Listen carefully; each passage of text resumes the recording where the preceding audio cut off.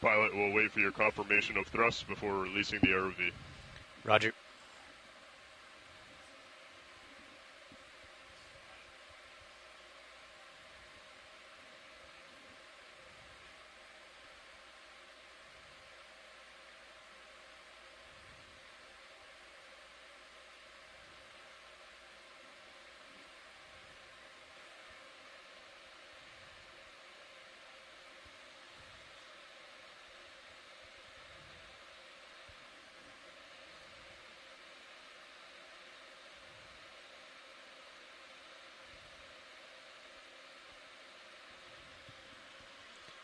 Good control. Pull the pin.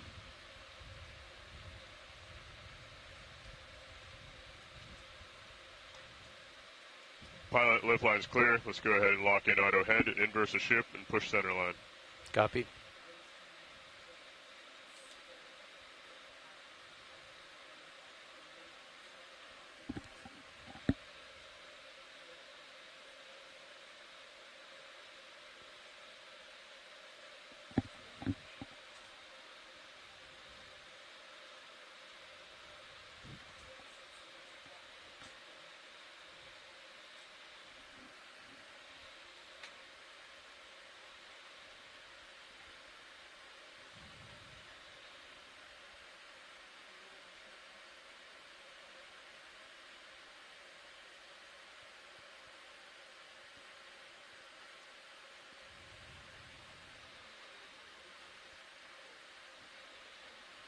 Okay, pilot, that's looking good. Let's go ahead and go off stick. Just leave auto head engaged. Off stick.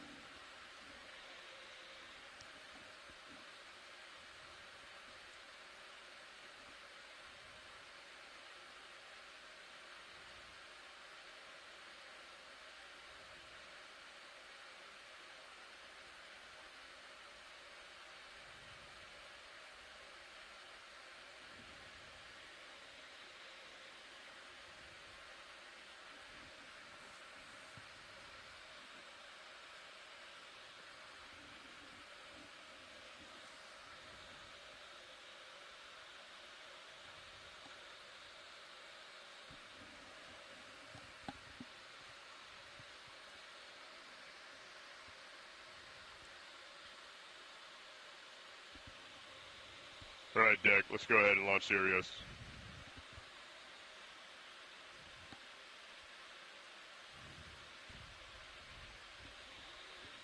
Pilot, please give us a little aft way to help reduce the tension of the tether as Sirius comes up and over the side. Roger that.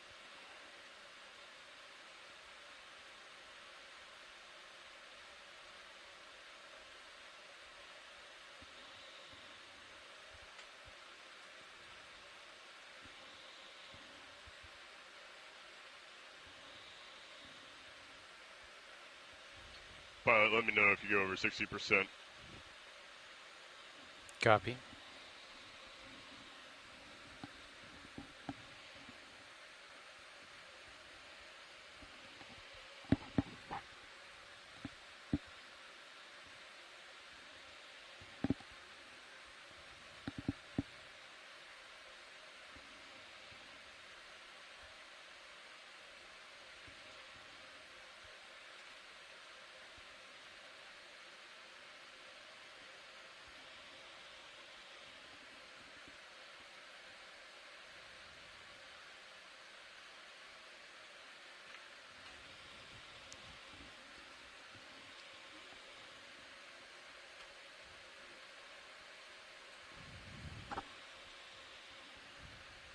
Okay, pilot, you can ease off a little bit.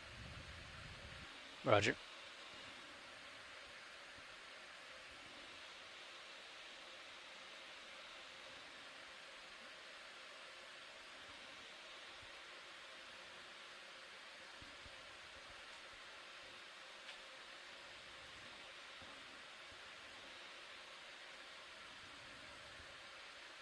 It's looking good, pilot. Let's maintain. We're increasing our forward way slightly.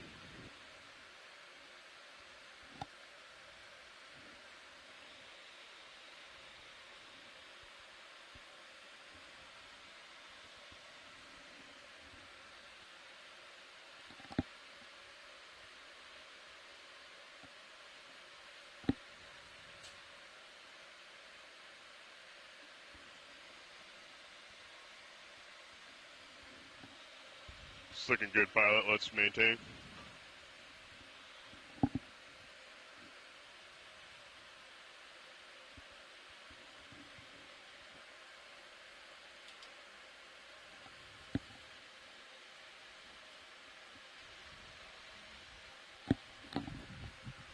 Winch, 0 wraps. With 0. Pilot, 0 turns. Turns are 0.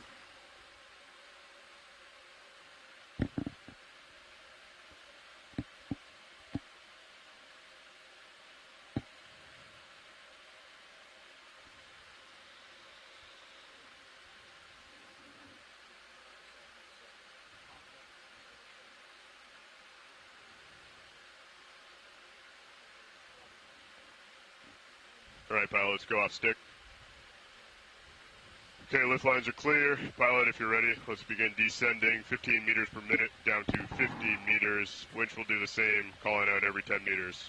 Going down. Descending.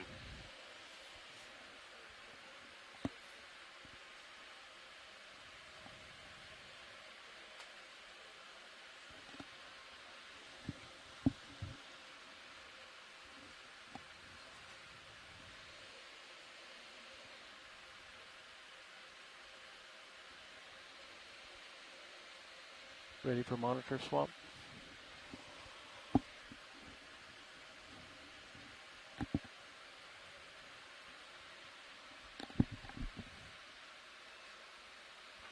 One 0 meters, wire out.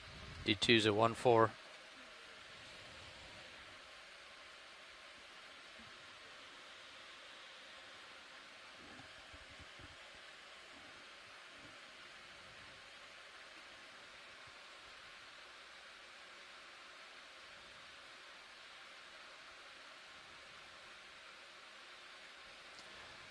Dive super nav, good tracking both vehicles. Good copy, nav. Good tracking.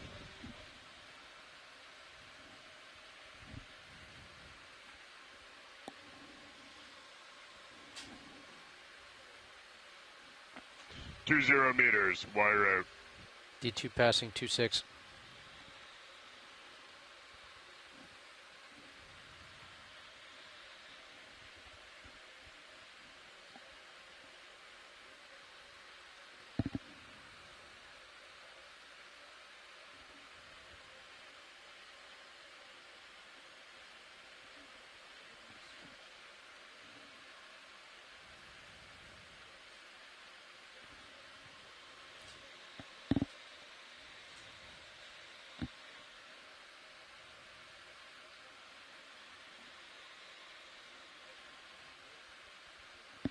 Three 0 meters, wire out. D2 passing 3-7.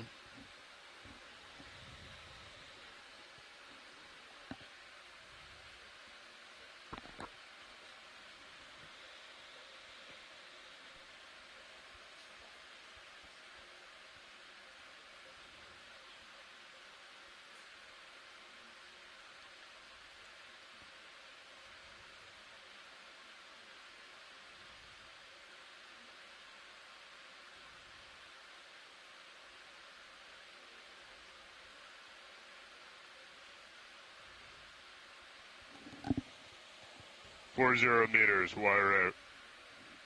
D2 at 4-5.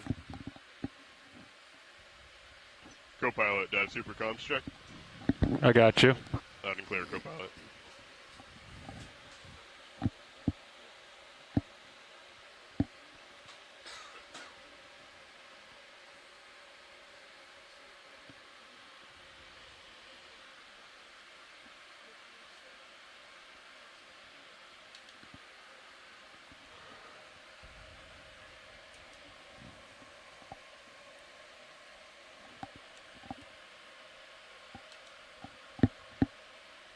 50 meters, wire out.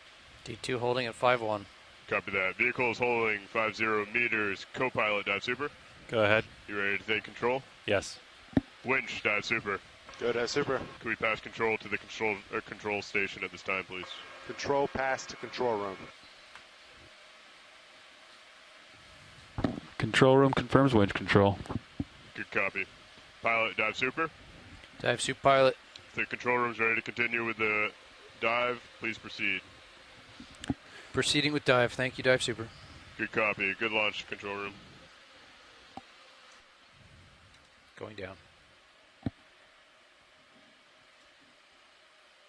Auto depth. Nav, dive super. Go dive sup. How does our approach to bottom target look? We just passed it shortly ago. We'd like to bring the ship to an easy stop if you could before you pass control. Understood. I'll work with AFCON to come to an easy stop at this time. Thank you. 22. Increasing.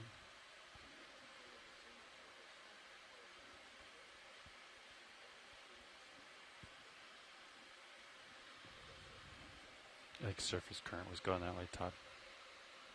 Okay. Capiche? Yeah, we're stretched out. That's a bad fix.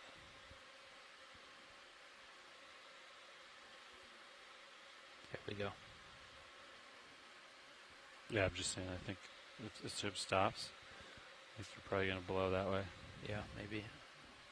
What's the ADCP look like? Is it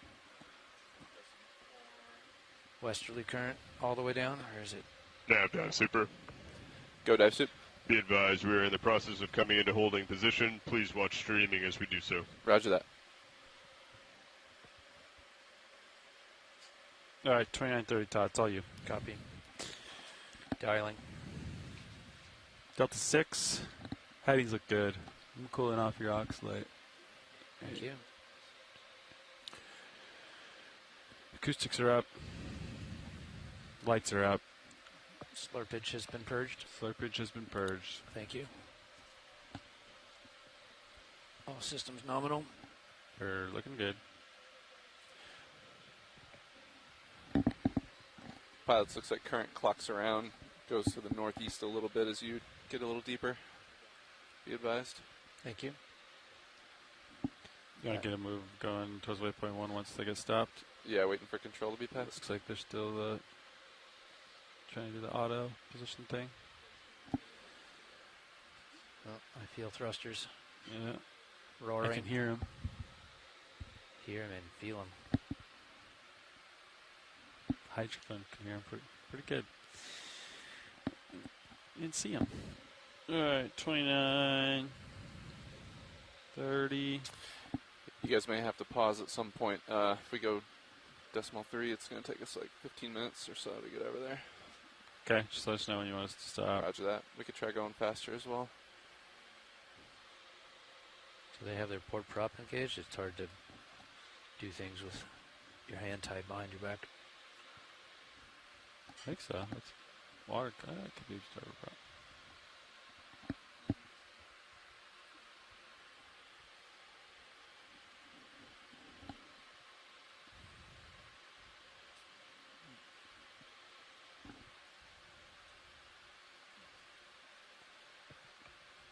Any Niskins on the way down? Haven't been advised yet. Okay. Don't know if we don't have signs back there.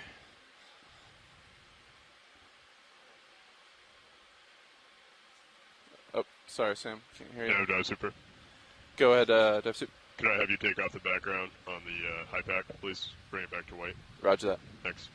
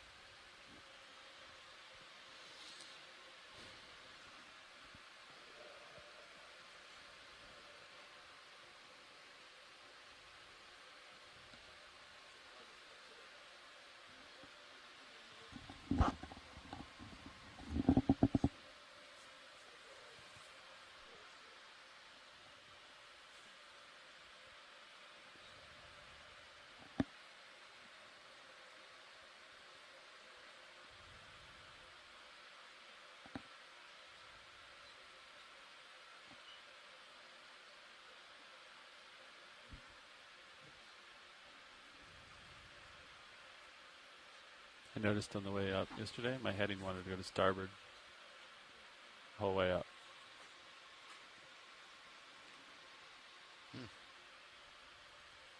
Really? Yeah. They were achieving the same RPM. Thrusters. I was doing like 95% though. Would it get any torque steer? Or not? Not really, right? I don't know. I thought maybe I had like a squid or something in one of my props, you know? And then once you get out of depth and go up and down it. Cause I looked, I didn't see anything in the props, so.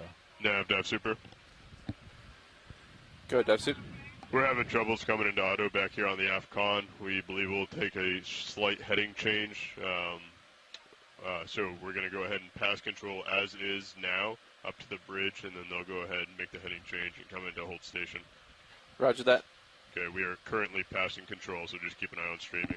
Will do. Thanks. Todd, we're going to beat him. When do you want to stop? Let's just come to 20. Let's slow down. Okay.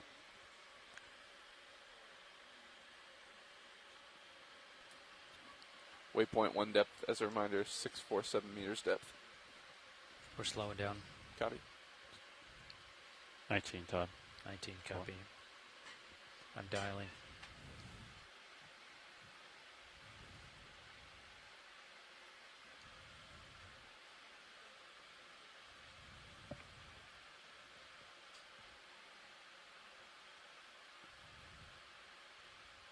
It's always awkward when you're heading is where you want to go. You know what I mean? Shit, I'll pull the whole ship over. There you go.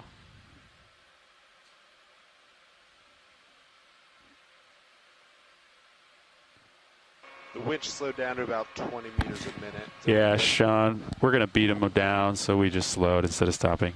Ah, understood. Thanks. Can you, we should, when we're able, turn on the background and see if we Yeah, want to super. talk to science about. Go ahead, dive super. Bridge now has control. They're going to go ahead and put in that heading change to come over slightly, maybe 10 degrees into the wind more, and then get into that hold station. Just be advised, they're doing heading change. Copy all, thanks. Yeah, Todd. Yeah, I got ahead and tried to put the background on already. And Yeah. got scolded for it. I'm just curious if science will give up on that Dive waypoint. soup or nav bridge. Go ahead, Bridge. Hi, so we're gonna make a heading change right now to Delta's port negative. to get us into auto position. We're probably gonna go 10 degrees to Just port. gave Starting up from on there, we walking might the have ship to sideways. go more. Why don't But they at this least right now like- is the current. The current has increased a little bit from before. Understood, Bridge. Sounds good. Delta's Just let us know negative when you're 5. get in that hold position. All right, so we'll make the heading change starting now. Understood, Bridge. Thank you. Catching up. I hear you.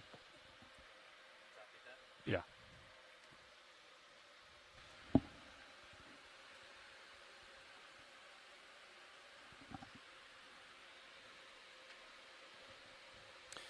Yeah, sorry, pilot. You said you wanted to confer with science about Wait, Niskins. It might be a good Yeah. thing to, not Niskins, no, about altering the bottom target Oh, alter mode. Yeah. rather than spending an hour getting back there.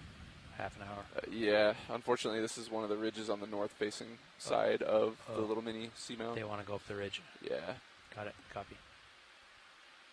but we can ask for guidance. Doesn't hurt to ask. Delta's green.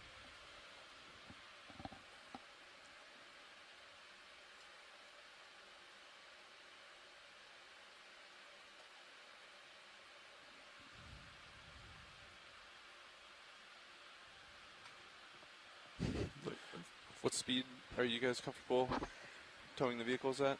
Half a knot. Half knot? That's even more.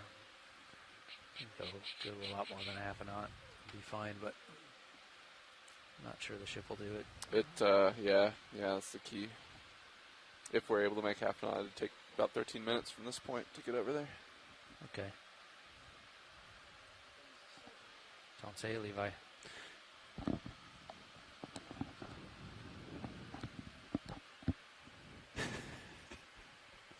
I'll stop if you find it's annoying. I was. helpful when it's something I miss. Like earlier when it was at 5. You're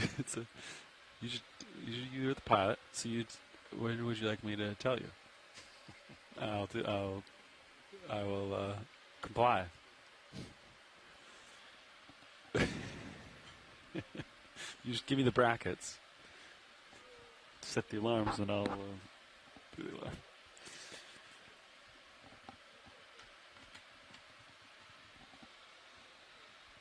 "300 meters, wire out.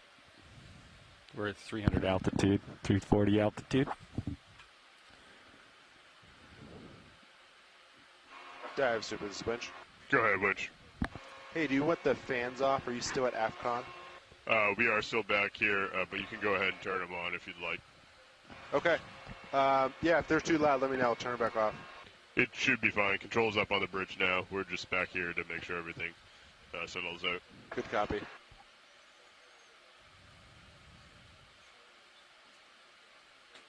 There it goes. Oh.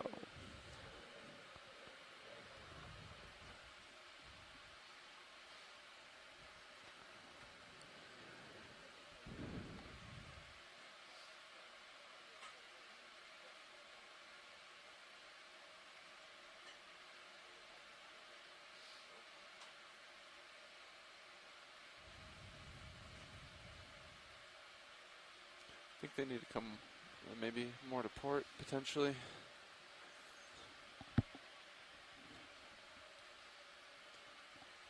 That current kind of jumped up on us. What's the magnitude of the current? 0.4 on the surface. Go ahead, Bridge.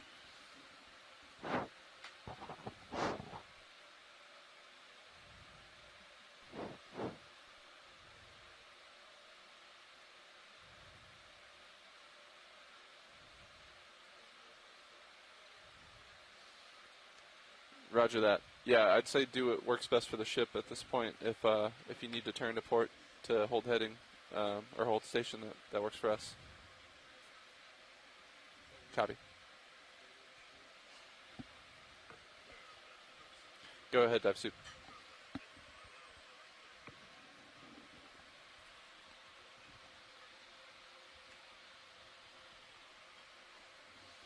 Understood, dive suit. Nav has comms. Nice launch. Nav has comms. Good launch control room.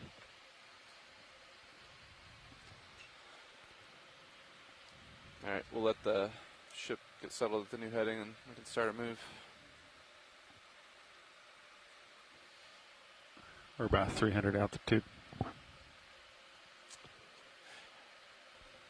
Copilot, you requested magnitude of current at depth. Is that what you were asking for?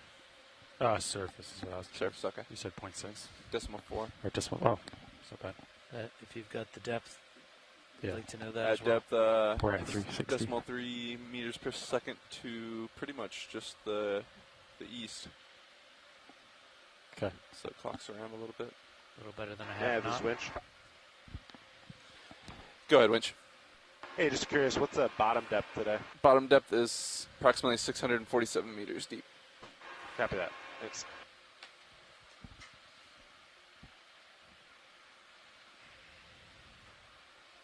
Ooh, lots of stuff going on here in the scattering layer. I'm going to put background on if that works for everybody. Yes, please.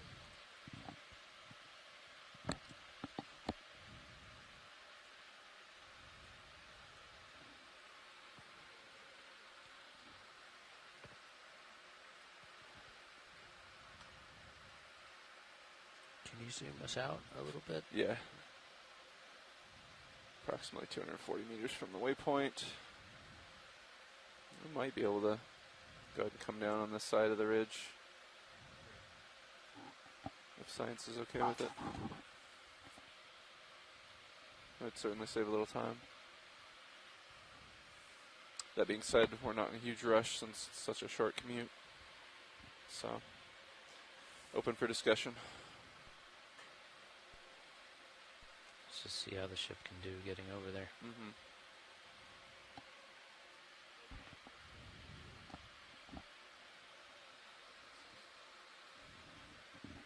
At 240 meter altitude. When do you want to stop, Todd? 50. Watch Looks the like we're going nav. to go back downhill to get to the waypoint, so Okay. let's hold at 50 and keep an eye on our sonars. Okay.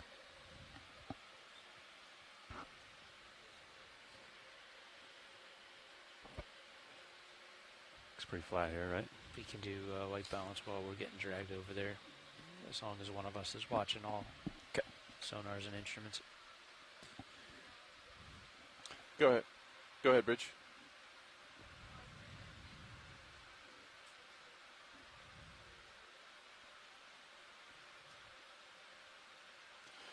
Roger that. Thank you, Bridge. So we're in full auto pause at this time, and port prop, port rudder engaged.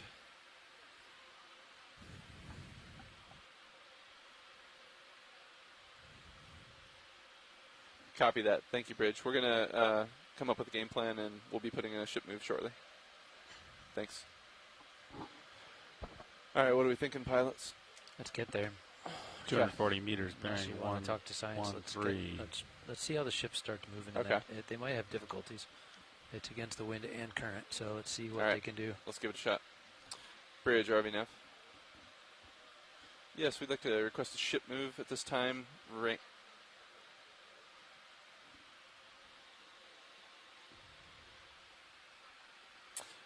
Ship move range 240 meters. That's 240 meters, bearing 113 degrees at decimal 5 knots, please.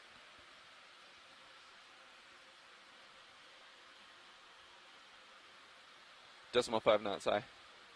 Copy, thanks. Okay, I'm getting good altitude. 140 meters up. Roger. Did some pings as well. Let's see if that's believable.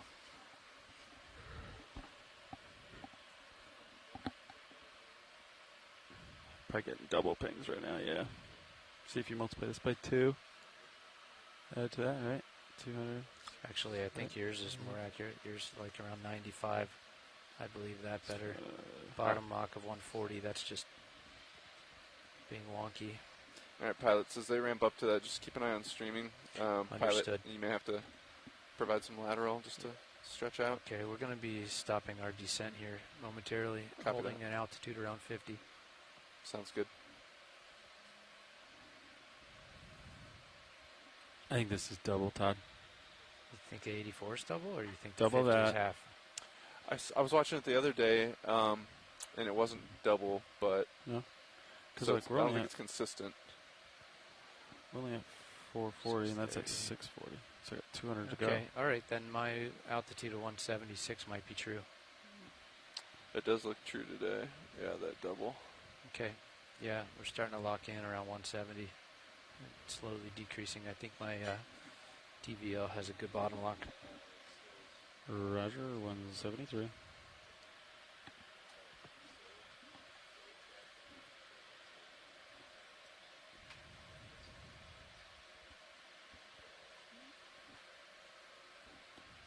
How are Ship. they doing? They're moving. Yep, ship is already moving Yeah, towards that's waypoint great. 1. So Good. go ahead, Bridge.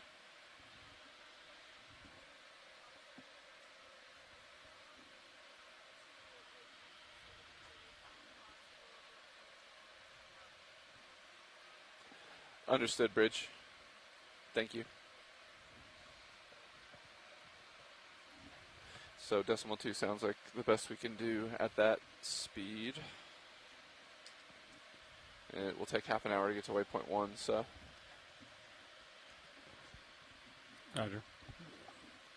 do pilots want to continue with that plan or assess our options? Here's a suggestion. Let's get to 50 meter altitude. Hold. Make sure our streaming is good. Do the white balance at 50 meter altitude. Once we stow the arm, we'll see where we're at. If we only have a little bit left to go, we'll wait. Go ahead, Bridge.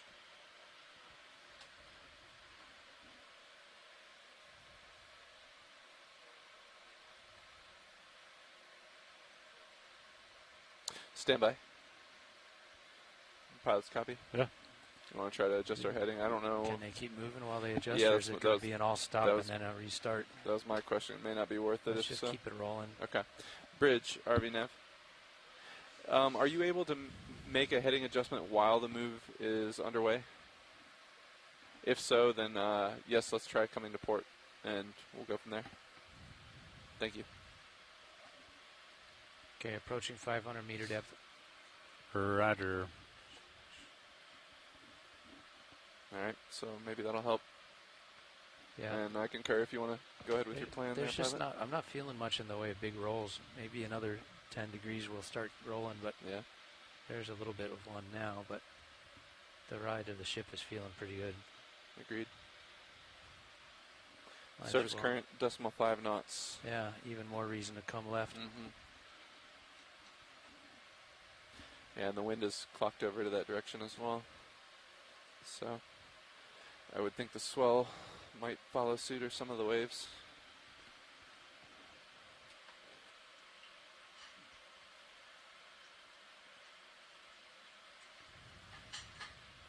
Altitude 125. Roger, 125.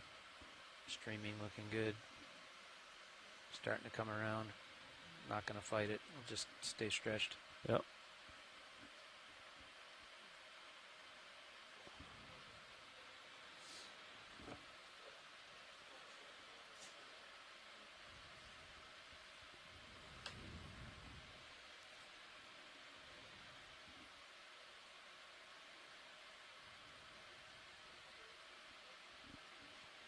Hopefully we get through this fuzzy layer.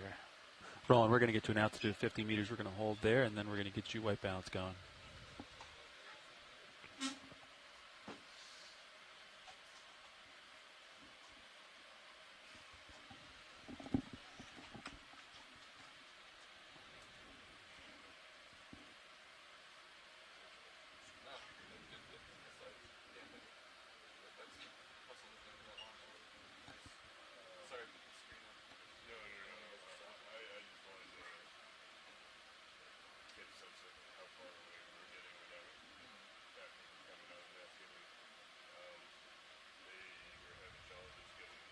They 100 meters. got into Copy. Yeah. And to their credit, it's not something called differentials that have clocked around all that. The one thing I would say is I didn't know when we were up on the ridge today in our plan that we were going to have a lot of training and stuff. I might have budgeted a little extra. Yeah. That was the case. Serial altimeter locked. 94, 95, 94. Good, good. Sonar clear. Can range the Sirius out. One more bump. Oh. There it is.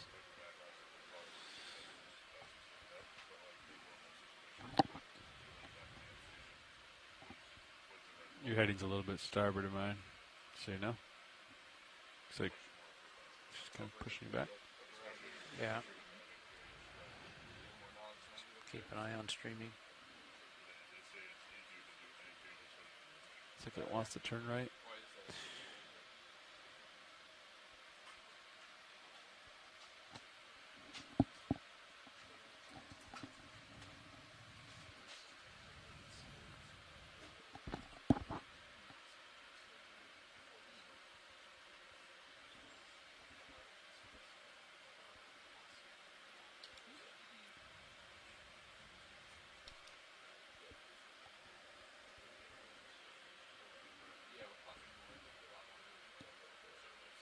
Continuing to turn starboard there.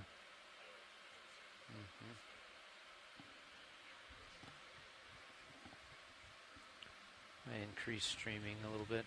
Increased axials. Okay. Go ahead, Bridge.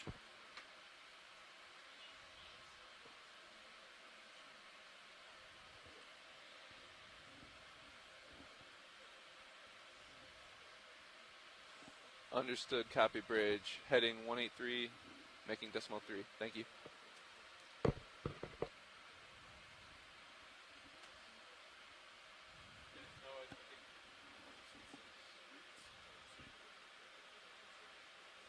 You want me to stop here? Yeah. Okay. Winch all stop, Todd. Copy.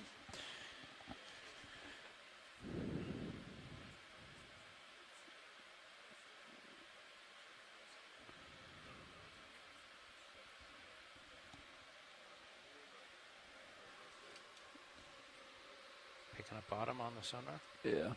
Let's tilt down. Yeah.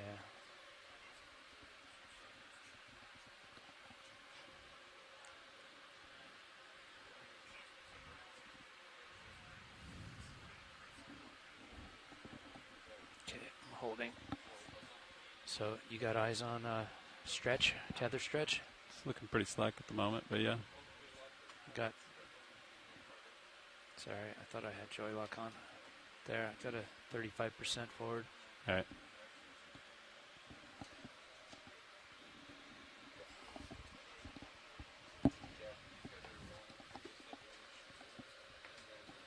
It's locked. Doing heading. I want to put it in auto head. It's locked. You're not going to be able to do anything. I can do auto head. I can adjust heading. No, you can't. Yeah, I can. Watch. You can? Yeah. Oh. You can always. So you can never joy lock a heading request. Nice work, boys. Thanks for the quick adjustment.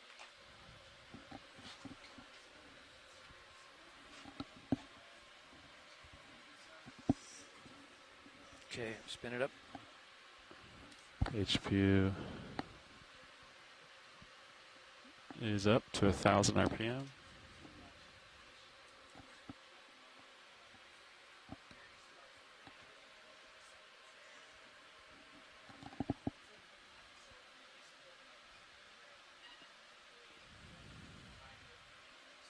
Go ahead, Bridge.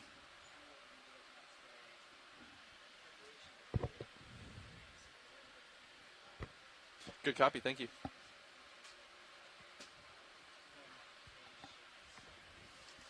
Okay, here we go for playback is happening.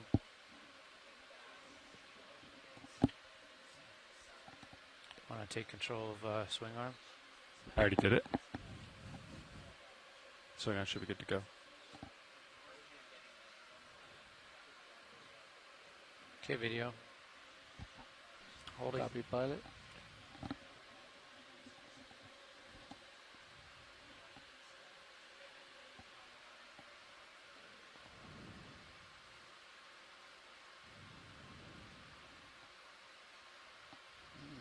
It's a little bit off. Want me to fix that? I'm going to bring it right.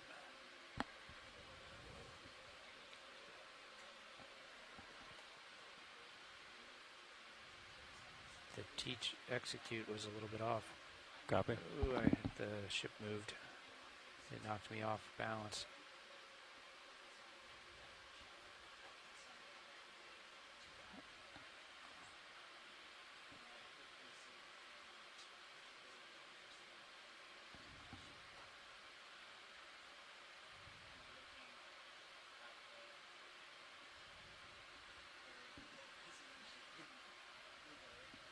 Good. Okay with that? Video's happy with that. Streaming Lighting good. is fairly Yeah. square.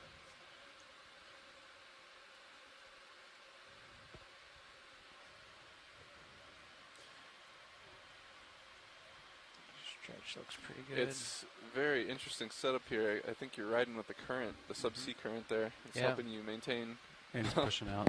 your. Yeah, I'm pushing out hard, but it's pushing not out pushing hard. me around at all. Yeah. I'm definitely stretched out with the current.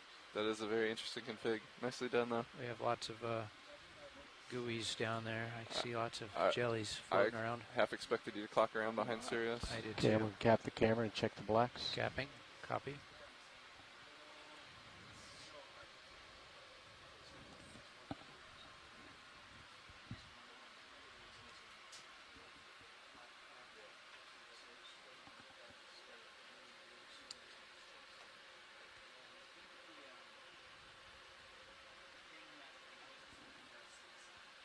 Pretty soft slope here.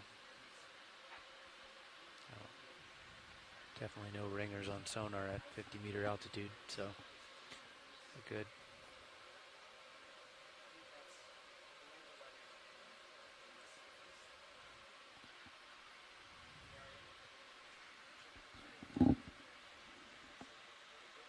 It's 9:05. Not much bottom time for us today. I agree.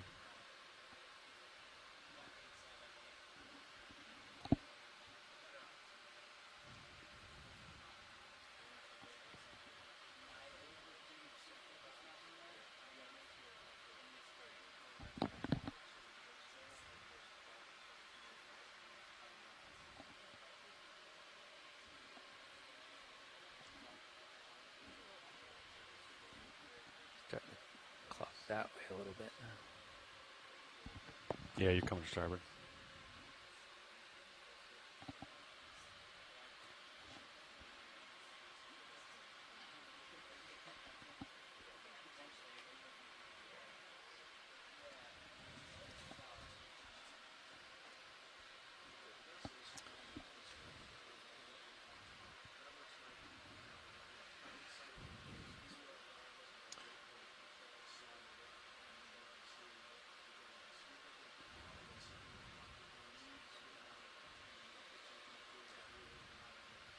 Yeah, pilots, I don't know that we need to make it all the way to that waypoint. Probably whenever you're comfortable and we're done with white balance. Okay. Roger. Well, Roland's using this opportunity as training for the process.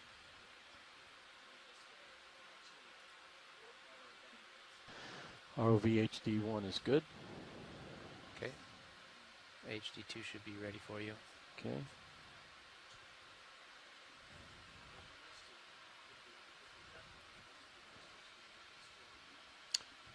And you're making good progress towards that waypoint anyways. You're only about 50 meters out. Copy.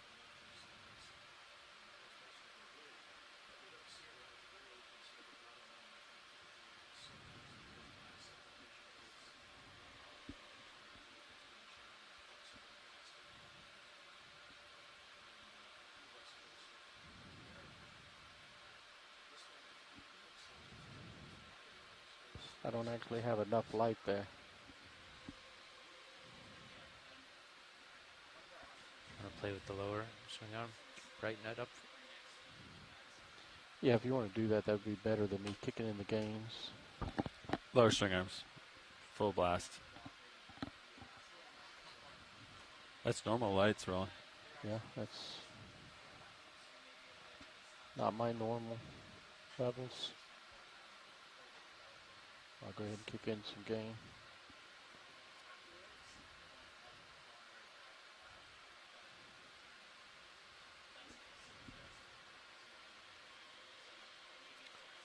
We're looking really good on the progress of the move, pilots, I'd say. When you're finished, we can descend. All right. What is the strike? Where do you want us to go? This was just a line drawn by mapping team, and it's just right up the ridge, so I'd say acquire the local maximum and work your way towards it. Copy, 220. What's the The strike here is 220, 220 global strike? if that's to be believed. Okay. That's a good starting point. Okay, I think it's Video's time good with to HD2. stow arm and make it to the bottom. All right. It's not time until we complete that white balance. No comment.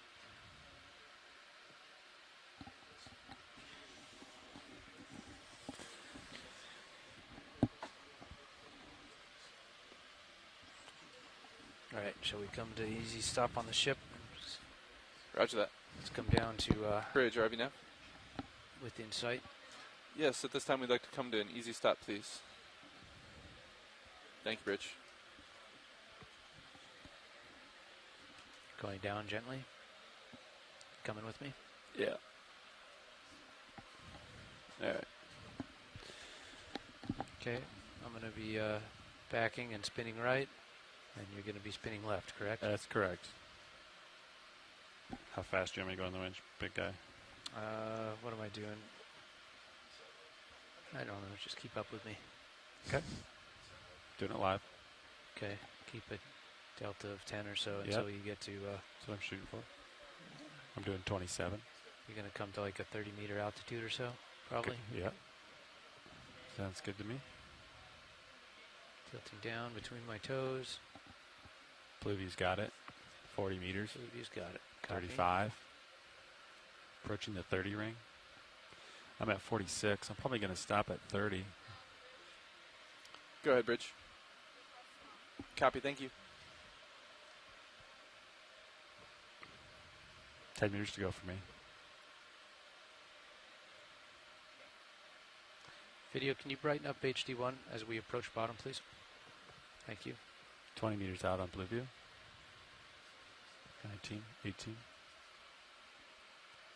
Should see bottom any minute. Okay, there it is. I'm going to settle in at like 8. Okay, holding at 8. Roughly. Backing up. Lock in your head. Winch all stop. Auto heading in. Backing.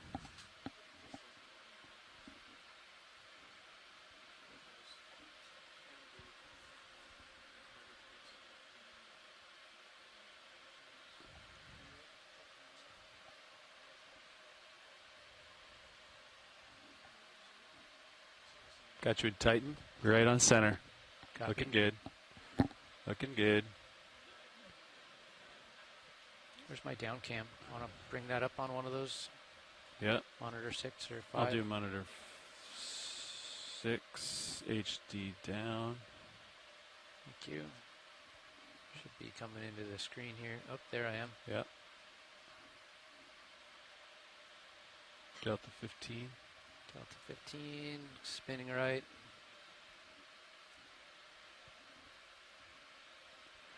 All right. You know, maybe to come port. Meet at 220. Please do. All right, coming Push around. forward a little bit.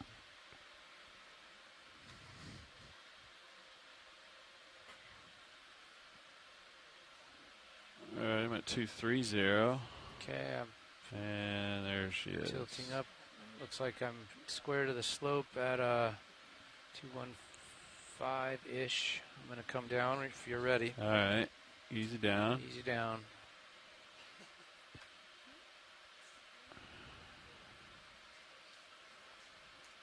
There's just 2 stars in view.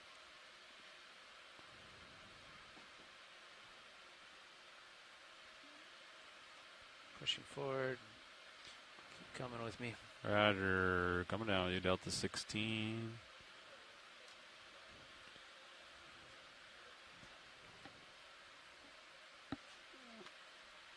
I think I'm going to stop here for now. How far off you at? 2 meters? Yeah, I'll stop here. Letting Z-bias stabilize. I got it at 32%.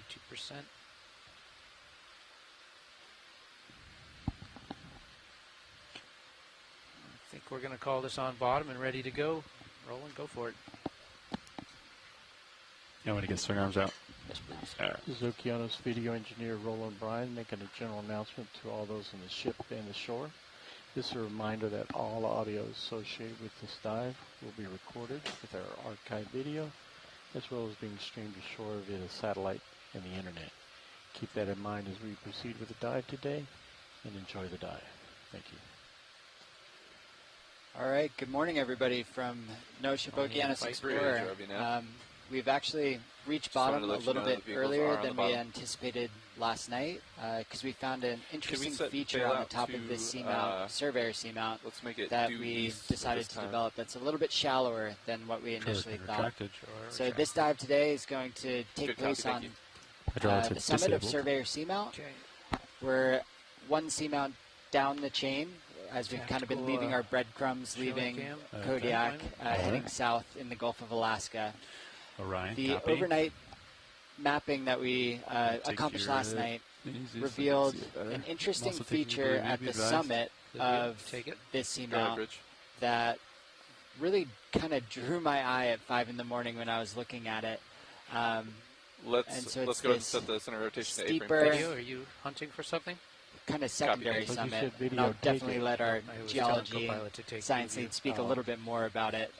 But you said video. But the plan is to kind of land at the base of this and then come up the north side along the ridge and see what we see. So with that, my name's Sam Candio, and I'm the expedition coordinator for this expedition, EX2306. It's our 5th expedition in our series in Alaska. And with that, I'll pass over to our geology science lead, Jamie Conrad. Yeah, good morning, everybody. Yeah, I am a geologist with the U.S. Geological Survey in Santa Cruz at the Pacific Coastal and Marine Science Center. I am the geology lead on this expedition. And This morning I'll leave we're it there, Ty. diving, Get it out. as Sam It's a little mentioned, ways on out there. Surveyor Seamount. This Not is much going on here. So. one of the seamounts in the Kodiak-Bowie seamount chain, which is a chain, a little bit of a discontinuous chain, but a chain nonetheless, of seamounts that extend from Bowie Seamount off British Columbia, Canada, about 1,000 kilometers to the northwest, to the Kodiak Seamount. These seamounts get progressively older as you head to the northwest, having passed over the Bowie hotspot right next to Bowie Seamount. So the oldest volcanoes, seamounts in this chain are up to the northwest. Kodiak is the oldest at about 24 million years. We don't have an age on the Surveyor Seamount, but given its position in the chain, this camera looks a little it's green. probably in the range of here. 15 to 18 million shallow. years old. This seamount, which stands about 3,000 meters up above Going to do a white balance on that foam the pack. seafloor, the flat abyssal plain of the seafloor. Yeah, go for it. See what you got.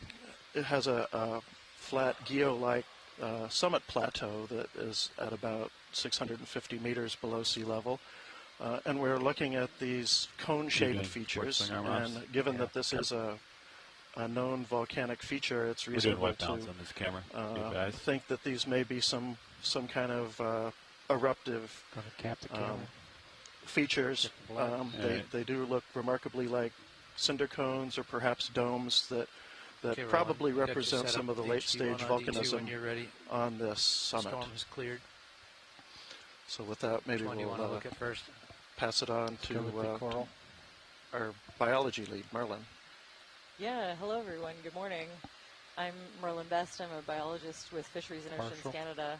I work for the Integrated Conservation and Monitoring Program out of the Institute of Ocean Sciences in Sydney, BC, on Vancouver Island.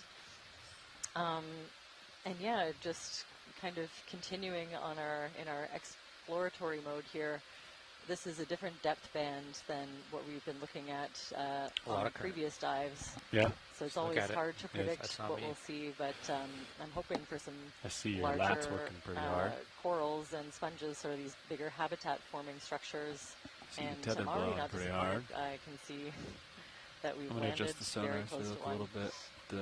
The only info that I have to go off of for what biology we might find here is an exploratory trawl survey that was performed in, I think, the late 70s or early 80s.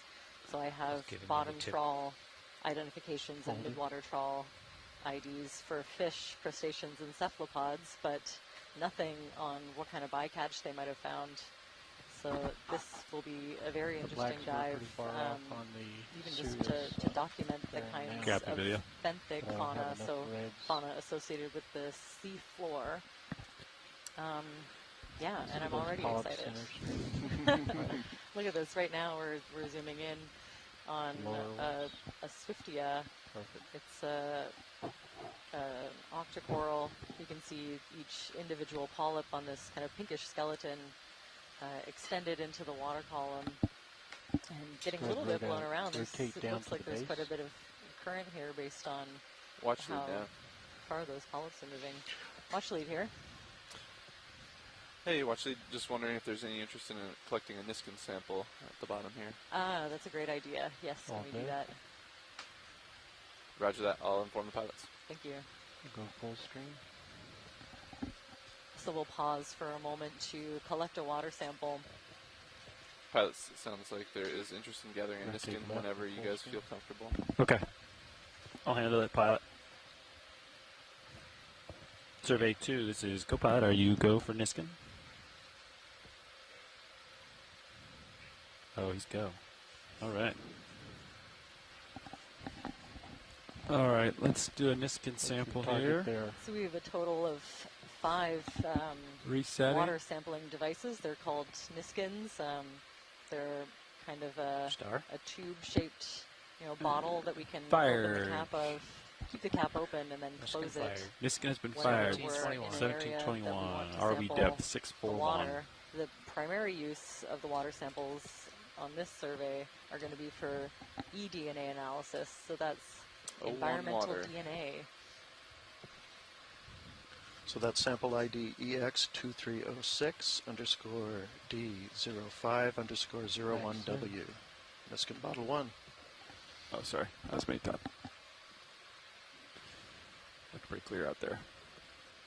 I ranged you in a little bit to 67. Okay. He updated your sound velocity. So we have a precise numbies. Do you want to leave that swing arm like that, or do you want me to bring it back out? Let's just finish this, and then we'll put it back out. So we've got quite a few people tuned in on the science chat. Okay, let's Thanks get lasers. for joining us, Lasers everyone. are on, rolling. I'm very lucky to have access to a chat room full of our colleagues on shore that can help us kind of notice things or identify some of the biology and even geology that we're seeing along this. Taking your swing arm. Swing arm out. There we go. Going back out. Okay.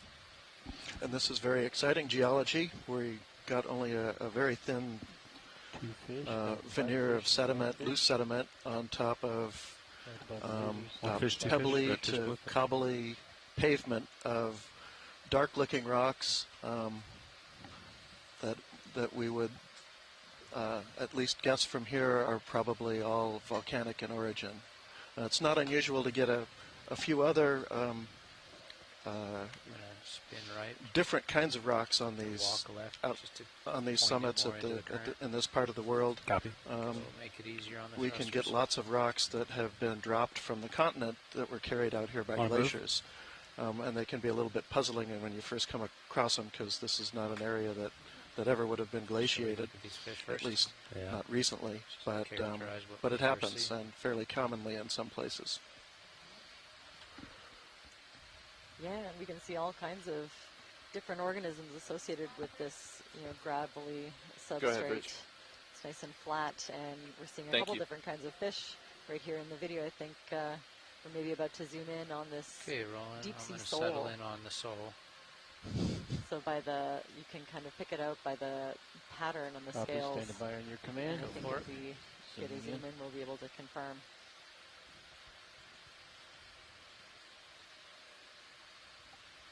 These small specimens, we'll go full screen. First one. Oh, is this the kind of eyeballs that migrate? Yep. Look at those things. So it's a beautiful close-up of, I think it's safe to say, a deep-sea sole. Pretty small one. If you saw our laser scale that just went out of view, it's maybe 25 centimeters long. Maxim. Lead the So eyes it's one of a few different species of flatfish that we see in the video often. So far, this is the only species we've seen on this dive. It's come up on this survey. And it's come up in a couple of places. Tracking focus down to the growth on the gills. And you can see in between all of these rocks, there's lots of different organisms kind of crawling around and hiding or feeding. Tilt down slightly.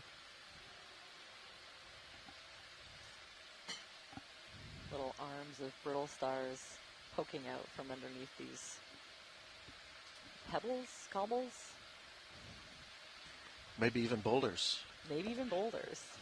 We're going to go with boulders at bigger than 26 centimeters. So, okay. Calibrate your eye. What's below a cobble? Is it a pebble or is that a pebbles? Term? Yeah, Okay. Pebbles are less. My goodness, less than 6 centimeters. Okay. That seems too big, doesn't it? Free shot. No, I like it. I think I can get behind that. Okay. So we had a zoom in of one of those sea stars earlier, and I have a tentative ID from one of our onshore scientists, Chris Ma. Mediaster, possibly Mediaster tenalis. And just to the left of that sole, we have a thorny head. Push in when you're ready. And there are several different species of these thorny head rockfish, so I won't venture a guess as to the species when I see these in the video that I analyze back at home, we call them all thorny heads. I think in order to separate them, pushing in, it's a little more difficult. From the angle that I usually get is a bit farther away. These close-ups might be able to help. An expert can tell by the pattern of the spines and the splotches, the different coloration. I'm sure an expert would be able to ID this one. It's practically like having the fish in your hand with this level of zoom. And we'll continue into the eye. Shall we go ahead with the move, guys? Yeah. Pushing on 220. Discretion 220. Yeah, 220. 20 meters. Sure. Good copy. Bridge RV nav. Yes, we'd like to request a ship move, please. Wow, so yeah, you can see range 20 meters, bearing 220 degrees give you at an decimal idea 2 of why knots. they call these thorny heads. Good copy, thank you. And you often see them, I don't often see them swimming any height above the seafloor. They seem to like it kind of nestled into the rocks or just hanging out on top of them. No, that's what this one's doing here. Pulling out slow. Maybe just resting, planning their next move. You can go ahead and lift off and head off to your next Good chance we've had Sean Rooney pipe in suggesting a short spine thorny head.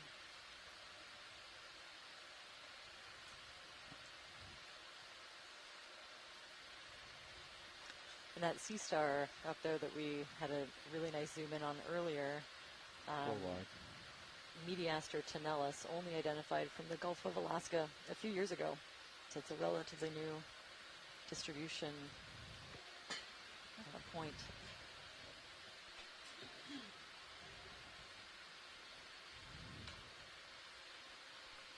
I'll just do a flyby. I'm very happy that Sean's joining us. He can help me out with my crab identification. I think we'll set up to get... There's quite a few of them, so maybe at some point we can get a bit of a zoom and an ID. It's a nice crab facing us if you want to look into his face. Yep. Lasers are on. This is kind of the lasers are more or on. less the terrain we expected as far as slope. I think we picked a nice flat spot to land, and then we'll approach this interesting, peak or cone as we go a little further on in the dive. This is a great angle of one of these crabs. Okay, rolling.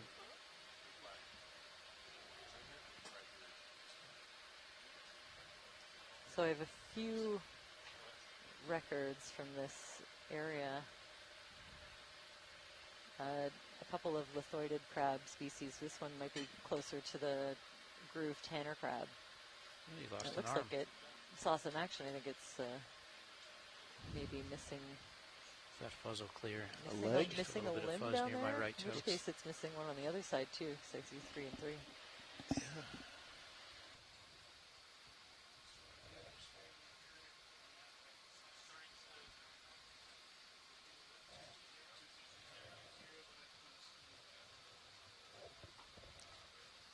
This is a beautiful close-up. Yeah, again, these, the patterns of the spines on the carapace, Is it a 20-meter move that we get from these close-ups. 20 eye. Us to be able to identify them. Excellent. I've got a vote for tanner crab. Is that a crab pupil? Thanks for that, Sean.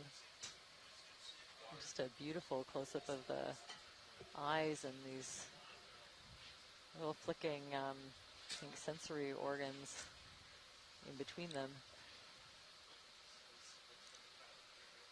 So I guess there are a couple of different species. There's a groove tanner crab and all right, video. Standard tanner I'm crab. gonna need to push out. Looking down at you at 7.5. Copy, pilot. Let me know when you're ready, and I'm gonna push forward. Go ahead and push off. Yeah, it does. I mean, that looks to me like an attachment point for a leg, so I could be wrong. Doesn't look like one's missing from the other side, which is the confusing part. Yeah, it has the same amount, so Yeah, I'd love to hear from the Bogey science looks tech clear if anyone has as any well. ideas Maybe a about rock what's going 10 on. meters to your right, little baby rock. Yeah, so are they supposed to have? Bogey 15 meters out. Sure, I Yeah. can check that out pretty quick. Maybe. Thanks. Maybe it's a mega crab.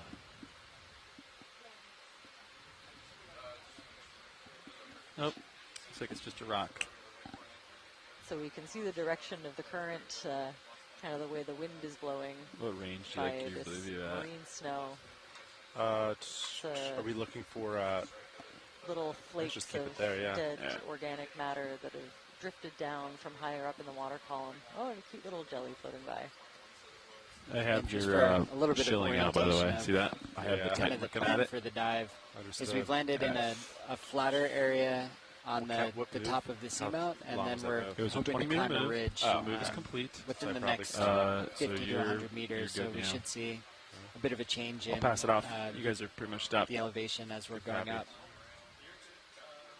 So one of the things I'm looking for as we pass over these sediments is kind of the general character of them.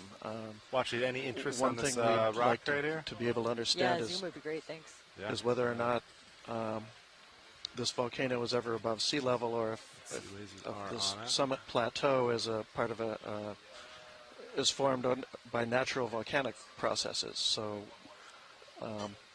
so if we look around and we see sediment All right, that looks you wanna like come on it's in? been perhaps water worked in a wave base or in coastal conditions, we would expect to see mostly relatively rounded pebbles and cobbles. It's not impossible to have angular boulders such as this one. But if this were strictly a volcanic built plateau that formed as a plateau just by normal volcanic processes underwater, you'd expect to see a fair amount of fairly angular boulders and not a whole lot of rounding. It's difficult to do rounding once you're anywhere below wave base because there just isn't enough current to move things around. That's all right. Heavy lunch. Ship is all stopped. Just finished the move a minute ago. I bet. I'll just kind of pan around, watch lead, see if you see anything. Yeah, this is great. So we can see some really cool patterns of encrusting sponges. My guess is that, they would be a demo sponge of some kind. And teeny tiny little white dots are also individual sponges. There's a couple of these from the region that have been identified as a sphaerotylus. But that would just be a broad, educated guess. You'd have to take a look at their microscopic skeletal elements to find out. And this deep sea sole has found a nice place to kind of nestle and hide out for a little bit. Maybe it's trying to back out and get out of here. He maybe doesn't like the bright lights. Yeah, I could see that. Some huge worm tubes right beside it. Or tubes for somebody. A couple of little shells. Maybe a bivalve. Sea stars, brittle stars, kind of almost creating a little mat in behind. Get lasers on. There's a lot going on in this rock. A couple different tagged species of brittle stars, I think it's safe to say. Watch, is there anything else on this little rock before we keep moving on? That's beautiful, thanks. You got it. All right, gentlemen. I think Sierra should be all settled. Looks super flat. Do you guys want to do another 20 meters? Sounds good to me. I think we're moving 220. Okay, sounds good. Sirius. That was the last move. Yeah. Sirius is there already. Yeah, you got it. Bridge over now. Hey, Bridge, we'd like to repeat that last move, please. Range 20 meters, bearing 220 degrees, speed 0.2 knots.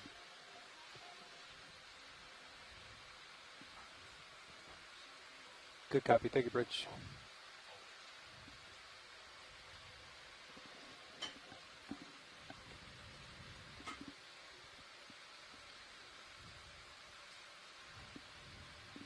So now we're going to hit eventually slope and then flatten out again? Is it the? Yeah, there's a little top of this seamount here that I don't know if we won't get to it, but one shift may get to it.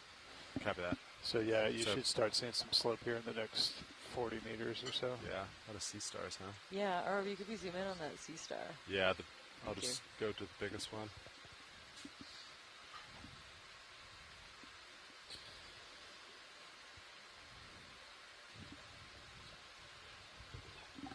Don't really see anything on the blue view.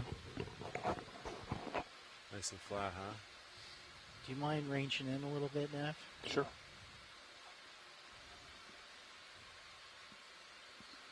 Okay, so this one, at least from afar, looks a little bit different from the maybe like the to sea star 40? we were zooming in on earlier. Oh, on the sonar. Sorry. All right, video, want to come on in? I thought you were talking about high pack. No, that's nice too, though. Thank you. Wow, and yeah, as soon as you zoom in, lots of teeny tiny brittle stars surrounding it. Looks like a couple That's of different 40 species there. of brittle stars too. Thank you. Yeah, You're welcome. yeah, I wouldn't be surprised. Wow, ooh, look at the patterning on the top. So you can see the little tube feet slowly moving. Decent current down there. Sea star over the substrate. Yeah, significant side to side. And then this So it's going that way. texture in the harder part of the dermal layer on top. That would be a southerly current. Very cool. I guess he doesn't want to hold still for this photo. Yeah. Yeah. He's going to keep moving. Very slowly moving away. Ooh, I wonder if we have the 38 Almost down that deep. imperceptibly. There we go. Sorry, video. Sliding a little bit. So we have a Hippasteria of some kind. We saw a couple of Hippasterias in previous dives. This one looks, at least in color, it's a bit different. It's kind of a nice deep orange. And yeah, if I were those brittle stars, I would be sure to be gone by the time that sea star gets there. Video, you want anything else from this? That's great, thank you. Okay, watch leads happy. Video, you need anything more? Yep, you got it. We have Hippasteria heathi.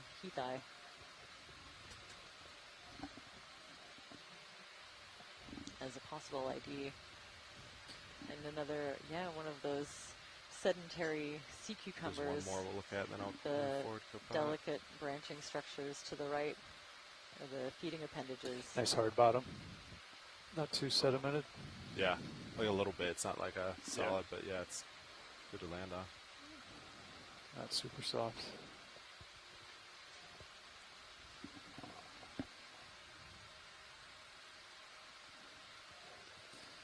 Yeah, like a jelly on your starboard rail up above you. Oh yeah. Our video, you wanna, let's see, I'll get lasers. There's lasers, you wanna come on in?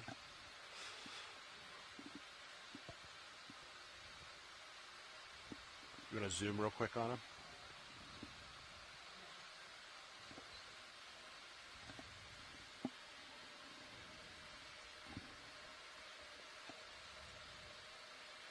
This looks a bit more similar to a species you've seen in other dives.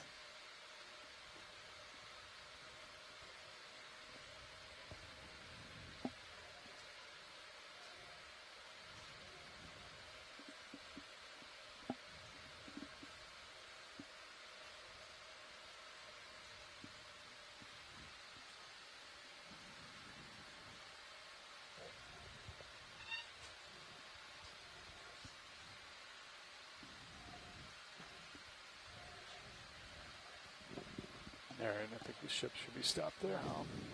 Beautiful close-up. Thanks for that. Possibly another Mediaster tenellus with a deeper color than the one that we saw Good copy. Thank you, Bridge. All right, video. Just a few more seconds and I need to move on. Yeah, I'm over top of you now. Those All right, little translucent structures sticking out of the top of the sea star are papillae. Are you feeling those almost immediately, Andy? Respiration. Yeah, for sure. Oh, no, different type of crab.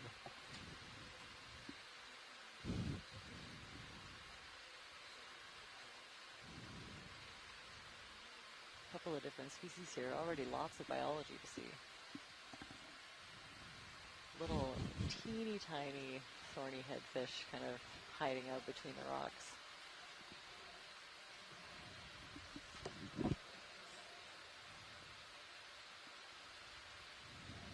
And all of these little lighter spots in the sediment, those look like biogenic to me. What do you think?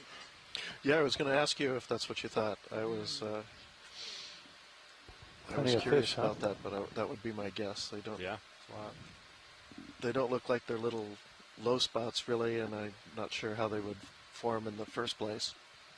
That would be little protected areas for sediment. This real quick video. We'll keep moving. Yes, I think it's safe to say that's, well, could be feeding points where some of the larger detritivores, animals that eat the dead organic matter in the sediment, kind of pick up whatever they find of interest to eat. Or it could be in fauna, so the animals that live in the sediment and kind of kick out the sediment that they're not interested in after they've fed on it or burrowed in to make a home. Because they tend to stay in one place and come up to eat periodically. Yeah, I mean, it's hard to tell exactly so what kind of critter made these spots, but yeah, if it's something like Bob, just would do another 20. I'll just keep zigzagging out. Yeah, thick and, sounds good to me. You're happy with the heading? But there are other species that will there's stay nothing there yet. and yeah, kind of poke their head out to I think generally, feed yep, and go back in. Since we're not too much, yeah. seeing rough anything in way here, we need to be going. Bridge, are we now? Could take a scoop and find out. Hey, Bridge, I'd like to repeat that last move, please. Range 20 meters, bearing 220, speed 0.2 knots.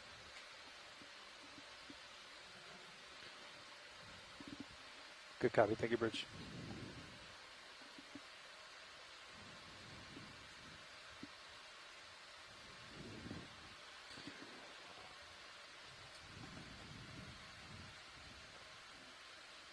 You're back out in front, pilot. After that.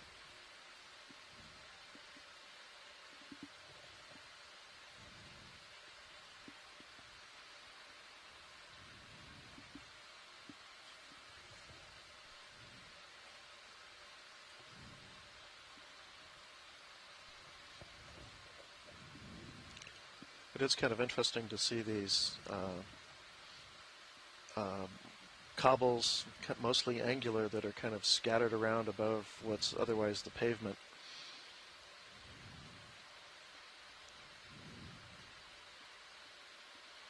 They mostly look volcanic, so I wouldn't assume that all of them were, or most of them were, ice rafted. And perhaps they are some ejecta from wonder what all these stars are eating. Some late-stage volcanism that there's no coral rained down on this, kind of after this plateau and this pavement formed. Microscopic. Maybe from the feature that we're about to ascend. Biology. Quite possibly.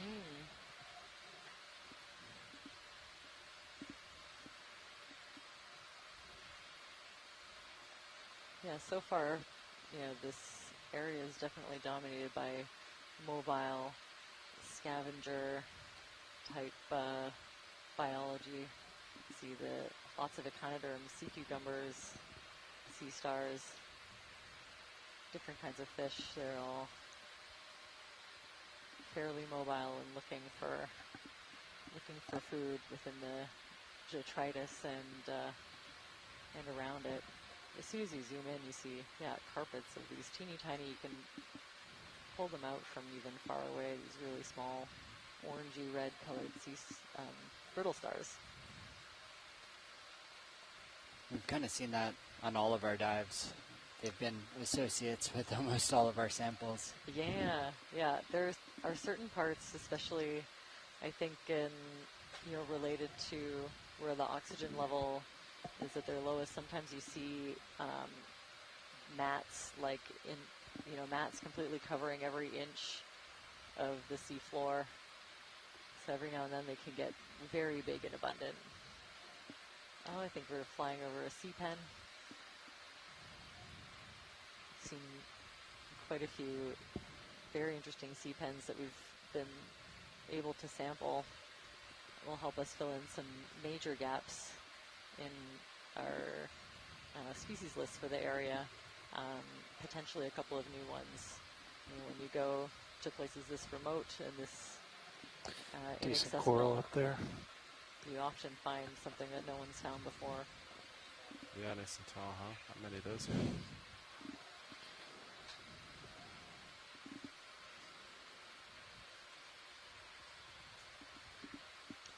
So I think our ROV team has spotted coral in the background that we're approaching. This looks like it could be a bamboo coral. To me, I'd love to zoom in, have a closer look. Yeah, I'll get a little closer. I'll take a look at it. I'm going to rotate a little bit to keep you in view. Copy that. Just a few degrees. Just kind of pause here.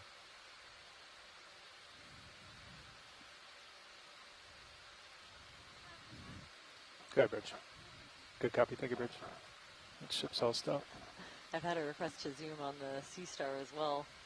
So you can start at the bottom and work our way up. I'd say after we complete these zooms, put another in. Looks like we have another large crab in the background as well. Keep moving. Hopefully find something more interesting. Ominously looming. They're a little bit ominous. So we've seen a tanner crab so far. All right, Vidya, you want to come in and base? There's another kind of far, so Paralomus we don't get too far off track. Crab, you can start to come crab, in, I believe. start at the bottom, work way up.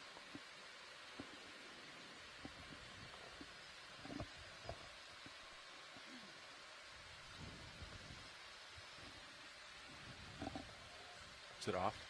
No. Oh. Okay, so we're getting a good look at this Sea Star. Delta.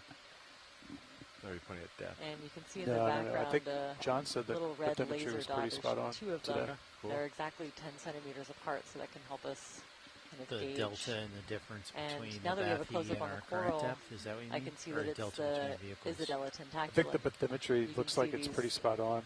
Modified tentacles at the base. It's unique to this species. They're called scooper tentacles, and they help protect the coral more to keep you in view, from pilot. predators, I believe, is the working theory. And then the higher up you go, you see the polyps, kind of more characteristic of I'll hold this for a little video. The rest of the genus. And then we'll jump back on course. Beautiful. Quite a bit of current, so these polyps are all getting kind of blown around one way. But you can see each of these have 8 tentacles at the end. They're suspended in the water column to feed. And a couple of, maybe some damage there. I don't know if we can see anything on it. It's hard to tell, but yeah, a little spot where the coral might have been damaged. Yeah, it might actually be like 10 meters and off. It's supposed to be 640 there. Different kinds of worms associated with this one. Yeah, waypoint says 647, so that would be 640. That would be 10 meters. And these are called bamboo corals. If you look underneath at the main skeleton, every now and then you can see these little bands of a darker color. Copy that. All right, you can come wide and we'll keep moving. Gives the whole coral a bamboo-like appearance when you look at the skeleton. You want another minute before I call another? Yeah, let me center up. And then there is a request for a collection of that Sea Star, and this might be a good place to do it to the extent that the habitat might change a little bit as we move from this flatter area up the sides of this cone we're headed to. We're good. I'm going to rotate center ROV watch lead. Yeah, watch lead, go ahead. Yeah, is it possible to set up for a collection here for that Sea Star? Yeah, I think so. Okay. I think we're in a good spot. Can we get him without taking the rock with him and disturbing that coral? Right, that's a good question. Let's see. It's pretty... suction 8 centimeters. What do you think? It's kind of big for suction. You might scooch up. Do you think? Probably get what do you stuck think about scraping it off the rock with the manipulator? I said he might get stuck in the hose too. That's kind of what I'm thinking. Yeah. I can try to pinch him with the fingers of the arm. Does that work? Yeah. This is the first one, I think. Well, I'm not sure if it's the first one, but it's early on, so we could always try to keep an eye out for a better sample? Up to you. We're more than happy to go for it. Then let's try to grab it since we're here. Sounds Thank good. you. Yep. I don't know if you like that at all. I can adjust the Orion to get a better Would view. it be possible to try? Would you ever try the suction sampler, and then if it doesn't fit, drop it in the bio box? So the risk is if it doesn't, the risk is clogging. Mm-hmm. I think it's if we clog the suction sampler, it would put it out of commission for the rest of the dive. Somewhere in the tube. So typically, I think that's a little big for it. Okay. So I think we would just kind of skip that option. Sure.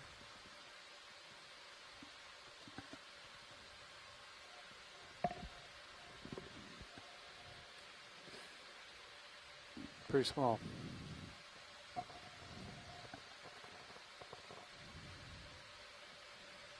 There is another one to the left that is on a rock. On screen?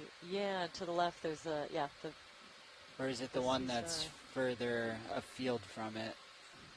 Yeah, it's hard to tell. Maybe let's reposition maybe and get a zoom. It might be an easier target. Less risk to be to me, those two kind of look like three different. Just take the rock with it.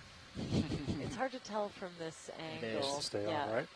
Could we get a zoom on the near one?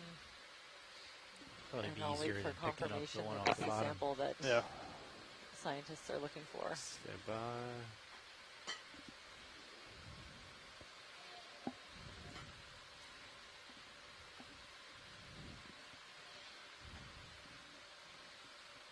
All right, video, come on in.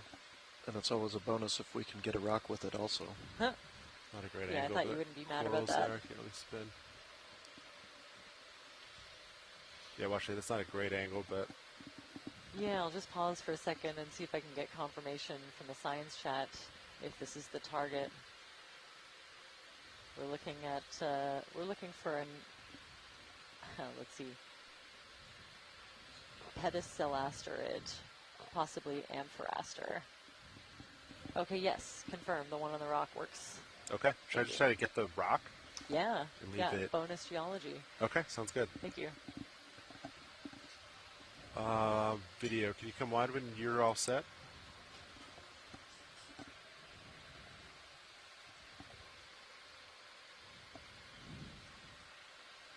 There. Okay. I think I'll just go import just in case he starts to slide. I guess just open all of them up.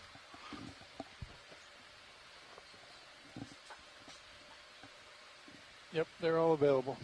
Dealer's choice. All right. Okay, I extended both pins. Copy that. Arms coming live. 3, 2, 1. Arm is on. I think it's always good when geology and biology can work together for the same goal. Look at this. I'll center up the mini for you. Who knows what else we'll find on that rock too? Maybe a bonus brittle star. Right. I think I heard a comment earlier that the opportunistic Video, brittle star give me a partial samples zoom on the have mini a good chance of being a new species. HD2, oh, interesting. Just because, these kind of samples are really rare. And there's such a high level of endemism, so animals that are known only to particular seamounts, they can be very... Yeah.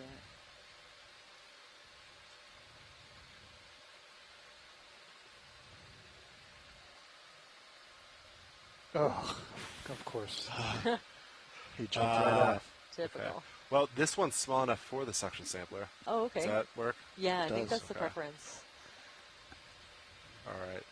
Let's see. So now you have to decide whether or not you want that rock. I was actually...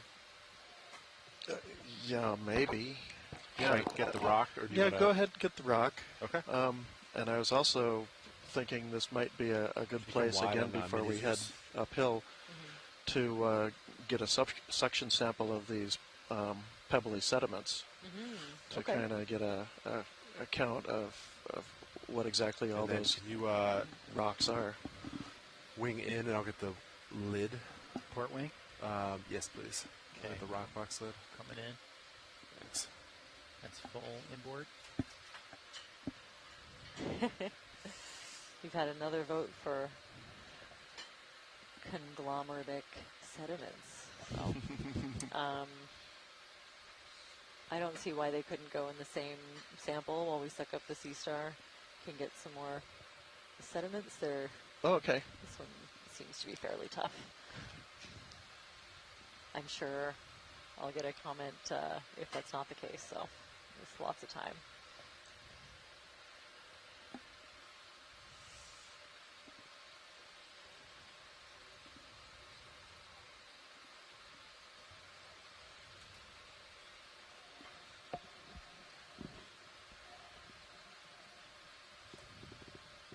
Beautiful. Okay, want me to move the mini? I guess we'll get views on the rock real quick. Video, zoom in on main HD. Okay,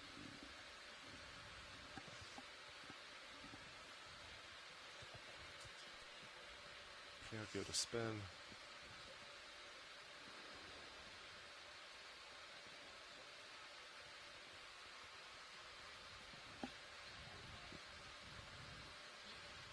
And then video, would you go full wide on HD2? Thank you. There's a few little associates on there. All right, video, you can come wide now. There's actually a very cool little associate. I wonder if we'll get it, by the time that it reaches the surface. A lot can happen.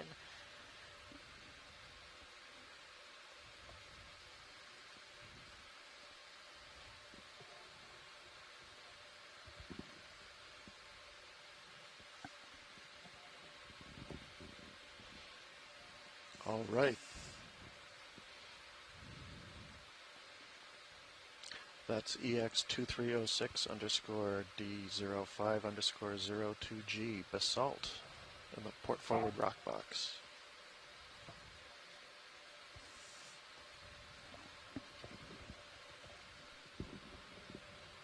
And are you thinking suction on this one, pilot? I think so. Okay. Do you want to push drawer out? Drawer out when you're ready, yeah. This one's nice and small.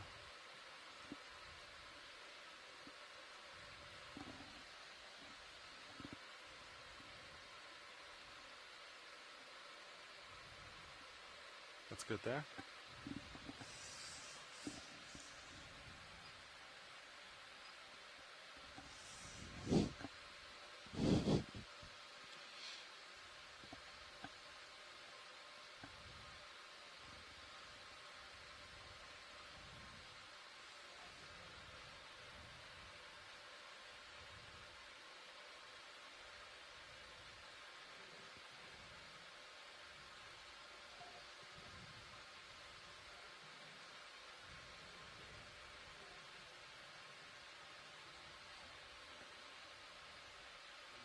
Okay, you want to draw in? Coming in.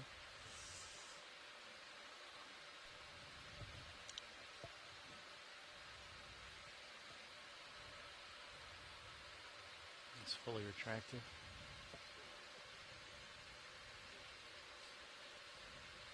So if you're watching from home, you could tune into stream number 3. It has a couple of different video. Can you zoom on HD2 mini zoos?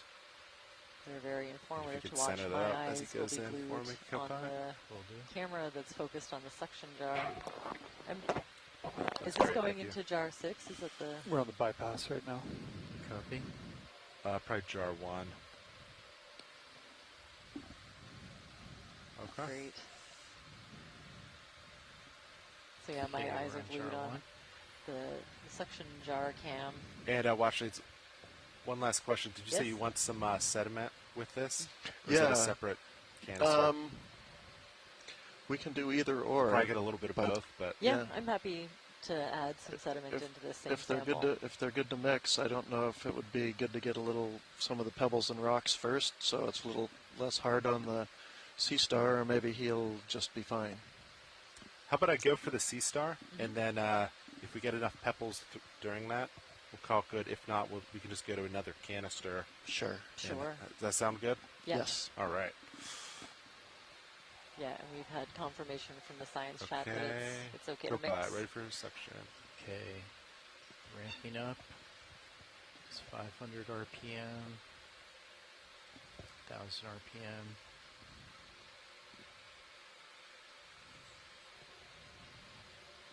Okay, and the nozzle. There he goes.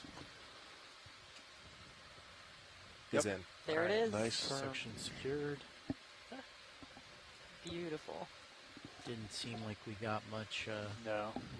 Yeah. Do you want to go for, now watch it looks like didn't get much sediment. Do you want to go to canister 2? Just kind of suction the same. Yeah, let's do spot? that. Let's go to canisters 2 and see if you can get as much as you can get.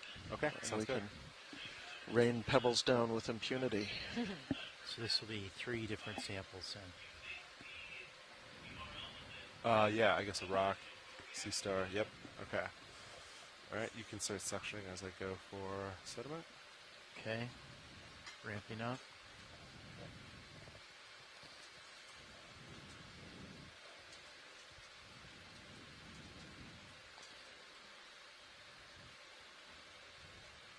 That's max suction. Copy that.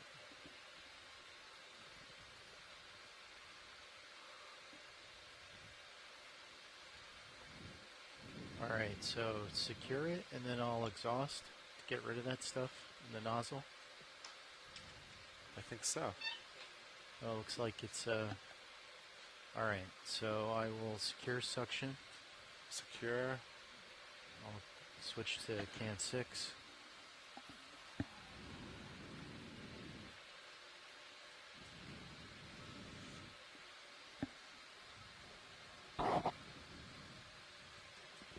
Kind of blow it away from me. And we'll exhaust.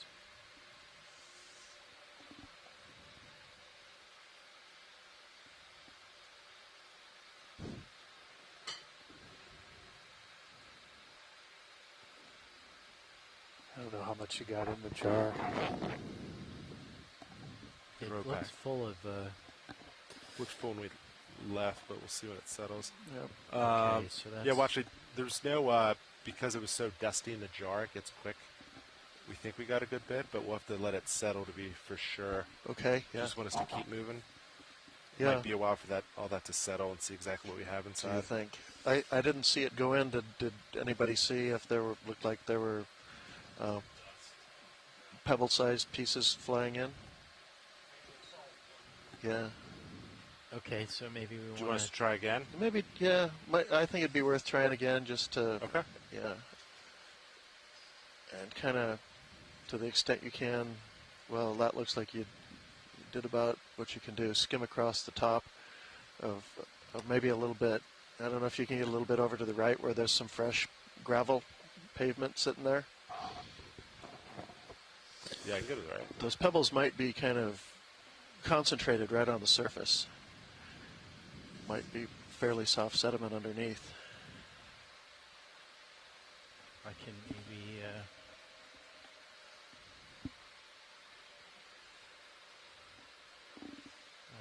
I don't know if you like that, pilot.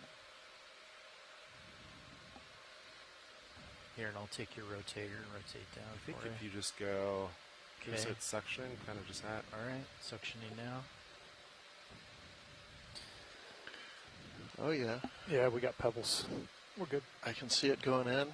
I mean, I can see it getting sucked up. So plenty. Yeah. Okay. Okay, securing. All right, watch lead. How was that? That was good. I like that. All right. All right, I think we should exhaust real quick. I'm going back to 6. Yeah. No, that's 4. With that heavier stuff, we had some luck yesterday getting the hose elevated. Well, they both went into the same canister, so it's 2 scoops. It just gets stuck at the same down place. At the bottom of the nozzle. Okay. Still 4, yeah. Yeah. Did you get those entered? Can I check it off my list? You may check it off. Thank you. Section 1. So okay. EX2306 underscore D05 underscore 04G. Pebbly sediment in canister 2. Okay,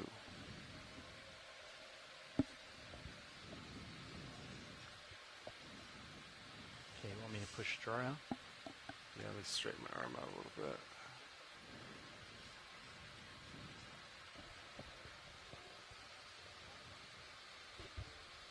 There we go. Yeah, let's go for it. Okay, coming out.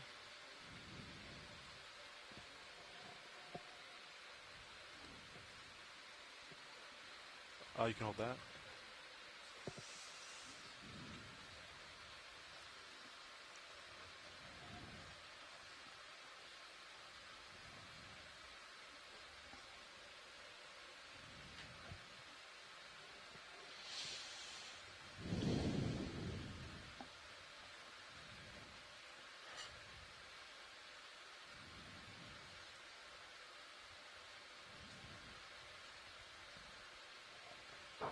Good for track. ROV watch lead. Yes. Could we get a zoom on that crab when you're yeah, the one in the back. Yeah. Got it.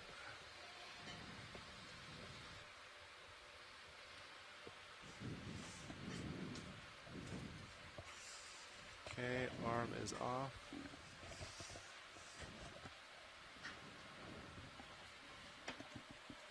So it's a great way to start off the dive with a couple of collections.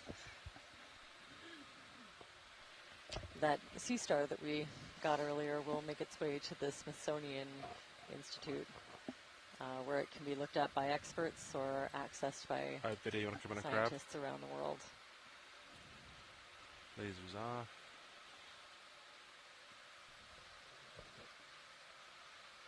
Okay, so looking at the spines on the carapace can kind of help us identify one of these. Zooming to the top. Lithodid crabs. I think it's safe to say there's something underneath. Wow. I'm sitting down. I'm not in a parawet position. What does that look like? Got a little jelly. It's kind of yeah, off jelly track. of some I don't want to kind. move too much further that way. Okay, zoom to the top. So I think these crabs are opportunistic scavengers. They'll kind of take what they can grab with their claws and bring it up to the mouth, and it looks like this one's caught a nice big jelly. Full screen.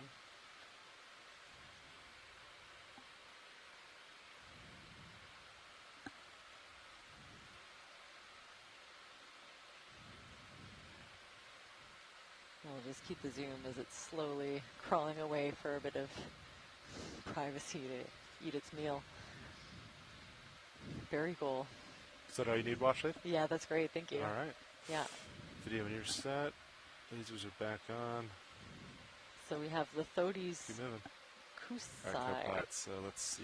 I'll start as the setting up identification on that. Okay. We'll get back on track and then we'll just keep moving. That crab. Okay. Yeah, I'll let you get in front. We've got a little bit to go over. Possibly Cyania. I think that's the jelly ID. Okay, so we'll continue along our track. We're approaching the base of this feature that we mapped last night. Okay, I'm rotating. Got that. So the common name for that crab is the scarlet king crab.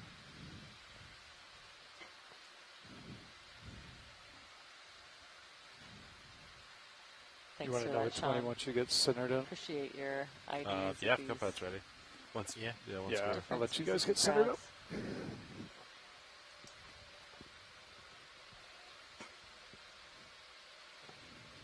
yeah, lots of these kind of whitish, Almost cream-colored there. sea stars Okay, I'm dotting back the at 220. landscape. All right. Ready? Let's do it. Bridge, RV nav. A couple of thorny head rockfish and...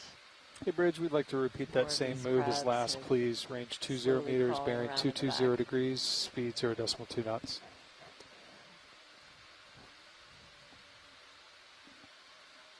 Good copy. Thank you, Bridge.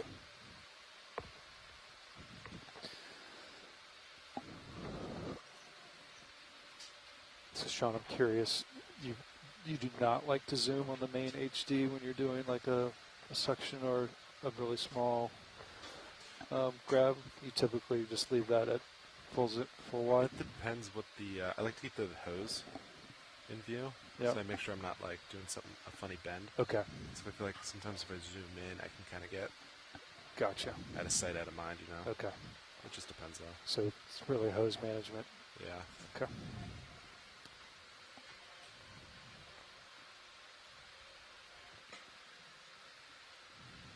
Take a look at that rip, lower left. Say a rip? Yep, bottom edge. Yeah, I think that's a C-pen. I wouldn't mind a zoom on that if you're positioning. Copy that.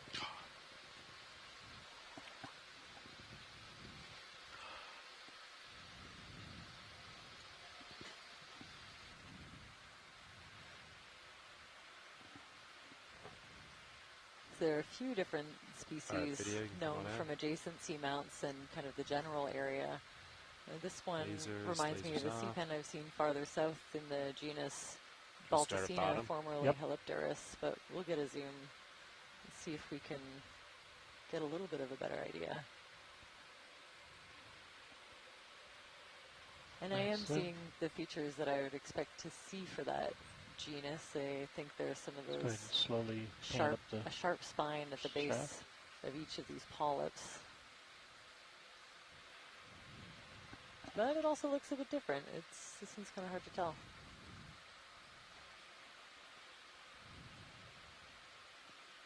So you can see, related to some of the other, it's a kind of coral that has a modified end that allows it to exist on soft sediment. And a couple of little associates near the top where there might have been a bit of damage. So that modified end at the base is kind of one of my favorite biology words. It's the peduncle. And it can fill up with water and sort of keep it, held in to the soft sediment. And those, on some species, they can retract and they can kind of move a little bit. Some of them can retract pretty fast into the sediment. Video's clear.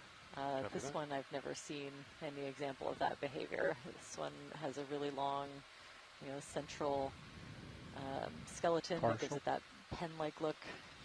Going for fish and coral. Yeah, actually, just go back in. The fish is right here. Beautiful. Wow, look at that. Just nestled right into the center of the frame. He just wants some attention. Yeah. Yeah, it seems to enjoy the spotlight with this. I'm starting to get above you. Probably this should be time. Video's clear. This should be great for an identification. This is another one of the thorny heads. Keep moving forward. Some debate whether it's a short spine or a long spine. And my guess is you tell by the length Bridge. of the spines. Good copy. Thank you, Bridge. All right, ship is all stopped. Copy that. I have another vote for short spine thorny head. Thanks for that, Sarah.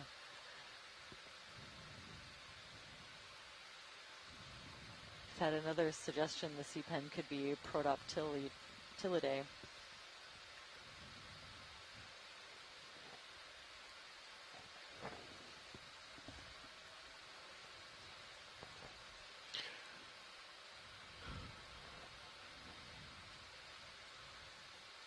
And another one of these large, I think that one is a tanner crab. I think I'm getting a little bit better at that. And I'm seeing some encrusting sponges on these rocks and quite a few sea stars. And it seems like we're getting into a denser and denser collection of these really black and mostly angular, it looks like, fragments as we move along that are kind of sitting up on top of this pebbly pavement.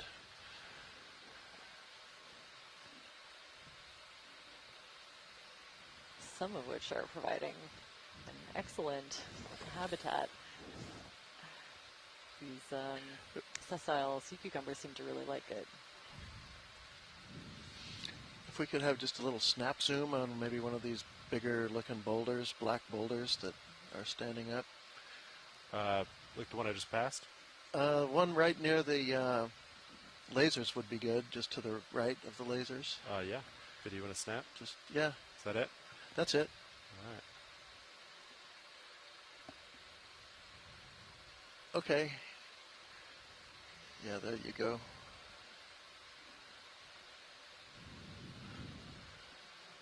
All right, thanks. You got it. Is that all you need? Yeah. All right, we're moving. Yeah, so one face of that is definitely really sharp, hey? And so could that be one of them kind of left there by the explosion and the eruption of the... Possibly. It'll be interesting to see what we encounter actually on the sides of this cone. I mean, these could be anything from, if they come from the late stages or during the eruption, you get things that are thrown out that are called bombs, but those typically look more ropey looking and smooth. Fish floating, coming to the But lens. another thought I have is that as the eruption initiates, the first thing that happens is that as the lava nears the surface, as you might get some steam explosions which would blow out the then country rock. Basically that's kind of the description of a mar that maybe people are familiar with from different areas on land. They can also occur in nearshore areas. Back out in front, pilot. Copy that. Do you feel like another 20? Kind of sea star. Oh yeah, I think we'd like a zoom on this. Look at the size of this thing. Copy that. Send it.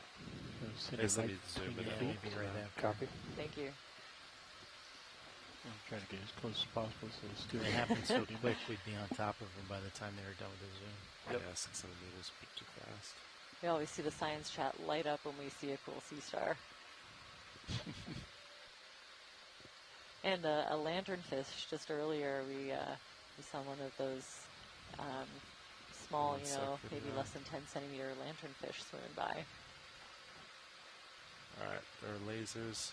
Maybe 15, 20 tip to tip, maybe centimeters. All right, let's go. Nav, could you put the R3 back up on this? Sure monitor? can. Whoa. Thank you. That's amazing. Look at the detail that you can see.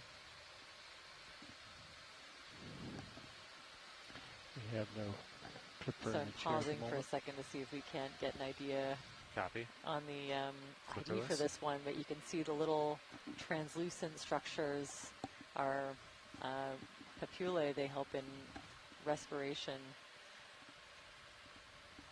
And we're thinking a Hippasteria. Hippasteria, some species of Hippasteria, very cool. You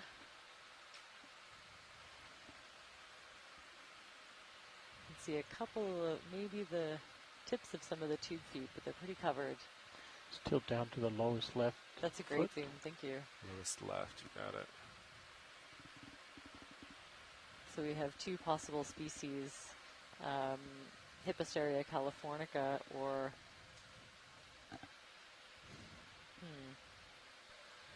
Firegiana. This is like a very interesting challenge trying to live translate some of these scientific names that I've never read Video's before. clear. Copy that. One more time with the lasers, that should come out. Phrygiana. Beautiful, very helpful. Lasers are on. Watch lead. Anything else? Or are you all set? That's great, thanks. All right, I'll get lasers one last time. There they are. Excellent. Bridge, are we now? Hey, Bridge, we'd like to repeat that last move. Please, range 20 meters, bearing 220, speed 0.2 knots.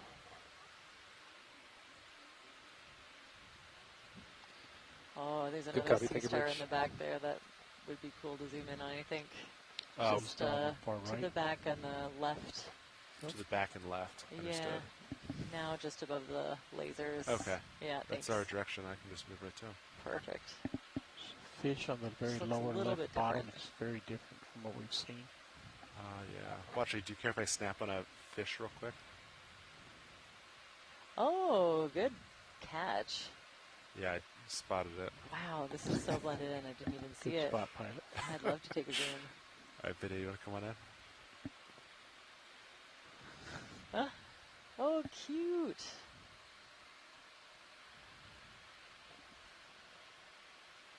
Wow, yeah, This is something quite very rare. different from what We're we've trying seen to so get good far. imagery of this.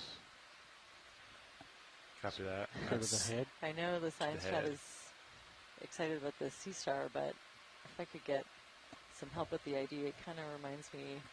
Looks like a little dragon. It's a little dragon. It's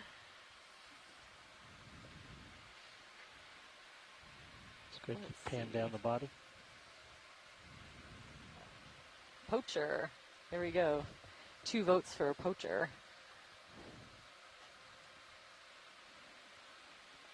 Now we've got this. Wow. I think we can get any closer. Yeah, if you're happy, I can. You can see several rows of spines. Yeah, I think so all of these close-ups will help us identify I lost it. my element of surprise, but I can definitely try. It's just kind of sitting nestled in between those rocks, the pebbles. Go ahead and tilt the camera. Trying to stay a little bit stationary in this current from the looks of it. Let's bring up the lights at about 30% if we could, Andy. That's nice. So we have an identification. This could be a blackfin poacher. That's good. Okay, that's going to be my tilt there. I can hold this, Roland. Fogs are at 38%. Very cool little fish. Yeah, I'm seeing the black fins. I think I see where the name comes from. And yeah, 1, 2, 3, 4 rows of very 1, 2, 3, 4, probably 5 rows of very sharp little spines. You slowly try to rotate to Look at that. head. To the head? Yep. Wow, the detail is fantastic. You can see individual rays on the fins. Oh, there. Maybe, yeah, even individual scales.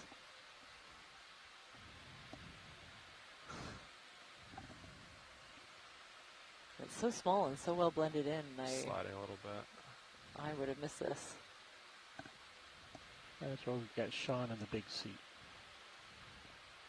That was Yeah, so it's kind of teasing. like I did not spot this.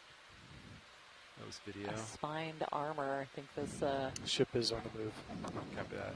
Yeah, kind I'm of like starting to get a above you. harder All right, outer video. surface lasers on it? Last covered in You got time, spines. though. lasers are on. Very cool. Thanks for that Probably not catch. gonna go too much farther. Okay, video all set for Yep. you? All right. All right, watch it. We'll go to the Sea Star now. Perfect. Thank you. Yep.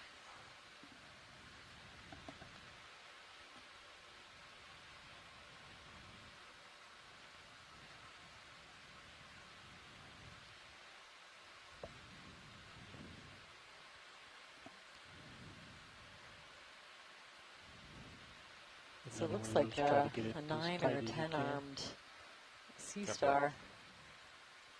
Copilot, let me know if. So some of these I know are solasters related to the different kinds of sun stars. Good copy. I don't wonder think if that we're might going to be go what we're any looking at here. more forward. Copy that. So I think you're Video, okay, I just Bob. kicked up some dust, be advised. Yep.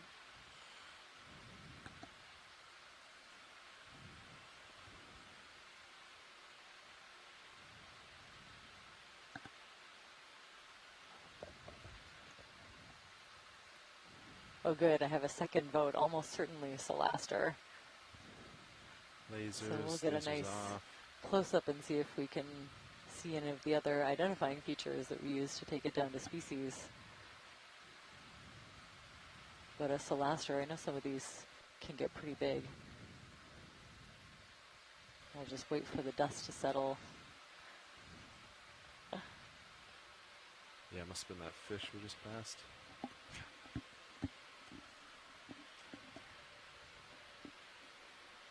Okay, I'm Wow. looking back at max, but I don't think I'm going to move too much All farther. kinds of different Copy that. kind of I'm ready to spine boogie. structures coming out of the, If need be. Got a the big top delta, of the sea so star.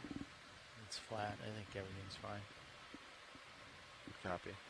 And in between those, again, those little translucent structures, you can see kind of wiggling around that the sea star uses for respiration.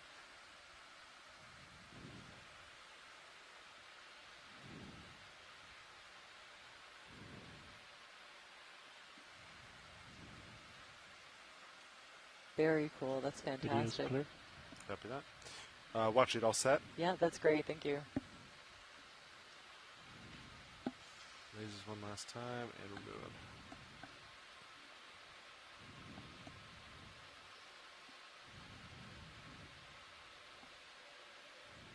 All right, push forward, Copot. Copy.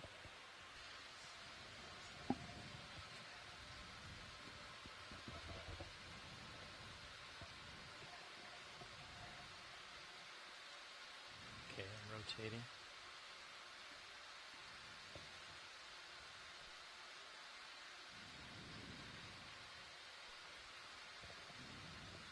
So we have a tentative idea of Solaster paxillatus for that last, call it a multi-armed, 9 to 10 armed sea star. Maybe we're going to give a level on the cameras, or give us a left to right And look. it looks like things are getting a little bit steeper up here. And we're getting a much denser collection of these little cobbles and boulders scattered about. Yeah, it looks like slope's starting to pick up a little bit, watch shades, compared to where we landed. Look at a side view. Very cool. Yeah, we're starting to see a couple of bigger brittle stars kind of taking over some of these rocks. Back out in front. You want another 20? I think wait a moment. Copy. Let's see what we're at, yeah. Maybe 20 So yeah, we're seeing quite a few of these Solaster sea stars. Up a little bit, sea is full of stars. I'm told that these are predators, probably eating the brittle stars or even some of the sea cucumbers. So I think if you guys are set, we but could they probably do eat another 20. many Yeah. echinoderms. You still happy with 220, Sean? Is that your local high there? It looks Oh, good to very me. cool. Okay. So I guess these brittle stars better And if it keeps us on track watch with you, out. I think it's good. Looks pretty good on Sirius too. Bridge I've on seen the that net. in some Tiny areas bits where of we have starboard. these dense mats of brittle stars. You'll find one of Hey, these Bridge, Solasters I'd like to repeat that last like move a again, big please. Range gap 20 around it, meters, they're bearing giving 220, it a speed really 0 wide decimal berth. 2. It's Get a kind of really eating good its way imagery through. of Oh, this here's coral. this looks like a bubblegum coral. And you can give a pirouette around Good copy. Take it, Bridge. It's a coral. Yep. Yeah, I'd love to get a zoom of this. Looks like a bubblegum coral to me. Copy. And again, super tight. Makes better imagery for the R3. And probably a different species, not Paragorgia arborea. We've been seeing a slightly smaller So many brittle stars. species. It's like that movie. Often it's lighter in color, and it has a longer trunk before it starts to branch out, and maybe doesn't get quite as big as far as I've seen.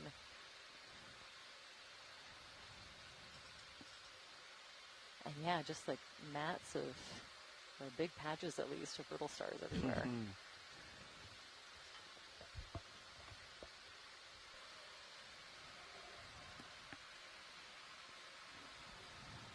It's a beautiful view. The marine snow kind of lightly falling in the background. There's lasers. All right, video. And you see this coral is kind of growing up. It actually may have... You've got another decent size one off to your starboard, Sean, if you wanted to. Okay, we're getting a great close-up of these polyps. Same thing? I don't think it's the same. Extended out into the water column. Oh, okay. See it there? Oh, yeah. Grabbing Can we little get bits the of, extra lights on? of detritus, I think, They're on right now at 38. to Can you feed bring off them up? of. Double. This one's just kind of, happily extended. If you brush up against any of these polyps, they act like a sea anemone, and they can retract really quickly into the tissue. It's a good roll. Okay, going for That's full beautiful. speed. So there are a few different species that are a little bit hard to tell apart that we've See been if finding autofocus, with there this it goes. morphology. It looks like it may have even started at a different angle. You could see that if it was Oh, it's back there. in Yeah, the maybe earlier snapped life, it. looking at that bend in the coral near the base, that the rock could have been pointed with the that base on top, and then maybe toppled over, and the coral started growing in the different direction. Oh, we've had a request to zoom in on this brittle star at the base, please. Yeah? We'll do that right after this. Video's clear with this. Copy that. Going for brittle star. I feel like it might have been a little difficult to flip that rock over any time recently. Yeah, it could have been also that, Would they the even baby want to coral attach at something landed. like that? Yeah, it's hard to land on something vertical, isn't it? Yeah, I find it hard to imagine, but totally could if it started, you know, as a teeny tiny coral and then kind of grew up. It would start to angle itself towards the water column the way that it is now. Wow, you can see all these really fine movements even in the central disk of this brittle star. I've never been close enough, I don't think, to see that part of it move and pulse a little bit. Very cool. Question? No. So we have Ophiacantha. Passing time. No, I just didn't. As You the, were checking out the identification of the conditions. I genus didn't know of if this you had a brittle question. star. Oh yeah, I was just not doing anything for a moment. There's at least 5 species in How this we doing, area Cupbot? at this Looking depth, good. so Starting to get telling them apart would need to be done in the lab. inching towards being above you. Plus, But yeah, I think we're I see Chris Maas and you're commenting, kind of and far there's out always lower the left possibility when that you it's a start to new. move. So Lower left. Oh Dot yeah, in look the- at that. The little red structure that's kind of obscured by these arms. Behind the 2 arms. There, Yeah. the A lot of back arms on and screen rolling. getting more Yeah, the obscured. left arm. I think I see a Yeah, short I thought it might be one of those legs. benthic jellies. Jelly. okay, Ooh. I'm starting to get above you. All right, Hard to- video. We should Hard to just see. be I about think I'm stopped seeing on little that move. tentacles and kind of the dome shape. It's very small, yeah. Okay. All right, video. 5 seconds. Very cool. All right, we're moving. I think I'm seeing some parchment worm Go ahead, tubes Rich. as well. Good copy. Thank you, Rich. All right, I was ship getting is lost stopped. in the arms as well. Sorry. Copy. Copy, ship stop, moving forward. So we've had Tychogastria on the rock is possibly that little red jelly that we just saw. That's a excellent ID from Big that fuzzy coming pretty above center. obscured video. Those brittle star arms Big really wanted fuzzy. to be in the zoom. Oh, here we go, and we're starting to see some. Yeah, this is the first time we've seen these on this dive. I think those mushroom corals. Is that of interest, Watch it? Yeah, I'd like a quick zoom. Sure. Thank you. Video start to come in.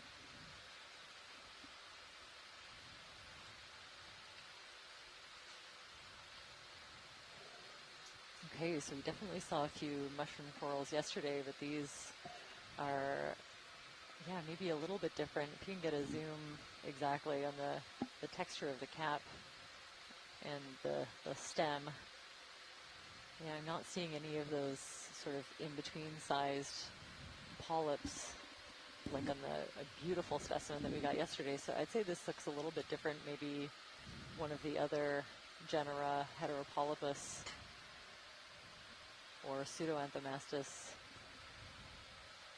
We'll take a good close look at this zoom. Looks like there's, yeah, a couple of different species of mushroom coral tilt that down we to can get a see. two-shot. That's good. Thanks for that. That's beautiful. Get lasers out. There we go. So you can see the long necks of these polyps extended out, and you can kind of make out the mushroom shape Okay. behind it. So you can imagine if these Starting to get retracted above all you. the way in. That Watch it's it, all just good the- here? Yeah, that's great. Thank you. All right, moving on. That it'd be just the cap and the stem, giving it that, real mushroom-like shape. My God, the sea is full of stars.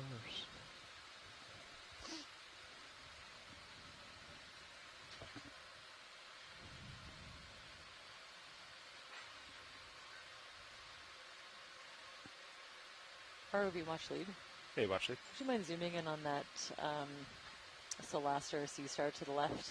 To the left, you got it. Yeah, just might want to see what it's eating. If it's at all clear. So we'll see if we can take a look at the kinds of organisms this predatory sea star might be trying to hunt. I think there's a good chance, apparently it eats other echinoderms, so brittle stars, even sea cucumbers.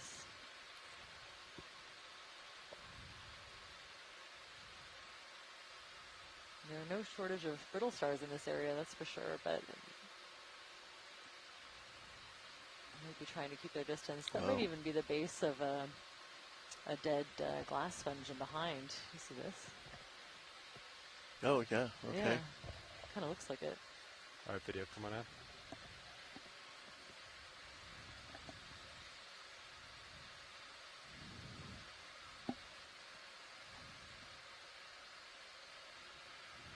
See, I think I see a little, maybe an arm of something underneath. A couple little crustaceans catching a ride, maybe, but I'm seeing some encrusting fauna. Yeah, could we get a zoom to the left? Thought I might have seen something underneath. To the left, poking you got out. it. Yeah, the arms to the left. And a good zoom under there, see if we can see. But Kind of right there? yeah, that's perfect. Yeah, so it might be kind of feeling out and trying to find a brittle star nearby. There could be something under the disk that we can't see. I think that's great. Thanks, ROV. Sounds good. Video, what else do you need? That's it. That's it? Okay. We'll Lots keep of moving. encrusting There's sponges. a jelly below those two arms. A little, Tilt down a little bit. probably a small scallop species. Oh, there's that jelly. Wow. Yeah, I've also never seen these until this year on my last survey. I saw the first one that I've ever noticed before. And now we've seen two just on this one dive. Video's clear. So yeah, what was the ID? Ticogastria. Lasers down there for reference. Little red jelly. So these I Gotta think keep are coming out. jellies that are there's off, another like they are jelly. associated with the seafloor. They Another one. kind of live in There's close lasers. association with the with the seafloor instead of being suspended in the water column. Yeah, look, there's a sea pen toppled over. Mm-hmm. Or some kind of coral, I think. Very cool.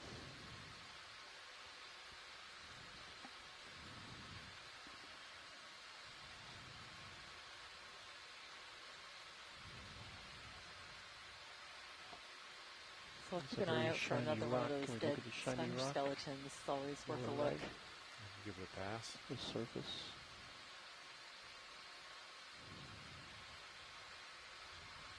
Lots of different kinds of tubes, brittle stars everywhere. And these sessile sea cucumbers, those soulless sea cucumbers that stay attached Good to job. rocks.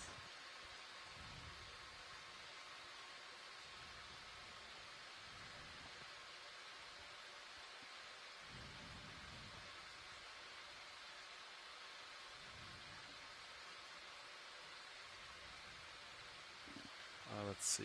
How do you guys feel about 20? Sounds good. Feel good? Same heading. Yeah. You happy with that, We'll Andy? continue to climb Yeah. up this feature. It looks like we're still Bridge over now. approaching the base, but it's definitely gotten steeper than... Hi, Bridge. We'd like to repeat that same move as last, please. Range 20 meters, bearing 220, speed 0.2 knots.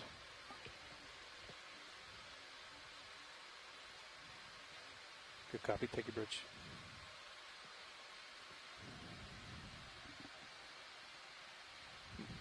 And if the Marines knows any indication, it does look like we're kind of... The current might have picked up a little bit as well.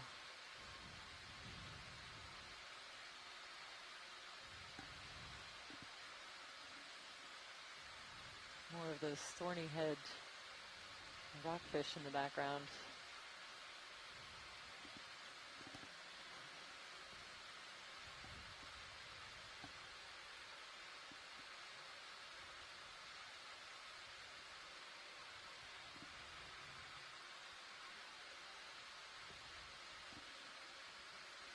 This looks like something up there, that white structure.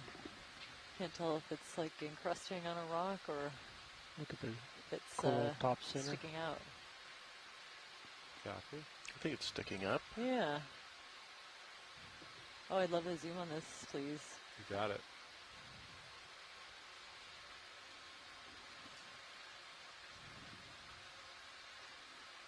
Yeah, it looks like we're looking at a different coral. We may have seen one of these a little bit earlier on in the expedition, but not on this dive. I think we could be looking at a Peristanella.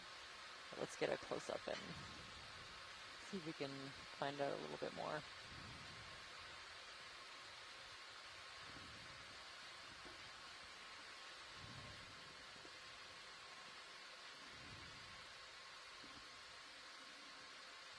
All right, video, want to come on in?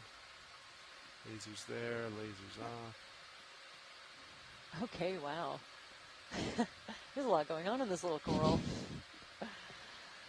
So yeah, I think a Peristanella, there are a few different species that are known from this general area. Yeah, and I just see it covered in associates. There's a large anemone that's grown over part of the skeleton. There's several brittle stars. There's a shrimp, I think a pandalid shrimp of some kind. And slight tilt up. Not quite sure what that is up there at the top left. Maybe a worm of some kind. And hydroids, a little bit of everything on this coral.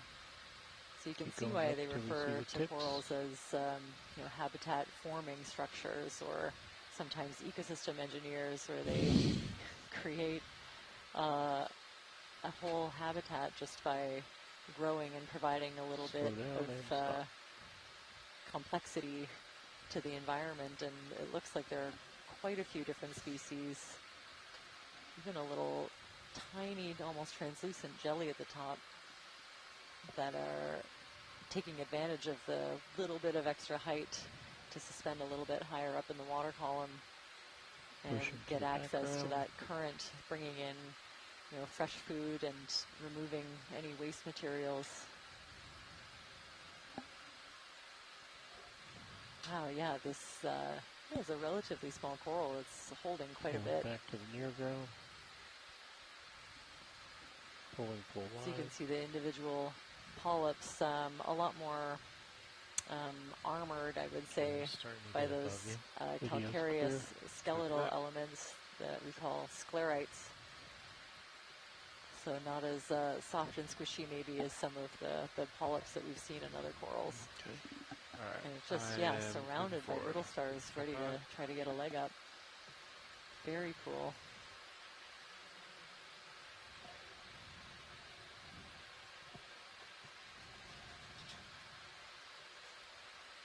I think, we're starting to see a few more of these bubblegum corals. A few different species. I'm just going to move forward a little bit right now, catch up with Sirius. Yeah, that we've seen in our video and collections a bit further south. Good copy. Ship's all step. Paragorgia jamesii is known from a little bit deeper. There's Paragorgia Stephen Carnesii. Lose the fog lights. That's also known from farther south, and they have this morphology, so I would suggest one of those two species. But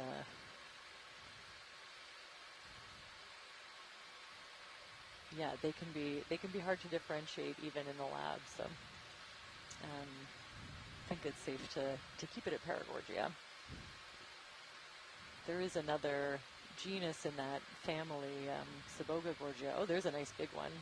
ROV, could we get a zoom on that one? Yeah, copy that. Thank you. So you can see it in a few different life stages, the smaller branches, kind of one or two, and then this looks like an older individual.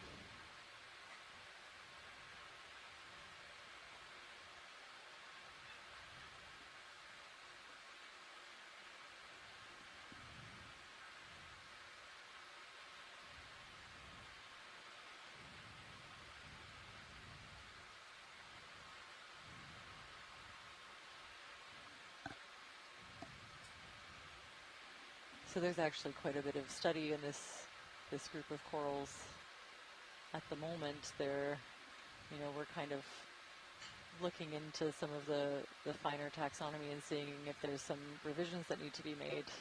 I would and say there after are definitely the a few put another move in. Gaps in our knowledge for corals of this area. so interesting that one branch has really taken off.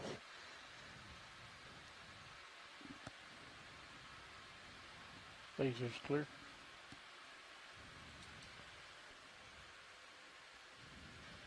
More of those predatory sun stars off to the side. There we go.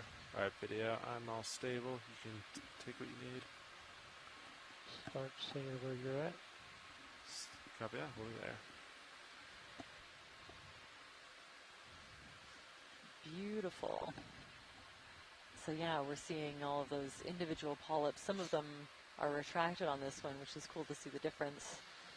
So you can see that kind of darker colored bumps are where one of these polyps has completely retracted into the tissue. And farther up, you can see the polyps out and kind of let's go up to that very tall one on the upper right, slowly. And even the really teeny tiny bumps in between, those are other kind of structures on this coral that can help us identify it. Is it different kind of upper far right? Different kind of polyp, a very little long tiny one. zooid. Total. For, okay. So these corals use for reproduction. Not something on the coral. Wow, oh, that's a good shot. Just look like fireworks, kind of little stars.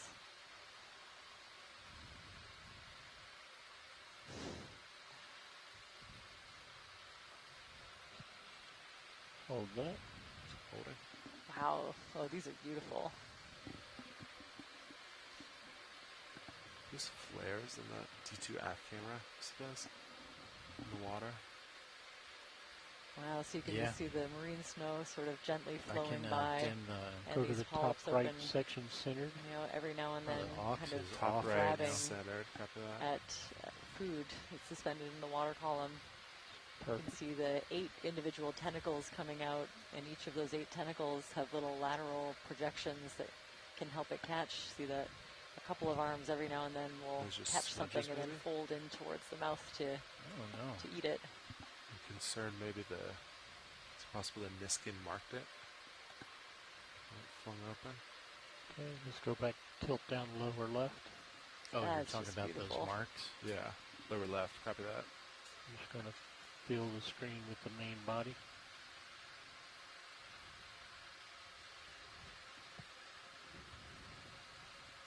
Maybe, hopefully I just didn't clean it very well. Keep left. Perfect, right there. Holding that. So again, if you look closely, and often it's hard to tell from the video, but if you were to pick over this in the lab, we will often find lots and lots of other associated animals kind of hiding in between the polyps, or sometimes on or even in the tissue of these corals. Okay, video's clear, slowly pulling for a full screen.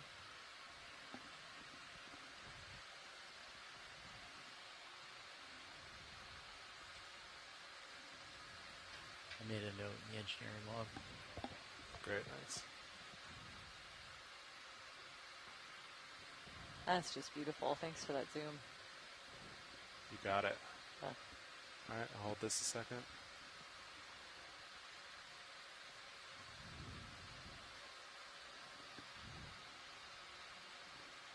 And video's clear. All right, we are moving. ROV watch lead. Lights are clear. Yes. I think I see a sponge in the background as well to the right. Far back right? Yeah. Copy that. I can make my way there. I'd love to go and check that out.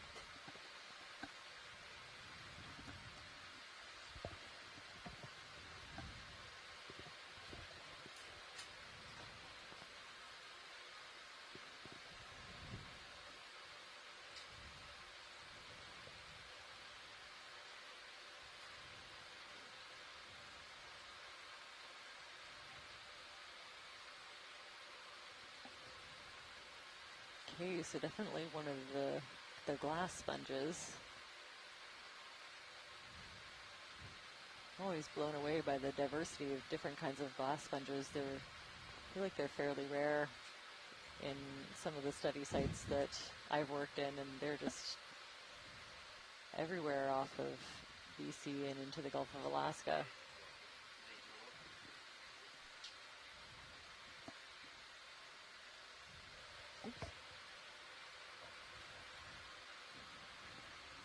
So this to me looks like it could be a species of pinulasma.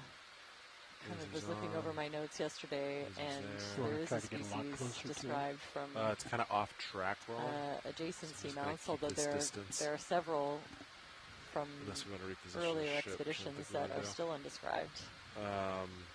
Yeah, this one looks like it could be a pinulasma.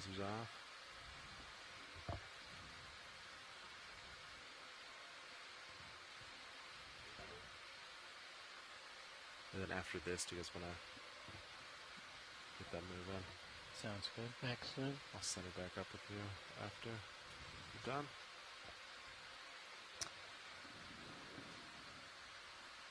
Wow, yeah. So again, some of a glass sponge acting as habitat for several other species. Disc. Upper disc. Definitely, these shrimp seem to like it, and brittle stars as well. Over there. Hold it. So yeah, you can see kind of almost see the intricate pattern of the skeleton, but forming these larger kind of lobes with that one big central opening as the osculum of the sponge. Going full screen. And these ones are, in the class Hexactinellida, the glass sponges. So the interlocking skeletal elements of these are silica based, and some of them are in very complex shapes and organizations. They all have a 6-ray geometry. Lasers on again. And when they kind of interweave, they create these beautiful structures. Video's clear. All right.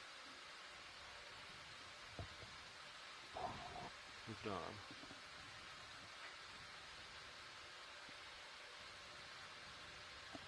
All right, you guys want to go for 20 meters? Sounds good.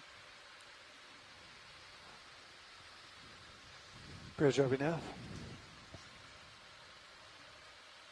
Bridge, we'd like to repeat that last move, please. Range 20 meters, bearing 220, speed 0.2 knots.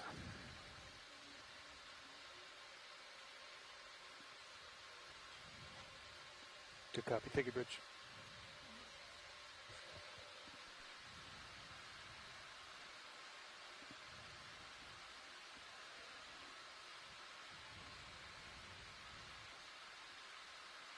Can we bring the lasers on? Yes, lasers are on. There's a collection of sea stars. Or would you like to be the one counting those? Brittle stars. No. There's a possibility someone will do it. We'll count each and every single one of these brittle stars for some kind of, hopefully they get to take a little subsample instead, just to get a general idea of the abundance. Just came on screen. I think it's safe to say it's a lot. Below the biggest rock.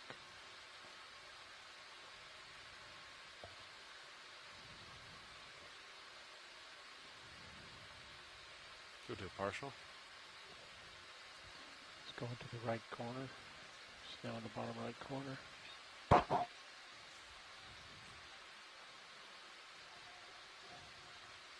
Okay, I see it. Is this C-pen of any interest, Watchers?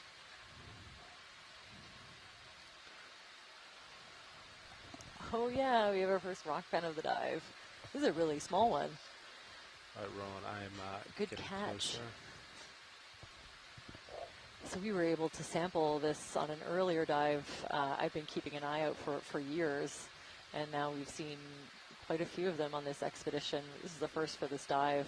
Partial. This is Anthoptilum, possibly Lithophyllum, or a new species. We'll find out with the sample that we were able to collect earlier, but it, like other sea pens, has this peduncle at the bottom, but it's been modified to kind of suction cup shape so that it can attach to these rocks. Set. What do you so need? Lithophyllum, there's a good species name for a geologist, a rock-loving yeah, there you go. Yeah.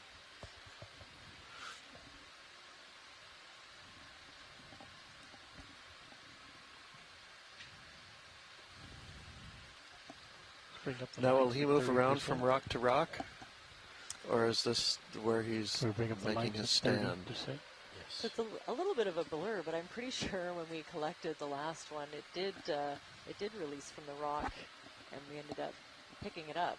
Okay, we're going to full screen. So I think they often have quite a bit of movement if they need to, if they're really not getting access to the resources they need, or if they encounter a predator and want to move quickly, they can kind of, I think, more drop and then eventually sort of find their way to another rock. But I think I've never seen them move that much, except maybe during that collection.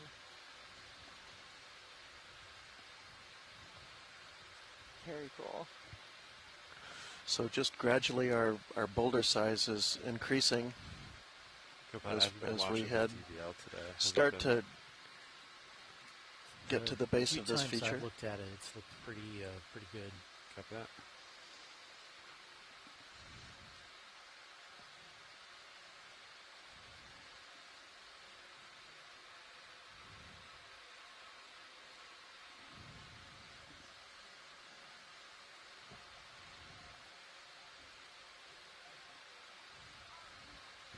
Fair, Bridge. Good copy. Thank you, Bridge. Nav and Copilot. Someone want to swap in, do some bottom time? Sure. Thinking about trying Auto XY. I've been watching it for like 60 seconds. It looks good. I'm going to try it. Sorry, could you repeat that? Oh, sorry, watch it. I was just talking to my Copilot. Oh. Actually, while we're here, I'd love a Zoom request. Yeah, we're just going to do a quick swap, and then we will definitely get that Zoom for you. For sure. Thank you. Here we go.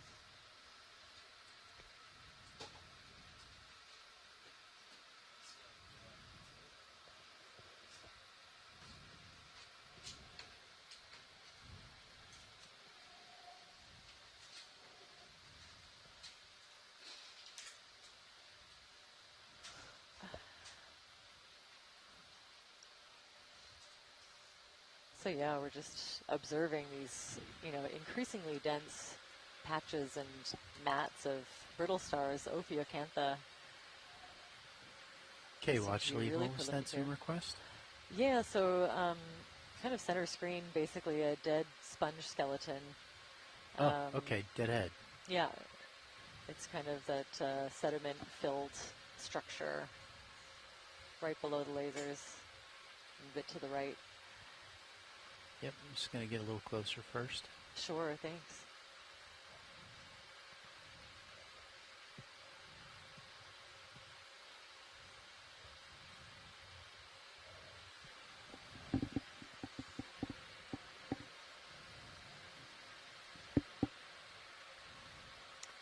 Okay, so it's quite a low oxygen area here as well. I'm seeing 0.6 milligrams per liter on our sensors.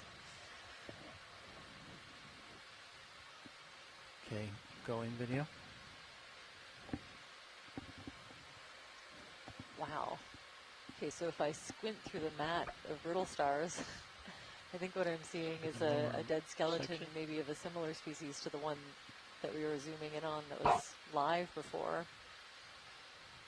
So the certain species of glass sponge, the skeleton can stay around for a really long time after the individual dies, and obviously it's great habitat for all kinds of different creatures. I see scallop shells, obviously lots and lots of brittle stars, different kinds of polyps. Pan up. Okay. I don't know what that little yellow thing is, kind of to the left, peeking out of one of the holes, but yeah, this dead sponge skeleton is making an excellent habitat for a variety of different species. Continue up. Okay. That's perfect, thanks. Welcome. Just a little scan, maybe a bit higher up. Yeah, lots of hydroids, maybe a couple different species. I'm seeing some cool banding on the arms of one of the smaller brittle stars. Some other sponges, encrusting sponges. on top of this dead sponge skeleton. So very cool. Actually, one of our geology samples a couple of dives ago had the base of one of these, I think, pretty strongly adhered to it. We're starting to see more and more vesicular lavas, telling us those were erupted pretty close to the surface, right at the surface, and as they do that, the pressure is released, and the gases that are dissolved in those lavas form bubbles. Oh, okay, so the kind of like the texture that you see right. in that face of the rock, kind of like full of little holes, those were bubbles. Right, oh, right. Very cool.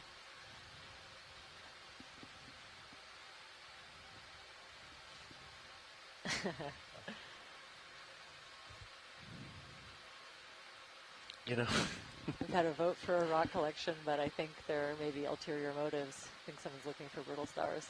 Any particular rock watch lead, or that's up to geology. I think we'll wait a little bit on a rock. Okay. Okay. See if we get to something that looks a little more in place. Yeah, let's just keep on exploring this area. That we're getting lots of these larger bubblegum corals. Can we look side to side and sort of show the? Okay, I'll start kind of with a the lighter, starboard side. Light pinkish color, and the one that we saw earlier was a bit darker pink.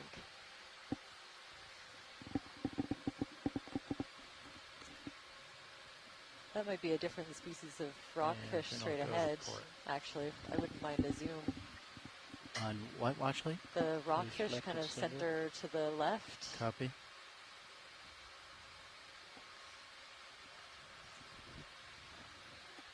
Let me get a little closer first, video.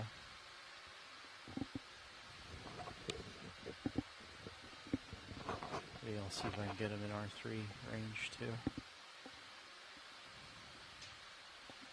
Could be another thorny head, just quite a bit bigger than some of the ones that we were seeing earlier.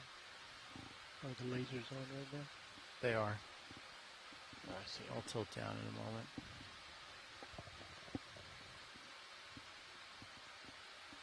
Okay, I'm going to put a toe down. I'll get a little closer.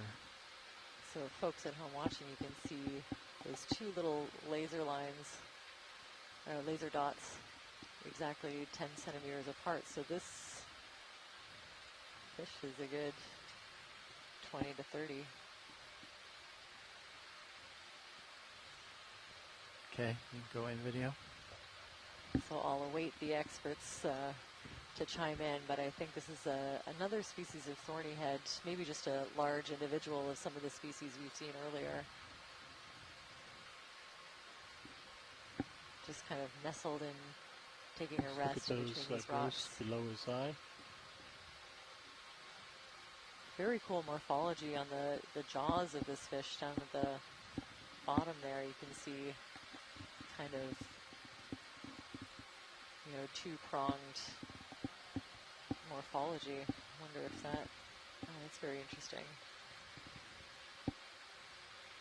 And little nasal openings just kind of below the eyes. Wow. I'm moving a little bit on your video, and like, sorry. what's that around the eyes? They almost look like it doesn't belong to the fish. Maybe say again, video? Some kind of parasite, I don't know. I think they're looking at parasites around the eyes. Could be a larger view. Version of this short spine thorny head that we've been seeing. Slowly pulling out. Just beautiful. Look at the texture that you can see in the skin and each individual ray on the fins. This is phenomenal. Continuing to full screen.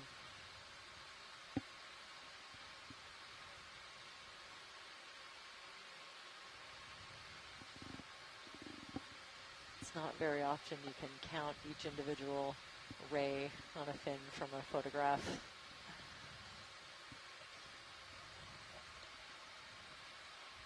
I guess it's often here with this platform. Video's clear. Thanks for that. Copy. That's great.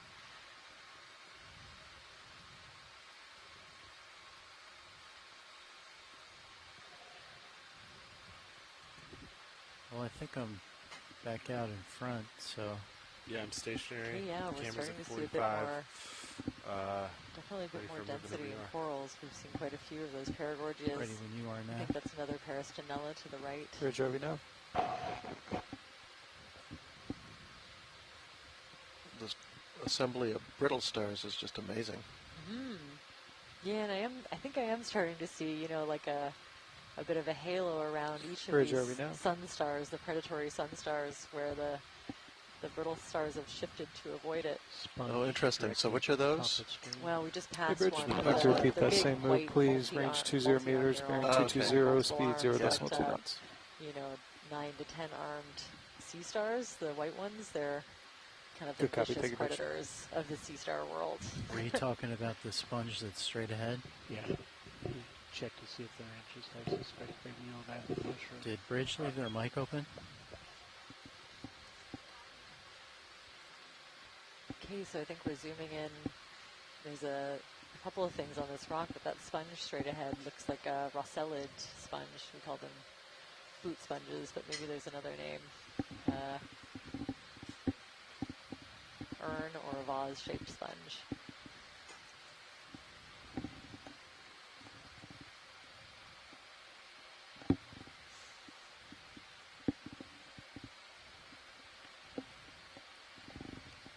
Take a bit of a closer look to see if we can find out.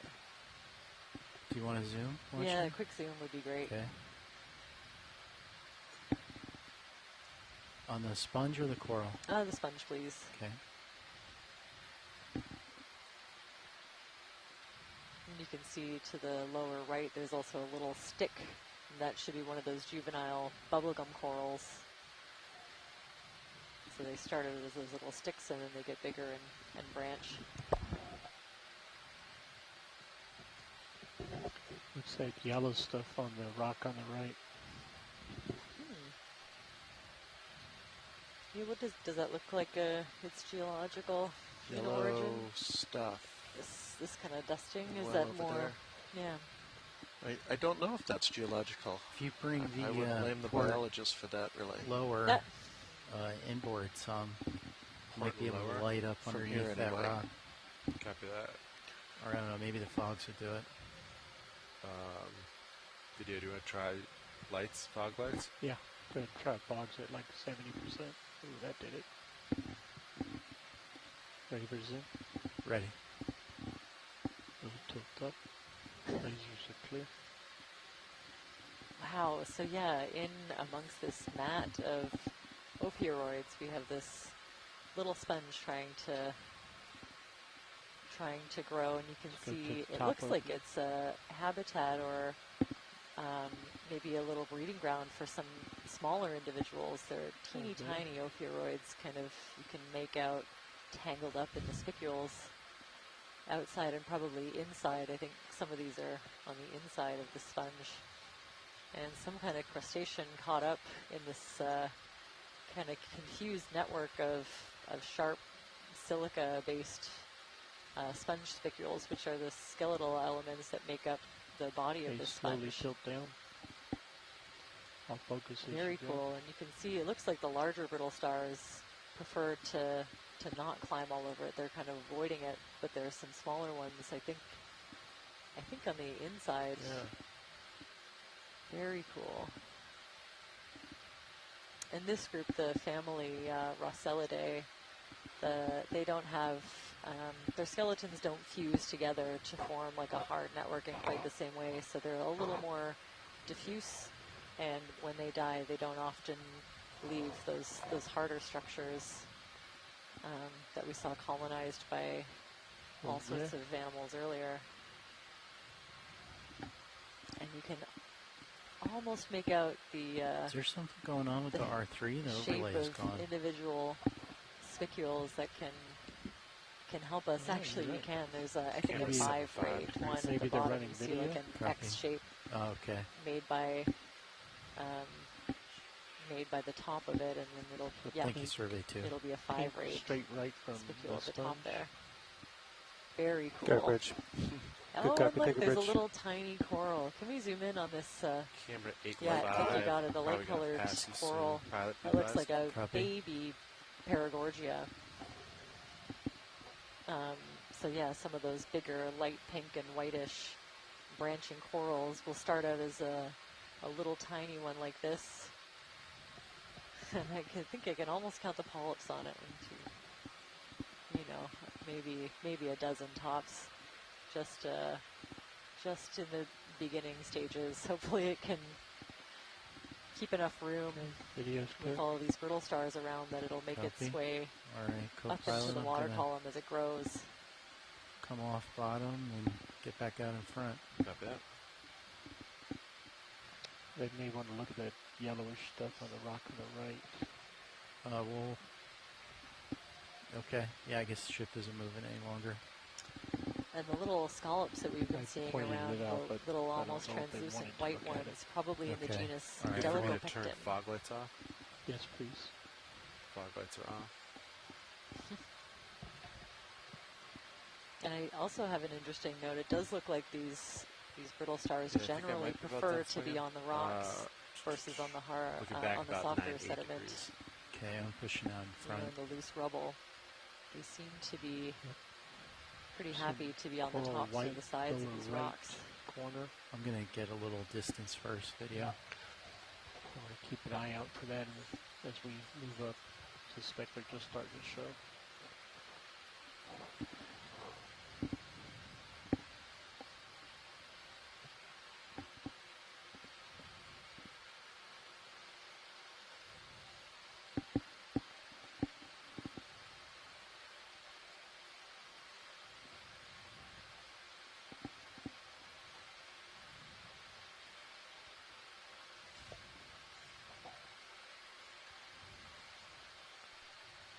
Upper left off to the edge.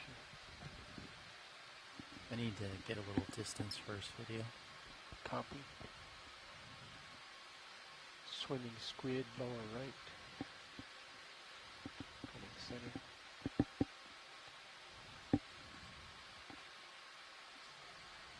Okay, camera's back to 9-0, so I'm right on top of you this time. Copy.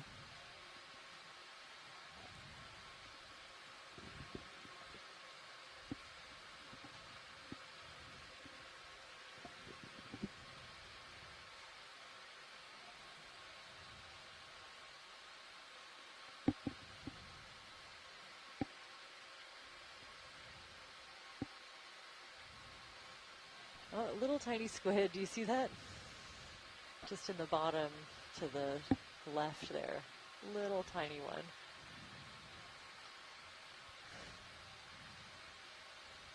You can go in partial video. Oh, wow.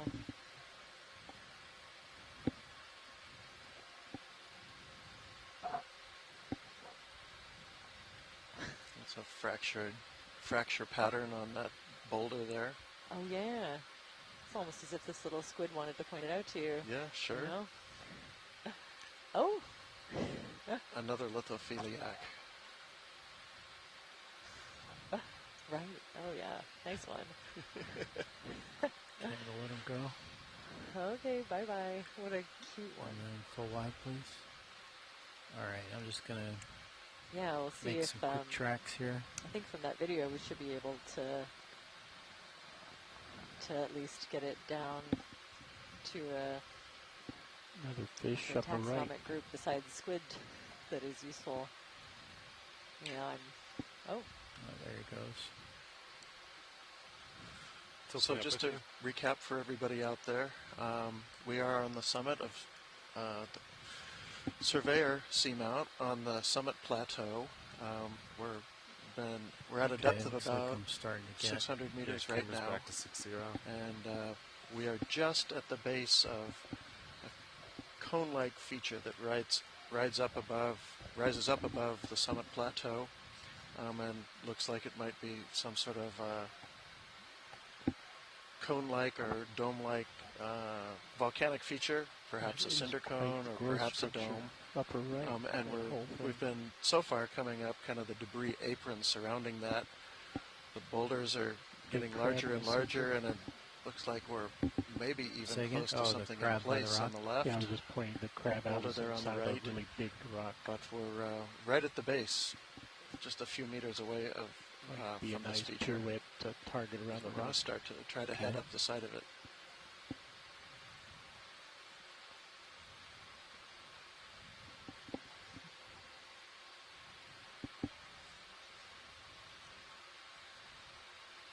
Yeah, this is a really interesting, pretty big boulder. I think it has some of that texture that we were talking about earlier. A vesicular texture, maybe.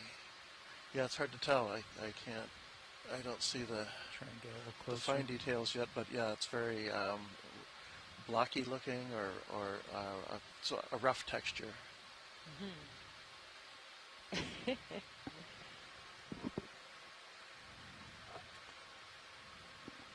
Thinking that white fluffy upper right will probably be of interest.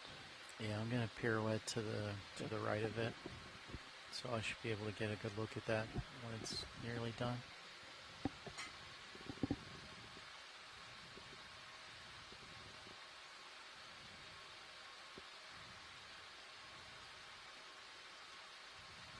Wow, what a great image.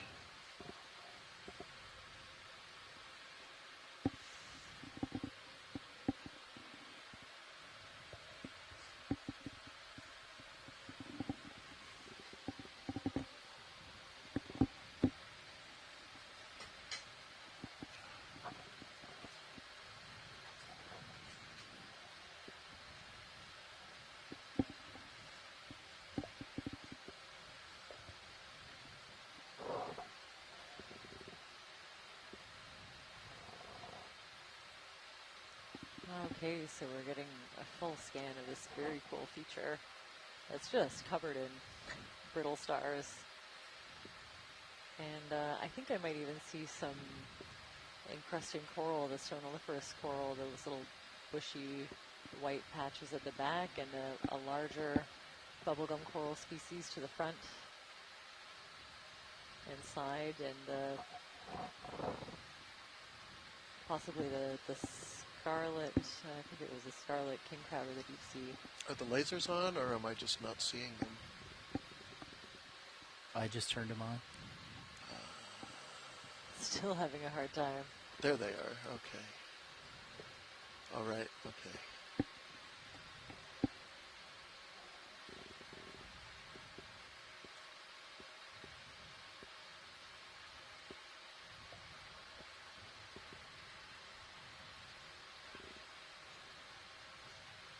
And I think that's a Peristanella coming up on the side, so all kinds of different corals in this particular feature. Looks like it would be hard to sample this boulder. This boulder looks like it's about almost 2 meters across. Yeah. Which is probably too big to grab. I bet D2 could do it if you use both hands. I'm not so sure the stars are going to let go of it. Yeah, good point. I don't think the brittle stars would let you. That's right. They've got a good grip. Actually, if there is a rock that has this stoloniferous coral on it, I'd keep an eye out, and I'd love a zoom on the kind of bushy white patches that we're seeing towards the back. Your tether for the spin there. Yeah, I was going to get past it and then go... Okay. Yeah, for sure. The bushy white coral? Yes, please. Okay, you can go in partial video. Pushing in.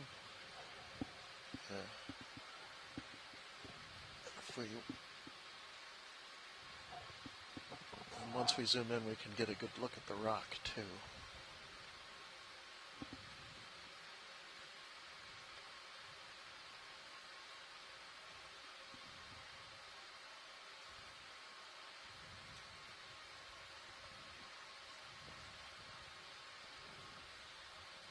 Partial. Yeah, so we're definitely seeing one of the stoloniferous corals. You can go in if you want to so go in it's kind full. of an encrusting coral. You can see individual polyps growing, and they're attached by a piece of connective tissue between them that we call a stolon. Isn't this the same one? The one right above. And sometimes they can create these little thin little trails, and sometimes they're big patches. After we do this. And these are yeah, again, a somewhat understudied group. So there's a few different species that I've been identified. A lot of them get lumped into the genus Clavularia, but I think it's a lot more complex than that we're finding with more studies. So all I can say is stoloniferous coral at this time. Yeah, if we can find a smaller rock nearby, I'd love to get a sample. They can also be really well represented in the eDNA signatures, so the environmental DNA that we collect sometimes reflects. That's the item. Yeah, it has a pretty strong signature for stoloniferous corals. Oh, look, and there's that little scallop we've been seeing. This is a great angle. You can see the little rows of eyes. Some of them are even reflecting a little bit.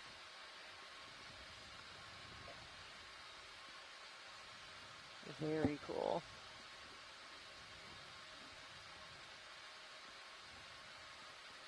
Okay, video's clear.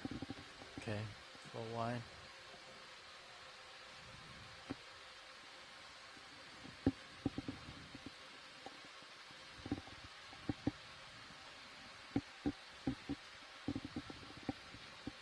So actually, if we could find, what would you think about trying the suction sampler on something like that? Is that a little bit treacherous to try to scrape off a rock?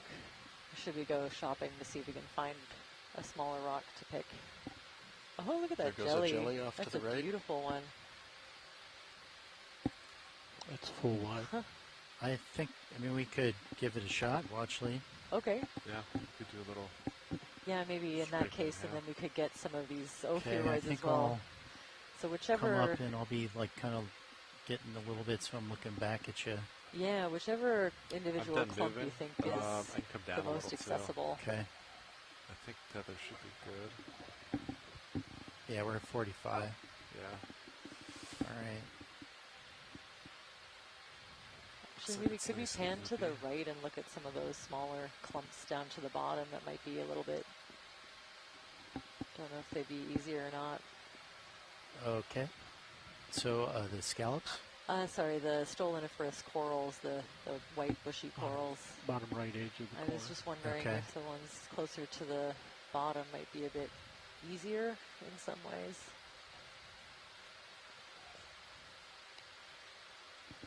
If they could be one attached to a loose rock, that would make our lives a lot easier.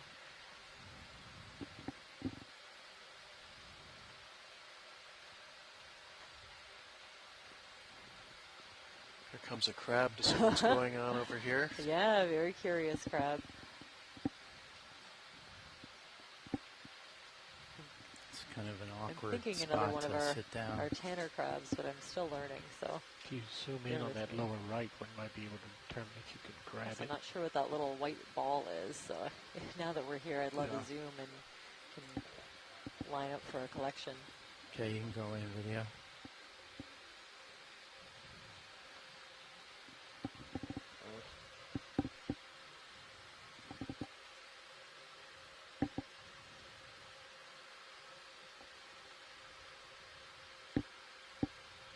That's what they're looking for? This is the coral that you want to sample? Yeah, that's it. Do you know how big it is? So what do you think? Are any of those loose rocks? I don't know if those are loose. I mean, I can poke them. They don't look like it.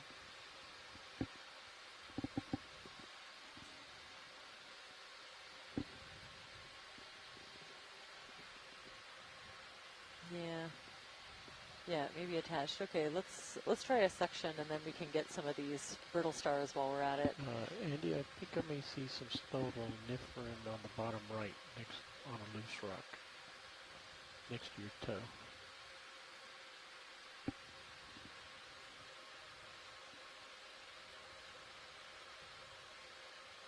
Yeah, if that one's loose, then it's the right stuff.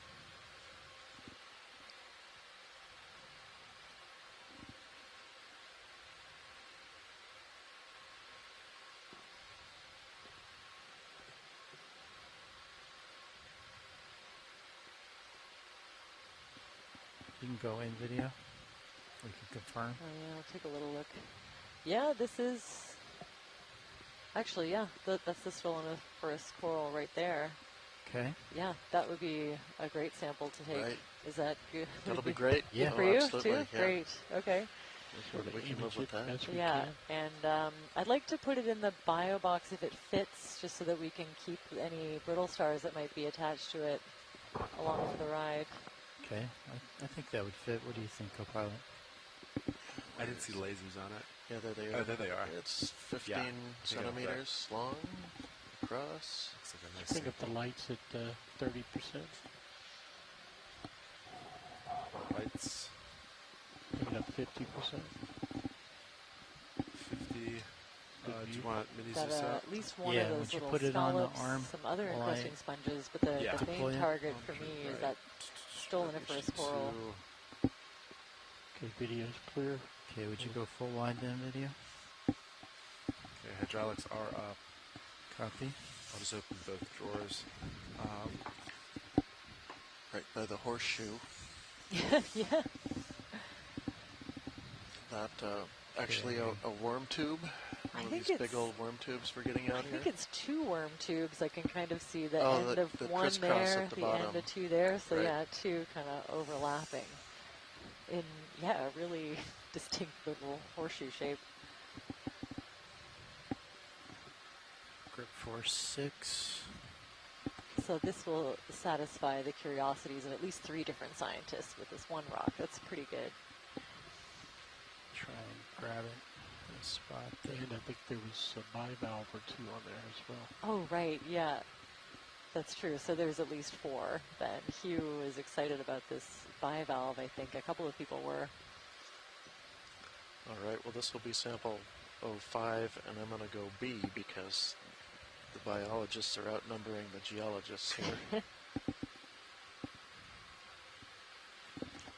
Okay, ready when you are? Oh, is it going to go out? Probably won't. I can try slow. Okay. We're not slow.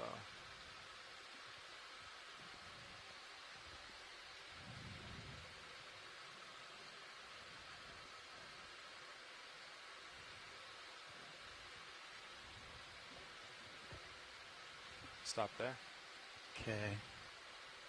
And what do we have open? Everything's open. Oh. So you could just go. It's going to be tight, but you should get enough room. Just be mindful of the camera. Or you could pick up and move. I think I'll just do this. Go port inner.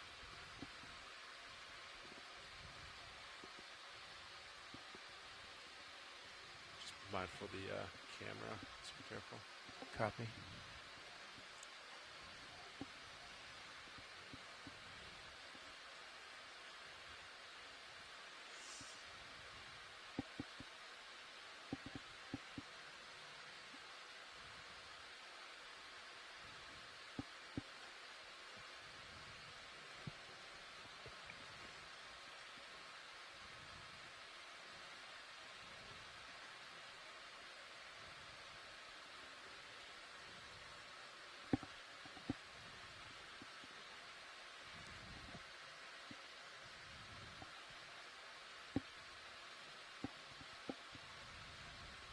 This work, retractor. So there's a couple swimmers in there. Nav, you want to note that? Copy.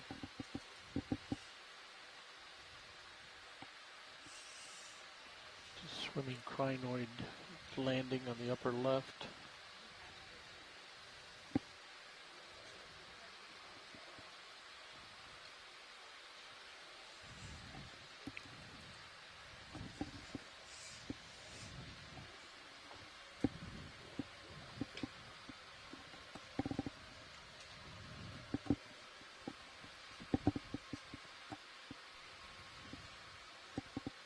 Actually, now that we're here and I see that toppled over bubblegum coral, could we set up to take a snip of it? Sure.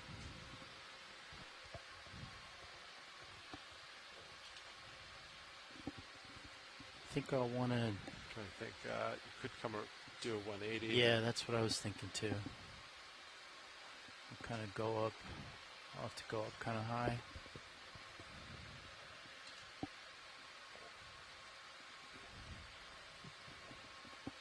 We have a lot of cheering from the science chat, so thanks everybody for that excellent collection. Lots of exciting things.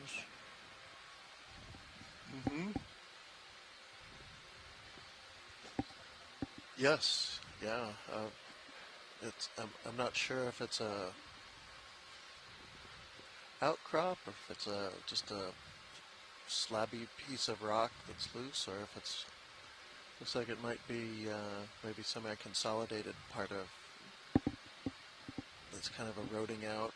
It's part of the lower part of this cone-like feature.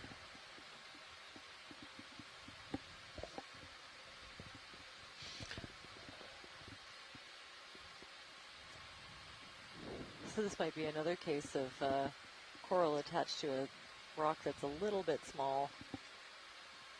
And then when it gets to a certain size, the combination of the current and the resistance from the coral, I think can topple them over. Mm-hmm. I see quite a few in the background that look like they're at least partially toppled. It'd be hard to form that manganese crust in that case. Right. Well, these all do look pretty, like they have a pretty good varnish on them anyway. Maybe not a real thick coat. Yeah. So I'd like to get a zoom if we could, just to check out the state of this coral. Rotate, yeah. We're just like that. interested in the living tissue. It looks like there should be lots there to work with.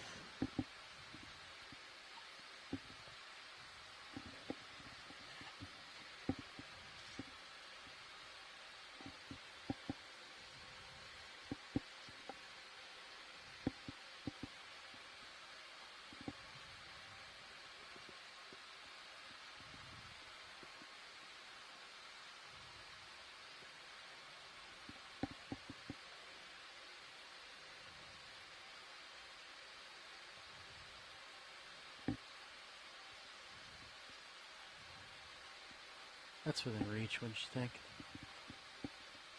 And right now they just want to image it to see if it's worth. I know, I was going to sit down in case they want to collect it. I won't have to move again. It might be a little far. Okay. Because you have to reach down too.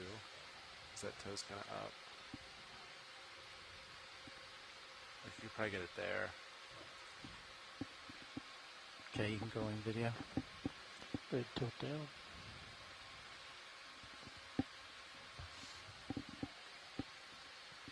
Oh, I slipped off. Holding. Okay, so yeah, definitely not as happy as some of the other corals we've seen, but that's Okay. a great candidate for sampling if you're.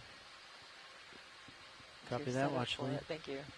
And you can see from the iron staining on that rock that So the if you base of wanna it, go, or the left side of it now, starboard doesn't bias, have that these varnish. swimmers in It the port. has sort of a greenish look Yeah, to it, that sounds good. which was probably exactly Yeah, right okay. there. Rocks So are that up, was probably that the put- buried part. Okay. Uh-huh. Didn't get Just the two up. varnish, Right. and now it's Was that now too exposed. far away? Just reach out. And so Might through just be able to auto long head periods of time, a little these rocks closer will if it's probably too be far. get that little manganese crust varnish all over them Yeah, as you can go they ahead video. occasionally get turned over by things like this. Okay. I'm worried if I do the auto head, like right now I'm balanced on Yeah, the very cool. on the So back of the definitely this vehicle. one is Yeah. is Might, not like, float thriving as away. much as the others. It's toppled Okay. over, and it looks like the polyps are all Or retracted. slip. It's That's a what lot happened less earlier happy when I sat down. than Yeah. the corals that we've been seeing. So All I think right. this is a good candidate to grab a piece of tissue for taxonomic Following and it out. genetic ID. This particular species is part of Yeah, would you come? more of a species Lasers complex. on? There's two different species separated Sorry, say again. Lasers by on. depth band, Lasers but were on. Morphologically There you are. it's really difficult to The video's differentiate clear. them. Okay. Full wide then, please. So, Yeah, I'm slipping.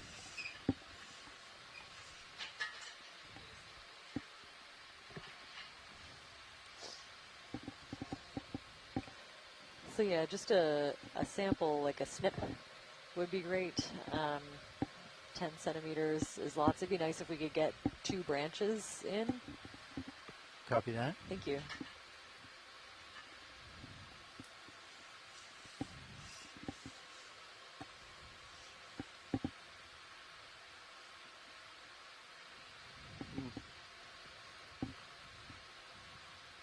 I don't think I have the shoulder out of reach at this point. You have to inch in. Okay.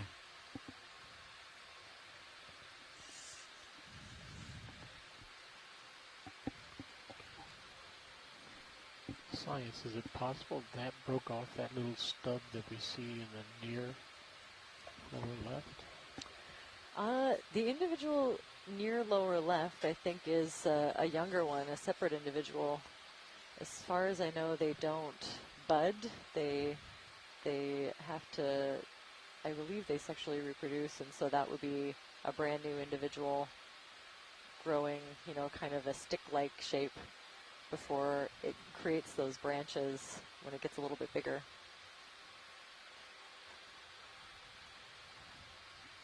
So I think probably closely related, but not the same individual.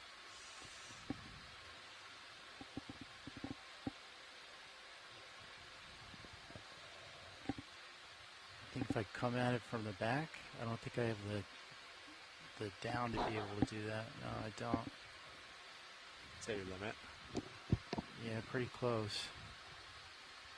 I mean, I think I can touch the jaws, but I don't know how to grab. Yeah. Just need to. Can you get closer at all? Yeah. Yeah, it's a tricky angle. I wonder. You know, it's not the only one of these that we've seen, so if it's... Okay, well, I'll give it one more shot, and then...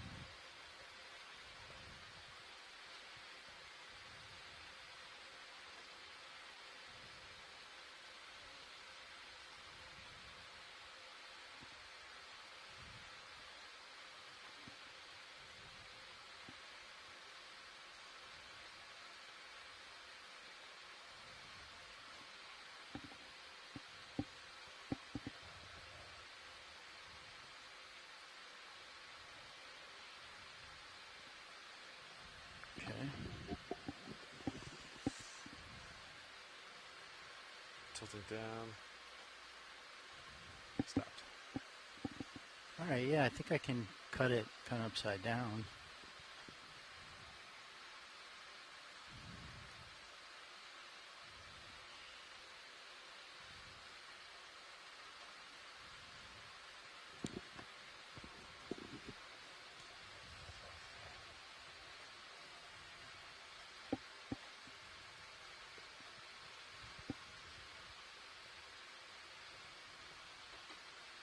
I thought it would snip more.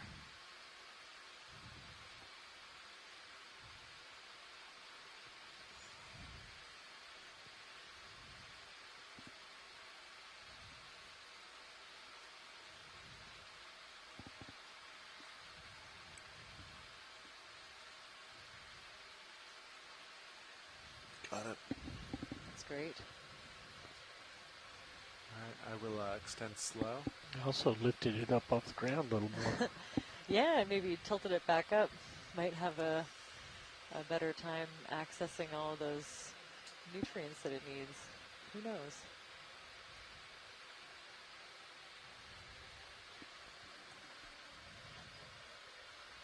It's full extension. Thank you. So if you look at your stream number 3 on the live feed, you can have a few different angles of this collection as we drop it in our BioBox container. Are we going port outer? Port inner, I believe. Or, sorry, starboard inner. Starboard. Oh, we are starboard. Gosh.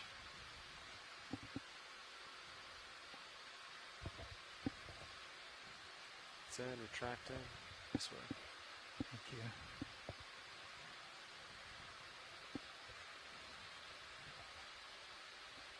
Excellent. Very excited about that one. Thanks. Sample 2306 D0506B. Roland, do you have me latched? Coral and the starboard inboard bio. Do you have me latched? And before we get out of here, if we could have a little look I at just that hear ledge somebody's that's over mic to our constantly making on the port side noise. that was pointed out earlier. Yeah. Could you say again, Watchley? Yeah, if we could have just a quick look at that ledge that's off to the port side. Ledge to the port side? Yeah. Do I see it now? That shelf that was just forward to our left. The shelf? Yeah, a little shelf, yeah. Past the boulder that's... you'd have to turn pan left. We might you see unlatch it. me, Sean? Yeah, yeah. It's not you. Unless we... Oh, that might Yes, be that's it. Oh, I see what you mean. Okay. Yeah, if we can just zoom in on that and kind of maybe... we'll see what we see, but maybe pan across a little bit of it. Okay. Looks like it's some sort of a pavement of some sort. Okay, I'm going to move in towards it.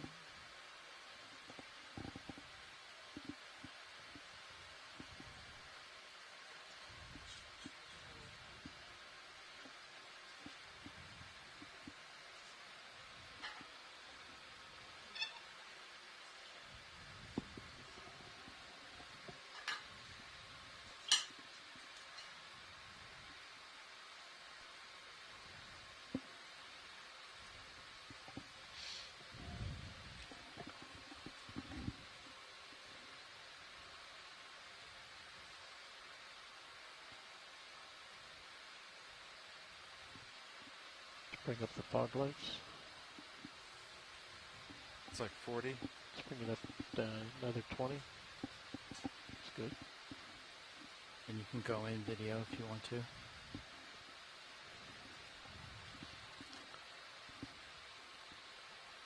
Is this what you were hoping to see, Watchley?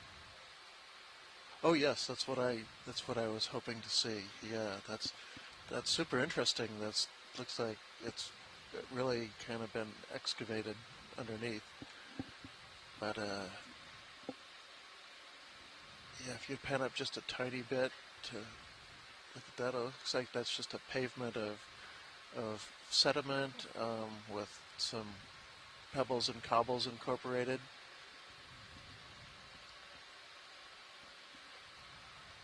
As far as I can tell, it's a little tough to see with all the biology on it. But something, and it perhaps could have been some hydrothermal or hot spring activity that served to cement that. I unlatched everybody, and I could still hear it, so I just assumed somebody had me latched. Because it's now kind of elevated and undermined. There's been a little bit of erosion. Yeah, probably unless the it's softer, Andy, finer but sediments are getting carried away by the currents here, and we're in kind of a little low spot in between that boulder Video's clear. and the side of the hill here. Is there anything else you want to see here, Watchley? All right, that's good, thanks. Yeah, we can head on up.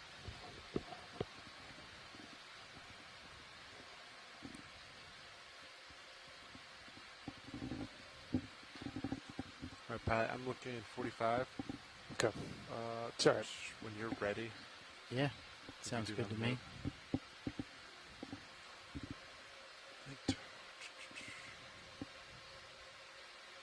Still looks like we're going upslope, so.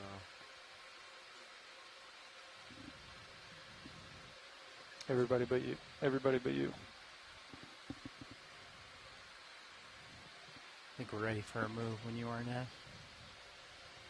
Let's mess with like 6 seconds. Nav. Go ahead, Andy. We're ready for a move when you are. Copy.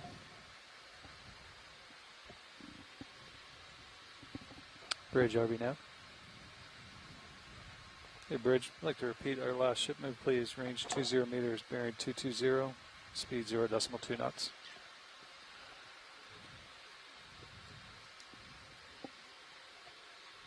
Good copy. Thank you, Bridge. There's a couple of sea stars down here, huh? Just a few. That rock is absolutely plastered with them. And the boulder size is really increasing right at the base of this cone feature that we're just a few meters from.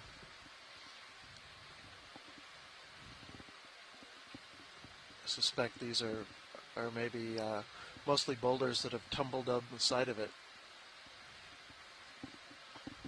And that's kind of what you'd expect, right? Have the finer grain stuff a little bit further away, travel a little bit further, and have the heavier stuff kind of towards the base. Exactly, yeah. These fogs on still are probably what this edifice is made out of, this cone. These might represent the flows that came out this cone and have worked their way loose and tumbled down the hill, either video swapping out, maybe during the eruption or sometime after that. I can't see what I was bumping into, like way above everything. I had my eyes off the screen.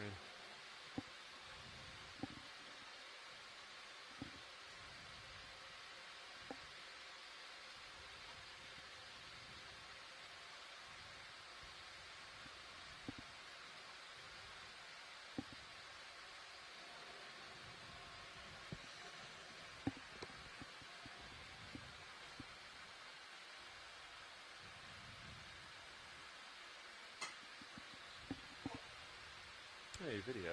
Let's go. Can we tilt up just to show a wide angle view?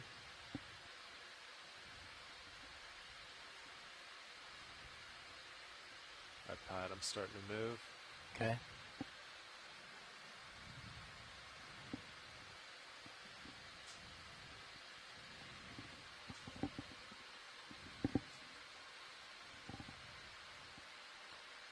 Keep exploring.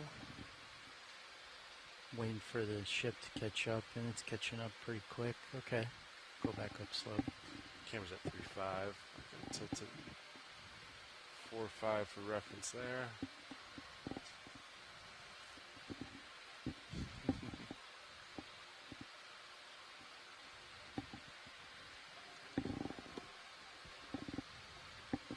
I suspect there'll be some interest in that branch coral, upper left of center. Oh, there's a giant fish straight ahead. Straight ahead? Yep. See it? Oh, yeah, I see it. Let's get lasers on. Right. They are on.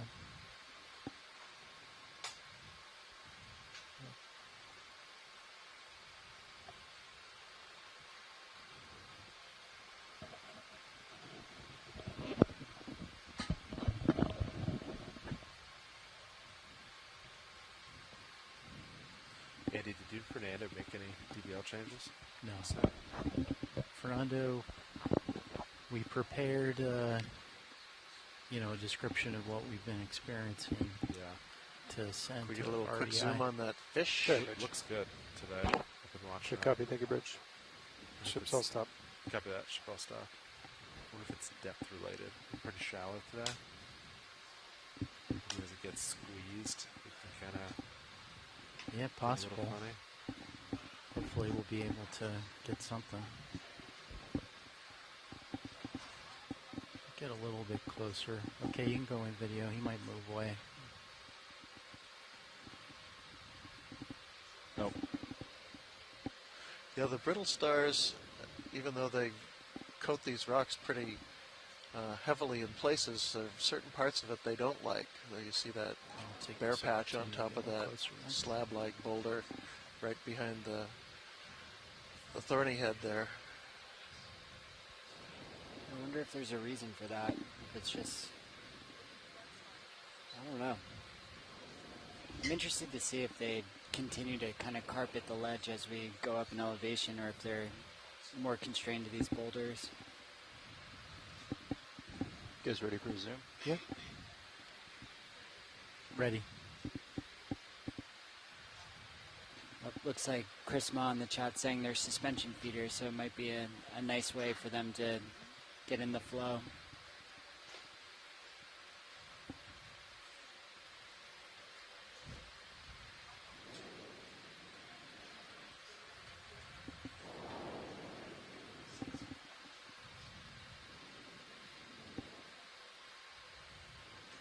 Interesting. Almost looks like there's an issue with one of his eyes. Yeah, the one we looked at earlier had a few of those stringy filaments kind of coming off his eye, but nothing like this. Yeah, I think it may be some sort of parasite.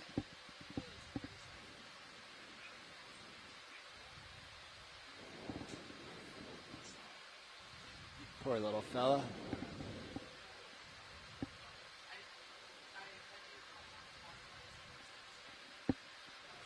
Okay, when you're ready, video. Well, he does have a nice little den behind him. He does. It's not protecting him from what look like leeches on his eyes, but maybe from larger predators.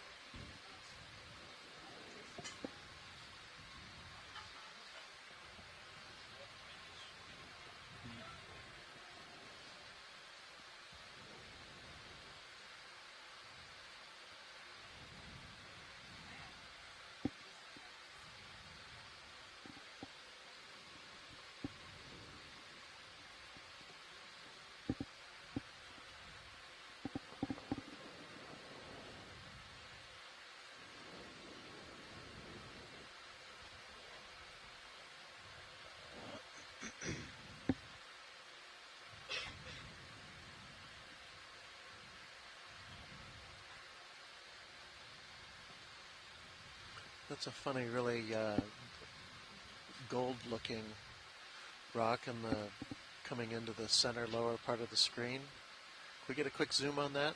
Absolutely. I think I'm stationary at this point. Okay. That's a color that looks really out of place right here. You can go in. You can go in video. Copy that. Zooming in. Oh, that's a little sponge. A dead sponge? No, it's a piece of granite. That's an intrusive rock, a coarse-grained. The lighter-colored minerals in it are feldspars of some sort, and the blacker minerals are generally hornblends or biotites. It's not anything we would really expect to see on a volcano, on a seamount. And this is likely to be an ice-rafted boulder that came floating out here on a glacier from the mainland. Oh, interesting.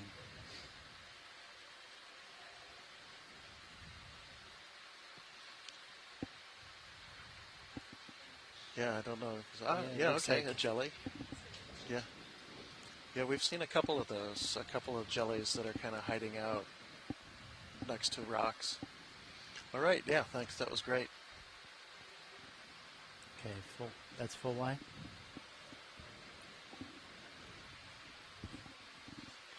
When almost everything is the same kind of rock, the one different rock often stands out pretty starkly.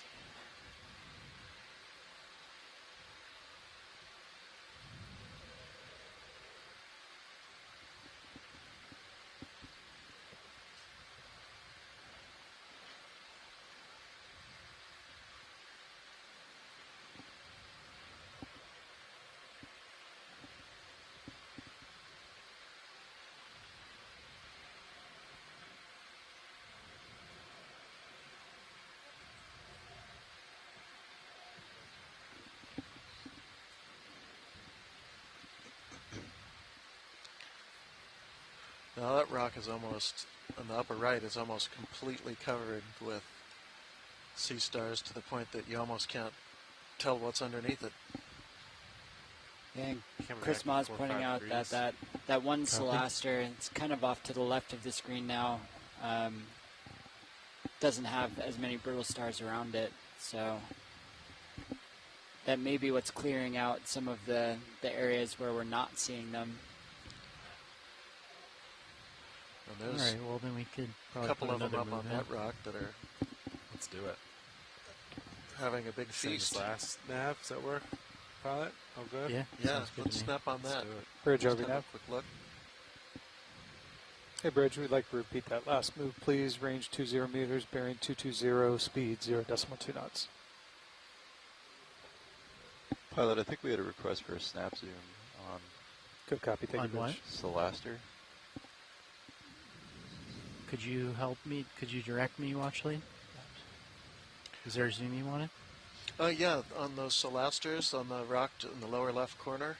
Lower left corner? Yeah. Okay, I see. Feasting on, I think. Feasting on the brittle star.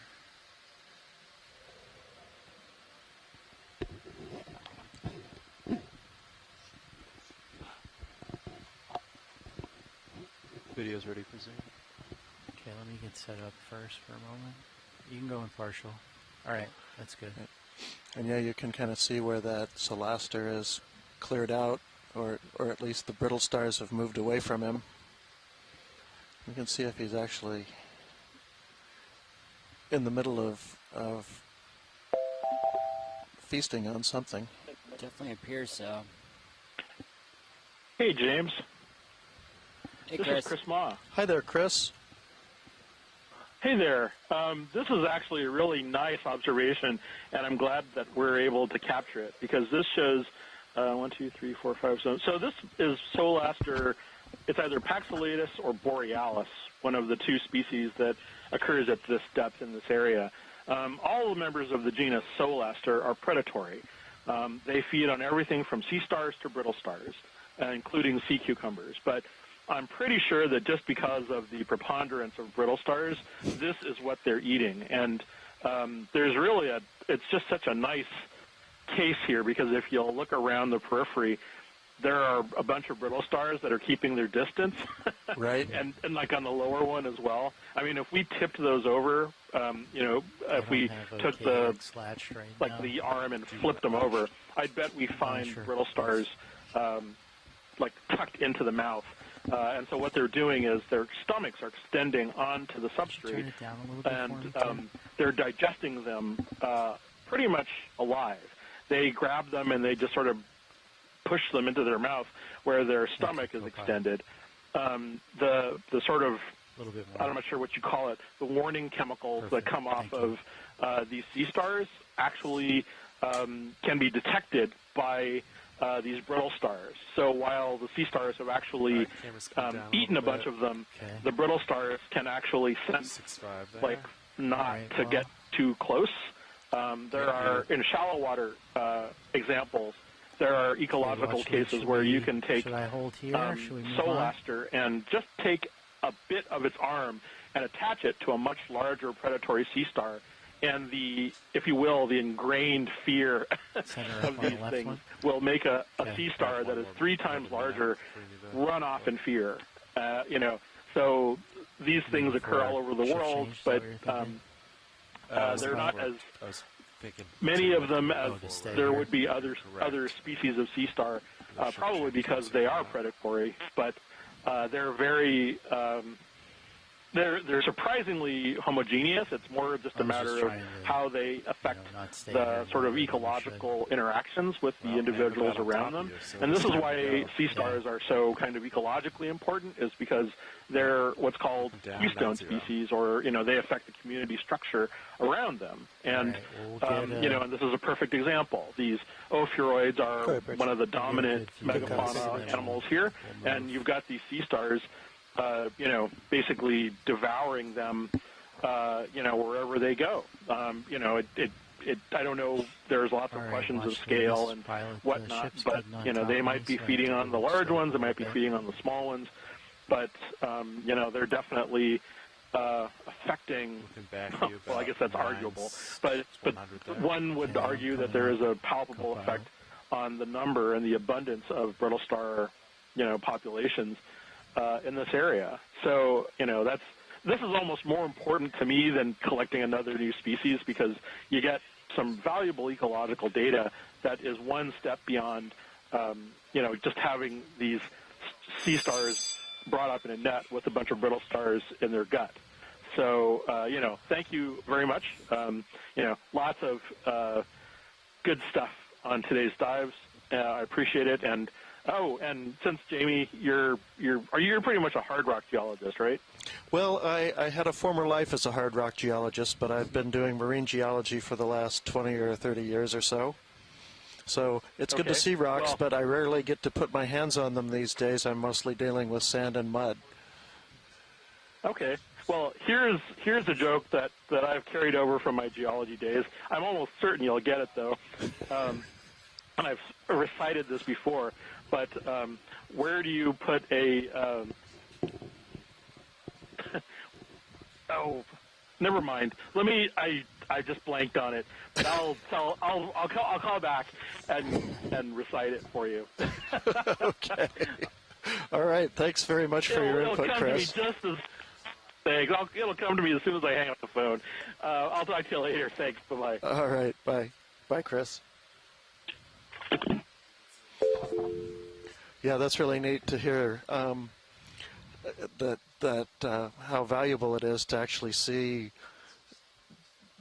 the way these habitats work and the ecosystems work when you can actually see it in action, which is something you can't get just by getting samples, bringing them to the surface in some other way.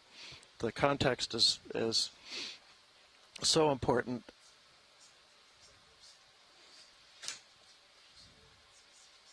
And I think that's kind of a benefit of the way that we generally operate as well, where we'll go and get that kind of baseline acoustic data to see what we think's down there, get an idea of the geoforms and potential habitat modeling, and then being able to drop down the video with the very high quality video and be able to see some things kind of in situ and behaving as they behave, and then with the added benefit of being able to add sampling operations on top of that, we kind of get to see a complete picture in a way, not complete, but it closes some of those gaps in the understanding that we're trying to in these regions. Yeah, and you did touch on one of the more important things, is that the baseline information we need for all these studies is just the raw seafloor mapping. You know, when you look at how much of the seafloor has been mapped and where the big gaps are, you know, those are places we just don't know anything about. And we're seeing an example of that right now as well. We had some poor quality data in the satellite altimetry, some low resolution, and then in our acoustic mapping last night, we saw this feature pop up and immediately decided that would be an interesting thing to dive on.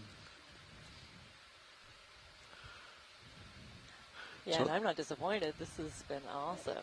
There's so much to look at here. A lot to look at. Yeah. So I was just doing a little bit of light reading over lunch. Okay. And these big mats, you know, where we see this high abundance of brittle star mats, could have something to do with the oxygen levels here. If you look on our reading, we're at 0.57 to 0.6 milligrams per liter. And so I think it's safe to say we're at least approaching the oxygen minimum zone, which is kind of a layer of low oxygen that exists throughout all of the, you know, the ocean waters. There's kind of a natural band of a lower level of oxygen. And if you can imagine the seamount kind of coming up through that band, it creates, through that layer, it creates a band around the seamount of low oxygen. Pretty much all the time for usually navigating. Kind of on the top of that band, do you need it for a particular shot? You can call these big mats of brittle stars existing. You know, these creatures have adapted to a lower level of oxygen than the surrounding waters. So it means that certain predators that they might be exposed to in oxygen-rich waters can't exist down here or can't exist happily. And so it allows these mats of brittle stars to thrive.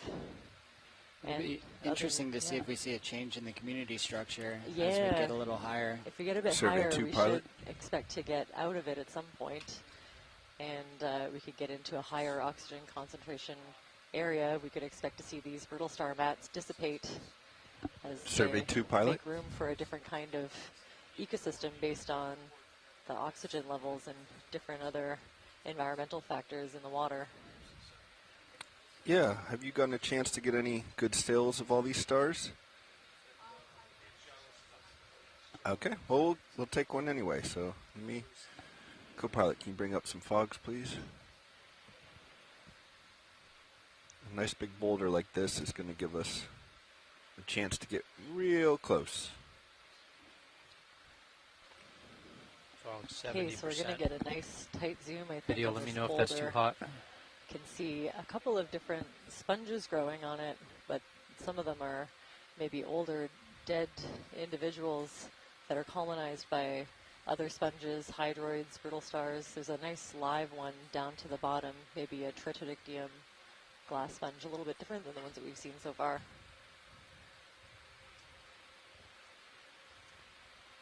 And the brittle stars are definitely loving this boulder. Let me know when you're all set, Survey 2. I think I see a small, you know, barely branching paragorgia to the right. Pilot, the is it okay species, if I zoom? I think, Yeah, go ahead. Seeing on and off throughout this dive. This big old crack right in the middle of this boulder. Very cool.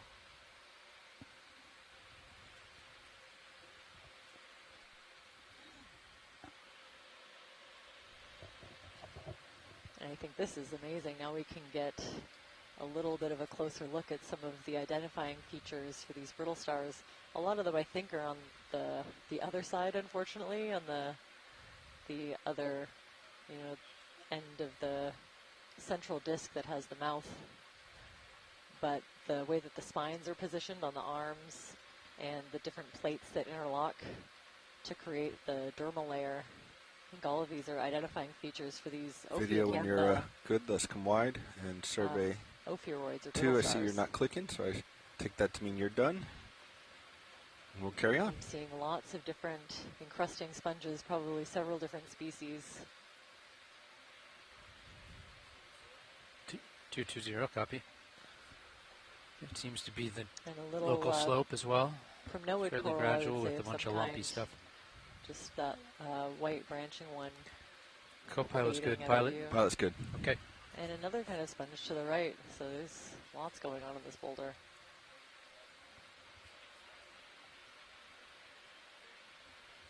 We're thinking that white shell could be Moloplacophora.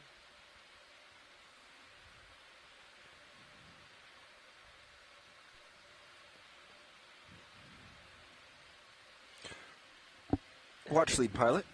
Watch lead here? Yeah, as you saw, we're a new shift, just joining the front row here. Okay. So if there's anything that you want to see, please let us know. And at the same time, if there's things you've already seen and you want to just kind of keep passing and keep moving, let us know that as well. Sure thing. That sounds good.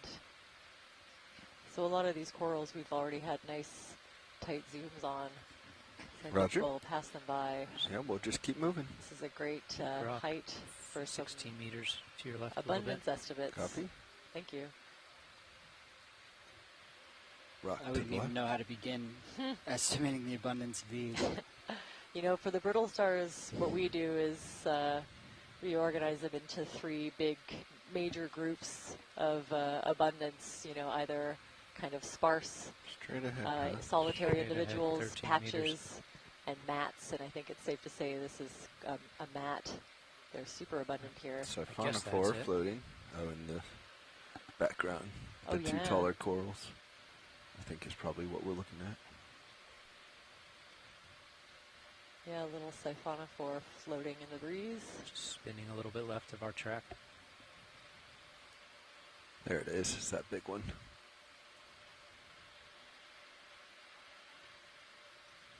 And yeah, quite a few of these paragorgia corals. So we'll be able to tell once we get it back to the lab, once these specimens will eventually make their way to the Smithsonian Institution and the Natural History Museum. I'm actually going to swing out. I'm seeing a lot of similarities to the Paragorgia Stephen Carn's species complex. It's made of a couple of different species.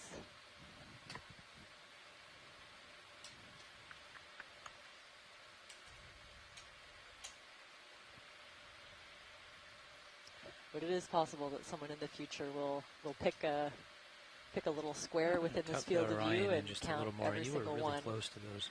Every center features just when they you can settled see in a and minute On ago. that big one? Yeah, you use were, that information to kind you were of real take close to that a stuff. broad estimate Yeah. of the number of individuals that we're seeing. That's what interns get are almost for. the same view. with just a I little feel like bit I've safer, definitely had a version of that job, not that exact job. Yeah, watching on its camera, I could see the rocks and looked clear on both manips, but yeah, it was quite close. So that's just a little bit smaller view angle, but it's almost the same. It just cuts the rock box You see edge that out kind a of little bit. circular, hole. That's the entrance for a dead skeleton of one of those vase-shaped sponges. And yeah, just like I think I heard you guys talking about it earlier, but This is a case where the kind of halo of empty space around every single one of maybe these predatory if you're not using Celaster sea stars. Titan Plus, maybe point that down to the toes. I was kind of looking for that view as I was getting up to the boulder. Okay. We can just tip tight. Or HD2, whichever one. Super interesting to see in a time lapse. We'll get HD2 down there. Depends on if you want to use multi-beam or Yeah, not. you can imagine as soon as it gets a hold of even a little arm, I'm sure it could probably grab a hold.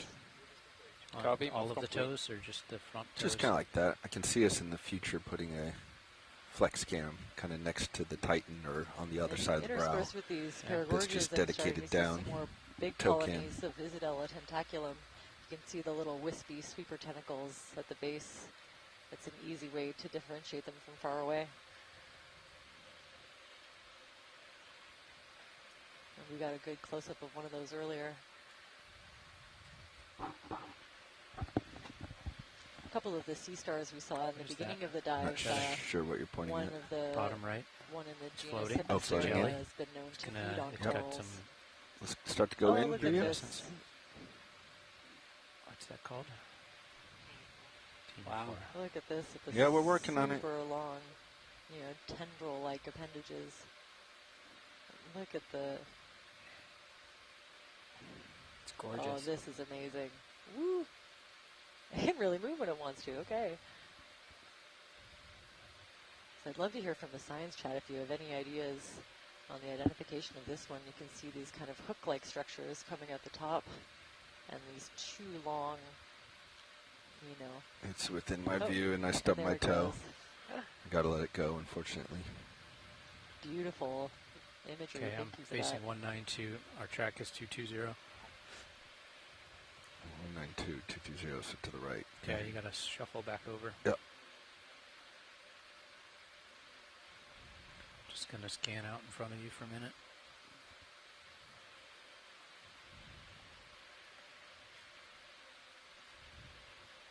Oh wow, I see, pilot, I see a big sponge that I wouldn't mind to zoom in on to the right. Yep, and screen right. We'll head there. Thank you.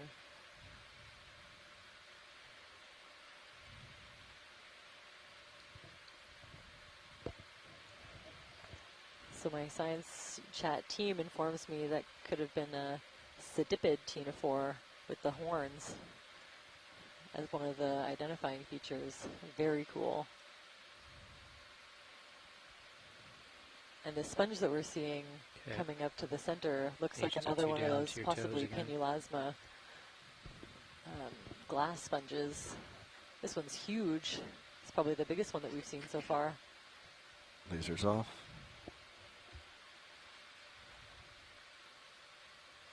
And you can see it's gotten so big that that vase shape is starting to kind of spill over into like a larger fringe around the outer edge. And maybe a little lanternfish coming by to take a look. Go ahead, video. Almost looks like a candle holder with the wax coming down the side. Ooh, Fog I light's could see it. Yeah, a little Fog light's 30. drippy. Yep. Bobby. A little drippy. Uh-huh. And I'm ready to start zooming. Go ahead. There you go. Yeah, Fog we have a light's different on. species on our Just want a seamount, little so light from above. I can that, bring one of the swing again, arms. goes to show you the level of endemism. They can look really What similar, if we but bought if you look at the skeletal structure, lower starboard, they're kinda different down enough and to be considered Lower different starboard species. can't come in very So this far, one here, right? Yeah. there's a pinulasma, I think it's fistulosum, known from this area. Video, I'm bringing the upper swing arm pointed down. Let me know if the light gets too flat. A new species, That, undescribed so far, farther south. And you can see, the more that you zoom in, it's just a host of all kinds of different organisms. You have a little shrimp. I think I saw some tiny, tiny things in the little holes. And yeah, 1, 2, 3, I see at least dead. 3 or 4 of those little shrimp crawling around. They're very hard to see. They're nicely blended in. Brittle star arms, I think. Okay, I'm going to bring the left lower swing arm in. Oh, very cool. So this is crawling with life. You can see a few different kinds of crustaceans kind of living in the holes of the structure. Some other, just trying to get under the things that cap a you little won't more be able lit. to tell from here, but there's something else growing on it. The larger shrimp, little shell, it looks like, of something. So again, a great example of these larger structures providing habitat for a whole ecosystem of smaller individuals. Can we tilt down? Tilt down. Okay, starboard is down. Thanks, and everybody. Always forward. wanted to take a look inside there. Yeah, it looks a little better underneath there. Yeah, with some light. And we can pan down to that attachment point. So that sponge is very tightly adhered to that rock. We found a sample with the dead skeleton of one. Holding here. Tightly fused to the rock. It would be something that you'd have to chip off with a big scraper or a chisel. Oh, it's that port side, yeah. More close side to is the below base the minute on that. now. More to the base, all right. Yeah, that's got And some yeah, nice around lighting. the base I'm seeing some hydroids. Looks like the end of the base is sort of more dead material, starting to get colonized. From the lack of tissue, it's starting to make a whole different kind of structure for other encrusting fauna. Looking for the base, so let's come out Smaller just a hair. brittle stars, I'm seeing a couple of juveniles in there. And those little white tubes are serpulid Copy that, zoom worm out. tubes. Just a little bit, just partial. Very cool. All right, tilting up. All right, now that all those swing arms are in place, survey 2, I'm going to give you another shot with the still. I think we have all a little bit more. Wow. More overall Right light there. and a little more Very light cool. underneath. Also enjoying the view on stream 3 from Sirius. It's very cool seeing D2 kind of approach. Seriously, sitting in front of D2 is this a little big bit sponge, hot video. surrounded Nice job by with the light Serious, rolling. all these different corals. Yeah, nice job with the light, Todd. Thanks, Bobby. Go ahead, Bridge. Nice. Copy, move complete.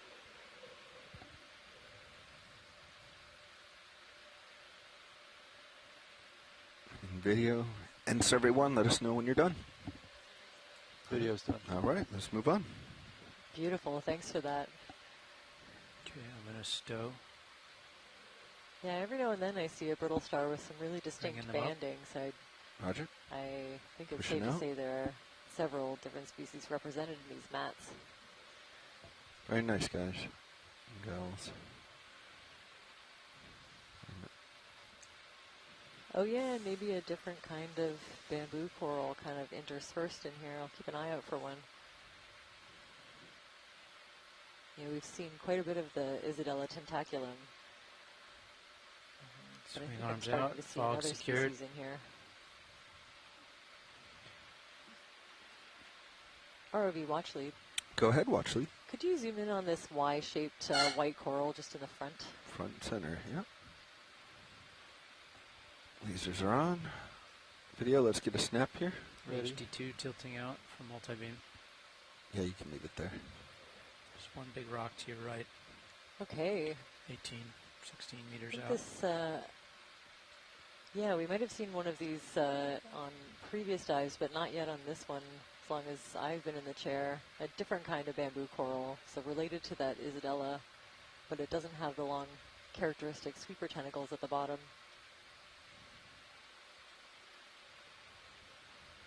Could we pan down to closer to the base?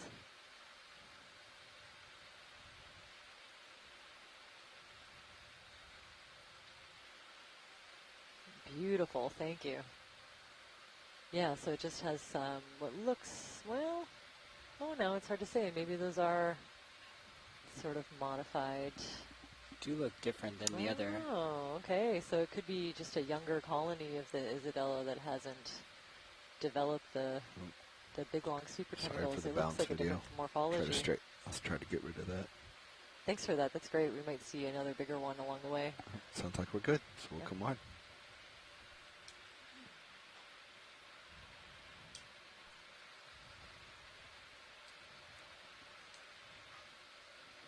So again, a really nice view of one of those Solasters with the science stars. chat has referred to as a brittle star beware zone.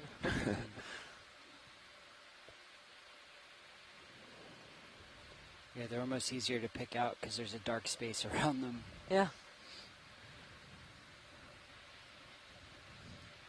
I'd like to see a time lapse.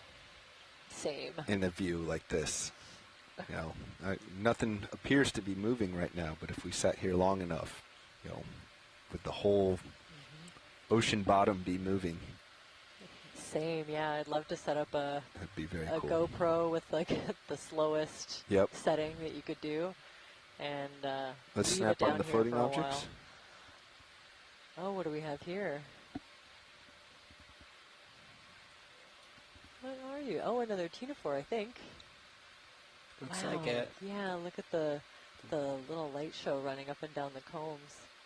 Very different zoom in more if you have the it. other one. Yeah, it doesn't have those long tendrils, and it doesn't have the horns that we saw. Look at this close-up.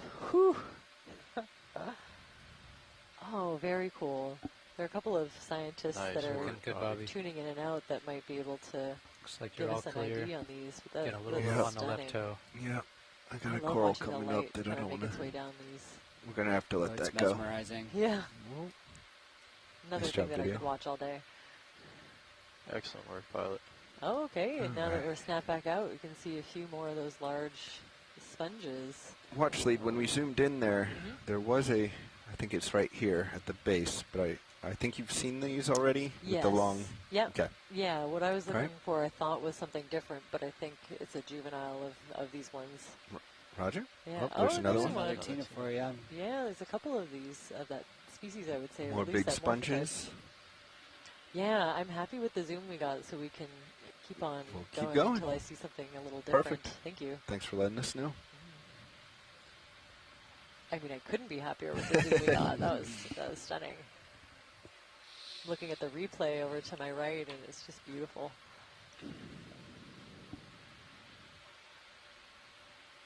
So I think some more of these little bushy white corals we've also got a zoom on, but these are probably Peristanella in a different group than the other two that we've been seeing lots of. More of those thorny heads.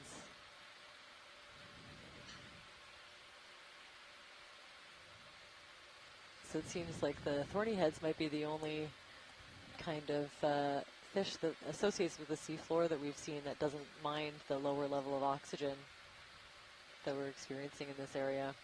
Oh, that Solaster looks like it's been feeding on something. Could we zoom in just to see if we can... Snap? Yeah, just a quick snap zoom of this. You know, when they're all kind of arched like that, I think that means that they're actively feeding on something. I think it's safe to say it's brittle stars. Finally caught up with one. Very cool, thanks. And we get a nice view of this primnoid. I remember when I first looked at this one, I thought, you know, it has the darker skeleton, video, almost like a black coral. Come wide. Coming out. So there's 5 or 6 different species, I think, from this area and a bit further south.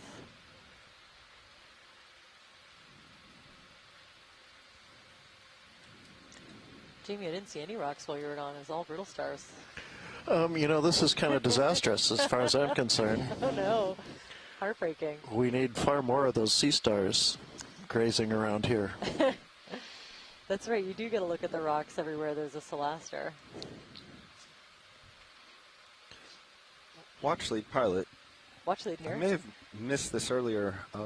What are all these stars feeding on? And is there a point at which the population becomes too much to sustain and they will just collapse maybe? Yeah, I mean, it looks like whatever they're feeding on is in abundance. My guess is that they're detritivores, so they're kind of picking over the rocks for whatever's landing on them from the marine snow that's falling. That's a word, detritivore? And yeah, sometimes they can even wave their arms up in the water column to grab bits of detritus from there. I think they're so abundant probably because of the reduced oxygen levels, so there are fewer predators. They can really kind of expand. They're very well adapted to this low oxygen level. And yeah, for every brittle star that gets mowed down by a Solaster, you can imagine there's 5 more being born. So I think like with every ecosystem, eventually it hits a carrying capacity and kind of levels out, but they could get a little bit more dense. But probably not to the point that it uses up all the resources and just completely collapses. No, I don't think so, because I am seeing like in more between, of a balance. Okay. Yeah, in between the rocks, I'm seeing places where sediment and maybe detritus have kind of gathered, but they do seem to like to be up a little bit on top of the rocks, so they could be grabbing food from the water column as well. Okay. Yeah. Well, thank you. Yeah, thanks for asking. Anytime.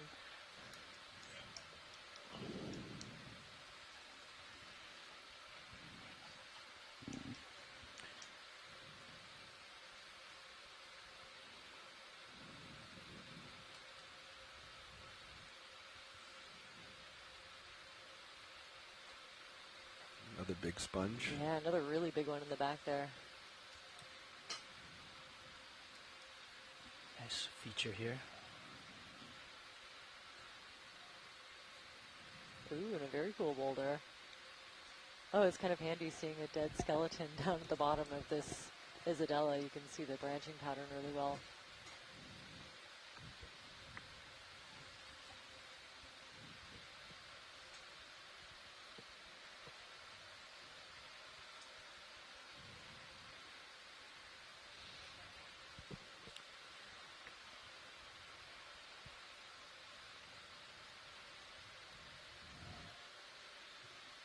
You can see for these larger, filter feeders, there's definitely lots of material coming in on the current. And this sponge just got huge. Wow. That's maybe the biggest one we've seen. And a little jelly also floating in the foreground. Maybe oh, wow. Very cool. Go ahead, Bridge. Copy, move complete. Get lasers on. And a little thorny head hiding underneath.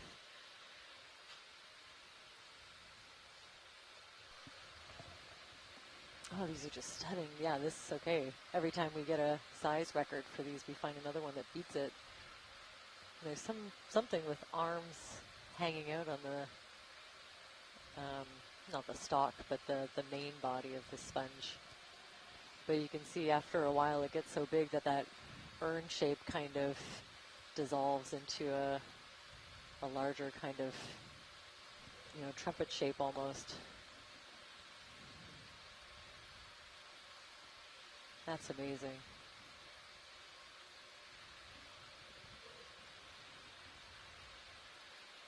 Wow, and you can see all little arms, and of course some of the shrimp like Can you bring HD2 down just a hair? The last individual we looked at. They definitely seem to like to associate with this sponge. Good view on Chilling Camp.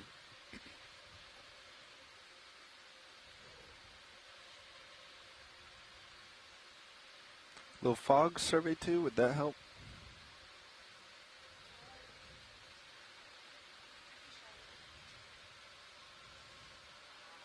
just try to tweak the lighting a little bit. I'd like to go for a zoom. Yeah, go ahead. Some more imagery. Do you want an upper swing arm? Of a really large specimen. I don't know probably that we need Penulasma. If you want to, go ahead. I'm sure we'll stay here that long since we've already imaged one of these. Just wanted to give Survey 2 a chance to get some real good imagery. Wow, I can, yeah, I'm seeing, shrimp in the background. I don't know what this is. It's kind of just poking out over the ridge. It might be the top of the head of a shrimp. Oh, the tail, I think. Oh, actually, yeah. Or the other end. Yeah. Very nice video. Now that I look at it, yeah, you're right. Little piece and little brittle stars poking out. And when we zoomed in, I thought I could see another. That's not our lighting. That's natural. Crustacean of some kind. See sort of the bullseye. The gray. Yeah. Yeah. Yeah. It's. And yeah, the more that I look, the more I see little pairs of eyes. I think I see almost a dozen in total. Oh yeah. Yeah. As soon as you pick out the little black dots for eyes, then you can see more and more of these shrimp. Oh my. Huh. Well, it looks like that's another kind of encrusting sponge that's found its way onto the osculum of this large one. Wow. The shrimp peeking out.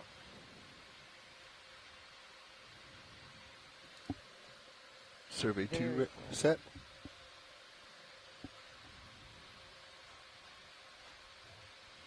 I'm going to try to get this shrimp. Could I get just a tiny bit?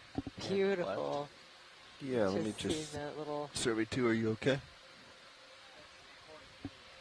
This is great. I think we should. We're going to hold here, Nate, for be a able second. to get maybe an ID on this shrimp. We can see features on the rostrum.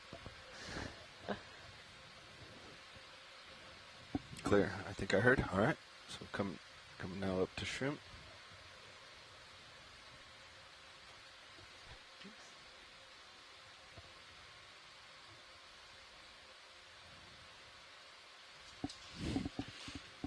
Stand by.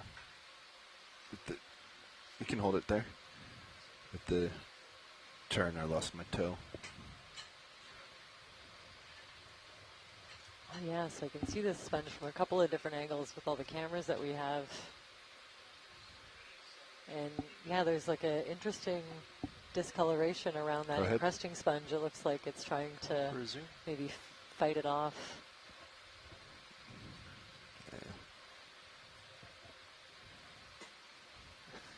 Nice and yeah, job, I think if it was possible to ID these from video, then we'd be able to do it here because you can see, individual I'm drifting back features on the rostrum. We can see, the patterning on the legs. Yeah, let's come wide. I lost my toe. All right, let's carry on. Thanks a lot. Actually, I've had a request for a zoom on the sweeper tentacles of that Isidella tentaculum. Maybe the one to the left if you're in a good position for it. Yeah, we can come left. Thank you. I think one of the scientists on board was interested in whether these tentacles have pinnules on them, so those little lateral projections that you see on the tentacles of the regular polyps.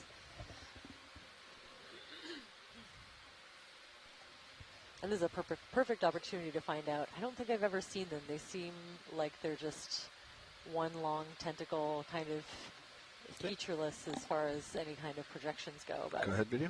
While we're here, let's get a good look and see if we can answer that question right away.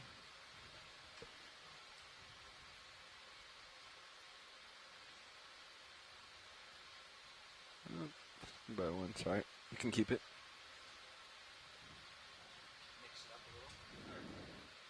So it's such an amazing opportunity for taxonomists, especially when you're used to looking at specimens that could be dozens or hundreds even years old, to see something in situ. Yeah, I'm not seeing anything that look like pinnules to me. So they'd be those, little lateral projections that kind of add a bit of complexity to these sweeper tentacles. That's pretty cool. See if I can't. And I think the running theory is that these will act as a line of defense for this coral. So anything that might try to colonize it from crawling Yeah, I up think we the can keep base going. and the stem will encounter Coming these out. super tentacles first and get discouraged. Is that just because they're moving around and kind of don't seem like anything that you can grab onto?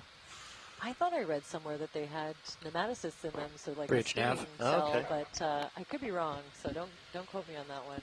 Yeah, Bridge, I think we'd like to But repeat they're the same certainly move. related to 20 meters, anemones bearing and jellies, 220 so it's not out of the at realm of possibility. decimal 2 knots.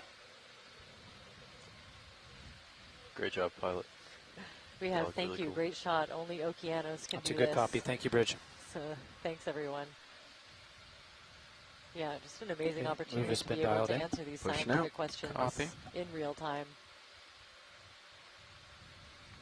instead of hypothesizing and then going to a museum, finding the jar that you're looking for, and looking at the sample under a microscope. We can get pretty almost microscopic with this zoom.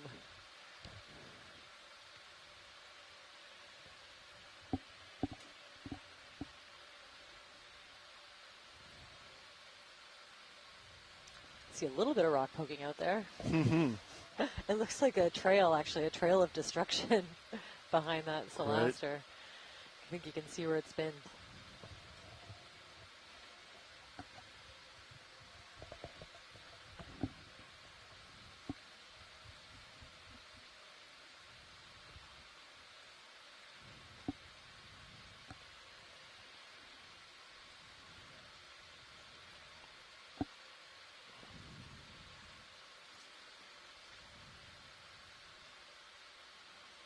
Wow, so the larger filter feeding animals are definitely happy in this area.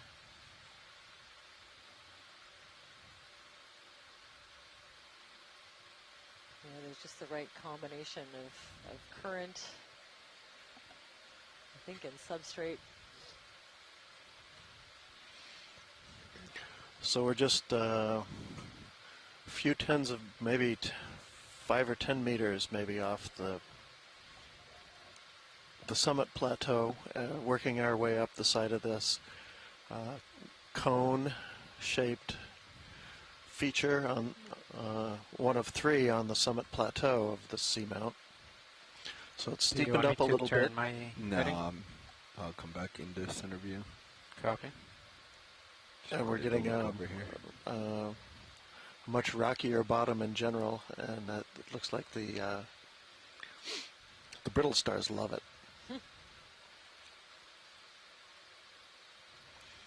Yeah, definitely more of these bigger boulders as well. I think earlier we were seeing one every now and then, and now kind of everywhere. It's kind of a big pile of boulders, yeah.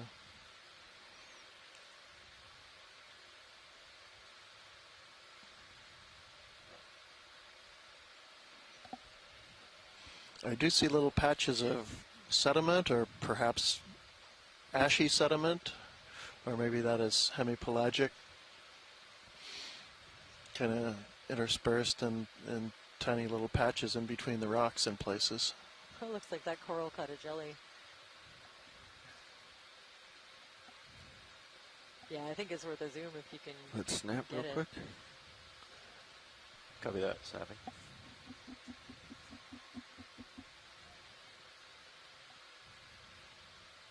Oh, very cool. I think that's a little bit bigger prey than this coral was intending on catching.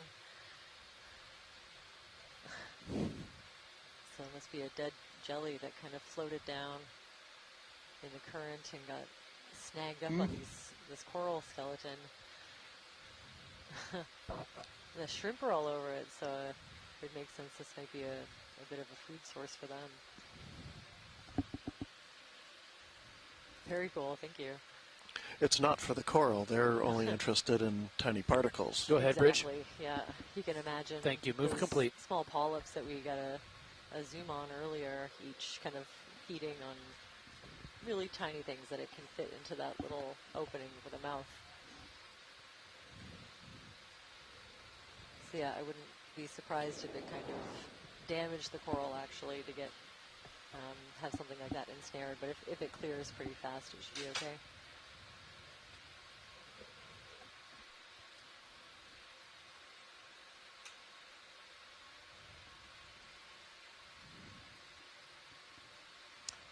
here we are seeing a few more of the dead skeletons of these bamboo corals, so you can see the dark bands in between the white, what we call internodes, and you can see how they get their name and kind of bamboo-like appearance. And usually the really delicate branches at the ends will get broken off, but sometimes you get can probably call another them move. intact. You can see the branching pattern Guys, really good? well. Mm-hmm. Yep. Bridge nav. Let's dial in one more of the same, please. 20 meters, 220 degrees at 0.2 knots.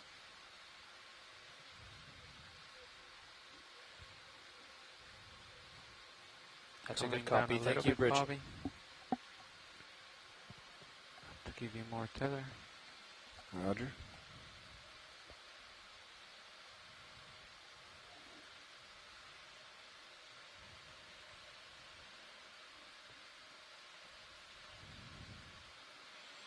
Oh, this is a beautiful little forest. Wow, is it ever?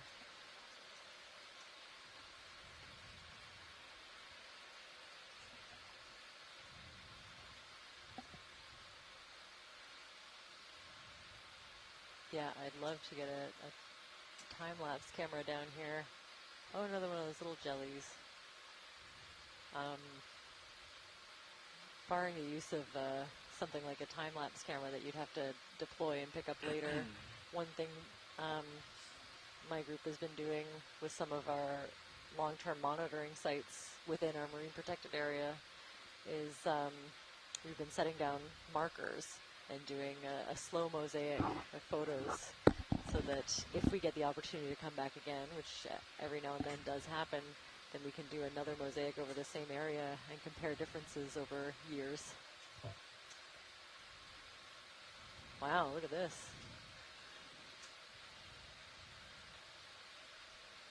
That's a big one. Mm-hmm.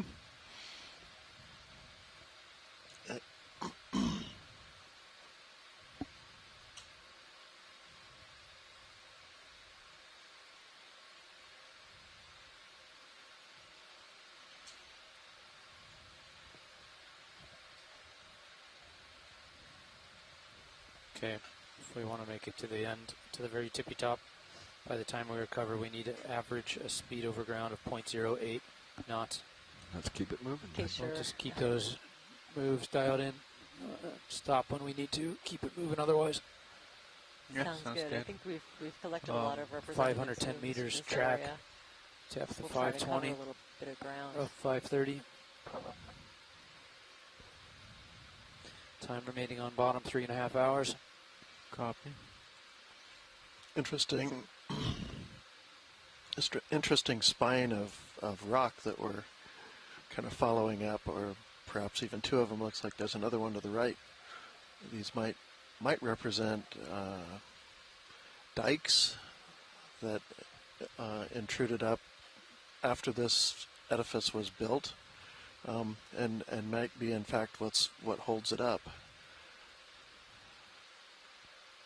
Kind of has kept it from eroding away.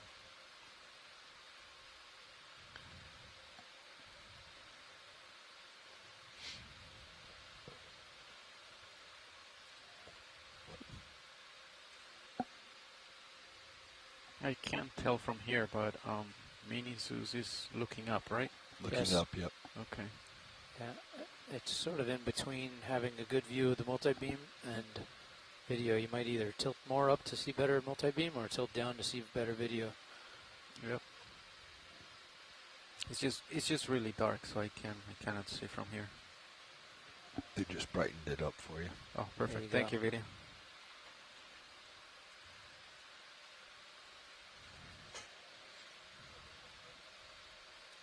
Bridge nav, go ahead. Okay, thank you. All right.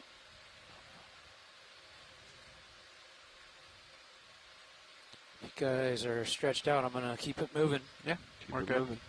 Bridge nav. Okay, we're going to click in the same thing. 20 meters, 220, 0.2 knots.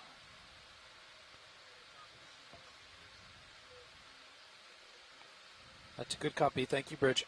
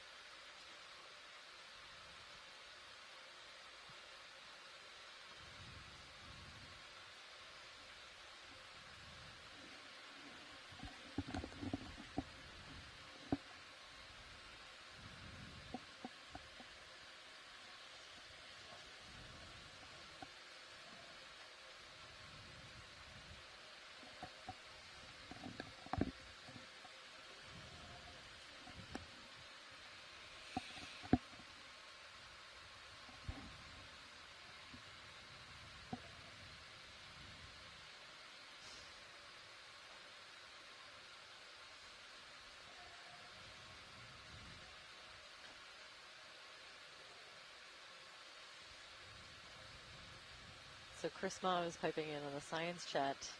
Apparently there's something called Brittle Star City that they found in Antarctica, and this maybe puts it to shame. Or at least it's a strong contender.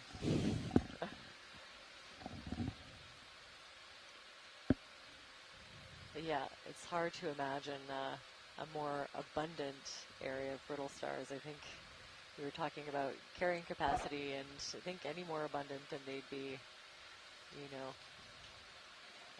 several layers thick.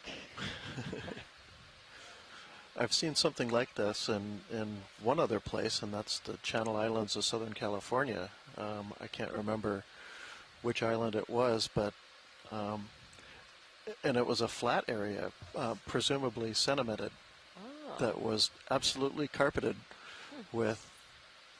We don't even know how deep the layer was. We were doing a video camera tow, and but it was just all brittle stars. It was really amazing.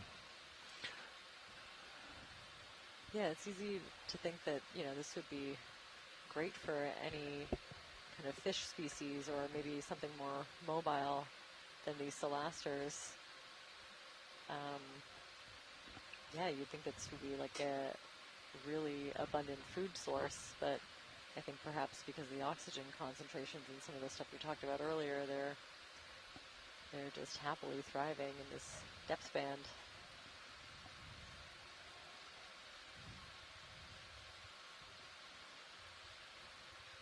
Apparently those in the Channel Islands, Ophiothrix.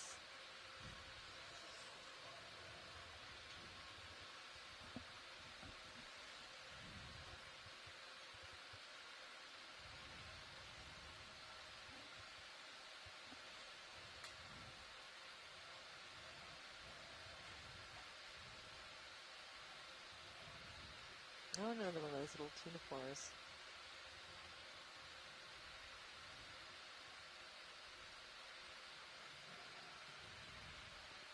Very cool. They seem to be moving pretty quick in the current here.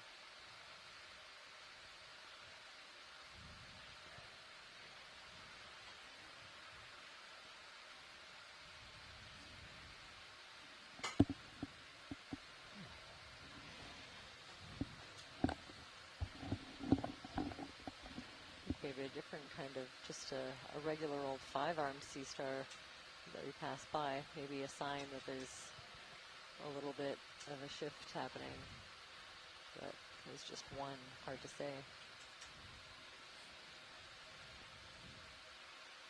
I see a couple of these dead bamboo coral skeletons are just covered in hydroids. You can hardly see anything. Bridge nav, go ahead.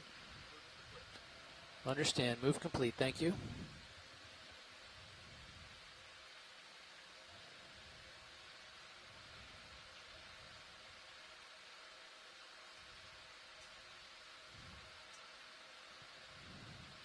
Just a little bit of exposed rock there that's allowing that stoloniferous coral to grow. ROV watch lead. Go ahead. Can we get a zoom on one of these 5-armed sea stars? Yeah, that one just to the lower end. Snap just here. Something a little bit different from what we've been seeing. Snapping.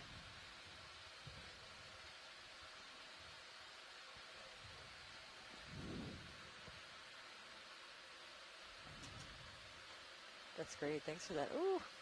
A little one of those going back up. Tuniforms swimming by. Well, swimming might be a bit of a strong word. At least moving by. Guys ready for me to keep moves going? Yeah. Go ahead. Okay. Bridge nav. I'd like to repeat the same move. 20 meters, 220 degrees, decimal 2 knots. Oh, this feature is very cool. Mm-hmm. That's a good copy. Thank you, Bridge. Squint and imagine what it looks like under the brittle stars. I'm seeing maybe a little bit of some lines. Some sense of layering or joining or something. Yeah. That would be very possible if we're on something intrusive like an intrusive dike. I think we got a little bit of a wall here. Look at this. For all of us. So. Oh, think the view from That's camera. Sirius, if you can check out stream 3. That's camera at 0, cool. so we're definitely on a wall. See D2 approaching. Yeah, this you're stretched out nicely, right? Structure. Yeah, it's about. It's a nice lump, and then it might flatten out on the top of it based on bathy. Yeah. Wow, very cool. Yeah, we're nearly to the top of there's a little flat spot or a kind of a sub peak on the north side of this cone, and we're kind of. That looks like what was stuck in the. Like I said, about coral. Halfway up the side of the larger feature, but maybe just about to get in another 10 meters or so up. Yeah. A little flat spot or a flatter spot. Looking out to right. Yeah, I kind of I see it we in have the distance there too. 20 meters to go.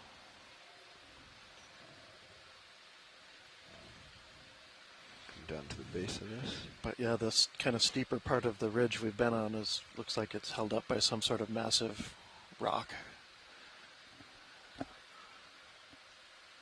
Perhaps a flow, perhaps a dike, an intrusive dike that was later than the formation of the main edifice. Okay, so is that like a flow of a different kind of rock, like not lava, but something else kind of, yeah, what is that? Pardon, what's... When you talk about a dike? A dike is more, it's generally the same kind of rock. It's just that it's cooled underground in some sort of a fracture. They're tabular bodies. Oh, okay. And they may be feeding vents, linear vents on the side of the volcano, or so when you see like lines of vents or these curtains of lava when it's erupting at the surface, they have those spectacular examples from Hawaii. Those are fed by underground feeders that, if they don't completely empty out, will leave a vertical or subvertical. They can intrude sideways when we then call them sills in between, if they're intruding in between other sediments or in between lava flows that are more horizontal. But they can also be, because they cool underground or under some cover, and in this case away from either water or air, where they would cool or as they're erupted become very fractured. They get to cool underground and cool a lot slower and can be a lot stronger because of that. Yeah, I can picture that. And so we see in a bigger, this is sort of a micro version of that same thing. We're talking about a feature that's quite maybe a kilometer or so across. But we see these same kind of spines radiating away from the major, the main parts of the seamounts. And those two can be dikes that get up, settle out during the later stages. And then we'll move forward after that. Feature. Or at least once the main edifice has been built up. Take your time. This is cool. Very cool. Yeah, I highly recommend people check out both feeds. Stream 3 video from Sirius is awesome. And then, if we could get, any zoom in on this. I know you're busy positioning, so just let me know. But I think we're in a safe spot here. We can kind of come I like, in this area. The sponge and that little sea star. There's a few new things going on as we climb this wall-like feature. Comfortable, Co-Pilot? What is that video? Let's go partial video. So this kind of like maybe fleshier, a bit more of like a lumpy sponge, or probably demo sponges. And then this sea star, I think we have is a terraster.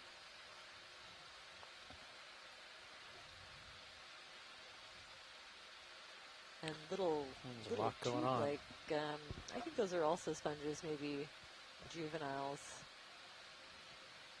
Wow, yeah, every inch of this rock face is just covered with something, and a lot of it is a bit different from what we've been seeing farther down. I think maybe some of these sponges have long tufts at the end. There could be a Do you want calcareous fog lights sponge in video? the mix, but that one, front Okay. And a bit lower is another one of the Rossellid That's 40% right there.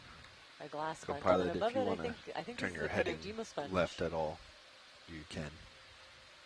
Just So if that's you wanted to see a where the different tether was group going. from the glass sponges that we've been looking Yeah, at. I have it in the Okay.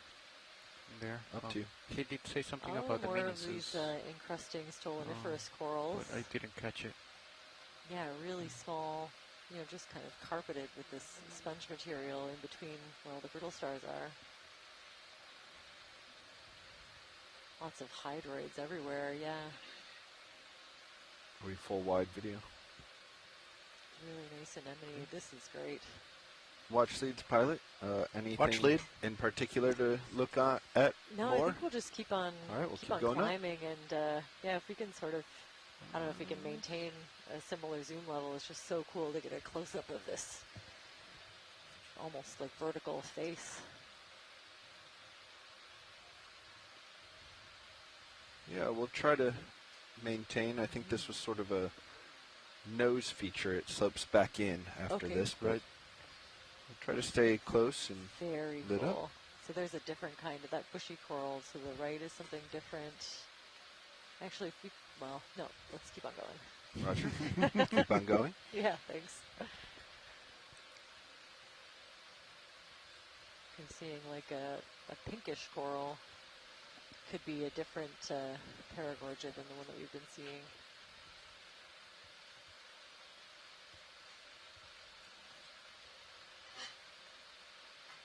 Very cool. Don't know what those red tufts are. Bobby, I hope you save some cool moves for me. Some more, is it actually ROV? No guarantees. Go ahead.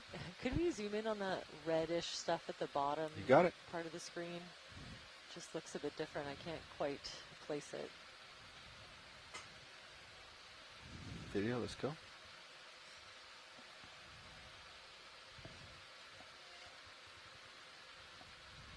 Oh, very interesting. I don't know what this is. Kind of looks a bit stable. like a hydroid to me, but I've never seen one this color. One. Yeah, hopefully someone from the science chat can pipe in and help give me some ideas. Stand by one. And I've only really seen algae this color, but we're a little deep for that. So what are we looking at? Go ahead. I'd love to know. We're really... Well, we've got an excellent zoom. Yeah, if we can see some of those features, that would definitely help us to determine. Next zoom. But yeah, my guess is I'm going to stick with some kind of hydroid until somebody tells me differently. Oh, lost my footing. All sorts of shrimp kind of tangled in there. Thanks for that. That's great. Oh, and that stoloniferous coral at the base. You can see all the individual polyps too. I'm backing out from it, Roland. I'm sorry. Okay, very interesting. Okay, let's combine. We'll review the video for that and take a look at the imagery. Do you need a closer look, watch lead? A little more stable look? No, I think that's okay. Great for now. I haven't had any requests, I would so absolutely we'll keep on love moving. a closer, more stable one. All right. Stand by. We'll try this patch here. And the fog lights on, 30%? They are 40% right now. Okay, take them another 10 or 20. Ooh, I think that looks like a little snailfish maybe. Oh. I love those. I don't know if I have a favorite fish, but that might be it. Go ahead, Roland. You can start I just noticed that guy sitting cool on the top. On top, yeah. Oh, wow, and it's just full of brittle stars. After we're done with this, maybe we can see if we can catch that fish. I just caught a glimpse of it. Roger? Yeah. Might not be there. But if we pan out a bit, it was just kind of at the top of this rock, and it was... I think I might have got one or two snaps of polyps. Okay, but in the meantime, we get a beautiful close-up of this. I think I'm still going to go with hydroid. You good, Roland? Yeah. Okay, let's come on. We're looking for fish. Yeah, is it still there? Yeah, there. See on the top of the rock, white. Whoa, that is not rock. He's nicely disguised. Yeah, good eye. Yeah, it looks like there's like Go ahead, a rock. Yeah, Rich, we're going to continue holding this position. We're on an interesting ridge feature. Oh, I just wanted to do one update on the bailout location. Okay. Can we make bailout direction due north? I don't know. I'd love Thank you, Bridge. any fish scientists on the science chat to help me out with this one. A rockfish? No, I wouldn't think so. Well, a bit of it looks a bit like a thorny head. A bit of it reminds me of that blob sculpin, so... Look at stable now. Yep, go ahead. Hopefully there's someone that knows a little more about fish than me. Oh, cool. Look at those little, like sensory try to come left organs. They're kind of branch structures, not just around the nose area, but like above the eyes, all over the skin. Very cool. Good rock left. Sculpin. We have one vote from the science chat for a sculpin. Very cool. This is definitely the first time we've seen. When you're done. Well, I can't say that. It's the first time we've noticed this fish. Could have been hiding in amongst the rocks for all we know.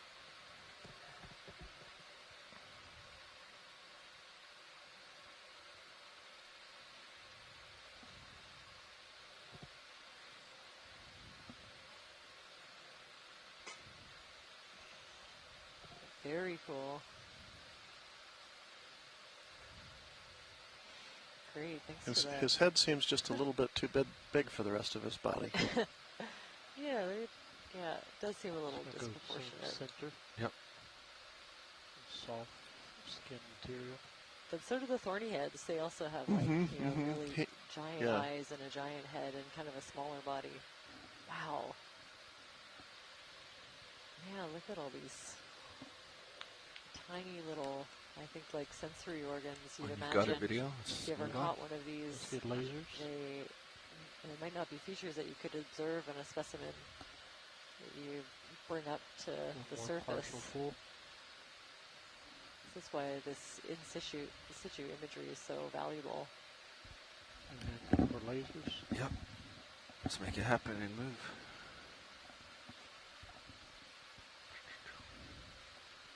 There he is. Beautiful, thanks for that.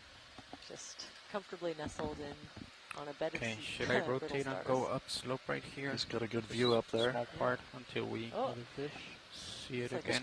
Snap. Cool view of a flatfish. So you've been seeing a lot of deep sea sole. I think that's what I'm seeing here. It's kind of hard to tell from the pattern, but clear. Okay. Yeah, definitely a few different species of fish that we haven't seen in a little bit. I would think he'd have a hard time finding a comfortable place to lie on the bottom here with all these brittle stars. Unless you like lying on a bed of brittle stars, maybe that's a potential food source. I don't know. Maybe. I feel like they'd be a little ticklish. Yeah. I think they're really spiny. I think they'd be a little bit pokey. Okay.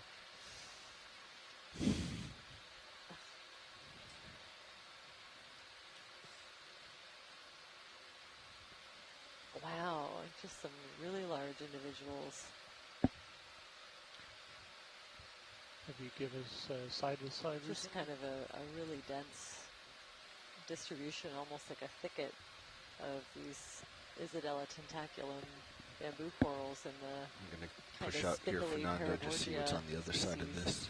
Yeah, I feel like I should probably just turn to 185 and go up. Well, that looks really like there's. And then we'll come back to. Those look like flows. There's these, kind of a bedded again. Look to it. The bathymetry turns again, so.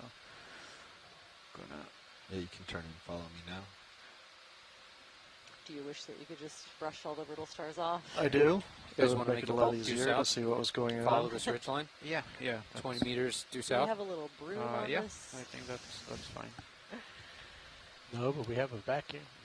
This is true. Right there. I'm due Yeah, south bridge right nav. now. Tilting up.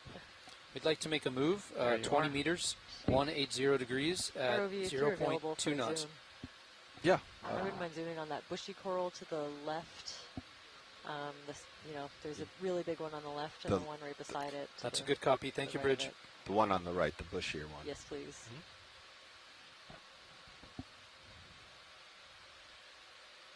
Okay, we got a move dialed in, guys. Copy. Bump you a little bit south. Sounds good. That would match the bathy map as well. Yeah. Sarah Friedman is going with a dark fin sculpin. Strike of this we ridge were looking feature. at a few minutes ago. Okay. Theoretically flatten out briefly. Okay, amazing. We see some more of those red corals or whatever it is. Wow, this almost looks like a Primnoa from back here.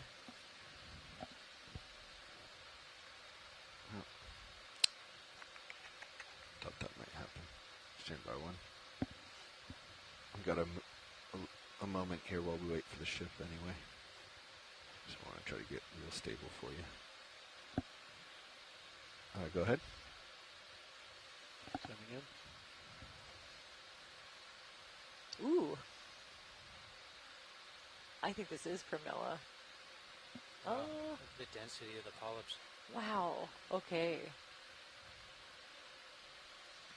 Yeah. Maybe a little bit different from the species that I'm used to looking at, but yeah, please pipe in. I know I have a couple of coral scientists, but just with the way that the polyps are sort of pointed downwards, I'm not seeing the kind of ornamentation that I'm used to seeing on Primnoa pacifica. So I'd love to hear what my colleagues think. But definitely, covered in sclerites. Little bit, a primnoid of some kind. So there's peristinellas, but the polyps look really different to me.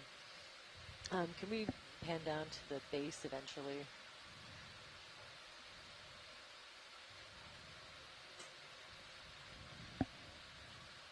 Yeah, this is something really different from what we've seen so far.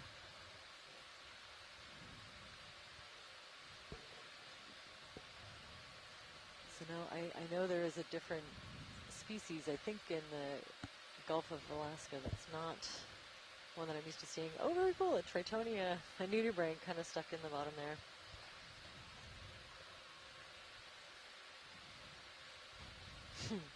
And I think maybe bring up the fog a lights. Picture of the base is a bit of an ask. Come out a little bit. 40%. I don't think we'll see one. 60? No? So yeah, there's another species of Primnoa that I haven't personally seen. I'm wondering if that's it. And then, yeah, I wouldn't mind getting a view of this. See if we can't come around and get the base. You want me to go wide? So we do have a collection request on the science chat. How do you feel about that, RV? Is this a tough position? Or? We can try to snip a little bit off the top. Yeah, a little snip from anywhere, the side or the top. We can get a couple branches in, that's a bonus.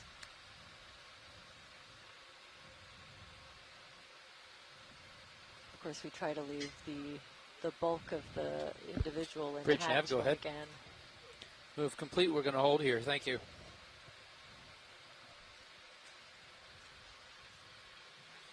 Ship is parked. Go ahead. Let's zoom in. I think that's the base, maybe. Co-pilot, you probably drift a few more meters, and you'll be in a great spot to see D2 sample. Yeah, I think it's worth it. Watch them. Yep. Can we tilt down HD2 as well?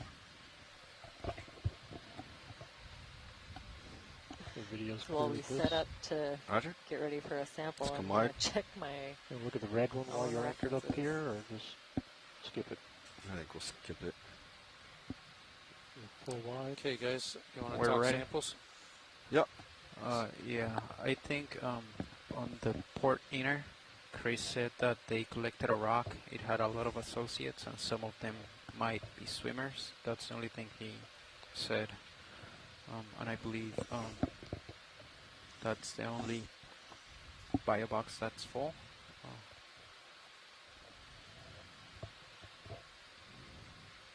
if you go to the bottom, right next to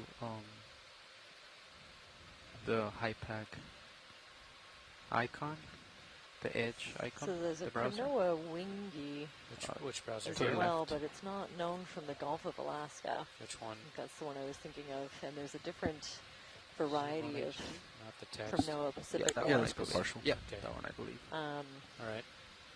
I think it's rare to see one. So you can go basically a armpit. color also. If we open up the port side bio box, you've got swimmers that are going to escape. I don't think so. The only one open really is this guy here. Armpit. Armpit. Watch lead pilot. Watch lead here. How much of the branches do we need? An inch, several inches? Like, yeah, longer, so like a couple inches, but not that many, you know, so we could kind of take a smaller come out bite. video a little bit.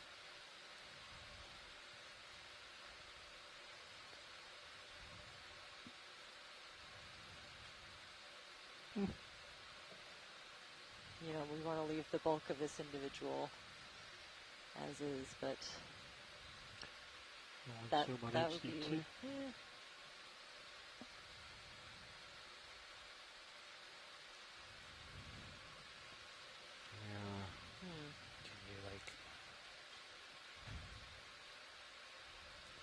you stick your thumb in there and part the waters? Yeah, maybe instead of grabbing the whole thing. I was trying to use my wrist, but yeah, let's see if I can do what you were saying, Todd. I don't know, Bobby, you're driving. No, suggestions are good. Thanks. I was hoping that far section would split a little bit better.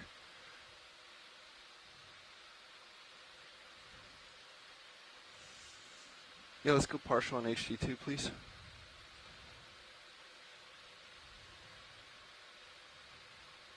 This is going to be sample 7B, is that correct?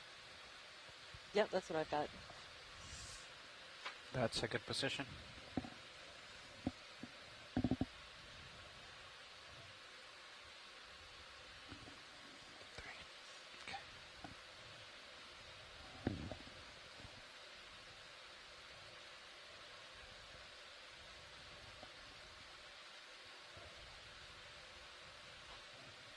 That look like a good chunk watch lead?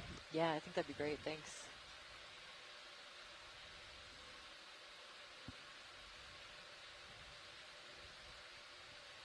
Nice work, Bobby.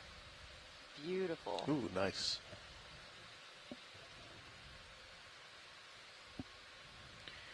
Okay, I'm ready when you want the drawer coming out. Thanks for the suggestion there, Todd. That was great. You want me to just get up and clear? Okay, I think we're ready for drawer. Copy, coming out.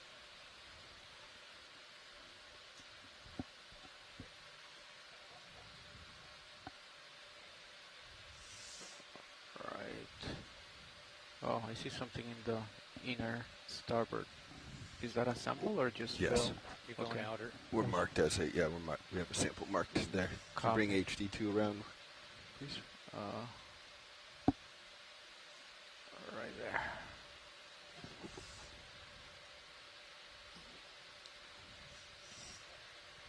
It's like a nice little bouquet of flowers.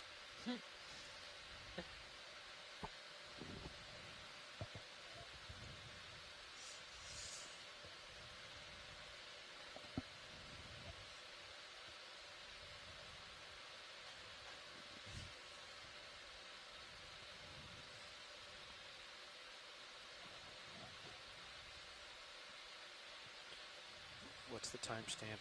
The timestamp of stowing or the timestamp of snipping? Stowing. Yeah. Once I close the box, you click F5, F6, and you'll name it right there on HiPack. Okay.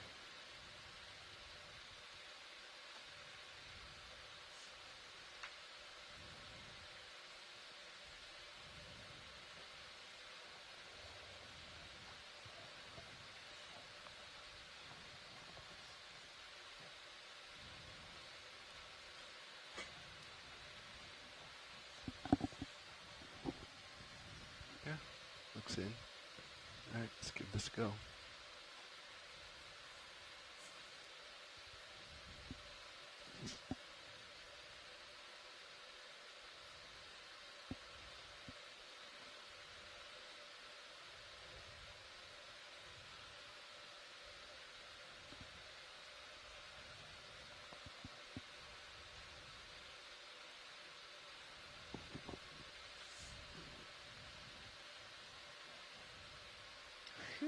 Looks good. Starboard outer.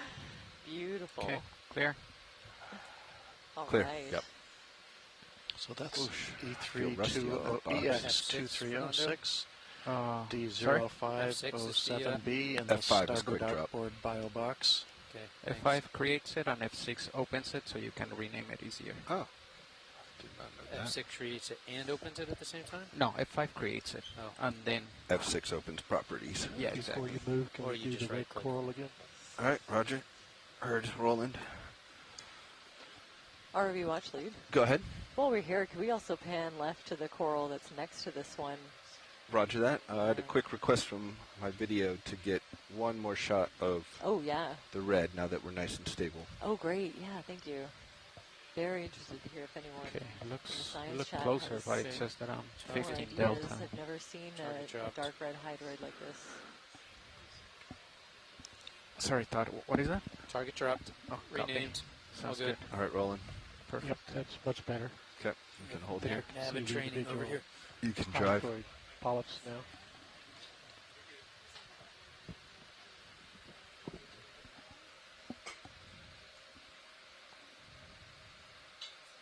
Okay, full screen. Okay, and then we're going left once you're done. And video's clear. Roger. And going left to the coral there. Thanks for the... That's a nice snip. Look, it looks untouched practically. Yeah, it looks great. Yeah, thanks for the suggestion there, Todd. That was great. Amen. Precision collection, I love it. All right, let's start to go in on this coral. Yeah, so this one looks a little bit different to me. I think one of our bamboo corals, but And give you top I don't think it is left Isadella. section. I think it's a different kind. Not seeing the big sweeper tentacles at the bottom, and these polyps look a bit different to me too. Coming left a little. Maxim. It's pretty good for They're Maxim. definitely I just getting didn't set up blown for around it. quite a bit. We're in a pretty steep area, so they're exposed to lots of current here. Winds look like the same stuff headed towards Florida.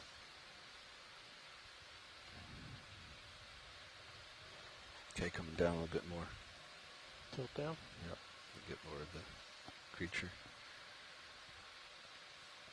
Yeah, continue down towards the lower portion. Maybe it'll be more stable. You can see the scleros. Just trying to give you the dark background. Coming back right to look at the base, see if there's the sweepers.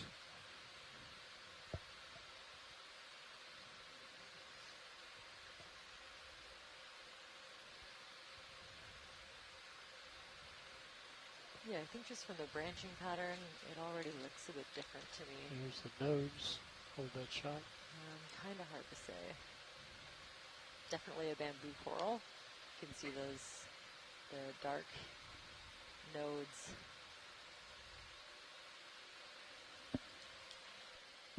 And no sweeper tentacles, just smaller versions of the same kind of polyp. So Then tilt down very to the base. interesting.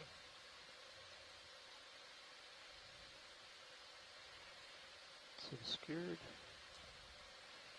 I think if you tilt straight up, there'll be an enemy in the shot attached to this. About halfway up.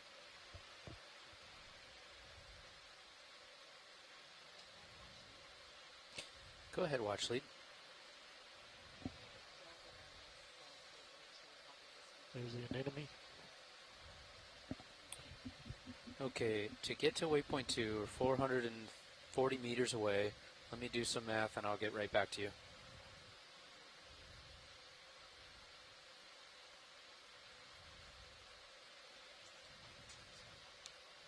This compartmental video. Getting the enemy. I know, but it sounds like you got a sample request, so. Okay. Maybe. Watch lead, Nav. Watch lead here. I think to make it to the top, we need to Yeah, average right. just under 1/10 of a knot. Average for the remainder of the dive. I think that's very achievable. I think we could definitely make it most of the way, at least up to the flat. So we just need to keep clicking in moves and then pausing ever so often as we're doing now. Possible jelly lower left from that coral.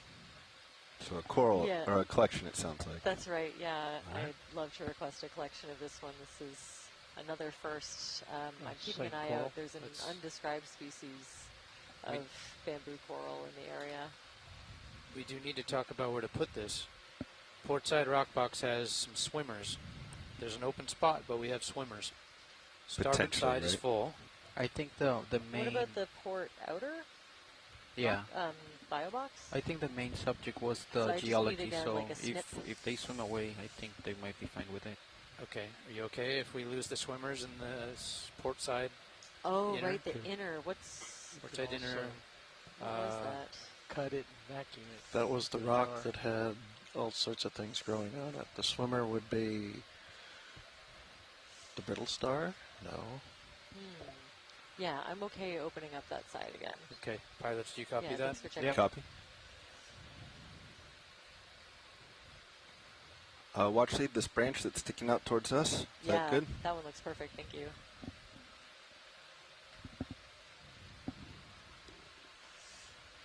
Okay, this will be sample 08B. 08B.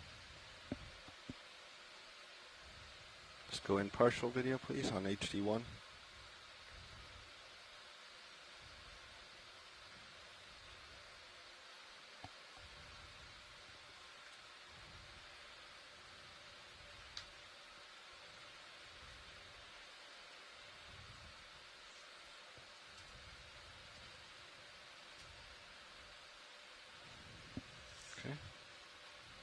Okay, ready for a drawer? Yep, ready. Okay, coming out. Oh, looks like we have... You might be pushing on the right side. Oh, yeah. Sorry.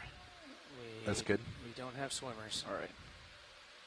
Sessile organisms. Phew.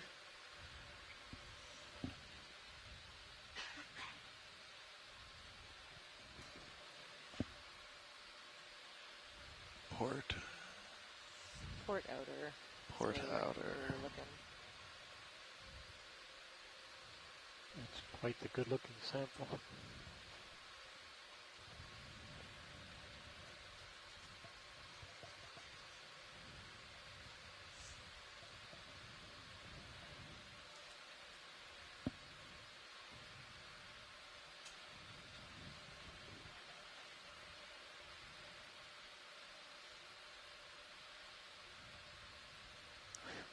Clear. Bringing drawer in, following you. Nice one. Another beautiful collection. Thanks for that. And that's ID EX2306 D0508B in the port outboard bio box. So that one, is that entered? Can I call it something else? Oh, never mind. That's No, okay. you can. You can change that? Yeah, it'll just add another record. That Arvind will... Yeah. Nice Okay. job, Bobby. Because that one is... Captured second sample here. 21, Okay. 25. And we're moving on. Excellent job. All right, which one of you want it? Up to you two. Who wants the pilot seat? You want it? Sure. Okay. Let me actually rise up a little, although 15 delta, so I'm good. You hold your You're depth fine. right there. Yep. I'm going to kind of push over back to center. Hand it off to you there. Sounds good.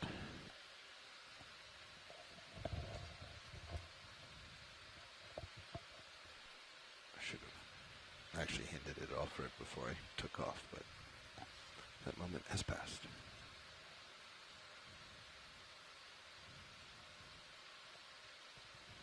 So there's a fair amount of current here. I'm 100 over, and you can see how slowly I'm moving. So I'm looking at your terrain. You're facing 190. Strike is probably more like 220, but I think maybe we should split the difference between those last two moves. It's up on like a 200 for the next 20 meters. It'll push you just a little bit more left.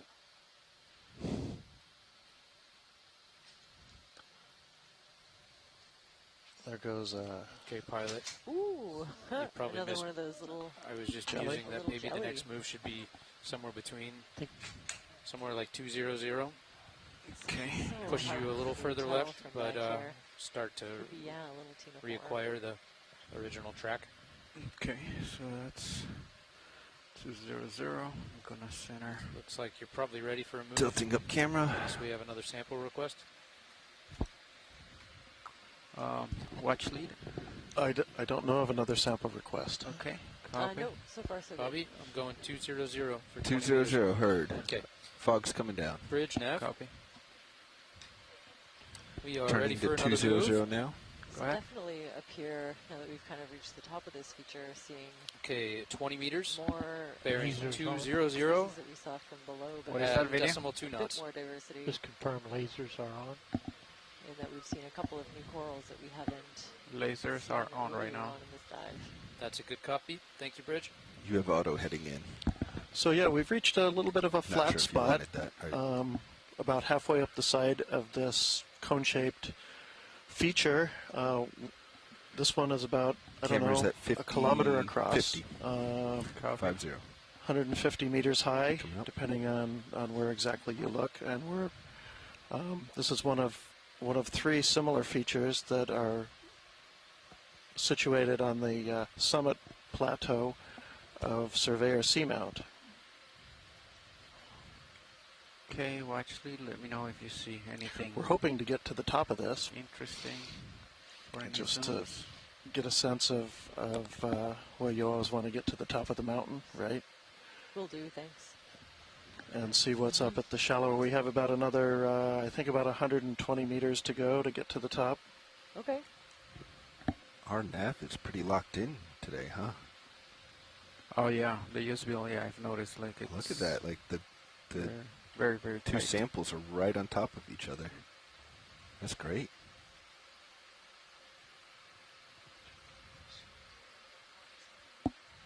Oh, that's a great idea, actually. Could I request a Niskin sample? Roger that, watch lead. Thank you. Guess you are always ready. Survey 2 is ready. Nav, are you ready? Making notes. All I have to do is record. Oh no, I have to do the. Just like you do with samples, yep. Yep. Okay. I'm ready. Roger. Enabling HPU. And watch leads are ready? Yes. We are ready. Roger that. We are resetting our Niskin. Enable resetting.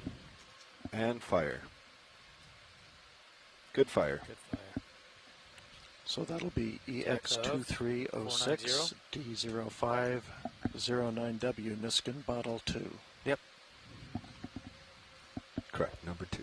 Thanks so much for the reminder.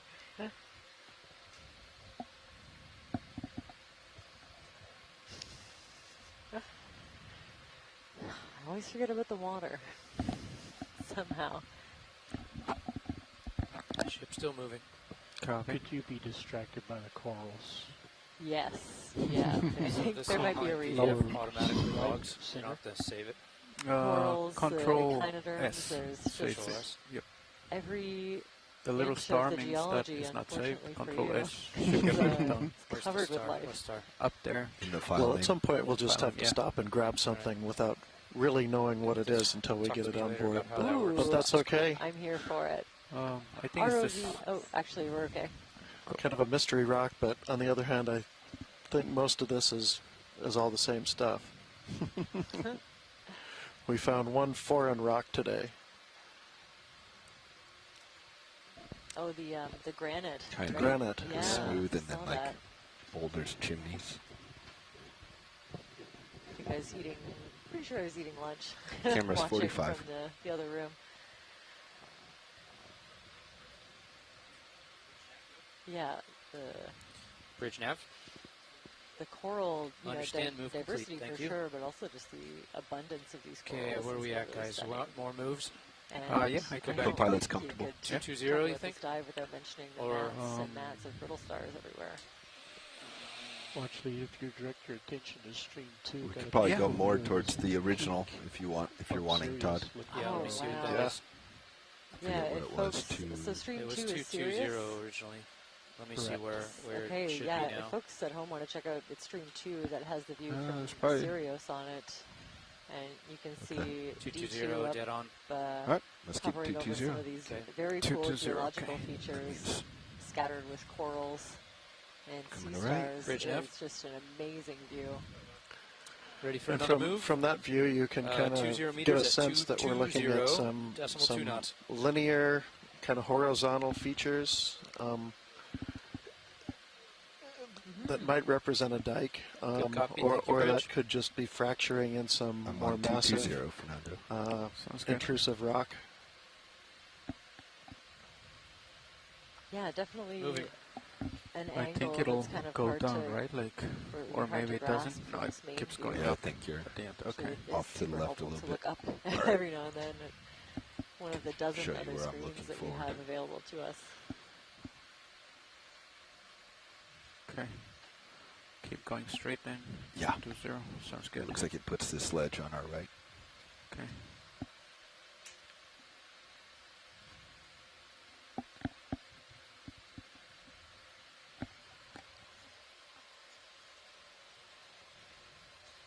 You can zoom in past the skids of video if you want.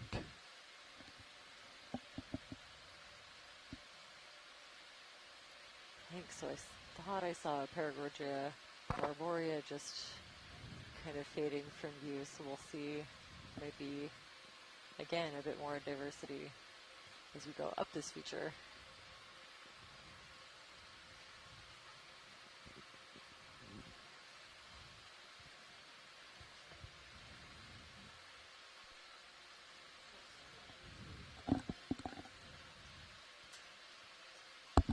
Look at that clear black rock on the right, going off screen. Clear black rock. It's off screen now to your right. The right. We don't often get to see bottom rocks. Right. It's not fully clear, but more exposed. All right.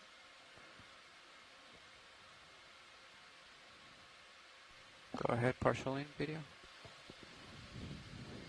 Science, we found some Hold right there. geology Hold under right the there. Hold right there. stars. Oh, Yeah, there you go. A little bit of geology for you. Looks like a nice smooth one. It does. If any of those look loose enough to grab, I'm not sure you can get around that, but we'll just keep our eyes open if that's not going to work. Oh yeah, squid. It's got one of those little benthic jellies on it. If you look at looks like in spite of. We see a squid. Oh yeah, it was a squid. Oh, where? Sorry, which side is it? Yeah, I didn't see where. The side, the view from Sorry, Sirius. video. I was looking at the camera too. You can see the replay over here. Oh yeah.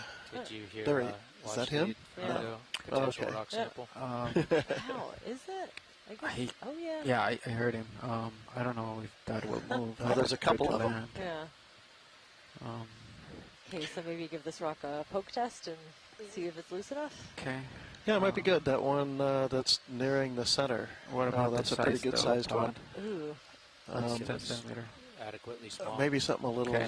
All right, so one of the two that's closer to the vehicle now than that bigger one that the lasers are on. Sorry, can you repeat that? So I think under the rock with the lasers on it? Or just closer to us. Okay. Either of those two, yeah. All right, so... Closer to the vehicle or anything that looks grabbable. We'll first find out if anything's even loose. Starboard rock's box is wide open. Port rock box has a small rock in it. Copy. But these rocks have a real dark and kind of a sheen to them, as if they have pretty good manganese crusts that have formed on them. I was wondering if that wasn't a manganese crust. In spite of all these the cover of these brittle stars, it tells me that maybe these guys aren't here in this abundance all the time. Oh, interesting. He just keeps on rotating. You have I also head out. have to mention, if you look to the right, I think we see a nudibranch predating on that bamboo coral, which is is very cool. Right there. Yeah, there's a fair amount of current coming across now. Okay, yeah. But yeah, I think I'm getting better at this. I thought I noticed a bit of a sheen. Thank you. And I was wondering. Hydraulics are spun up. So if a brittle star's on it, then that crust formation won't happen. But if it's left bare, then it's a maybe. Exactly. Yeah. These crusts form in these ocean waters. They turning arm. There you go. Comes from it's an accumulation of precipitates of manganese and iron that come right out of the seawater, but they form extremely slowly at rates of a millimeter per million years, and they really require no other kind of sedimentation or cover for them to form. Tilt it down. Okay, so watch lead. I'm gonna try to poke the rocks to see if anything's loose. Down. You know, there are places where the crust can get rather thick, up to inches thick, but that takes millions or tens of millions of years to form like that. Okay. So that might be loose. And then there's another one right here. And they figure that sediment that also seems to be loose. Formation rate is pretty much the same across all different environments, or is there stuff that? No, it varies highly from place to place. It's probably pretty low here. All right, watch lead. So the big one right there, right under the claw, that's not loose, but I touched two other ones. This one right here. And that would do. That one looks like it's kind of standing up nicely, and you can grab it easily. All right, then let's zoom in video on the main camera. Hold right there. Okay. Actually, let's zoom out a little bit. Right there, that's good. And then grip force 3, is that good? That's pretty low. Okay, maybe I was a doing little that for higher. corals. You might want something higher. Okay, 5, 6? Yeah. Either of those should be good. All right. Grip force 6. There's a dead sponge on top of it. Yep.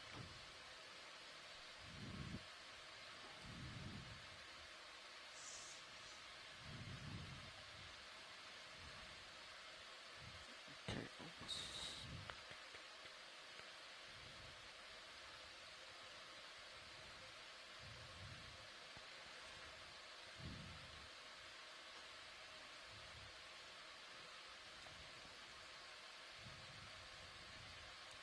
I thought you were going to go for the really big one that was smooth. It's not moving. Yeah, that one, it's definitely stuck. Could do the one your jaw's hitting right now, if that's easier. Let me see, right here. Oh, yeah, looks like you got it. Bigger than it looks. It has roots. Oh, there it goes. Yeah, there we go. Okay, let's come out video. We may recover some bycatch. Sure. Bycatch, I love it. I've been calling them bonus brittle stars. And I think and then we have a scientist or two. I think we're probably going to the, well, should we go? I didn't open the rock box before. There's something in the rock box. So I think we want it in starboard. Okay. Starboard, right? Sounds good. Just watch your arm coming in here. All right, I'm going to leave it right there, video. Very cool. Is bent out. Is that a sponge? It might be another one of those dead sponge skeletons. Is my guess from back here. Right. I think we'll take a closer look. Actually, there we go. Let me tilt up a little bit. Wow. Go ahead. Move it. It is, and it's covered in to the center. Brittle stars. Oh. Okay. Oh, one right there. Okay. I'm gonna leave it right there, video, until you're good. There are a few that are really closely Copy, come out, please. associated with that bit of sponge that. Okay, starboard coming inboard. Copy. Think I'm clear. Go ahead. You might need to come up some. Yep. It's fully in. Copy. Oh, we're losing some stars. Don't think they're going to come to the surface anyhow. Probably not, yeah. Heading right. Ooh. And up.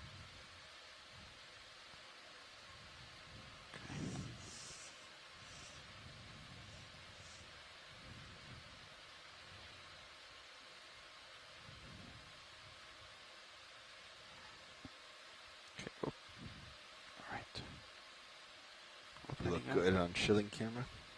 Yep. Opening up slowly.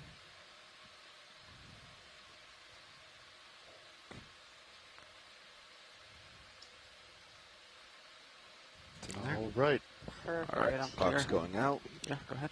All right, thanks very much. That's box out. Sample Tilting up. EX2306 D0510G in the starboard forward rock box. Fog's coming down.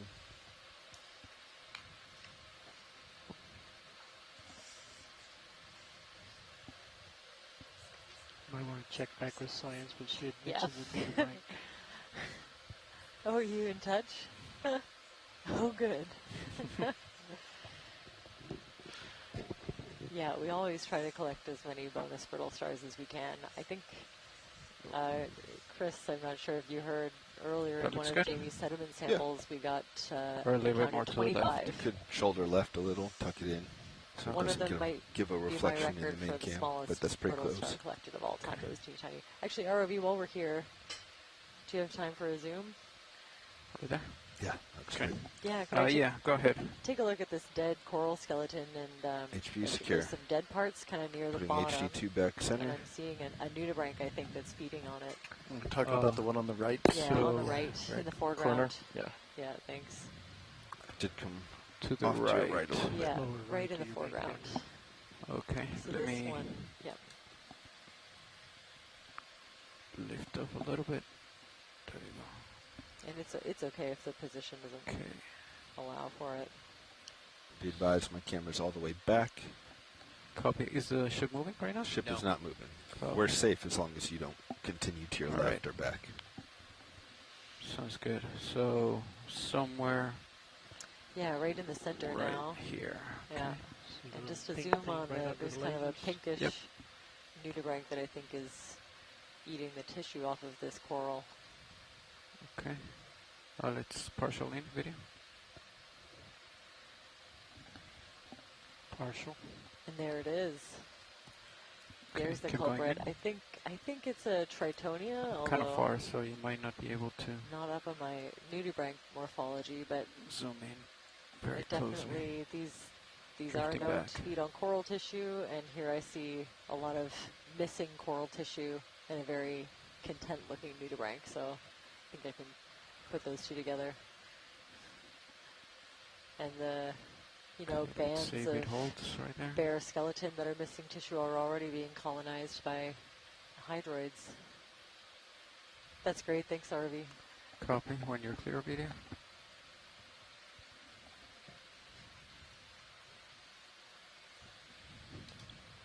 See star to the right.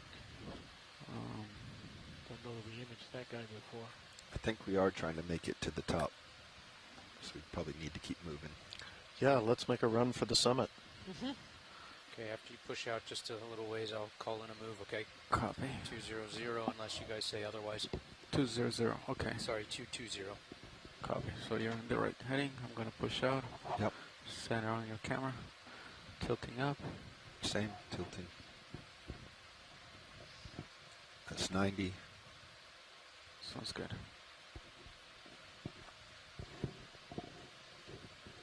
That's 75. Wow, so we've had a really excellent sampling day today. I think most of the organisms that I see You can along push the past way the skates. are fairly video if you well want. known, and if they're not Tearing known, up. then they've been sampled. Of course, the smaller you go, the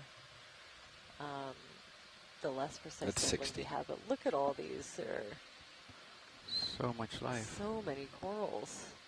Yeah, this is like a real, coral thicket, I would say. Okay, 61 They're on like- his camera. I think like a we're good little for a mini move. forest almost. 55. Looking good. Coming back down. Seeing a few more crabs. They're definitely a lot more sparse than they were in the beginning. But I don't think we need a zoom. I'd like to continue, see if we can. Good view from Sirius. Oh, yeah. Excellent view from Sirius.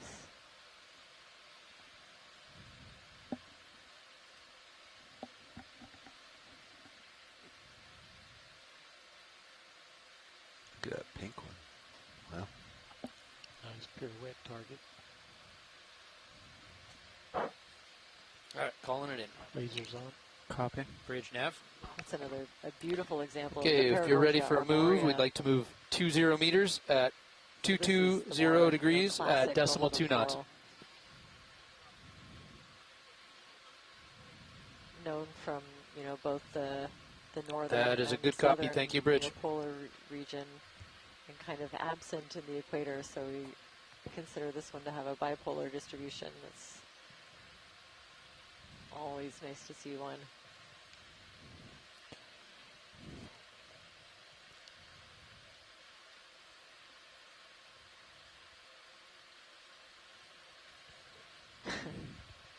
There's a lot of current here's a cool little fact. Chris Ma typed in saying, and I am amused to learn, most of the brittle stars in the United States Natural History Museum collections from this depth were collected in the 19th century by the albatross. So assuming these brittle stars are a described species, which they may or may not be, then they haven't been seen for nearly 100 years, some of them. Very cool little factoid.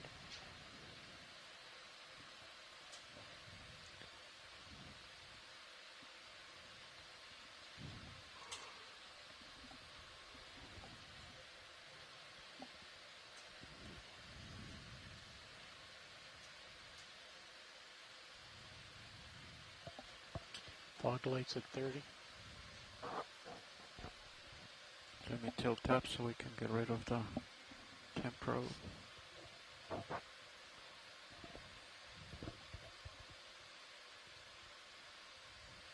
Fog lights at 60. That's good. Wow, just beautiful. So you can see, kind of a family resemblance. They are in the same family as some of the other bubblegum corals that we've been seeing, and you can see them in the same view to the right and the left. Lasers but on this again. one is, a different species. Good. And I think the more common one, where this coral gets its name, is when the polyps are all retracted, they sort of look like bright pink chewed up pieces of bubblegum. They want to keep moving. This is good enough. You can check your science. Yeah, beautiful. The ship is moving, so it's when got that it gets really, closer, really I'll dense just branching. keep going. I've noticed a bit of a difference between the bubblegum corals, the Paragorgia arborea I've seen in the Pacific versus ones that I used to see on the Atlantic coast. They look a little more dense, maybe, a bigger kind of trunk and tighter branching. Of course, that's just like a general observation. I haven't seen all that many, but just a slightly different morphology. Very cool. Science, can you guys estimate the age of this? I find it hard to just sync, but this is already at 30. Right, these ones, the Paragorgia arboreas from around the world, I guess, have been... I don't know why I keep just rising. We've had different aging experiments on them. This one... Need to turn it higher.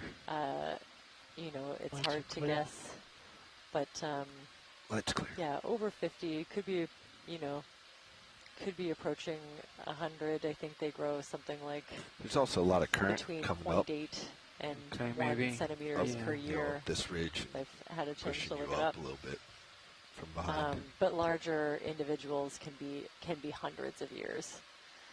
Yeah, maybe I'm trying to fight the current and I just forget to thrust down, or I don't know.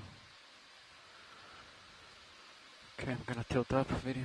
Do you think there's a bit of a upwelling from the current that's acting on you? So, of course, every time you look at different species, they have different growth rates. So, Bridge nav, go ahead. Something that's fairly new, like the other Paragorgias beside them, since they're such a newly described species, we probably don't have any information at all on how fast they might grow. It would just be kind of guessing based on still images. Right now. Bobby, you good? Yep, let's keep going. Same direction, 220. Yep. Go ahead. Video. Oh, hold on. Bridge nav. It's interesting. Here's a surface we'll that's repeat the same not move. absolutely meters, swarmed by 220 brittle and stars. decimal 2 knots. Okay. One sea star patrolling, I guess. Good copy. Right, so there's yeah, a bit of a ledge a little Fernando, so I think something it's a time little to different going on here. You can finally get let a good it look go at a rock surface. Yeah, let's come on video. Move on. Yeah, it's a big, massive looking feature. It looks like, again, it is kind of linear to tabular, and may suggest, I think it's in the right orientation to be something like a dike that might be running along parallel to this ridge and may be responsible for forming the ridge. Okay, I'm coming up. Yeah, it's going to get steeper again, I think.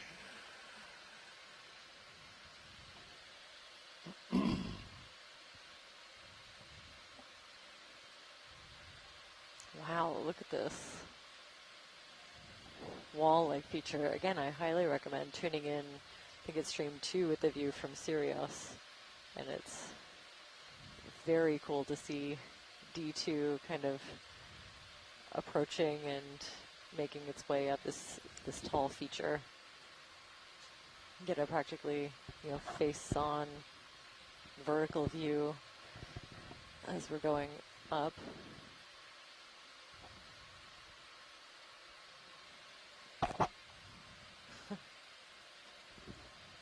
Yeah, and a little bit more of that other kind of bamboo coral.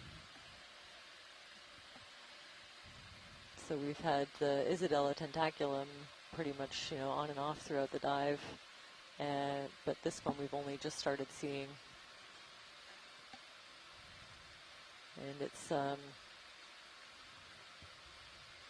potentially an undescribed species in the bamboo coral family. We'll have to take a closer look in the lab, which is why we got a small subsample from a different individual. Can look at it under a microscope, take detailed pictures, and maybe even look at it under the scanning electron micrograph to take a look at the sclerites, the skeletal structures of these corals. But our job on board the Okeanos here is to make sure that it's cataloged, photographed, and preserved properly before it makes its way to the Smithsonian.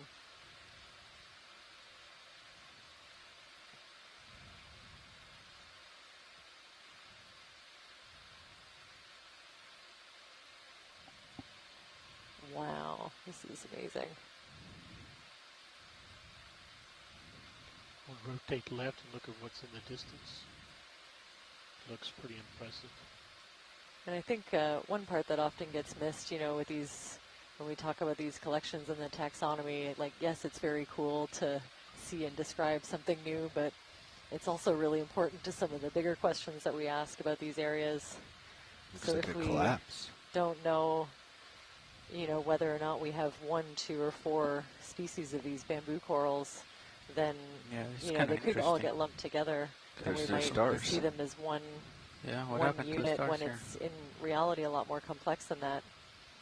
So if we're trying to figure out even a hypothesis for the dynamics, it's important to catalog the species when we can. Watch lead, co-pilot? Yeah, what's going on here? Yeah, can we kind of pass over this, or are we headed in the other direction? No, looks like a little... Let me tilt down. Yeah, it looks barren right here. It's kind of interesting. Go ahead to the main partial video. Hold right there. Little collapsed feature.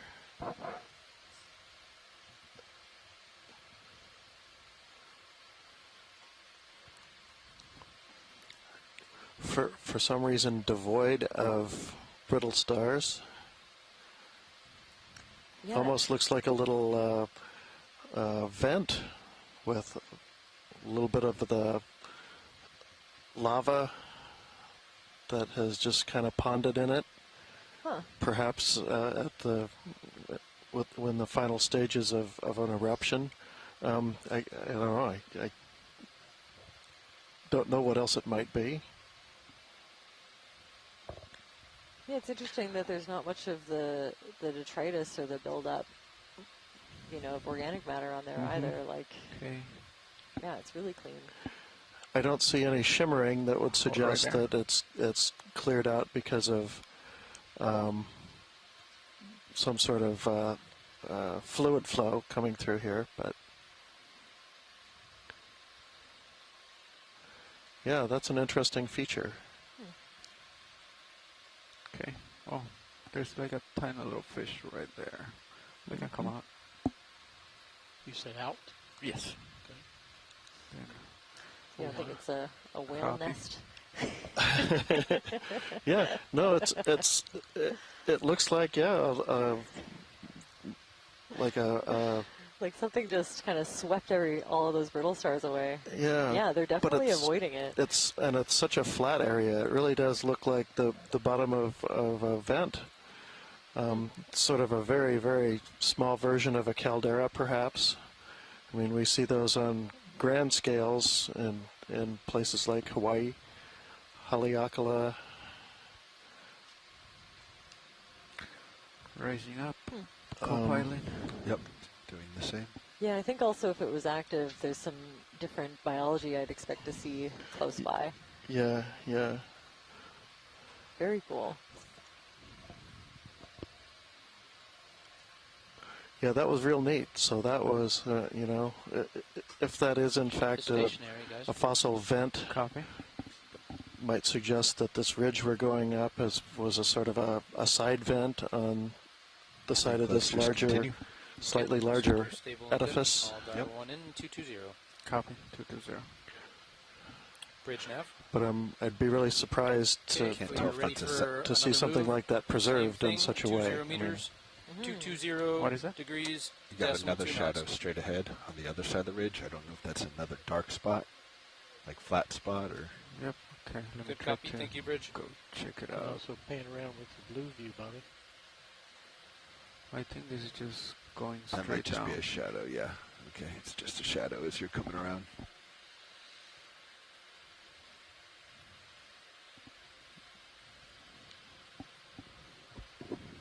Wow.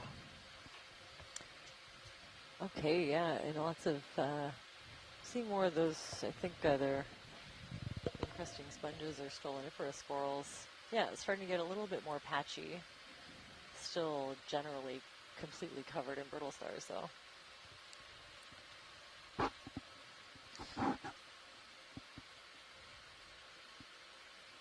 just a really dense kind of aggregation of these tall structures, kind of habitat-forming corals.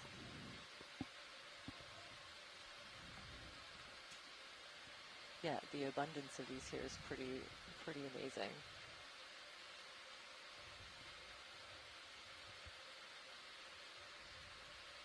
Seeing some of the dead skeletons of them as well, so I think there's a combo. There's definitely some natural predation in the area. Seeing a couple of nudibranchs and every now and then a species between of here sea and star our destination is only 14 might degrees. feed on the corals. So we're going to get up, and then it's going to flatten. Yep. Yeah, and definitely seeing a few different kinds of sea stars in the mix besides just the predatory sun stars. Very cool. Oh, look at this. This is a different kind of rockfish. That's like not a thorny head, I think. And here's another one of these little ledges that's formed, perhaps not coincidentally, in a little bit of a saddle.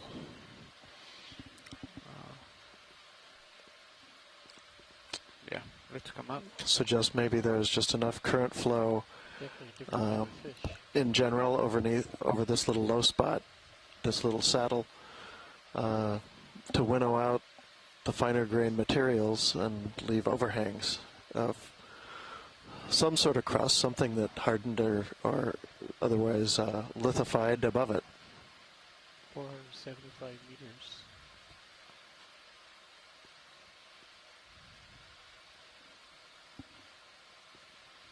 Very cool, yeah. And some different anemones now, too. And that rockfish, I think, was the first non-thorny head. Potentially, we didn't get a great look at it, but it looked a little bit different to me. Here's another. Sorry, I can barely hear you. What's lead to? Oh, sorry. Yeah, could we get a close-up of this fish? Maybe it's... Sure.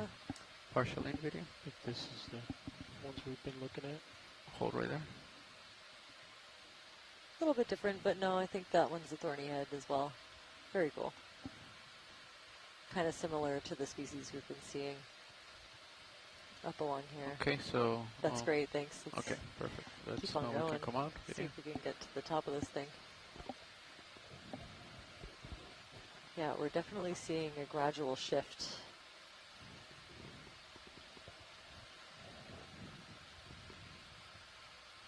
In the community structure here. Still, I think safe to say, dominated by these brittle stars. Bridge nav.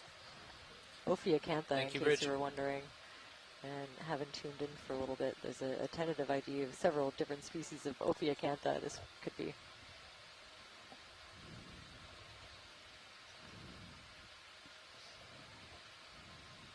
A little bit of a hint there that we're looking at perhaps some original flows, some salt flow that's kind of been preserved right there.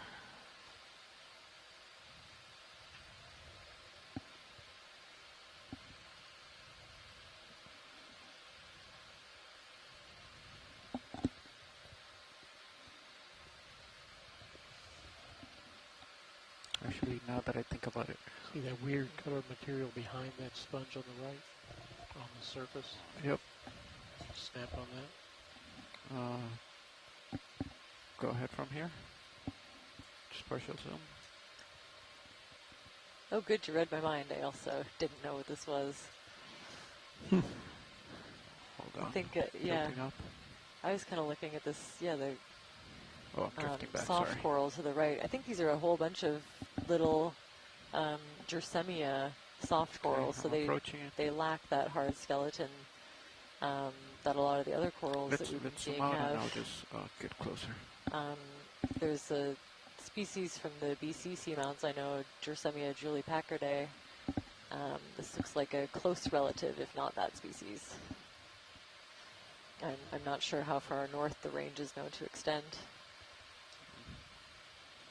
Wow, I love this view. You can see all of the branching corals in the background and this giant sponge in the foreground. Oh, and yeah, and you can definitely see different species of these brittle stars. Some of them have those distinct bands on the arms. Trying to rotate, so but I think you say a few different things right going on here.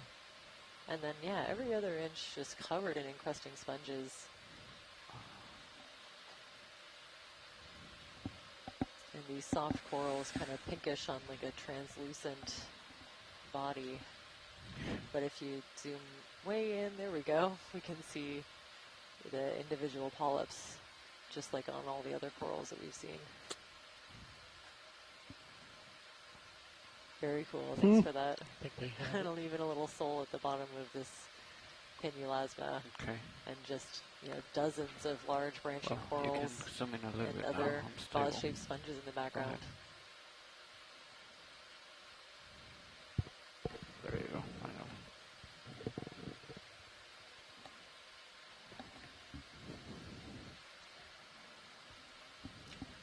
Yeah, I'm pretty confident that this is a Gersemia. I've had, I was just looking at the chat. I've been on a survey that sampled I think I'm stopped. These, so I was going to start you up once you really moved, tightly, but we can start now. Of them, okay, whenever you're ready. Kind of concentrate that pinkish color. So yeah, it looks really similar to the Gersemias that I've sampled. But of course, you know, you can look at any bycatch records from the area if there are any. Move, 20 meters, 220 degrees, decimal 2 knots. Or do a collection, a targeted collection if it's of interest. But I think we'll keep on going. Thank you, Bridge. That's a good copy. See if we can get to the top of this feature.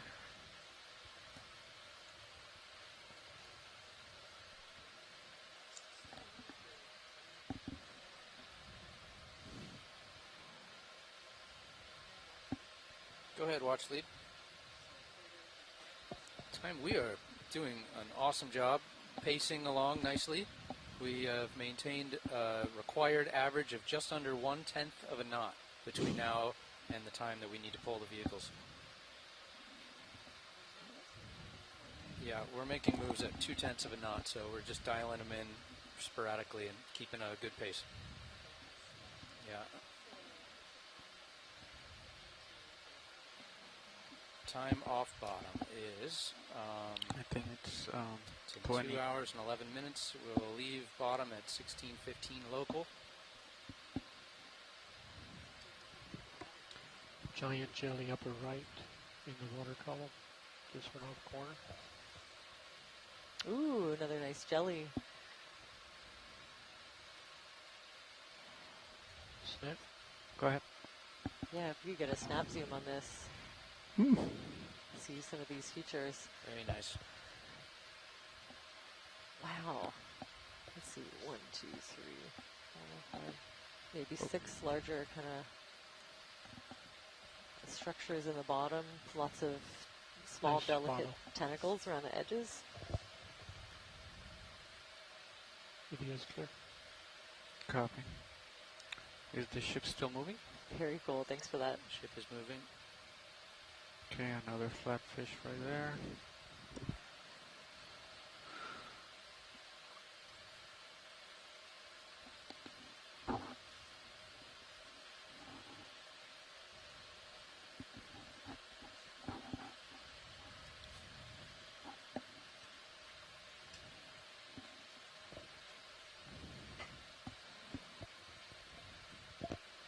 Didn't these monitors were reversed? Or they've always been like that, the port manip? Yeah, they on were this side. reversed.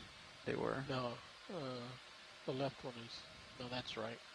That's the way they typically have been, but you Okay. have control of it.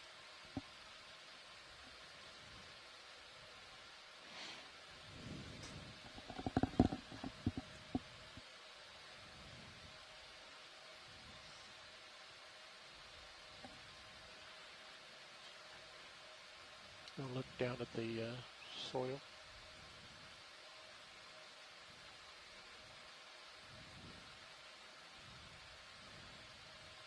Great view in Sirius HD and the HD2 camera right now.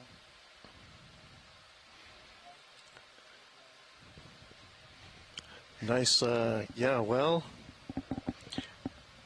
nice blocky boulder apparently underneath all those brittle stars. I was just trying to get a sense of how thick that bed was. It looks like it might be some in-place flow.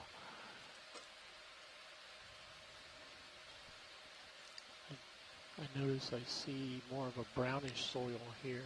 Mm-hmm. Yeah, I wonder if there's not a little bit of... Bridge nav. I don't know if that's the sort of Thank you, Bridge. silt and clay that's settling out of the water column that's carried out here by wind. Looks like or you're if there's a little bit of nicely ash far out in that front of Sirius. I'll call in another move if you guys are good. Bobby was says associated go. with eruptions Bridge out of this little vent that we're Okay, we'll moving repeat up. that same move. 20 meters, bearing 220 degrees at 2 knots.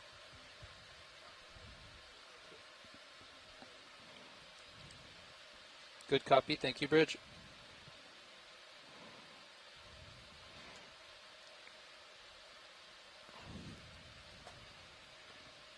Stunning view on Sirius. Yeah, and I still get the overall sense there's, even though it doesn't show up on the contours of the pilot's bathymetry, but we're still following a little bit of a ridge that might make its way all the way up to the summit.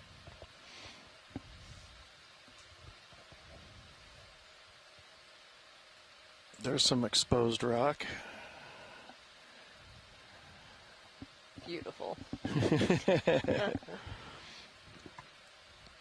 And yeah, if folks get a chance to tune into stream 2, the view from Sirius is amazing with some of these really large geological features.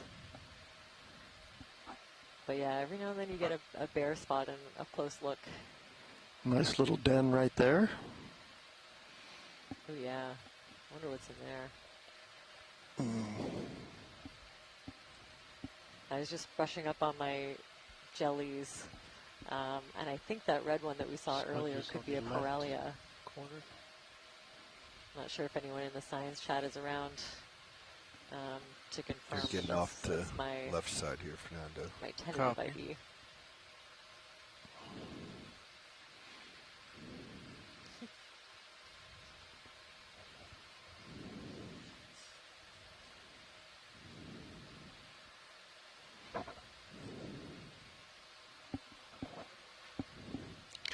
yeah, look at that.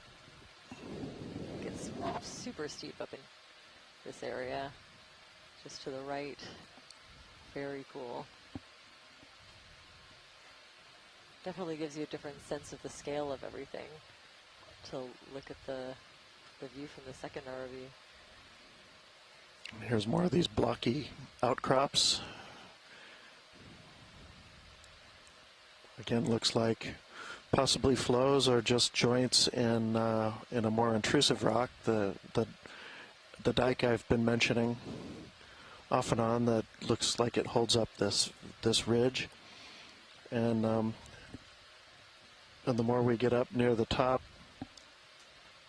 I can see that actually the top of this feature is kind of elongate in the same direction as this dike, and reminds me that as much as we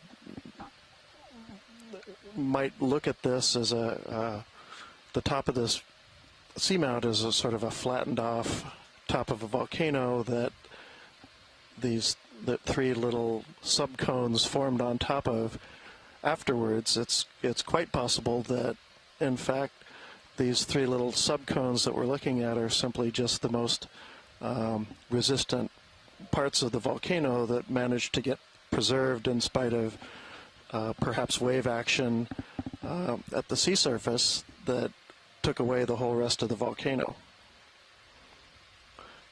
So it might be that we're looking kind of at the innards of the feeders for what was a much higher part of a much higher volcano, and that these are largely intrusive, massive rocks that survived being at the shoreline as the island submerged.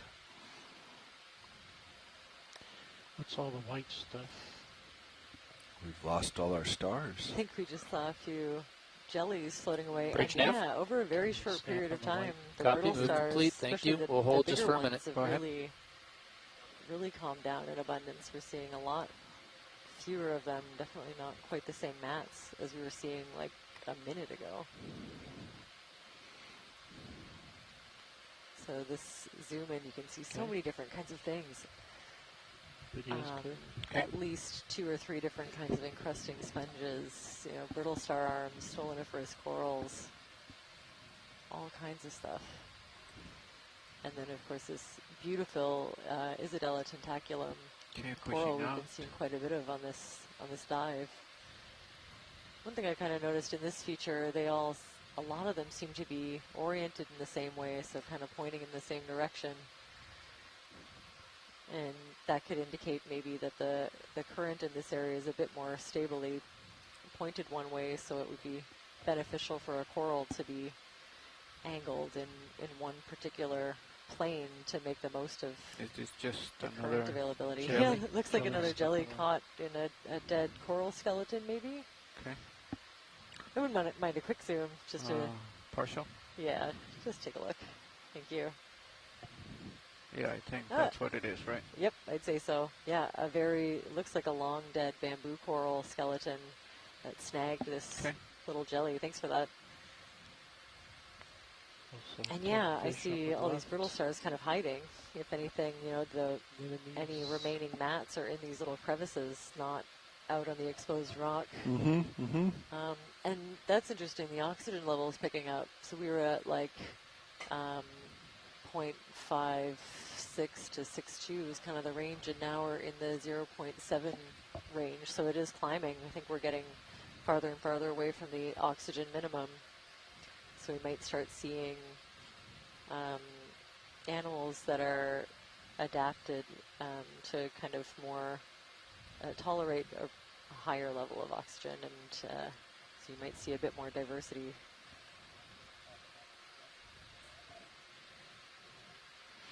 We're at 450 meters depth right now. Looks like about 100 meters off the main plateau of this seamount, and within, looks like about 80 meters of the summit of the seamount, which is at 380 meters below sea level.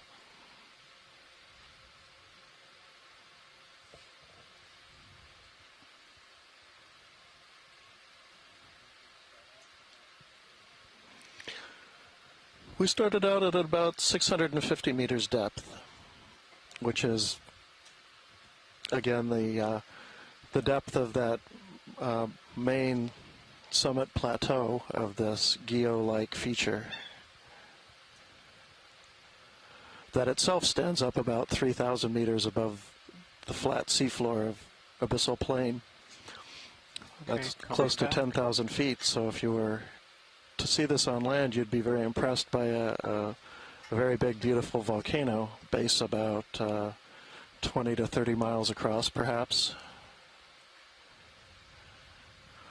If you're from the western United States, you've maybe Do we want another move? are familiar with Mount Shasta or some of the other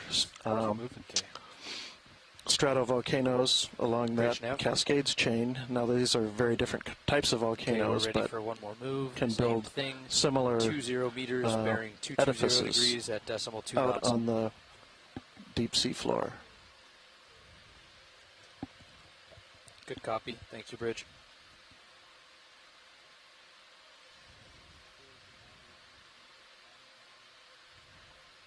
Oh, thank you.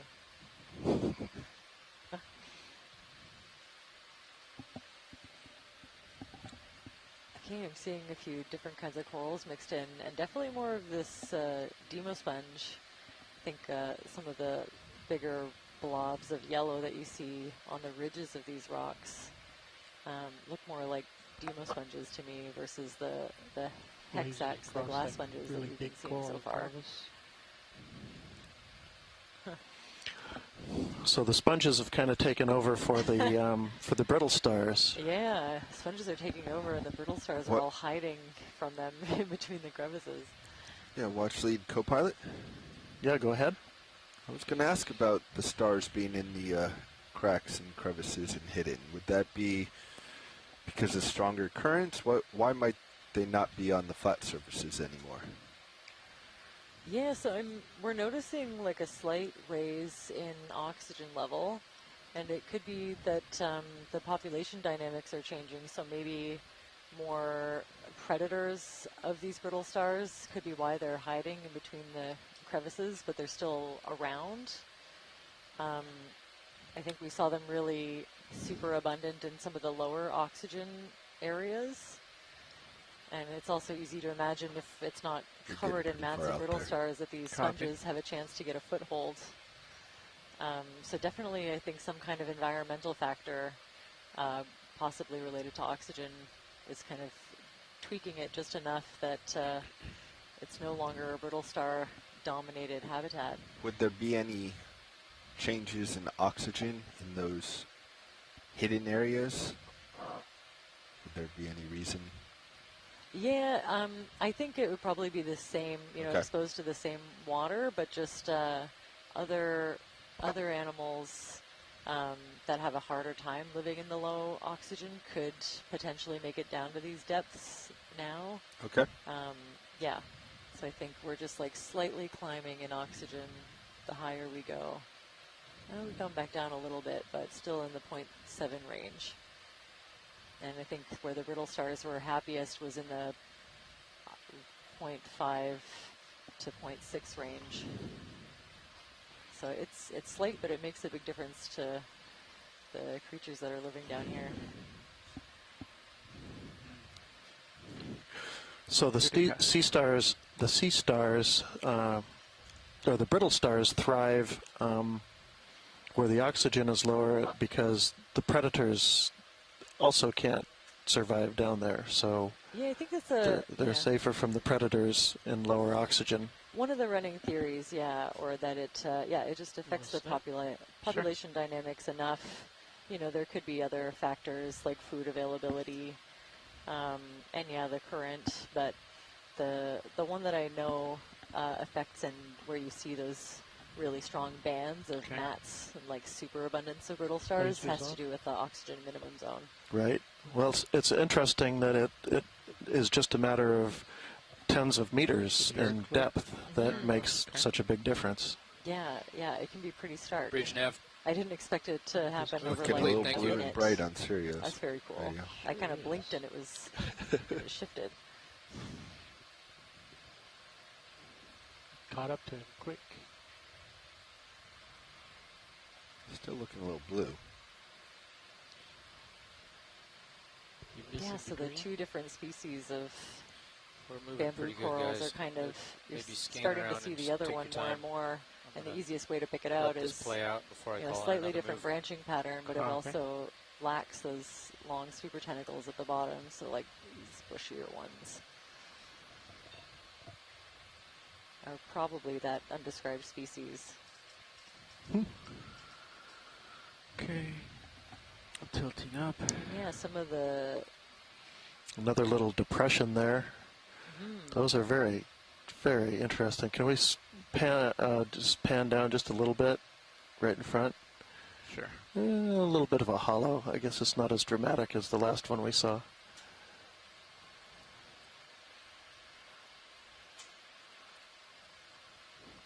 That's pretty dramatic. But yeah, that's pretty neat. Yeah, we found a cave. Lower lights yeah. at 50%. We're going to have to take a look, see if anybody lives in there. They're on. We're looking down. I'd love to see an octopus. 80%. There we go.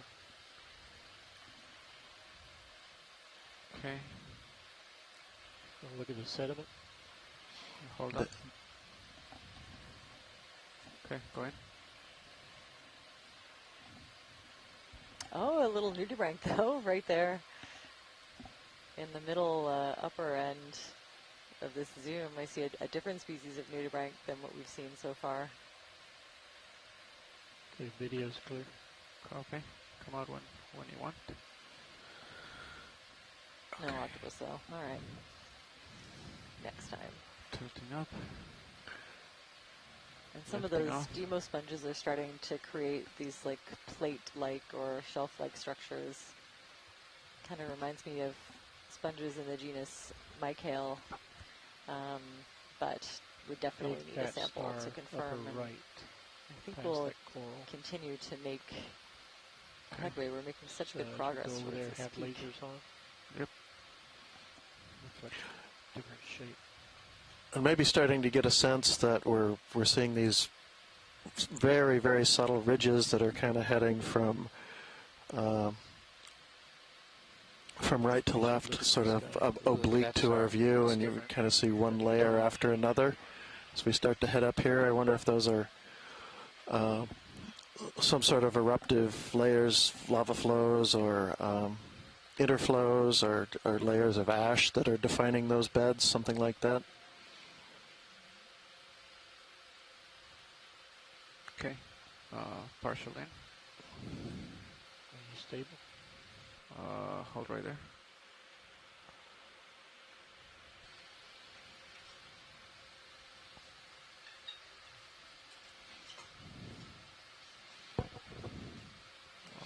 Let's and go a little bit more. Laser's clear. Looks like we're maybe back to kind of a pebbly type surface. Perhaps these are. Well, let's have a look. I see they look kind of fractured, kind of a reddish look to it.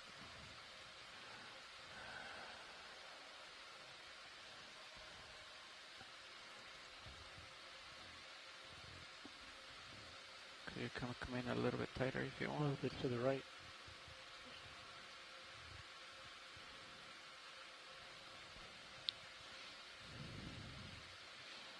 So nice looking sea star. Looks like he's maybe making his way over that brittle star.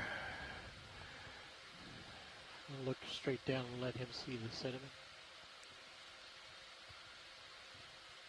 As slow as you can go.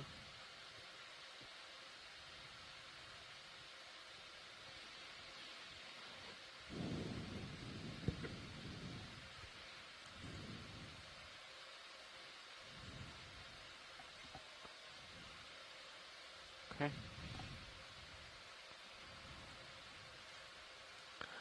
Lots of little sponges scattered all about still.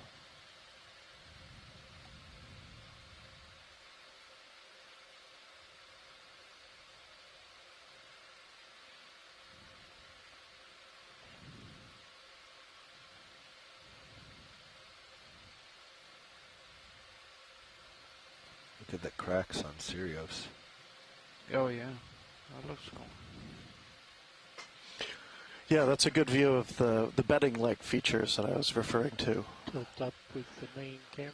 We can kind of see them as we come up. They seem like they're kind of parallel to the go past that sponge. To the flanks of this surface, and so like you might imagine, things spilling down the side of a volcano from the summit during an eruption. This might be what we're looking at, as the layers and layers of different material as the eruption continues.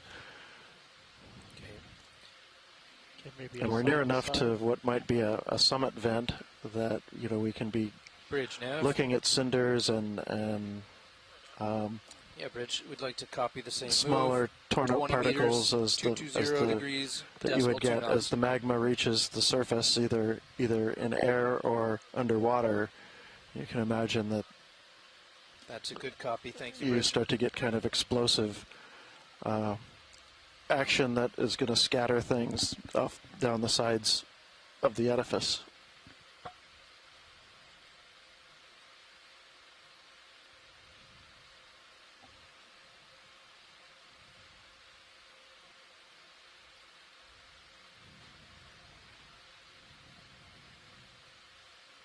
Very nice overview.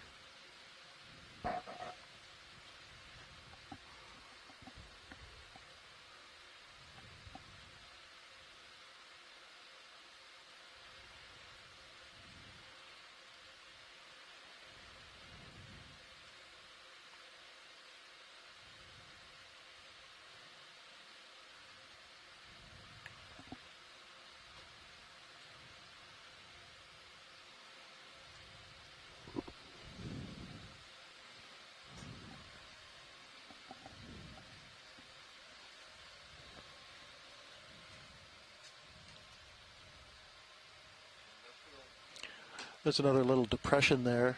Almost strikes me again like that might be some vent-related feature where perhaps gases were being expelled during part of the eruption.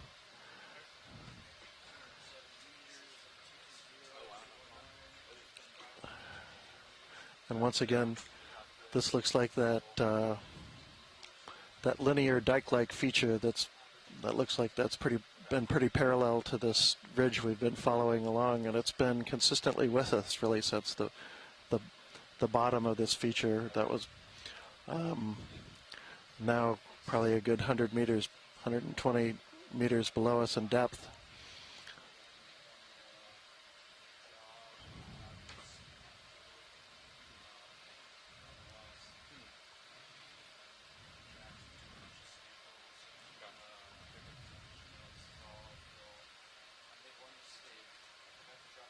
So is this cracking due to swelling from underneath?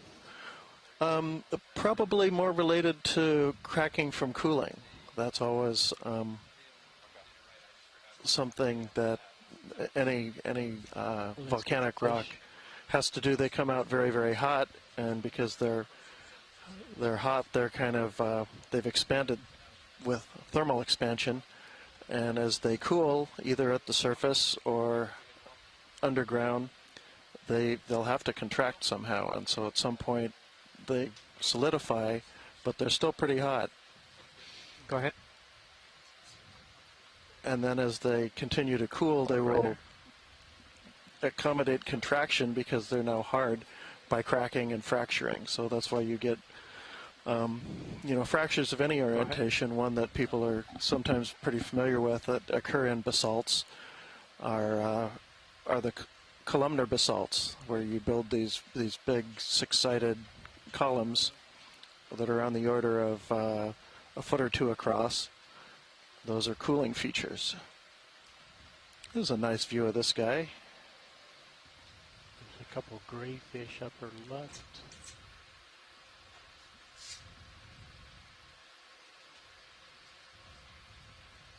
That's partial from here. That's a partial.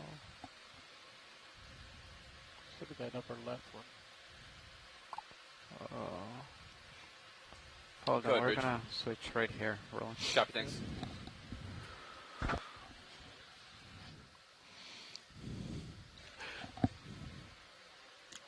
And Christopher asks if we're seeing any manganese crust out here. And yeah, we are. It's a little difficult to tell in the camera. In a lot of places, that's actually an interesting, very whitish-looking rock. Maybe a coating of some sort. Biologic coating, yes. I don't know what that is. But you can see the rocks actually are pretty dark. We recovered rocks yesterday that had a little bit of a manganese crust, pretty shiny, but still very thin. We're not expecting much more than a varnish out here, and maybe a few millimeters at most if the rock is nicely oriented and stays exposed to the seawater for what would be we would need to have millions of time, millions of years of time to have that. I don't know. You didn't like me down at 15 yesterday, so yeah, shipment just completed. They were at 10. I'm assuming you definitely don't want me at 10. Teens are fine. It depends on how far out you are. I just came up a little bit. Yeah. But we're in some places on the ocean bottom, you can see manganese crusts that, you know, if they can get fairly thick. They can become inches thick if the rocks are exposed for on the order of tens of millions of years, or at least 10 million years or so in the right place. And they'll sort of mantle the outcrops to the point where it's you're not even really sure what you're looking at. 220s, right, JD? 220s, aye. Yeah. And, yeah, plenty of time. But we do have some scientists back home that are interested in these crusts, and so some of these, actually, most of the basaltic rocks that we're collecting, oh, there's a beautiful little gastropod there too. Thanks for you. The basalts have nice associated crusts that will be worth looking at. We really don't have very many samples at all from this part of the world to look at the ferromanganese crust chemistry, so these will be very much appreciated when we get back in.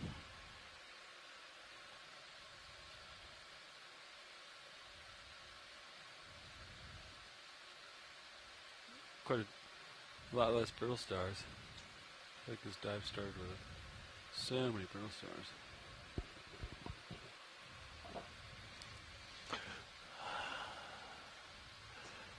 And we had a comment from Elena Jorgensen that looked like a short raker rockfish.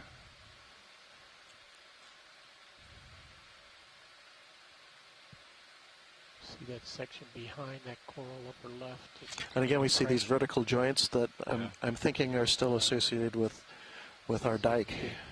Their interest.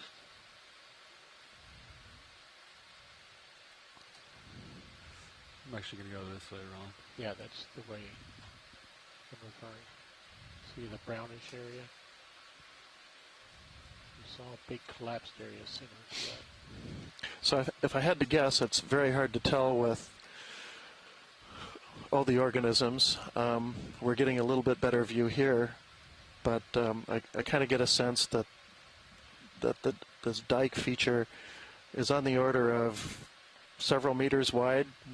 Doesn't make up the whole ridge. I think we're seeing different stuff off to the sides, but when we're right centered on the ridge is where we see that joining, where we see the boldest outcrops, the rocks that are sticking up the most. And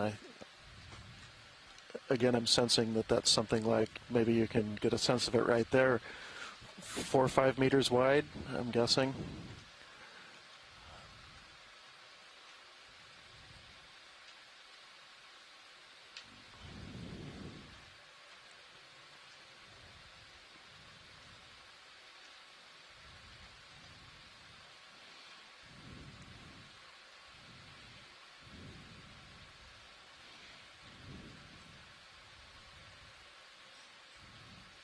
So you can imagine this dike is kind of a fracture filling, if you can imagine a vertical crack in the earth that penetrates down maybe hundreds of meters or maybe deeper, and it's been filled with magma as part of the eruptive processes, and as it kind of shoulders its way in and pushes the wall rocks aside, and here maybe, again, 3, 5, 8 meters wide,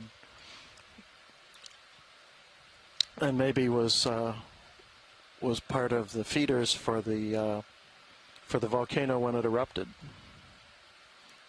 It can either be feeding eruptions at the summit or side eruptions on side vents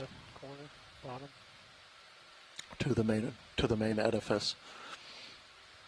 Yeah, we probably get 20 in. If you're good with it, co-pilot. Yep. All right, sounds good. 220. Starfish on the coral. Thanks, there we go. Yeah. Looks like I missed a zoom on a fish when I stepped out for a second. Is that looked like a short raker rockfish before? That's what Elena Jorgensen thought. Yes, we'd like a ship move, please. Very cool. Range so we're starting to see a little more diversity. Bearing 220 yeah, moving away from Thorny Head territory.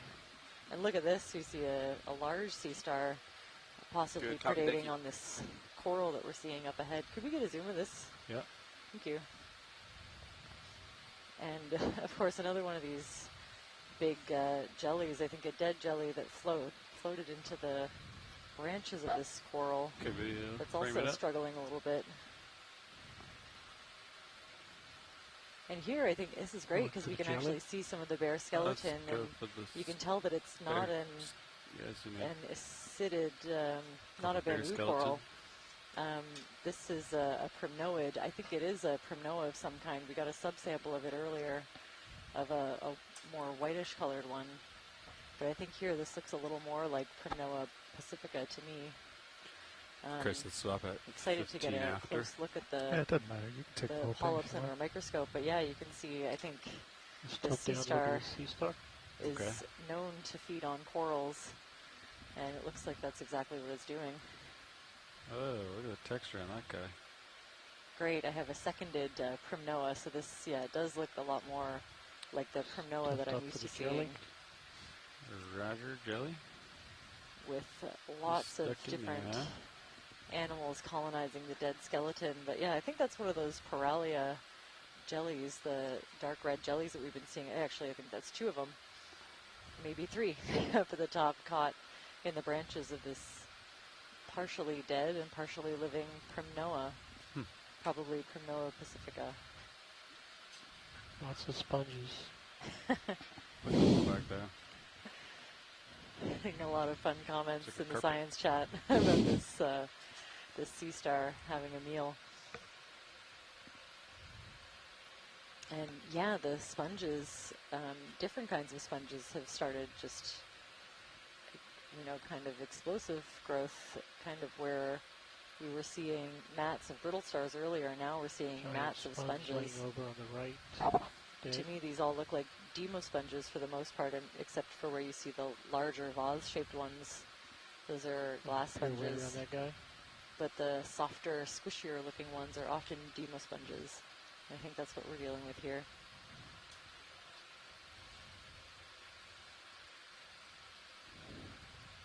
Feel free to pick a rock anywhere around here. It'd be cool to see. You only had space. Pretty good with rocks right now. Was that a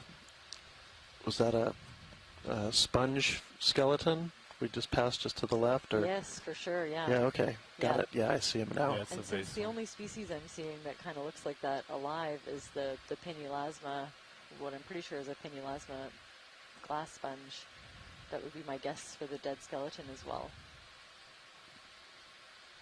But of course, once the tissue dies and some of the smaller spicules drift away in the water column, it gets a lot harder to identify. And that one is, just colonized with a layer of hydroids and that stoloniferous coral that we were able to sample earlier. So we get an idea, at least a vague idea of what it is. It's a group that requires some more taxonomic effort to kind of parse through the different species. But now that we have a sample on it, not only can we look at it morphologically to see how it's composed but we can also do genetic analysis to see how closely related it is to other known species of coral.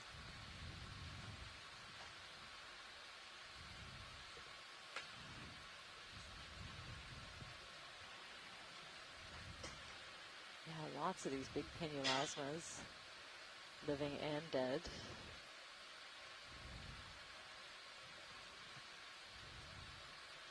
More bamboo corals, Isadellas, and a couple of, I would say, the other species of bamboo coral we've been seeing.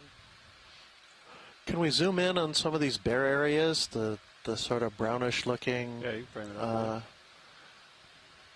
Can't tell if that's still that's good. Rocky, or if that's more of a, well, who knows? That looks like volcanic rock, I guess. I mean, this stuff does, from what I've seen, right. But the flatter rock, I guess, is hard to say. Looks like it's got. Yeah, I wonder if that's some sort of some other eruptive slurry or something that's incorporated some pebbles or that are kind of now eroding out of it. Interesting. The sponges are pretty reflective, huh, Roland? Pretty hot. Very reflective. Yeah. Very bright.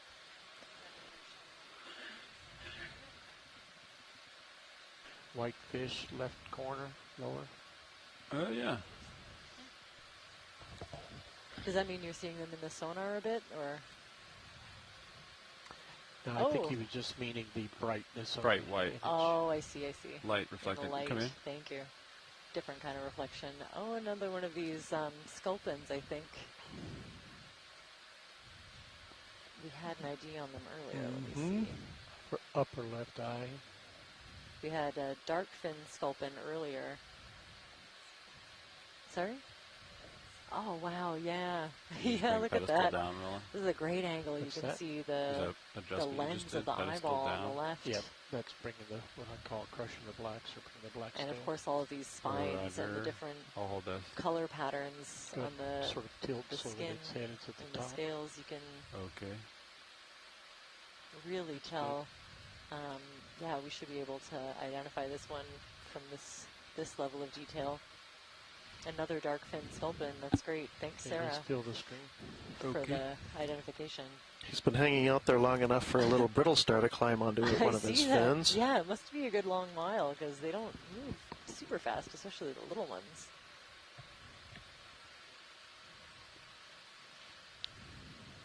Just resting there.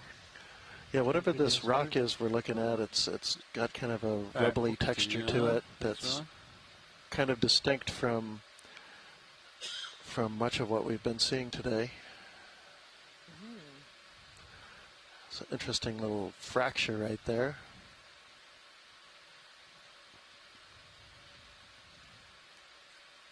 Wow, and just kind of. It's almost as if we're looking at a flow surface with a big crack across the top of it.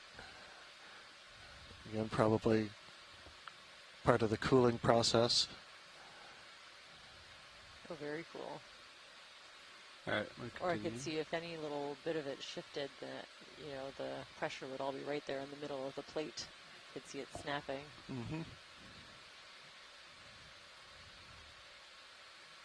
Ooh, jellyfish. Oh, beautiful shot of this jellyfish coming in. Yeah. Yeah, this looks like the Paralia that I have in the guidebook that I have been kind of browsing. With complete pilots? Very cool. Crab is on the move. Every individual tentacle. I'm sure if you wanted to, with this quality video, you could count them all if you were so inclined. I'm going to try to back away, but I don't know if it's going to work. Beautiful white. All right. found some different kinds of anemones. Yeah, definitely seeing a shift as the oxygen continues, you know, to be a little bit higher than where we were before, around the 0.7 mark.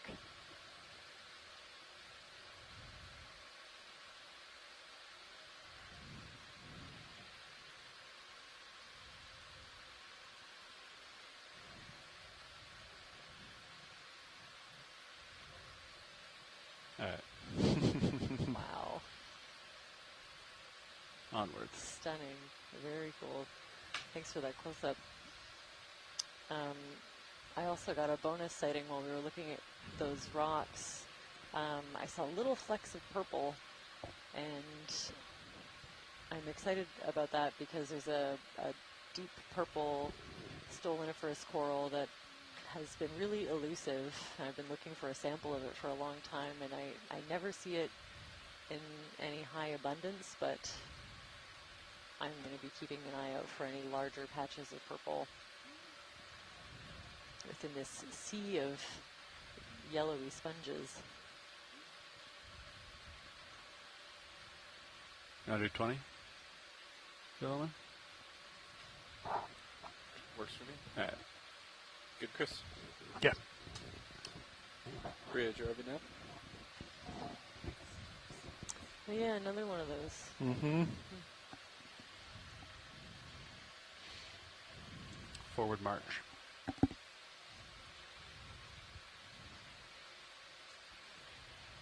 Bria, did you already know? Yeah, I don't really know what that is. Maybe just slightly more fractured parts of rock that the critters don't like to settle on because it's not massive enough for them. Yeah, there does seem to be something that's keeping them away. Mm-hmm. Just like in that spot we saw earlier, even the brittle stars don't seem to like it. Can we turn lasers on? Okay. I love seeing stuff come out of the distance like that.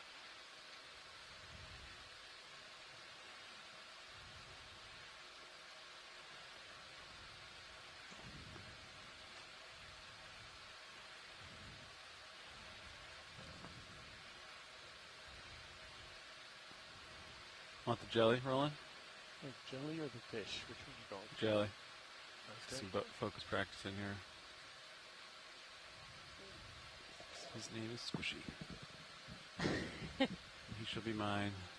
Da, da, da. Sea star. Amazing.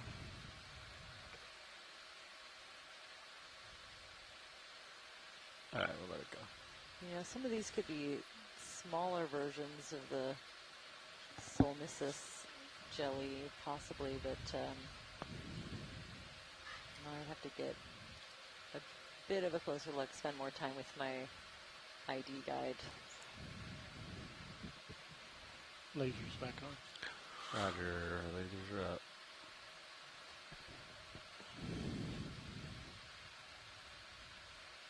There's another Rossellid sponge down at the bottom, kind of fiberglass-ish in texture. White. Oh, this is very cool.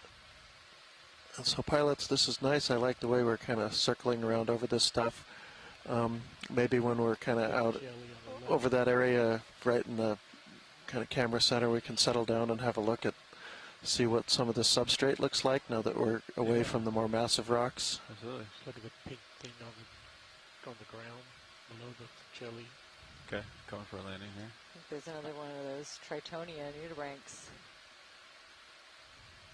We saw one predating on a coral earlier. And look at this, 2 jellies, 2 for 1. Yeah, this reminds me, I think there's a Paralia and maybe the Solmissus genus. One of the dinner plate jellies.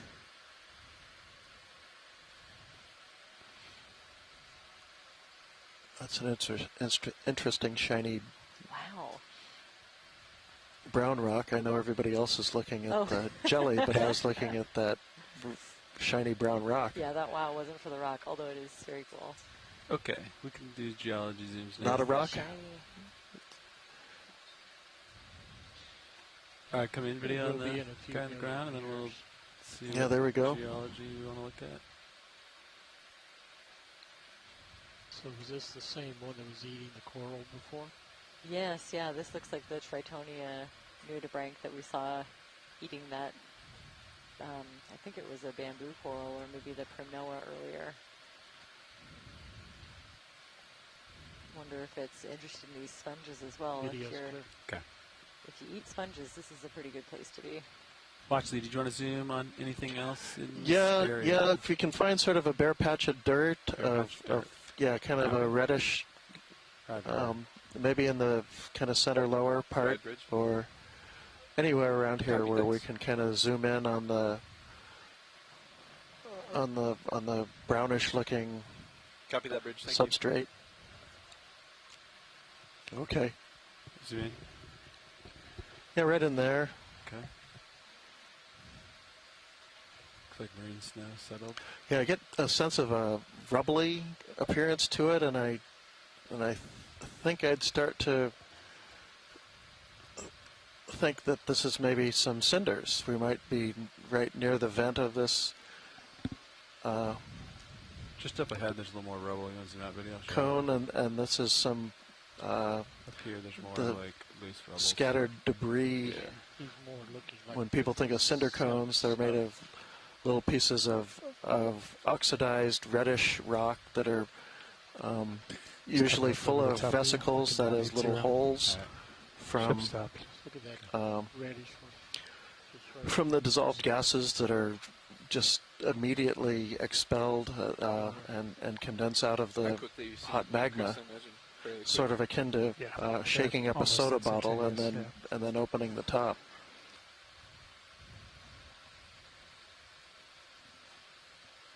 I'm going to go for this brown right here. Is that another granite, maybe? That looks like a piece of granite. Ooh, I'm getting good at this. Surrounded by...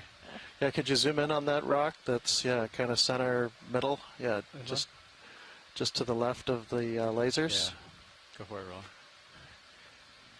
He's definitely out of place. You think that fell from something? Oh, I can get you closer, Roll. Just to the left? Yeah, zoom out video. Yeah, that guy. So that's a piece of granite. That is nothing that formed out here in the middle of the ocean. We can get coarse-grained intrusive rocks out here, but they're not nearly so full of light-colored minerals. So the lighter-colored minerals are feldspars, plagioclase, and microcline usually, and see if I can tell. Looks like the black minerals are biotites. So that is something that came from the continent somewhere, Canada or Alaska, and was undoubtedly rafted out here on a glacier that then melted. You might even be able to make out those might be glacial striations on the bottom part of it. I'll come up and keep moving forward, Chris. Hi. Going up that way. Wow, look at these huge boulders. You want 20 more? We would call those drop stones.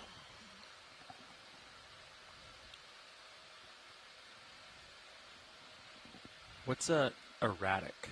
Is that like an extra big one on land? Erratics are similar, only they're, and I guess you could say that was a form of one, but an erratic is a rock or boulder that's been carried by a glacier, and when the glacier melts, the rock just gets let down where it is. So you find them in, for example, the Sierra Nevada out on big open granite polished surfaces, and then there'll be these large boulders that are just sitting isolated kind of all by themselves.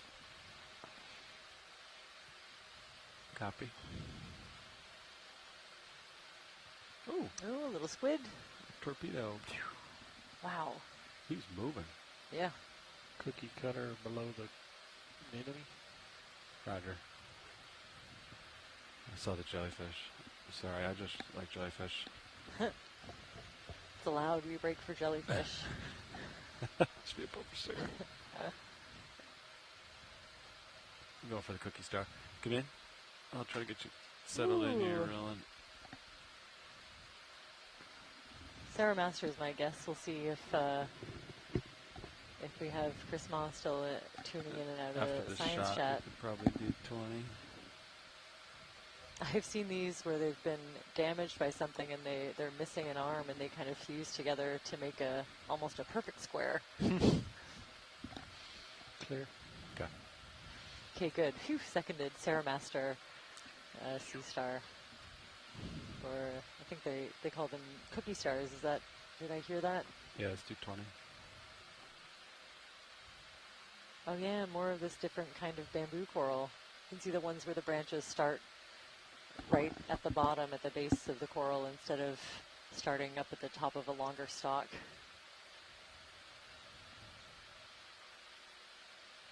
And yeah, the sponges definitely seem to prefer this other type of rock over here from those, that's like, interesting. larger disassociated boulders. They like this. You good for a minute, Chris? They like this other Yeah, you substrate want to get a lot better. I think they like the massive volcanic rock probably underlies that, and there's cinders off to the right. Same as the last 20 meters. Or flanking the far more resistant dike. So you would call these ones more cinders? Well, no, the boulders I'd call boulders that are big pieces of basalt, but Sorry about that. the grayish substrate or the reddish substrate that kind of looks like it's the makes up most of the seafloor, flattish areas. Oh, siphonophore just coming right up to us.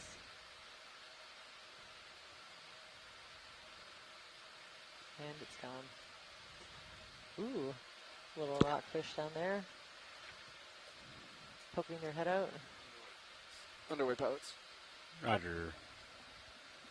Actually, I should say copy. And these are maybe scattered boulders of the dike that are still preferred by the sponges, even as they tumble down the hill. Yeah. Yeah, they seem pretty determined to grow, at least on the tops of these.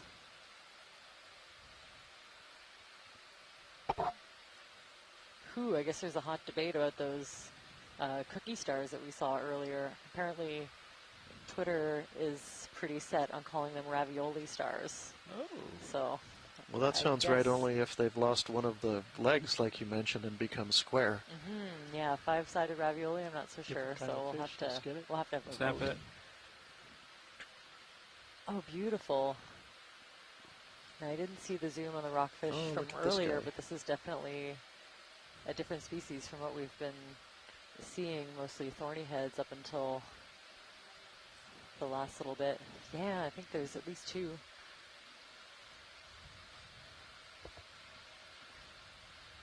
Now, I find the different species of rockfish especially hard. Ooh, okay, yeah, the one hanging out underneath. Rockfish. Maybe one of the banded. Oh, yeah, and at least one, if not 2, sole. We'll let him go. I got to move wrong. I think this is a rock, but that and maybe that. Oh, no, that's a rock as well. 1 sole. Frame these 2. Thank we'll you. Pick one. Let's go for right. Go in.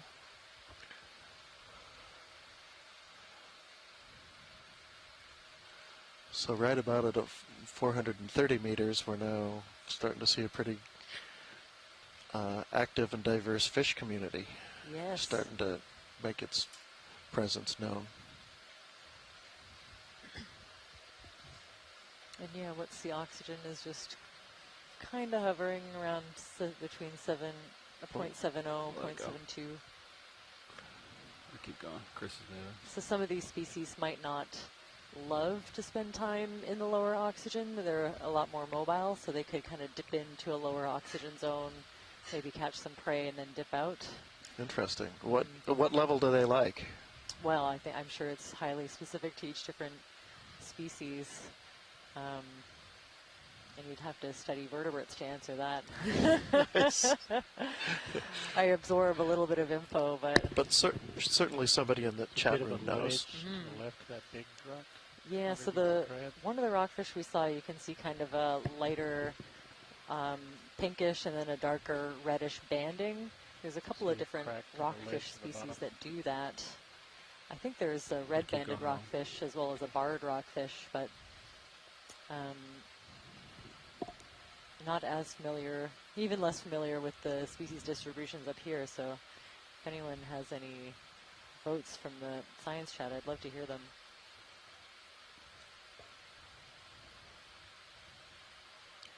Okay, and the larger one that we saw swimming that we were zooming on in a minute ago, we have Go ahead, Bridge. ID, possibly a black spotted rockfish.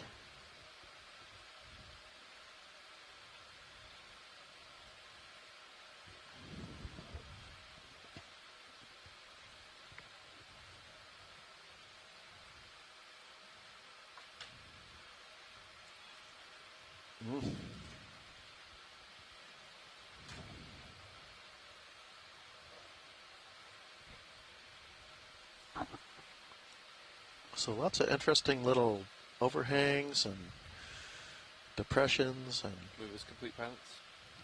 Really get the sense that things are kind of jumbled around here. Clean spot. Yeah, a little more chaotic. With a fish at the base. So one of the things on my mind is trying to determine if this little edifice, if we're anywhere close to the original outline of this part of the volcano, if it was erupted out of the water on land, or if it erupted underwater entirely and has basically spent its entire existence underwater. So remembering that, or remembering that one of the last things you'd see, oh, look at that guy. Wow, good eye, good catch. Yeah. I never would have seen that. Well, right off the ground he moved. That's the only reason I saw him. I frightened him, I think. I think another one of these sculpins, but the coloration looks a bit different from the ones that we've seen. Maybe a little bit darker brown. That was too low. And then one of those different species of rockfish that's kind of got lighter white patches. And then more of our fine-grained basalt with is that a hold to a coral? Yeah, it looks like the very bottom of a bamboo coral that got kind of snapped off. Is my guess. Well, actually, did you need a closer look at anything in this area? No, I think we can continue. Yeah. Roger that. But with that in mind, if this was a subaerial eruption, at some point it did get submerged, and as such, this would be the very last part of this island. It would have been an island if it was emergent and erupting in the air. This would be the last part of the island that would get submerged, and so we would be looking at the nearshore deposits as sea level slowly rose over this. So like the intertidal region. Sure, in sure. An ancient. I mean, it would have started as a cliff along the beach, probably, and then the beach itself, and then intertidal into subtidal areas. So you would get that whole progression, but all in all, you'd be throwing things around by the waves, eroding, rounding things off.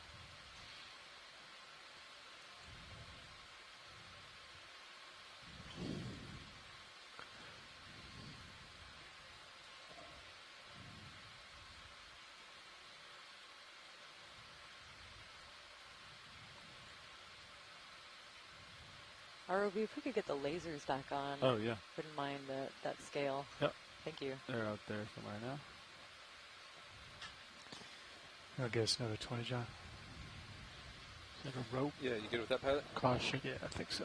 I see it. Oh, it looks like we might have a bit of fishing line. Oh, really? Yeah, do you see that Where is ROV now? to the lower right? Mm-hmm. Yeah. Yeah. could maybe follow it for a second. Is it a cable? Last range 20 meters, bearing 220 Part of a net? degrees at decimal 2 Yeah, knots. possibly like a tow line for a large net. Yeah, some kind of rope or line. Good copy. Thank you. Look at it. Sure, you want to snap it? Yeah, look, if you Check it's on the ground. keep an eye, you can see it going further up into the distance. Oh, terrific, yeah. Good nylon or Cotton line. Good eye. Yeah. Good eye. Yeah, you notice when you see those really like regular lines for the whole field of view. All right, thanks for rolling. Okay, so it's been here for a little while. You can see it's colonized by hydroids, not sponges, so might give us a bit of an idea. Just lower the center. Watch lead. Go ahead. Are we able to follow this for a tiny bit, or is that way off course? It's kind of, I'll follow it here, up this way. Wouldn't mind just seeing around that boulder. We just got a ship move in at 220, pilot. Roger, 220.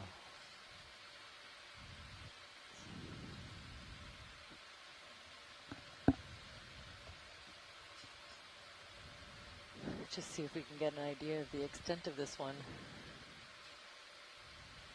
And maybe if you could get a zoom on some of the lighter patches, see those things that are growing on this line.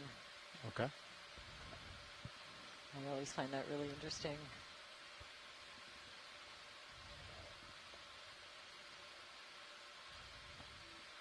I'm not going to go too much further, Chris. Yep. Pretty far out there. Yeah, zoom on this would be great. Okay.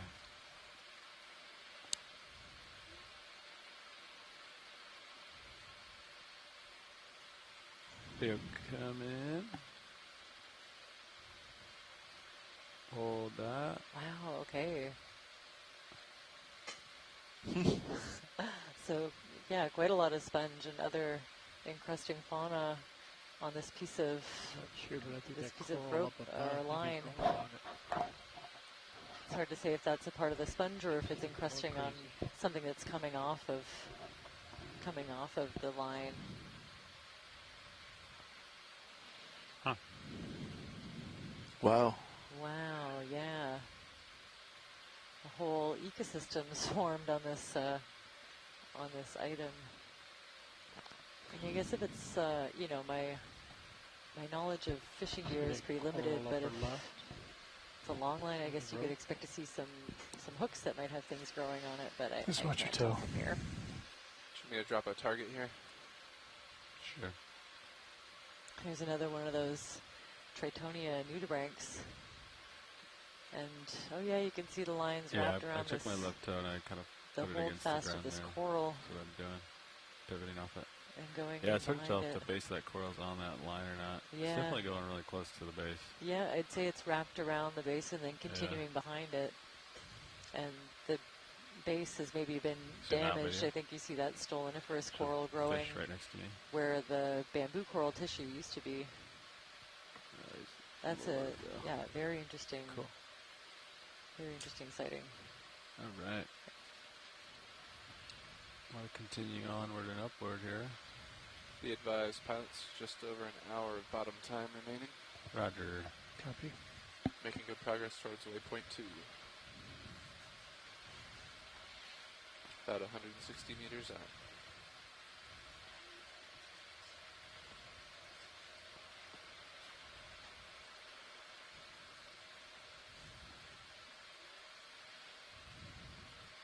Could we zoom in real quick on this kind of rocky face here, just to see if we can see anything? Yeah. Zoom in a little bit. Yeah. Right. I'll just get closer. Go ahead, Bridge. Watch lead. Copy, thank you. There's a cave. Yeah, some bare patches up ahead maybe, unless those are holes.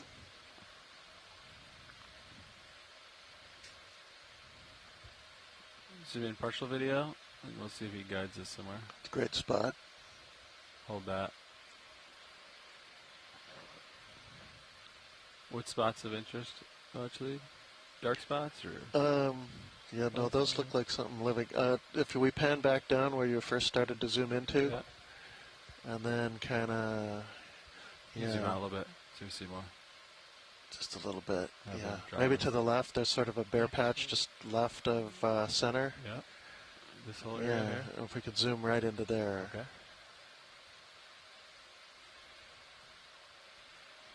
Get you closer rolling. All right. Zoom in a little bit. Hold that.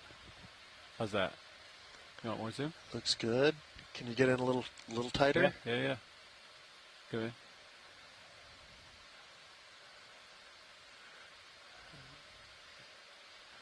Okay, wow. Okay, also, I don't know what those are. You really get a good view of the critters. Yeah. Rusty hoping the science chat has eyes on these.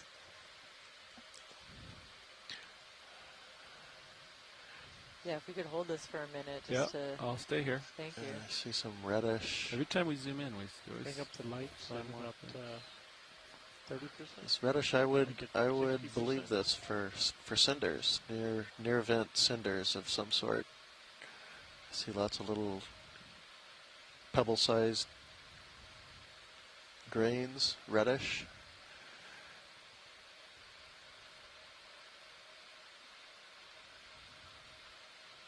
Once you're done, I was wondering if I could make a request, but let me know.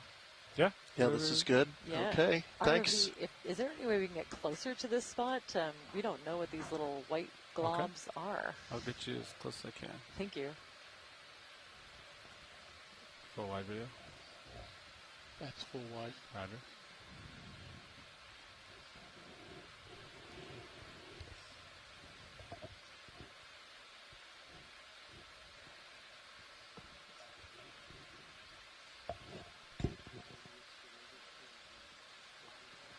All right, come back in. Find it. We'll find it.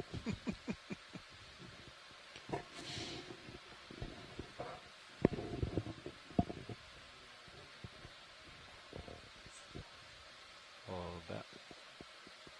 I think they're talking about the small white. Yeah, that's right. These little white creatures. Yeah, and I do see maybe thin strands coming from them, or those could be sponge spicules behind them. Do you think we could attempt a suction sample here?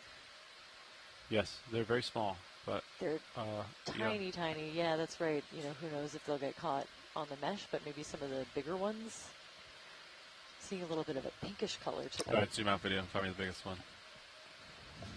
They're all over the place, aren't they? Yeah. All right, so the small balls that are moving with the wind. Ship's all stopped, right? Affirmative. All right, I gotta find a place to draw out. They seem like they're everywhere, though, right?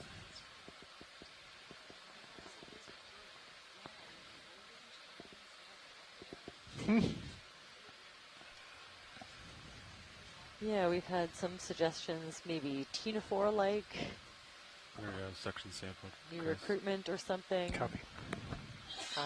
Yeah. Bless you. I think they're definitely worth a stop and an attempt at a section sample. What does recruitment refer to? So like a really like juvenile or even larval stage you want to draw out? Of a larger animal. They can look really different when they're get the hose out when they're the size range. And then I'll land and try to. So this is one of those questions that I think we'll have to answer with the detailed study in the lab. And maybe through DNA. Yep, number 1 and 2 are taken. No swimmers in any of them. Okay. Yeah, I got it. Let me cover this side. And if we get some bonus sponge material, I wouldn't be mad about that either.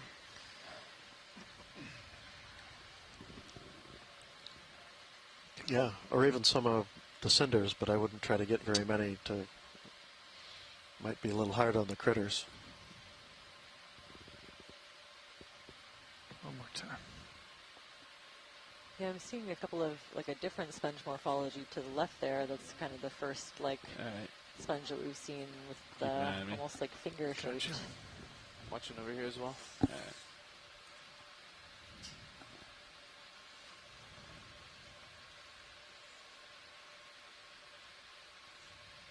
So yeah, when I see the science chat light up like this, it's always a good sign. Something we might want to sample. Draw in. Nice. Excuse. Yeah, of course. I believe we're looking at section jar 3.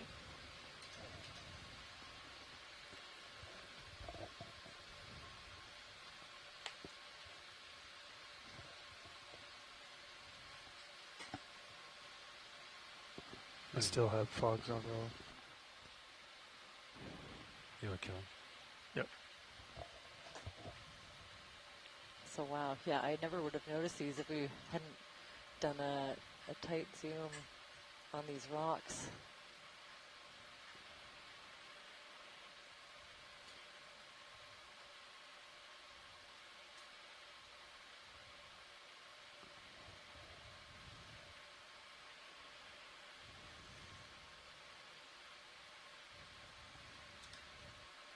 All right, let's let that settle out. I just have my right toe down. Yep. I think the hard part is going to be seeing them go in the jar. That is going to be the difficult part here. Yeah. Because they're so small. Yeah, but we'll be able to see where they were and maybe... Do you want eyes on the drawer gate at all? You have 45 degrees. All right, video, come in on main. We're going to find some here. Looks good. We're going to it's going to take some serious zooming. I have to get the nozzle right where we zoom. Maybe okay, I see him. Down. Flip down.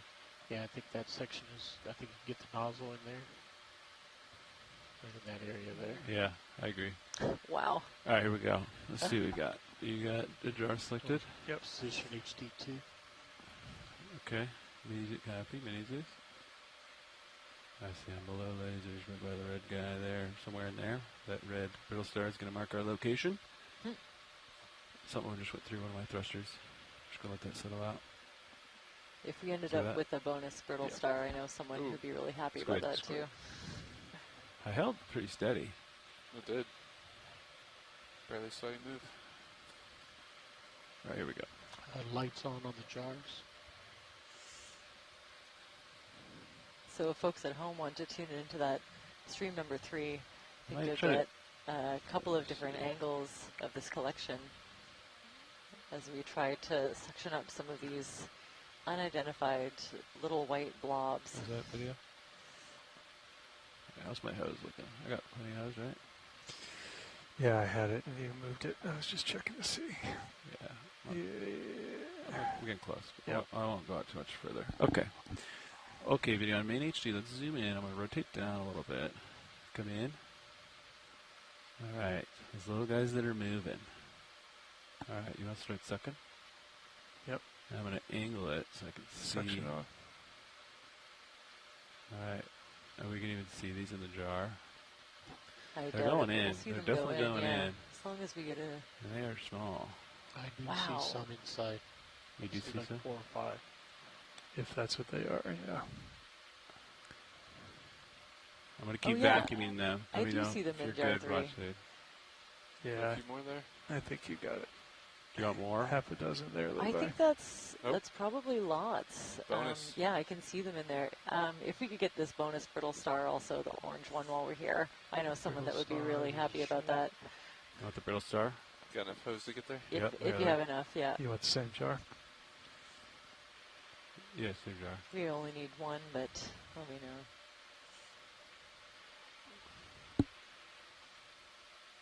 He's kind of in there.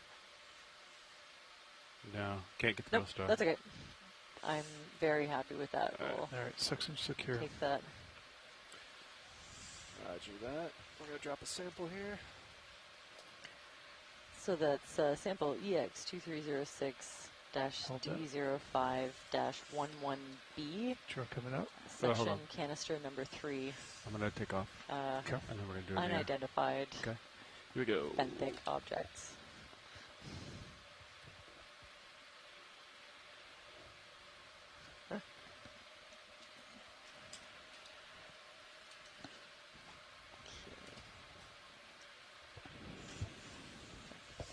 All right, draw out.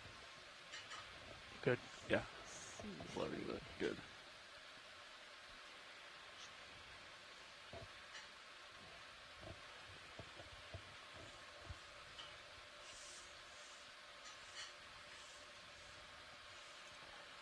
My sample pilots.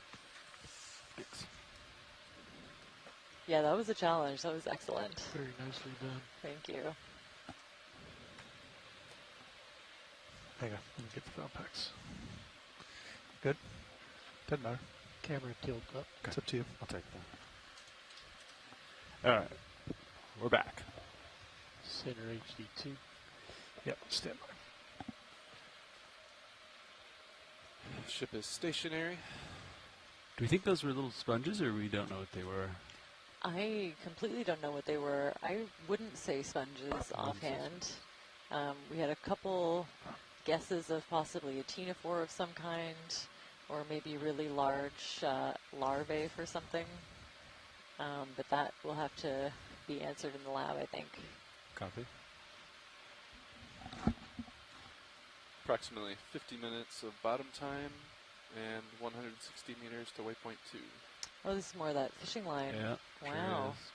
Sure it really runs. It's a long piece. You can see the cracks on that Sirius view. See that? My lights. Oh, wow. Look at that. The cracks that you can see. Yeah, if you tune into stream number 2, you can get that view from Sirius. And that is giant boulder just full of these cracks.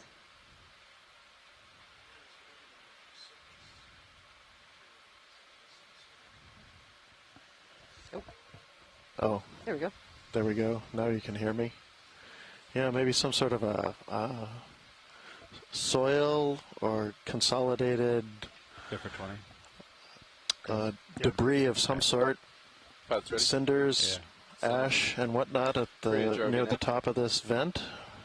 We'd like another ship move, please. If that's what we're actually looking at. 20 meters, bearing 220 at decimal 2. But yeah, very interesting thing to see up here.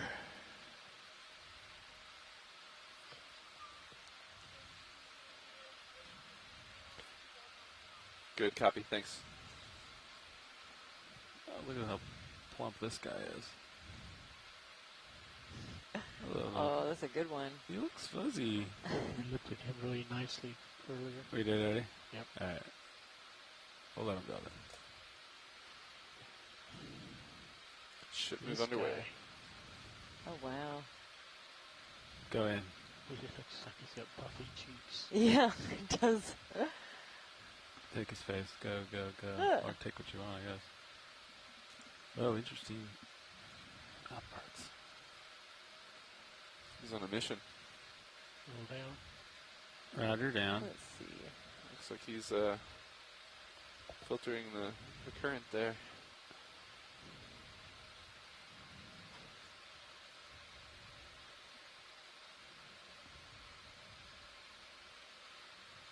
Wow, yeah. All the different spines on the carapace. Fill the string and you go off to the right. The detail from this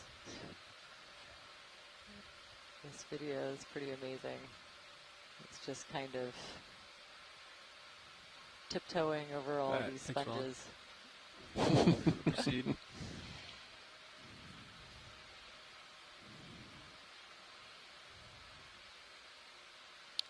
Huh.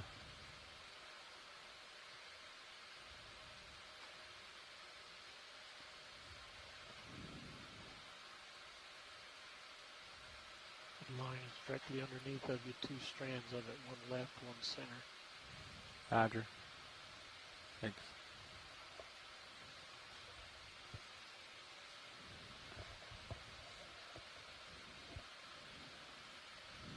Yeah, and I see a couple strands of this fishing line. Yeah, there's 2 here. There's 2. That might be the end of it.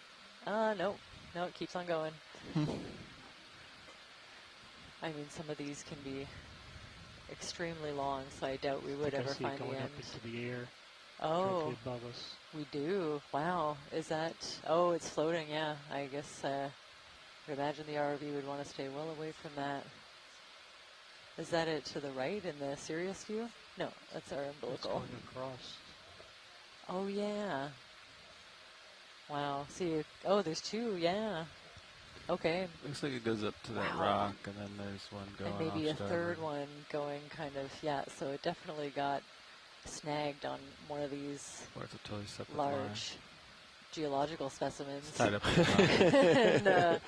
and it's probably enough to snap it and get it lost. Oh, wow. Yeah, of course, yeah. There's it looks like one volcanic coral. It does. I would love to get a zoom in of that actually, just to see, if we can get a general estimate of how old these corals might be, then could kind of tell, a little bit from the amount of growth that's on this. I think the line is pretty close to the ground and tied up in rocks. A whole bunch of lines. Wow. Yeah, there's a whole bunch of it. At Look least it's at all low this and it's line. like on the rocks. It's not coming up off the ground too far.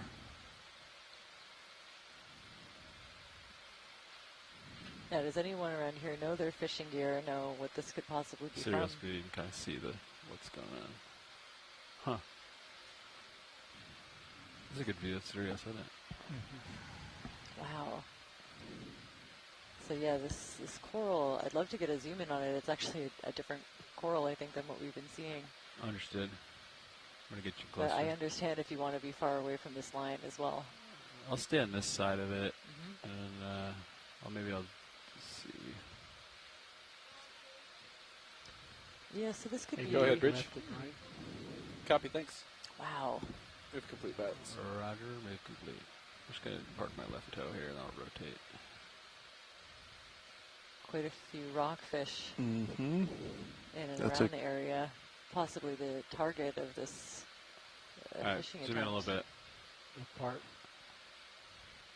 What's your target? I don't know yet. Ooh, okay. Hold that. I'm thinking the left side just because it's more illuminated. So I'd say that this is a Primnoa based on the skeleton. What I can see of the polyps, it looks a little bit different from the Primnoas we were seeing earlier. Yep, there we go. Barely on That's what I need to see. So Primnoa, there is a variant up here that it could be, and I have a really hard time telling the typical version from the variant, but you can see its habitat to all these different crustaceans, and these shrimp, I think they're pandalid shrimp, really seem to like it. But I'd love to pan down a little bit. Yeah. Okay. Yeah, so you can see part of the dead skeleton's been colonized by hydroids and lots of other creatures.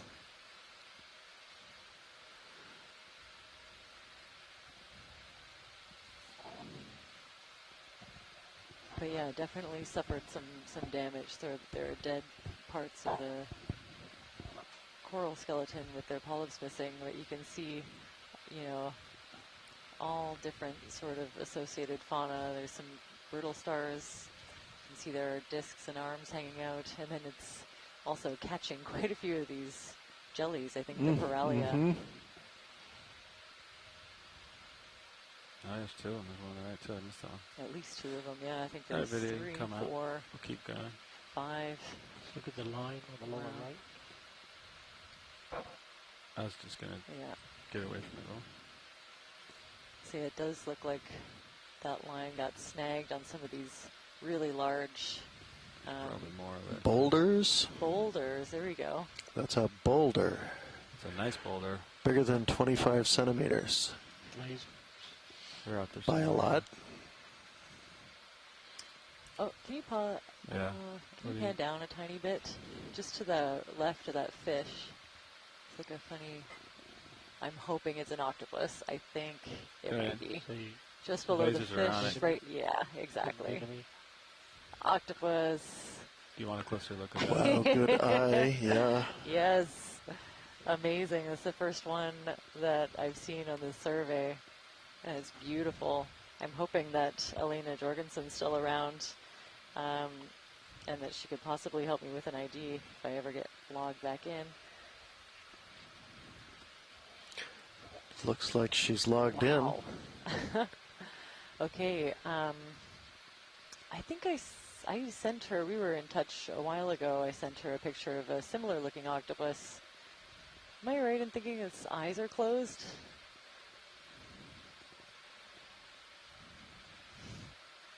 And if so, does that mean it might be snoozing? Wow. Yeah, I think the ID that she gave me of a smaller octopus, deeper distribution, was maybe a small individual of the Pacific giant octopus, but I'd love to love to get some info on from her, what her opinion might be. Yeah.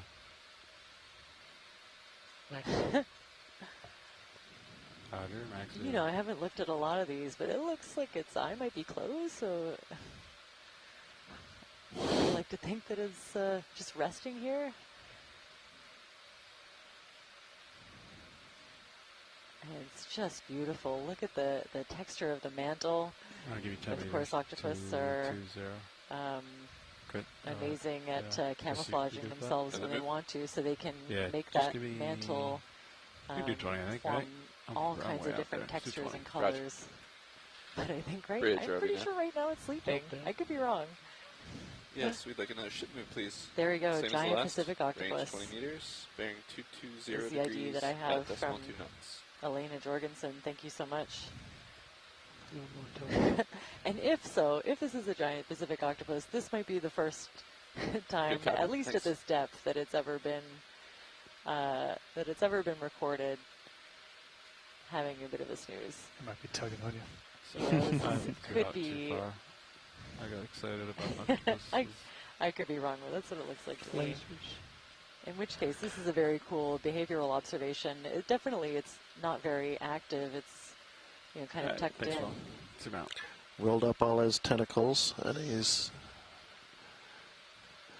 hard to imagine that the light and sound from this thing didn't wake him up, but he was snoozing. Yeah, I mean, they're definitely not very, active and moving around, and yeah, with the tentacles tucked in like that, that's my guess. Look at this. Look at these boulders. That is a nice, big, beautiful boulder. Wow. Okay, but yeah, we definitely have to keep an eye out. There's more of this fishing line wrapped around it. Yeah, it's all over here. So far, we're okay. Mm-hmm. It's on the ground. Yeah, it's right here. Staying well above it. We'll keep moving here. Yikes.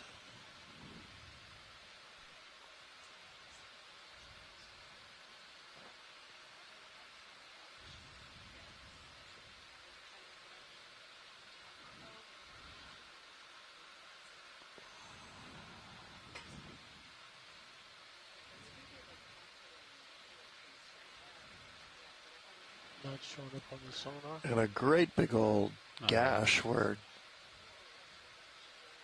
going over.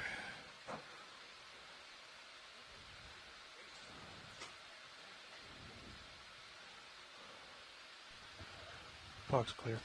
Ooh, and a different kind of glass sponge. Yeah. Two fish too. Yeah, we're looking at big crevices and cracks and. Show the pair. Roger, the pair. I honestly don't know if those would be considered volcanic features. What you'd expect at the top of a volcano, I guess you would. But I could easily see it too at a rocky coastline. Clear. Okay. Oh, this is fantastic. Look at, as we kind of ascend this geologic feature, we're starting to see a slow change into different distribution, and we're starting to see a couple of new things. So that sponge to the right is the one that we've maybe seen on previous dives, but not this one. There's I'd say in the Rossellid, Rossellidae family, a couple of different species it might be. Acanthascus is one that comes to mind, but there are others you would need to look at the tissue in a lab. What's with the curly thing on the right? Is that a sea star? Where are we seeing We'll go this for the sponge roll. curly thing on the right? Hold that. Hold up. Getting closer for you, Roland. Yeah, I'm just afraid for you to get too close to these rocks anymore. Yeah, that's fair. Look at the detail. Another one of these glass sponges. Laser's clear. Roger. Oh, it's beautiful. I'm going to try to hold Go ahead, Bridge. Fog lights at 30. Copy, thanks. Fog zone. That's good.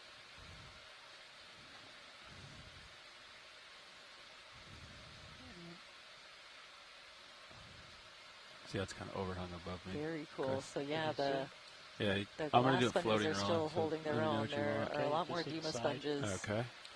The ship move is but I think the pilots. largest structure-forming sponges that we've been seeing in the area are these glass sponges. Overhang. Oh, ever cool. Wow, you can see way down into the canal system this sponge, and it's filled with little tiny crustaceans. Hard to make out, but teeming with life in there. Thanks, Ron. I'm going to continue onward and upward here. And out here, every inch of these rocks seems to be covered with something. Going straight up. I think, yeah, to the right, that bushy stuff is more of those stoloniferous corals, and of course, miles of sponges now. And just loving these boulders and other kind of, I don't know, lobed geological features. Yeah, maybe spatter, near event spatter. It's very chaotic. Yeah, it feels a lot more like active here. Like you can see, these rocks sort of frozen in time. Right. Yeah, I mean, look at this big overhang and wild.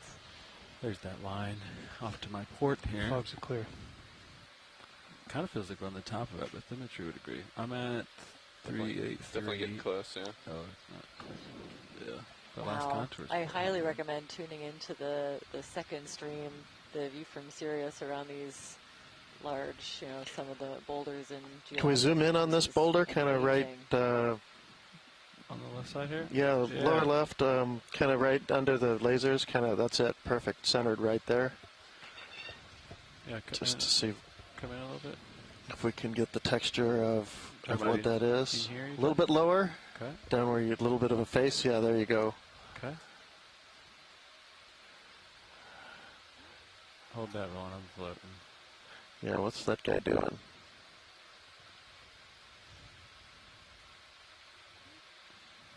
Is this good, watch the Good view of the biology. Can we look up a little bit so we're out of this crevice? Yep. A little higher and maybe back out a little bit. Yeah, that's great. Yeah. Okay. Oh, fish. Oh, didn't see you there.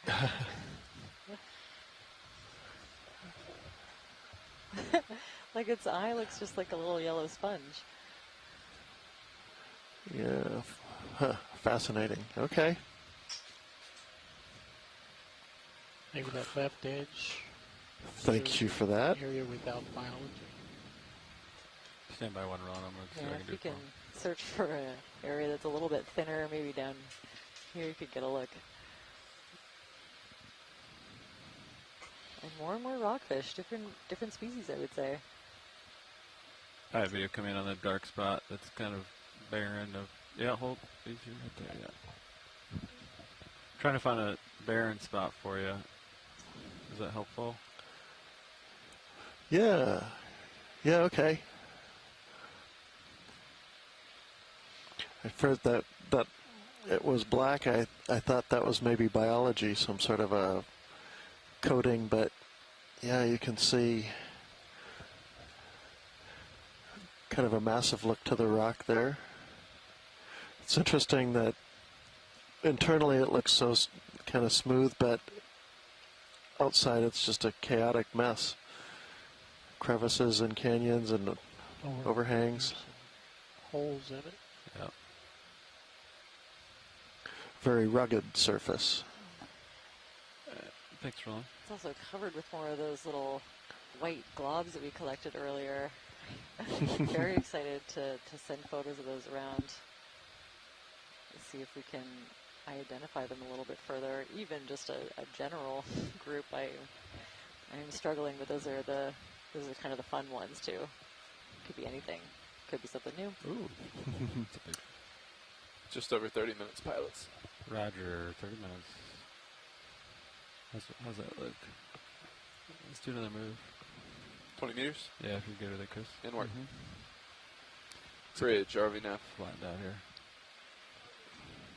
Yes, we'd like to request another ship move, please, same as the last. Range 20 still meters, on? bearing 220 degrees at decimal 2 knots. What, Ron? Are the lasers still on?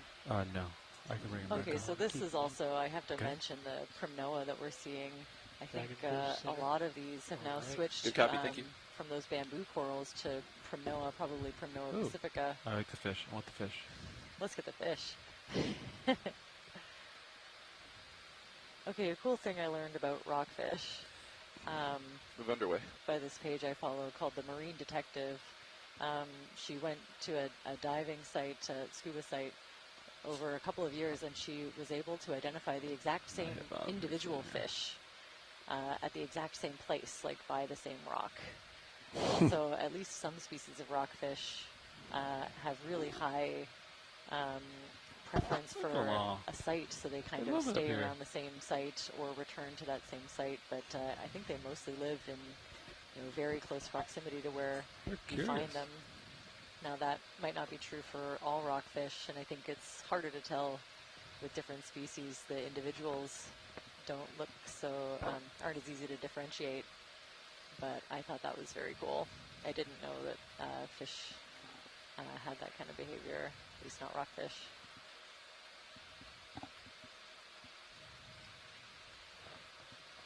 They're also very long-lived. Some of these rockfish will have a lifespan similar to humans, so you get a big individual, it could be 80 years old. Right. Yeah, maybe even older. All right, I'm out of tether.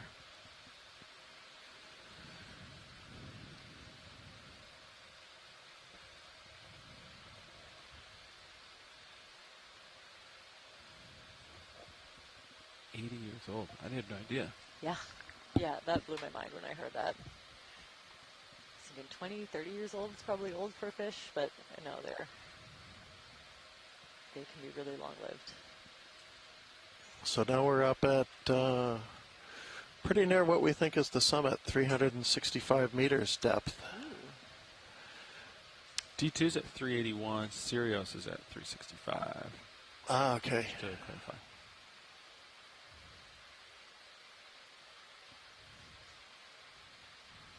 Look how rugged it is up here. Huh.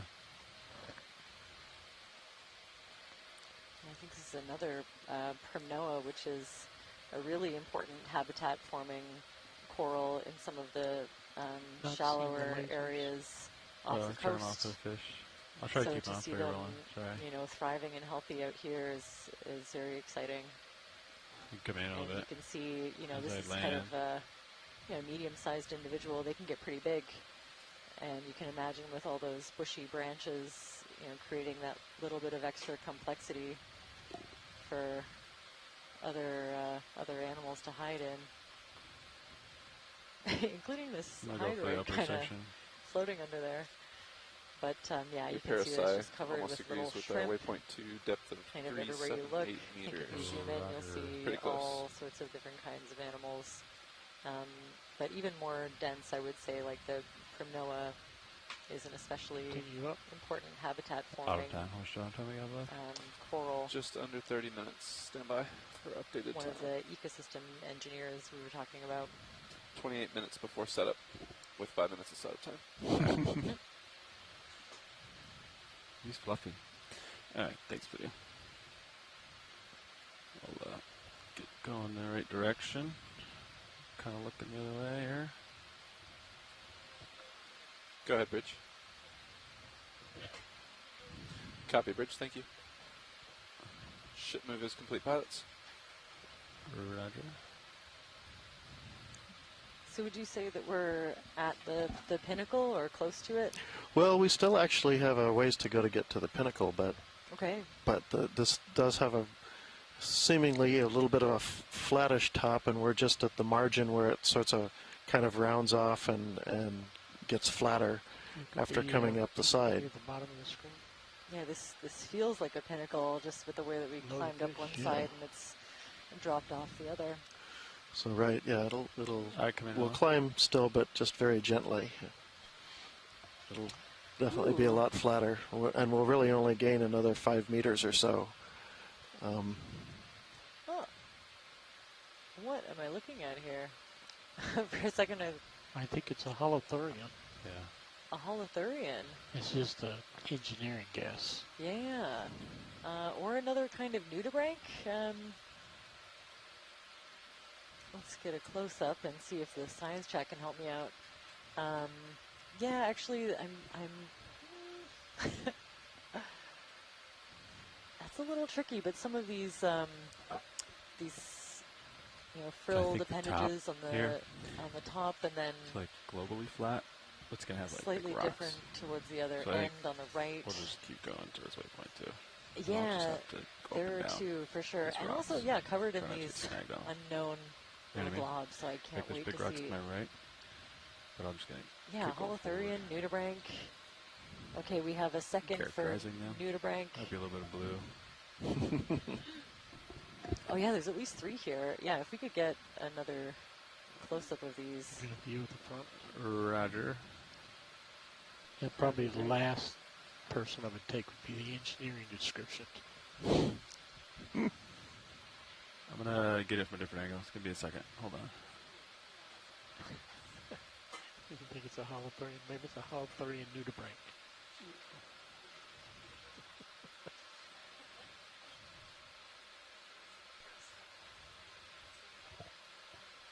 Okay, we have votes for fancy holothurian, like all dressed up, or some kind of a nudibranch, which are like automatically pretty fancy, I think.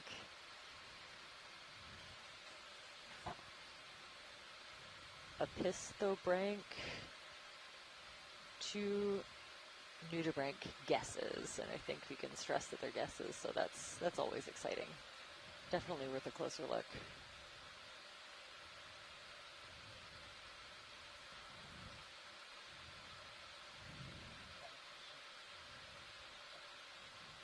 This is true.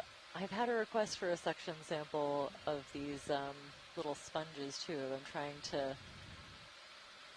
get to the top of this, the top of this pinnacle. But we do have 2 suction jars left. Going in. Go in. Yeah, I think we're doing good. I think it's going to look like this pretty much from here on. Nudibranch, right?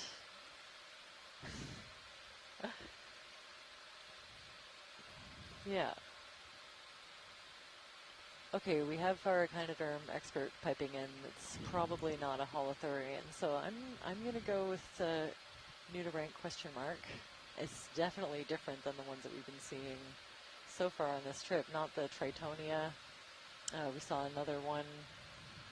I think it's a flabellid group, and this one I have no idea, but we're getting some excellent captures in the imagery of this texture. Look at all of the all of those crustaceans to the left. Wow. It's just covered. I didn't see those. Me neither, not until we got close. There's lots to zoom in over here.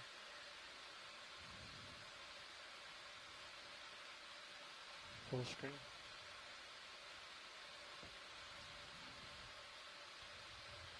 Yeah, I'm seeing like stoloniferous coral. I think those are hydroids just covered in crustaceans. There's like shrimp. I'm seeing skeleton shrimp, I think.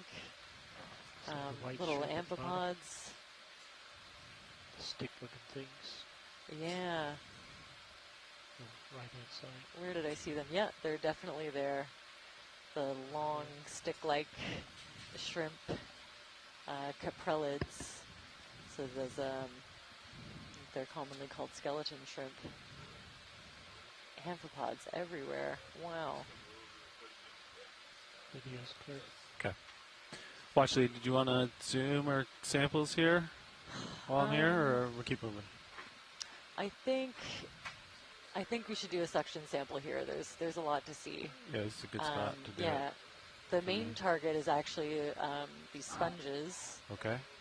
If we could get the suction kind of scraping a couple off. The like yellow balls? Yeah, the yellow balls. All right. Yep. For lack of a better term. Oh, that's an excellent idea. Also, before that, could we get a water sample, please? Yeah, absolutely. Start with water sample, and then we'll, if you want to draw out while I do hand over the suction as That's why we have so many water column eDNA samples. It's like you guys. Survey 2, you ready? My drugs up. Copy. Hey, John, we're going to do a Niskin here. You ready? All right, resetting now.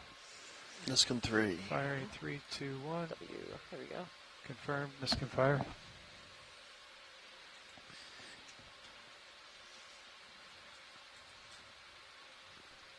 Jar light. Stand by one. All right, jar coming out easy. Copy.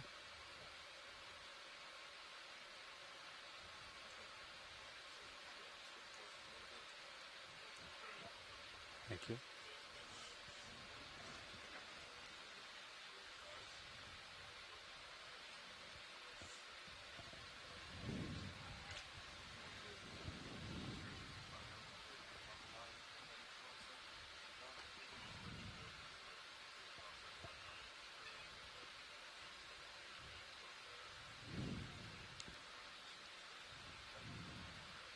So yeah, I think if we can scrape up a couple of these sponges and capture a bunch of the other, I'm not sure if I gripped it really hard. Hydroids and things that are around, just could give us a good baseline for what's here. Actually, to the right, I'm seeing a little brittle star. So maybe if we can get sponges and an opportunistic brittle star or two, that would be great.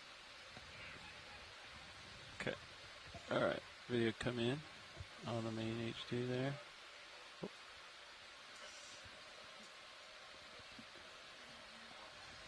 Yeah, come in. I'm going to get a little lower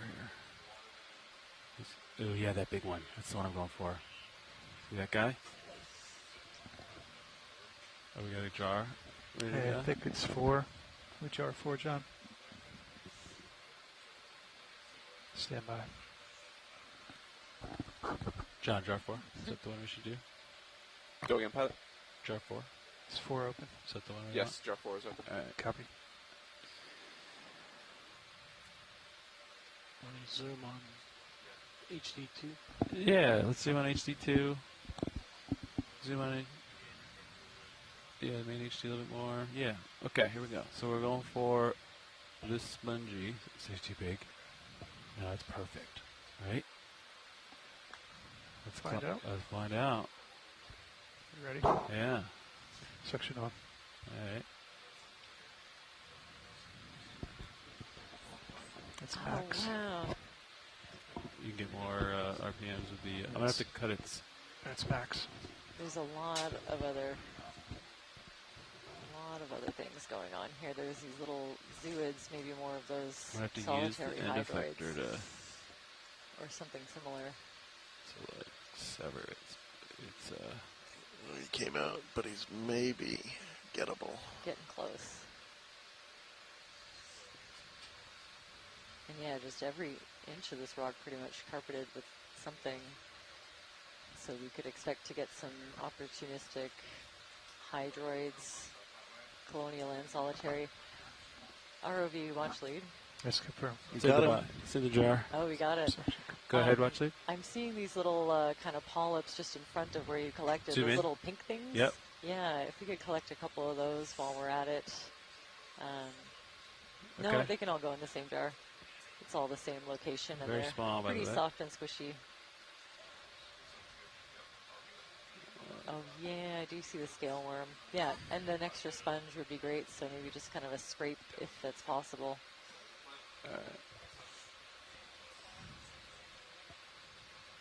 Yeah. Mm-hmm. All right, here we go. Section on. That's max. Okay. I feel like I'm kind of mauling it. It's kind of stuck on. You got something in the jar. One of them.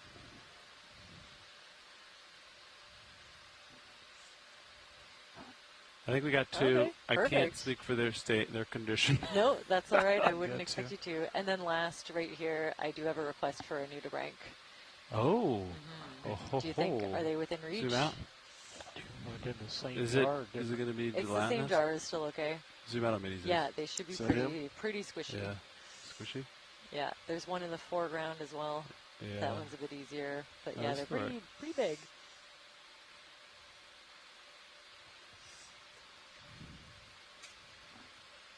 Is it gonna like squish? Is it squishy? I would think so. Second. Suction on max. Oh, I guess it's a yes. Yeah, I think so. All right, get ready to. Okay. There it is. There it is. We just saw. Amazing. Everyone's eyes are glued to suction jar 4, and we turned it around pretty quick. It just went right in there. I thought it was gonna be stuck to the ground. Excellent collection. Thanks so much for that. All right. Are we still in the suction sampler, or is there more items? This is great. I think we're good. Yeah, I think we have a good representative sample from this area, so I'm happy to. I think you can draw out. Happy to move on. Coming out. Blow the hose. All right, here we go. I'm gonna stow our suction sampler here.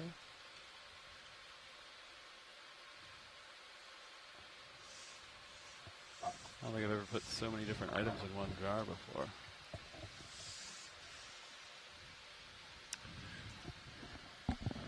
Excellent. That was a really technical one. Thanks so much. Very excited to see those.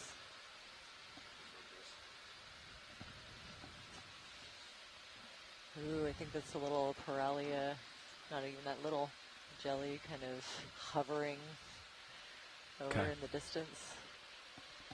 All right, ready? Let's go onward, forward. See a little bit of this marine snow kind of falling. The light catches it, which is the main source of primary production for this area. It's where, you know, the basis of a lot of the food chains down here.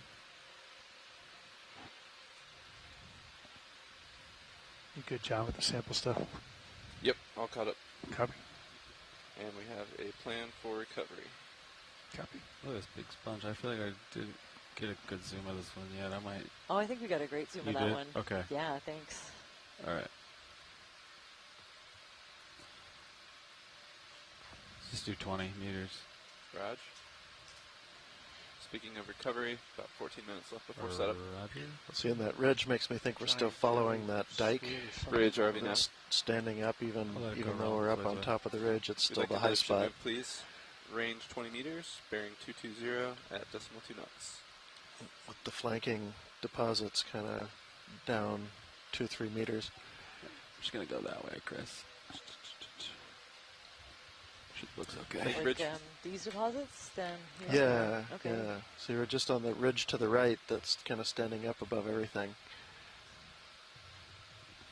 What are is this the kind of thing I sucked up? Let me zoom in partial. On these, like, those are. Yeah, see that? I think I sucked up small versions of that. Oh, yeah.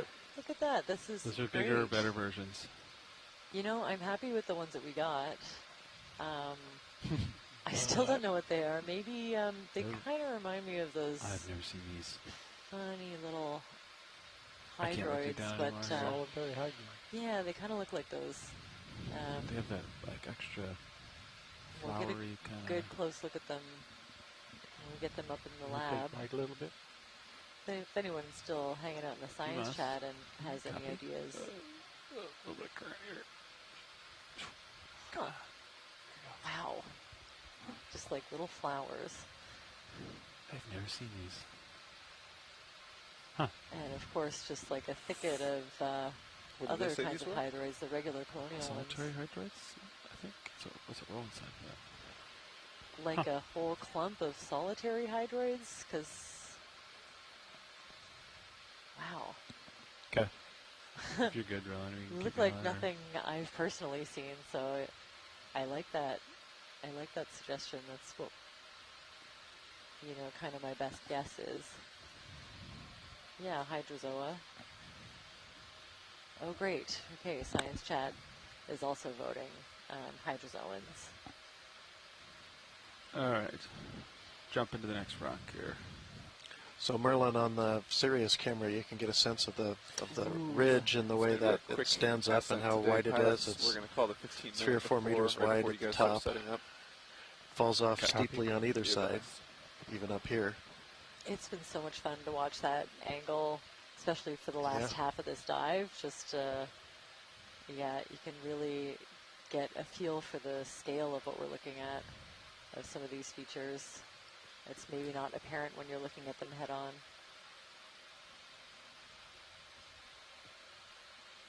See pretty strong vertical joints that have been eroded down into, so you kind of see them opening up as cracks.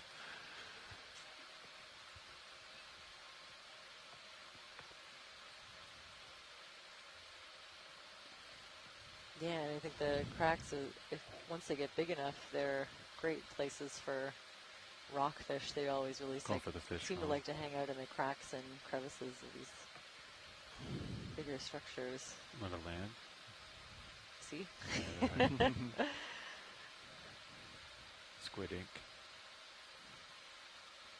Alright, we'll let these go, Ron. They're not really behaving. Yeah, how many different phyla do you think are represented in that one suction canister? Mollusca. They're out there rolling.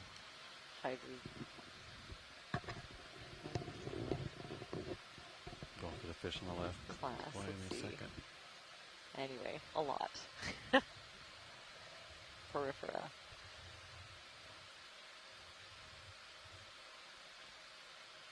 At least 3 or 4.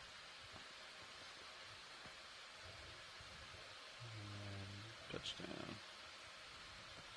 Go ahead.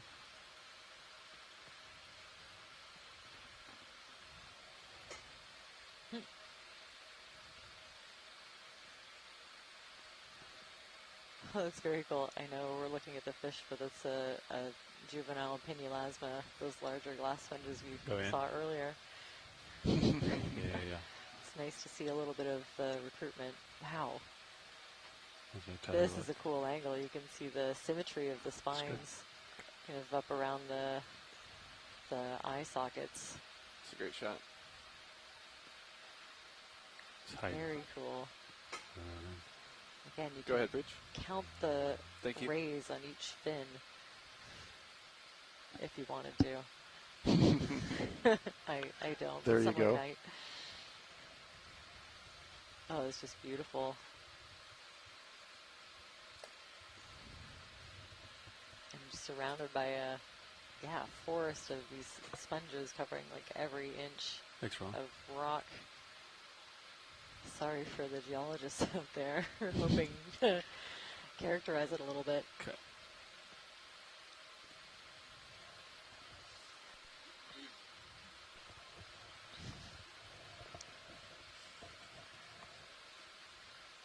Ship is stationary, pilots. Okay. About 9 minutes left. That's starting to look down slope. Maybe get a little bit of a sense of some layering, so kind of sub-parallel ridges as you look down, kind of trending from lower left to upper right. Oh yeah, I'm seeing the layers. There's a couple of them. You can see one on the far right, one in kind of the center of the screen. I'll do one more. 20 meters. 220. Yeah, he's going to do it. Inward. Bridge, RVNAV. Yes. And here again we've got that kind of consolidated crust above what must be a less or unconsolidated. You got it. Thank you. Sediments that are underneath it that have been winnowed out from underneath it, leaving this ledge. Can we video partial? Get the ledge and the below the ledge there. Yeah.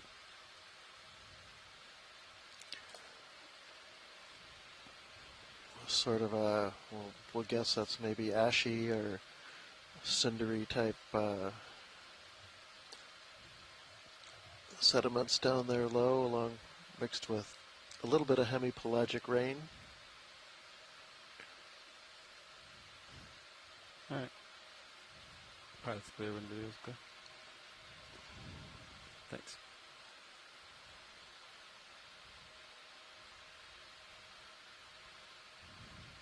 Hemipelagic rain. I like that. What does that mean to you? Is that the sponge on the bottom detritus coming down, or exactly. sediment coming in? Yeah.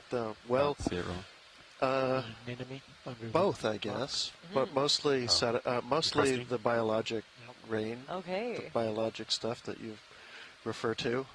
So one person's hemipelagic rain is another person's marine snow. Marine snow, yeah. Well, that's what they refer to the snow when they live up in Canada. Yeah. But further south, it's rain. Oh, I get it. Okay. Yeah. Well, we're in Alaska, so I think it could be snow. Too low, I think.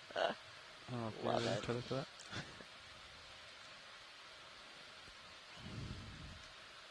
Alright, just waiting on some more tether. There's another sea star here. Just gonna grab it. Put it right down. You know, frame up sea star real quick. Still a little snappy. Hold that. There we go. Full frame. Wow. Get my focus. So the structure is the kind of translucent It looks fuzzy, papillae on top of the sea star. Was a sea star. Yeah, really out and enjoying life. Was a star. Yeah, that's very interesting. I think we had Chris Ma was commenting about it earlier. Ooh, perhaps a new depth record for Alaska. Poraniopsis inflata. So we are at 382 meters depth. So each of those are coming from a hole in the shell. Yeah, that's right. There's like a opening in the dermal layer, and these papillae are kind of poking out through it. I guess I've been told they help with respiration. Oops. There we go. That is interesting. Something new every day. Papillae. Oh, what are those chunks down there? Yeah, could you zoom in on those? I'm also curious. What is that? I don't know. It's like miniature dead sponges. Oh yeah, actually, that's a thing. So when some sponges die, their spicules turn into loose clumps. Things on them? Yeah, what are those black things? I thought those were eyes for a second. Huh. Maybe little shells of somebody? Yeah, there were two side by side, and I was like, am I seeing eyes? That's not it.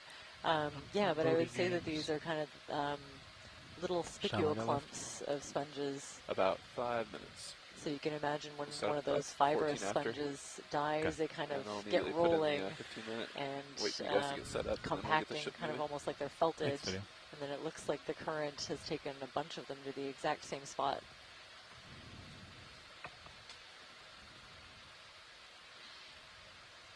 And again, that sedimenty, reddish-looking substrate that lies underneath the consolidated ledges. It looks maybe like it's cinders. Could be kind of taken for cinders, or that's from my port.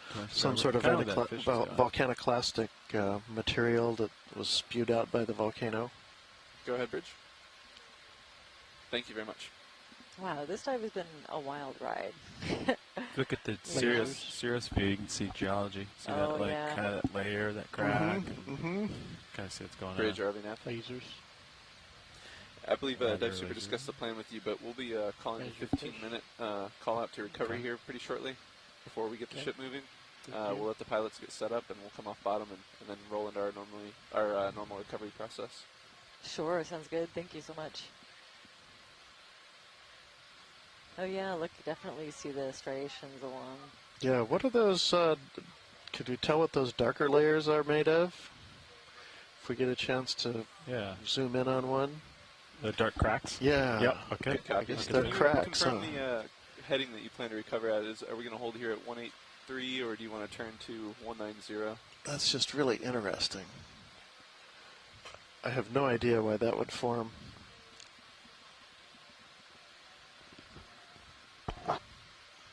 Roger that. I Sounds love good. that. We'll be back with you in a few minutes. Geology mystery. Look at that. So we have this hard pavement with now boulders that are clearly just sitting up on top of it. Okay, go for crack.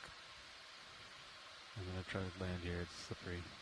Start there and sort of pan your way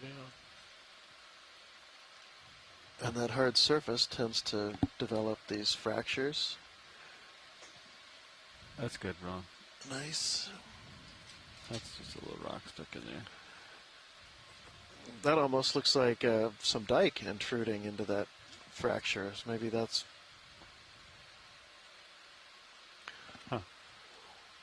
what those are. Pan down to the left. Just follow the crack. Zoom out a little bit so I can follow it. Too many hands. Yeah, I wonder if that's basalt that intrudes into those fractures. It's another minute or so here, pilots. Roger. Got 1 minute left to watch these. If we have a minute, could we take a look at that coral? Sure. Are you happy with the...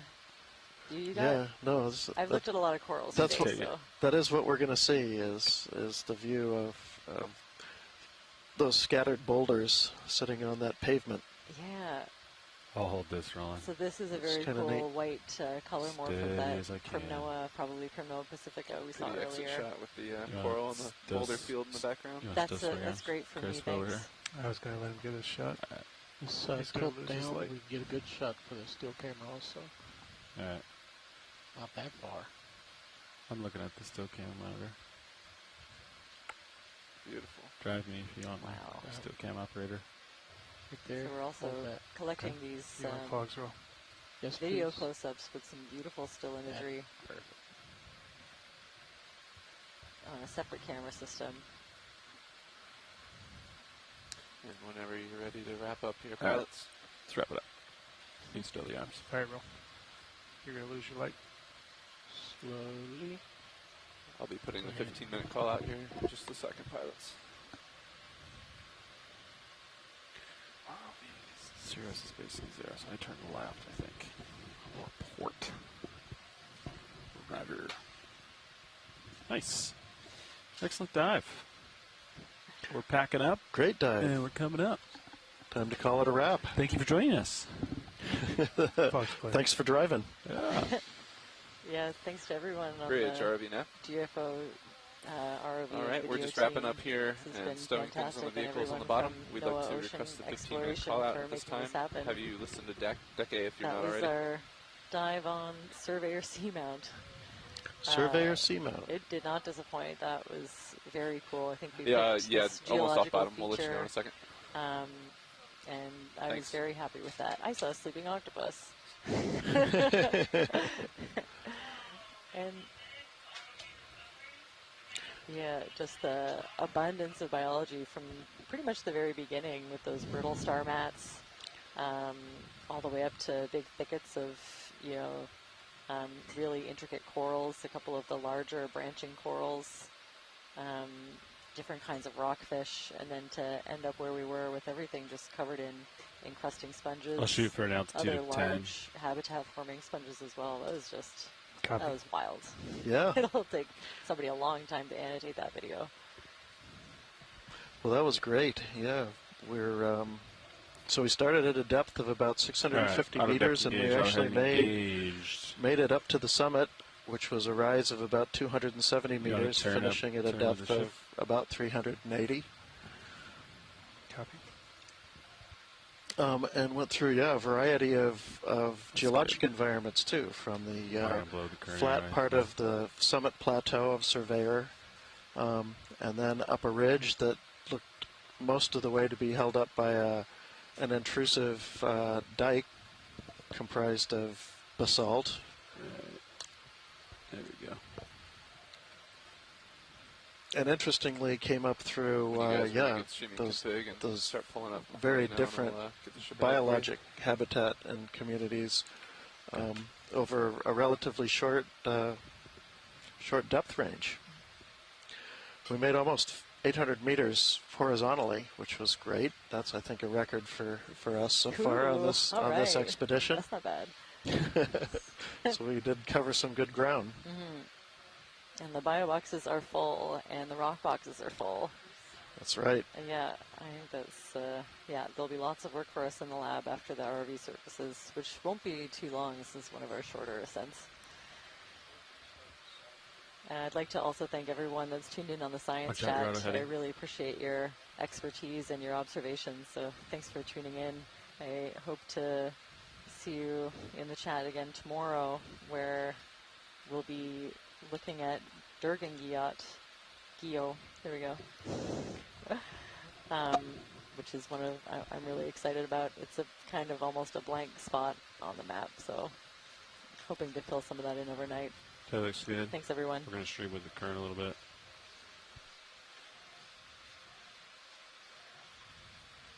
Current should be going to the northwest. Roger. 0.3 knots or so. You can start going on the winch. Should be able to get right on it, Chris. Ready for me to get the ship moving? Nope. Not yet. Standing by.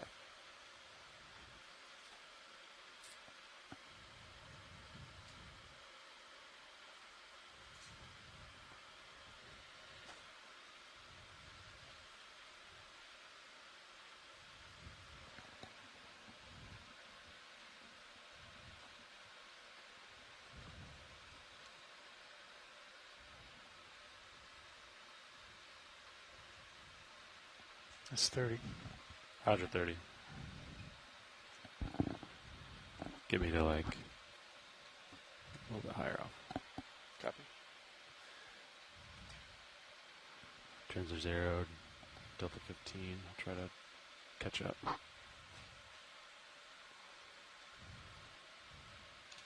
Taking out my forward way. Keep an eye on streaming.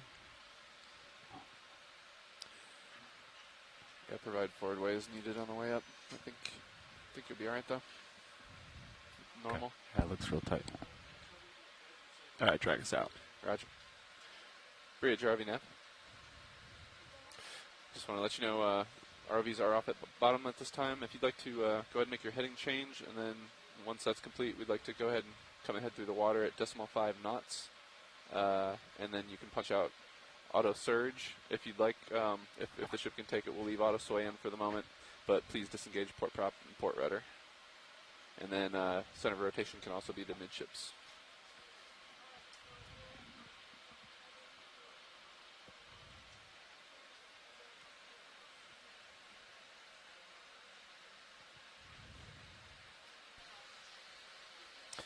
You got it, Bridge. Thank you.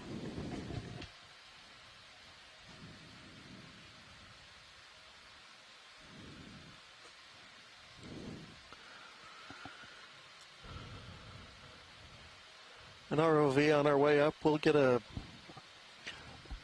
water sample. We'll do a Niskin, maybe just anywhere. Here would probably be okay.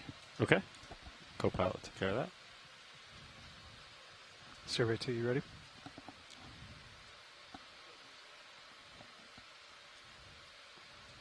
Nobody's there. Stand by.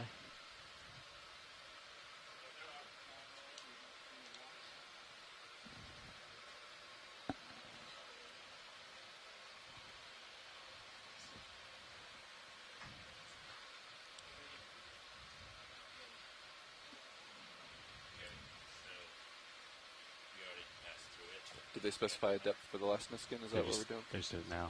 Not worth getting. Okay. Oh, no, there's second guessing. All right, we'll cancel. Yeah, we'll go ahead and cancel that. We've passed through the deep scattering layer already, so there's no interest. But thanks anyway. Go ahead, Bridge.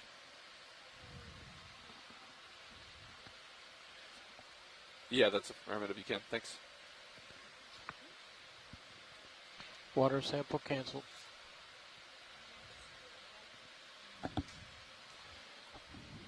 Ship heading is almost to 190, and then we should be moving ahead through the water here shortly, pilots. Roger, drifting. Surface current, great. Thanks. Thanks, Chris. Copy. I'm able to catch up to you. Quick little turnaround here off the bottom. Did you notice how it's add 100? It's not double. See that? See how it's add. Is it consistent there? Oh yeah, watch. Is it, yeah. Watch. Boom, add 100.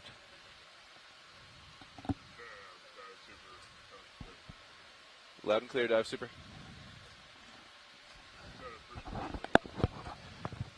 Loud and clear, dive super. Got you loud and clear, dive super.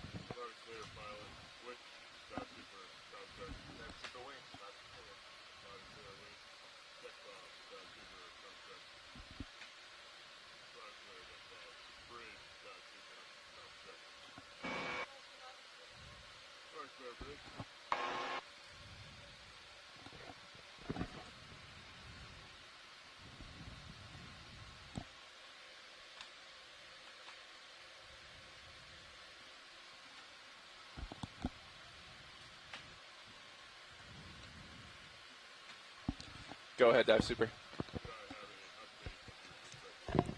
Absolutely. Vehicles are off bottom, ascending, currently passing 215 meters depth. They are streaming about 30 degrees to starboard of the ship. We have the ship moving ahead, currently in process of ramping up to 0.5 knots through the water with a heading of 190 degrees. We have 10 knots of wind, about 40 degrees off the port bow, and 0.2 knots of current off the port bow as well. We're ascending, and once we get to 50 meters, we'll be ready to recover. Dive Soup has the comms.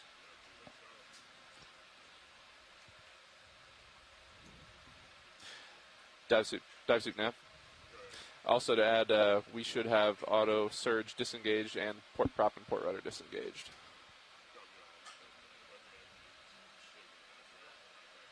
Roger that, in work.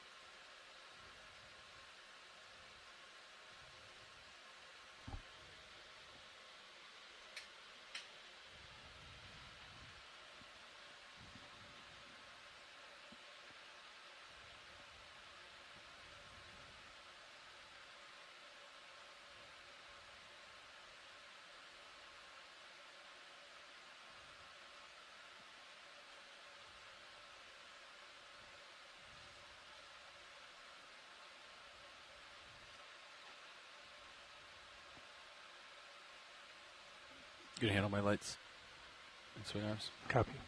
Shilling looks like it fell down a little bit. To bring it up. And That's where I left it. That's where you left it? Okay. Go ahead, Dive Super.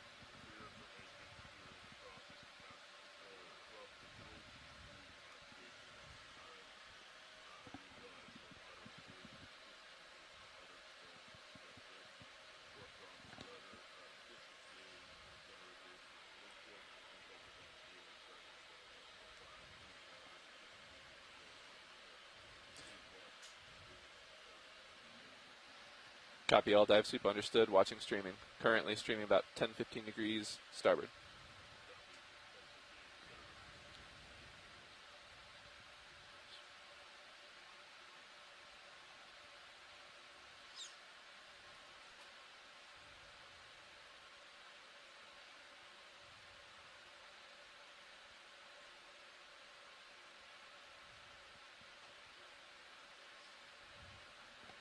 You want me to bump it?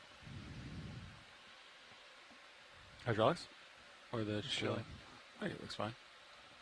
What do you think, John? I like bringing it higher because it always drifts down. But go, Dive Soup.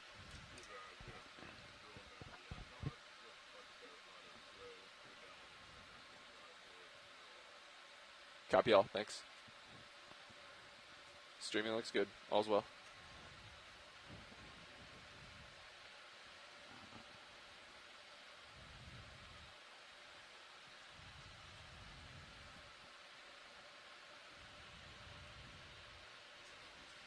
All right, you're going to stop at 50 with me. Copy. We'll let Bobby take it.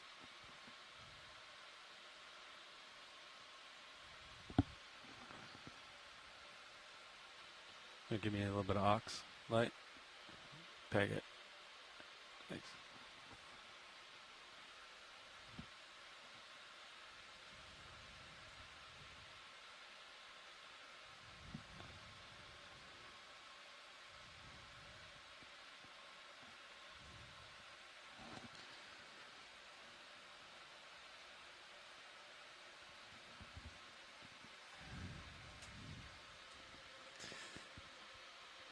Winch slowing. Copy.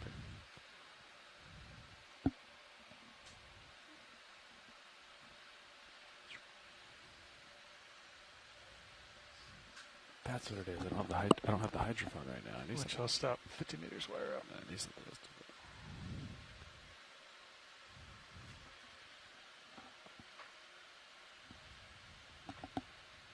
John is just waiting to make the call. There it is. Love it. Dive suit nav. Vehicle's holding at 50 meters, streaming about 10 degrees to starboard.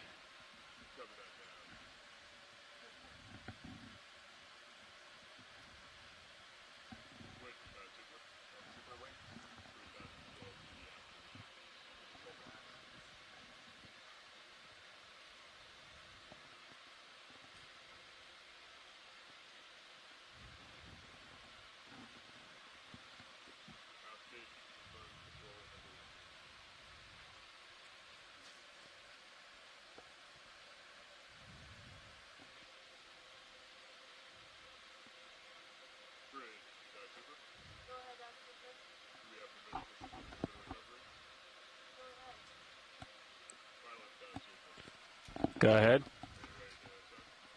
Controllers go.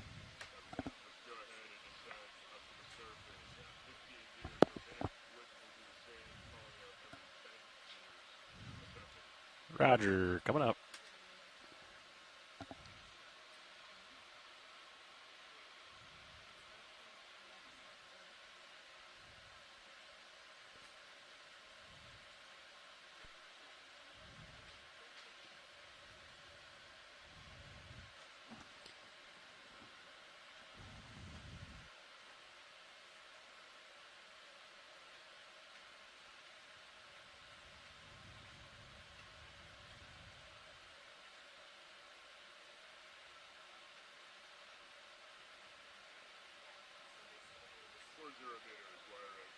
D2, 44 meters.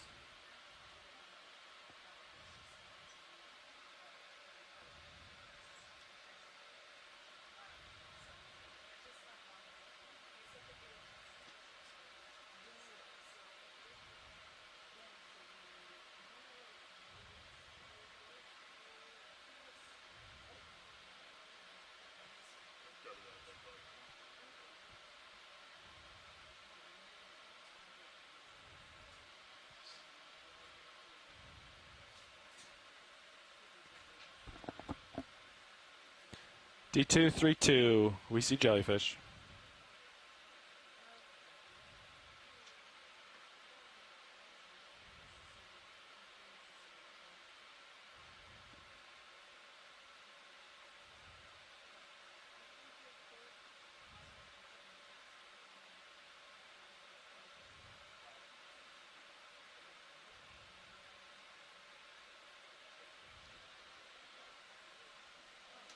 You want to bring your rotator up in lights, or did you already do it?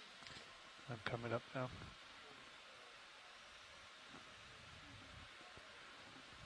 Rolla, can you unlatch me, please? D222 meters, 22. I can hear every word you're saying.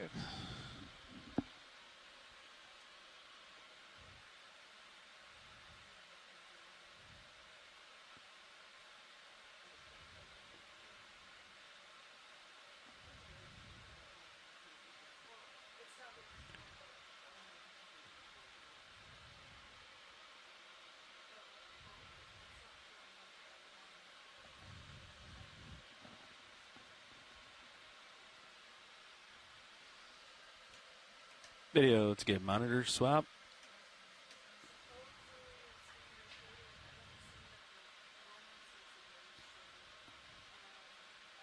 D2 is also at 10 meters, should come up slightly to port.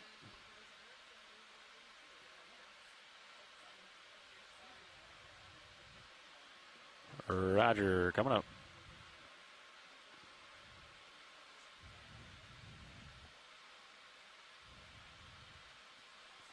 Yeah, you can kill that oxalate. Yeah, thanks, Chris. Here she is. Auto heading engaged. Inverse the ship.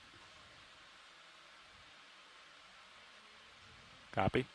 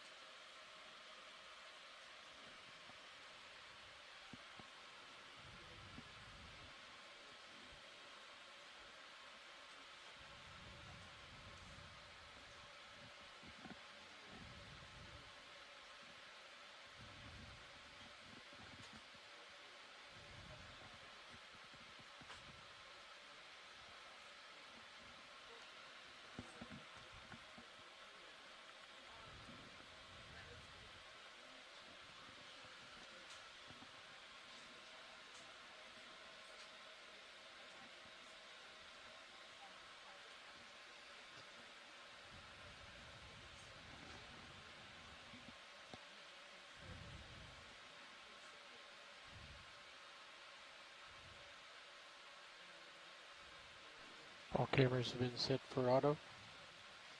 Copy.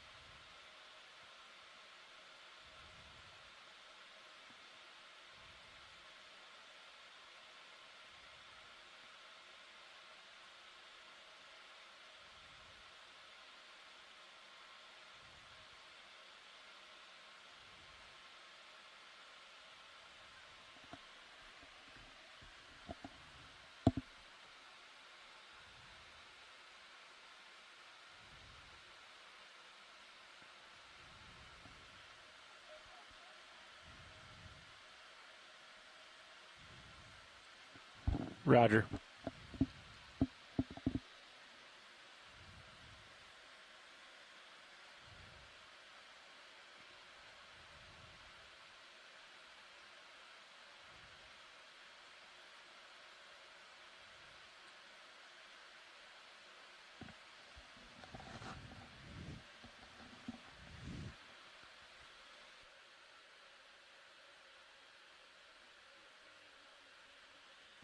Roger, yeah, I'm only doing 30%.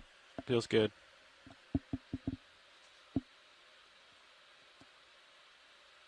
Increasing.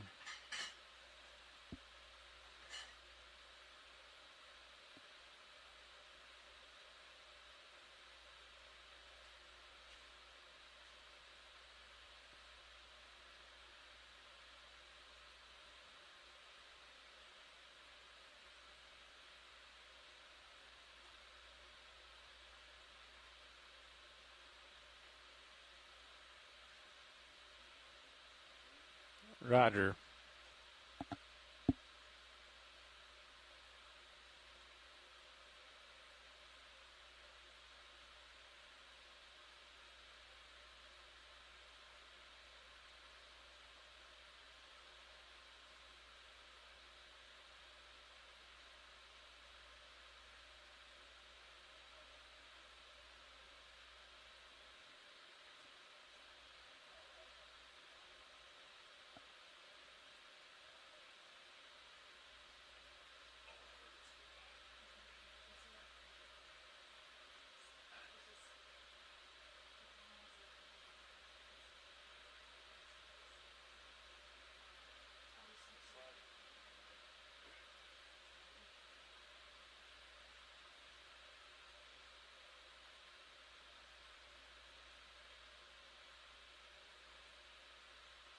I'm easy. I'm off stick at the moment.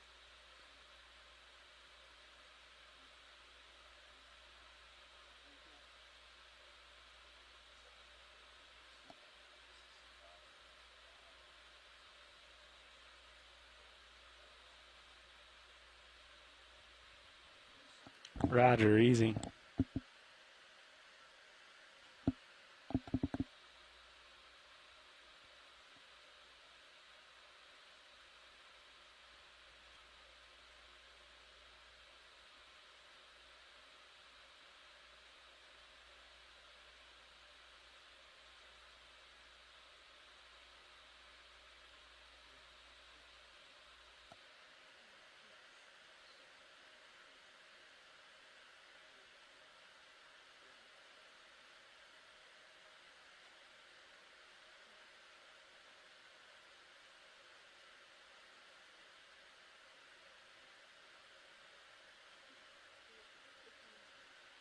Roger, off stick.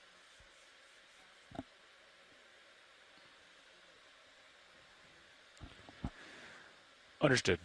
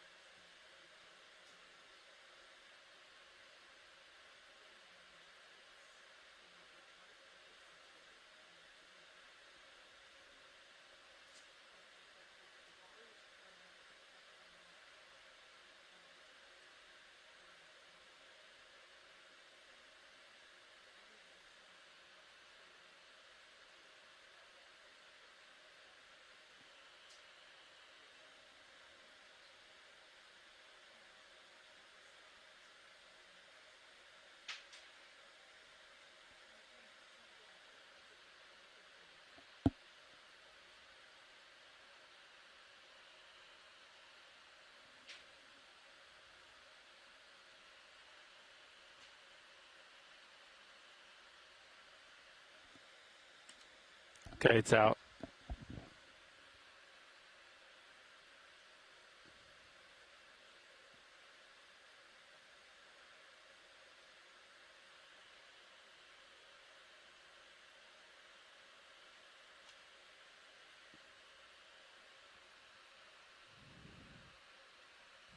Looks clear.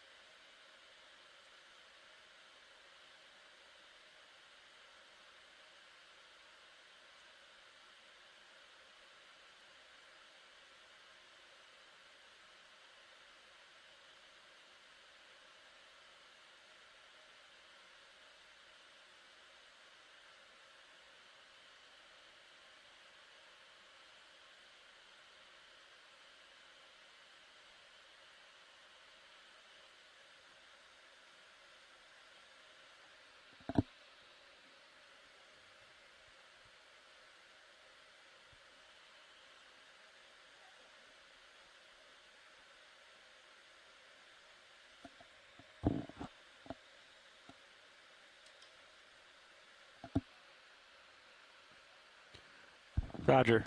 Auto heading engaged. Coming astern easy.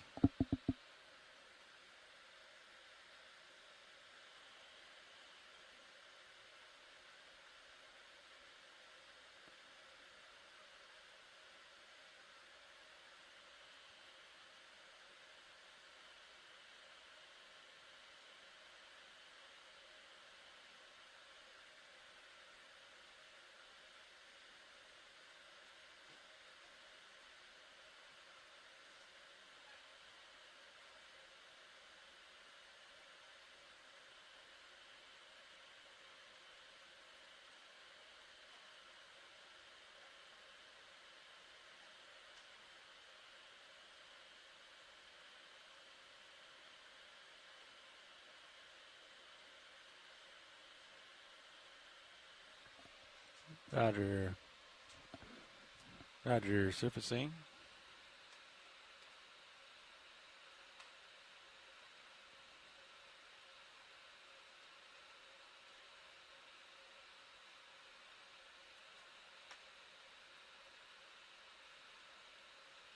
Surfacing. Off stick. Come easy back.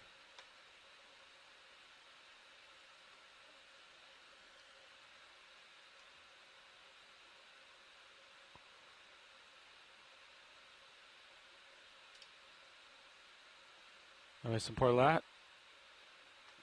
Alright, here we go. Doing the heading thing.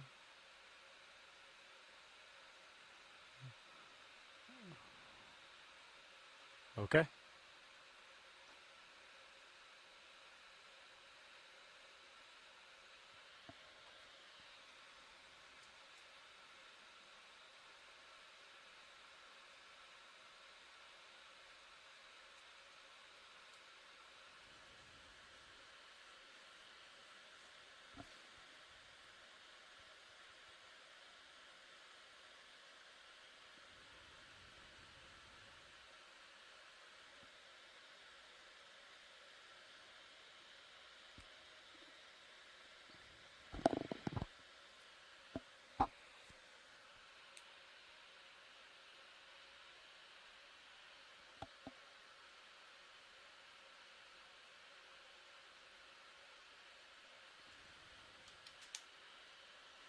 Deck, E-stop. Winch, nice switch. Voltage 0.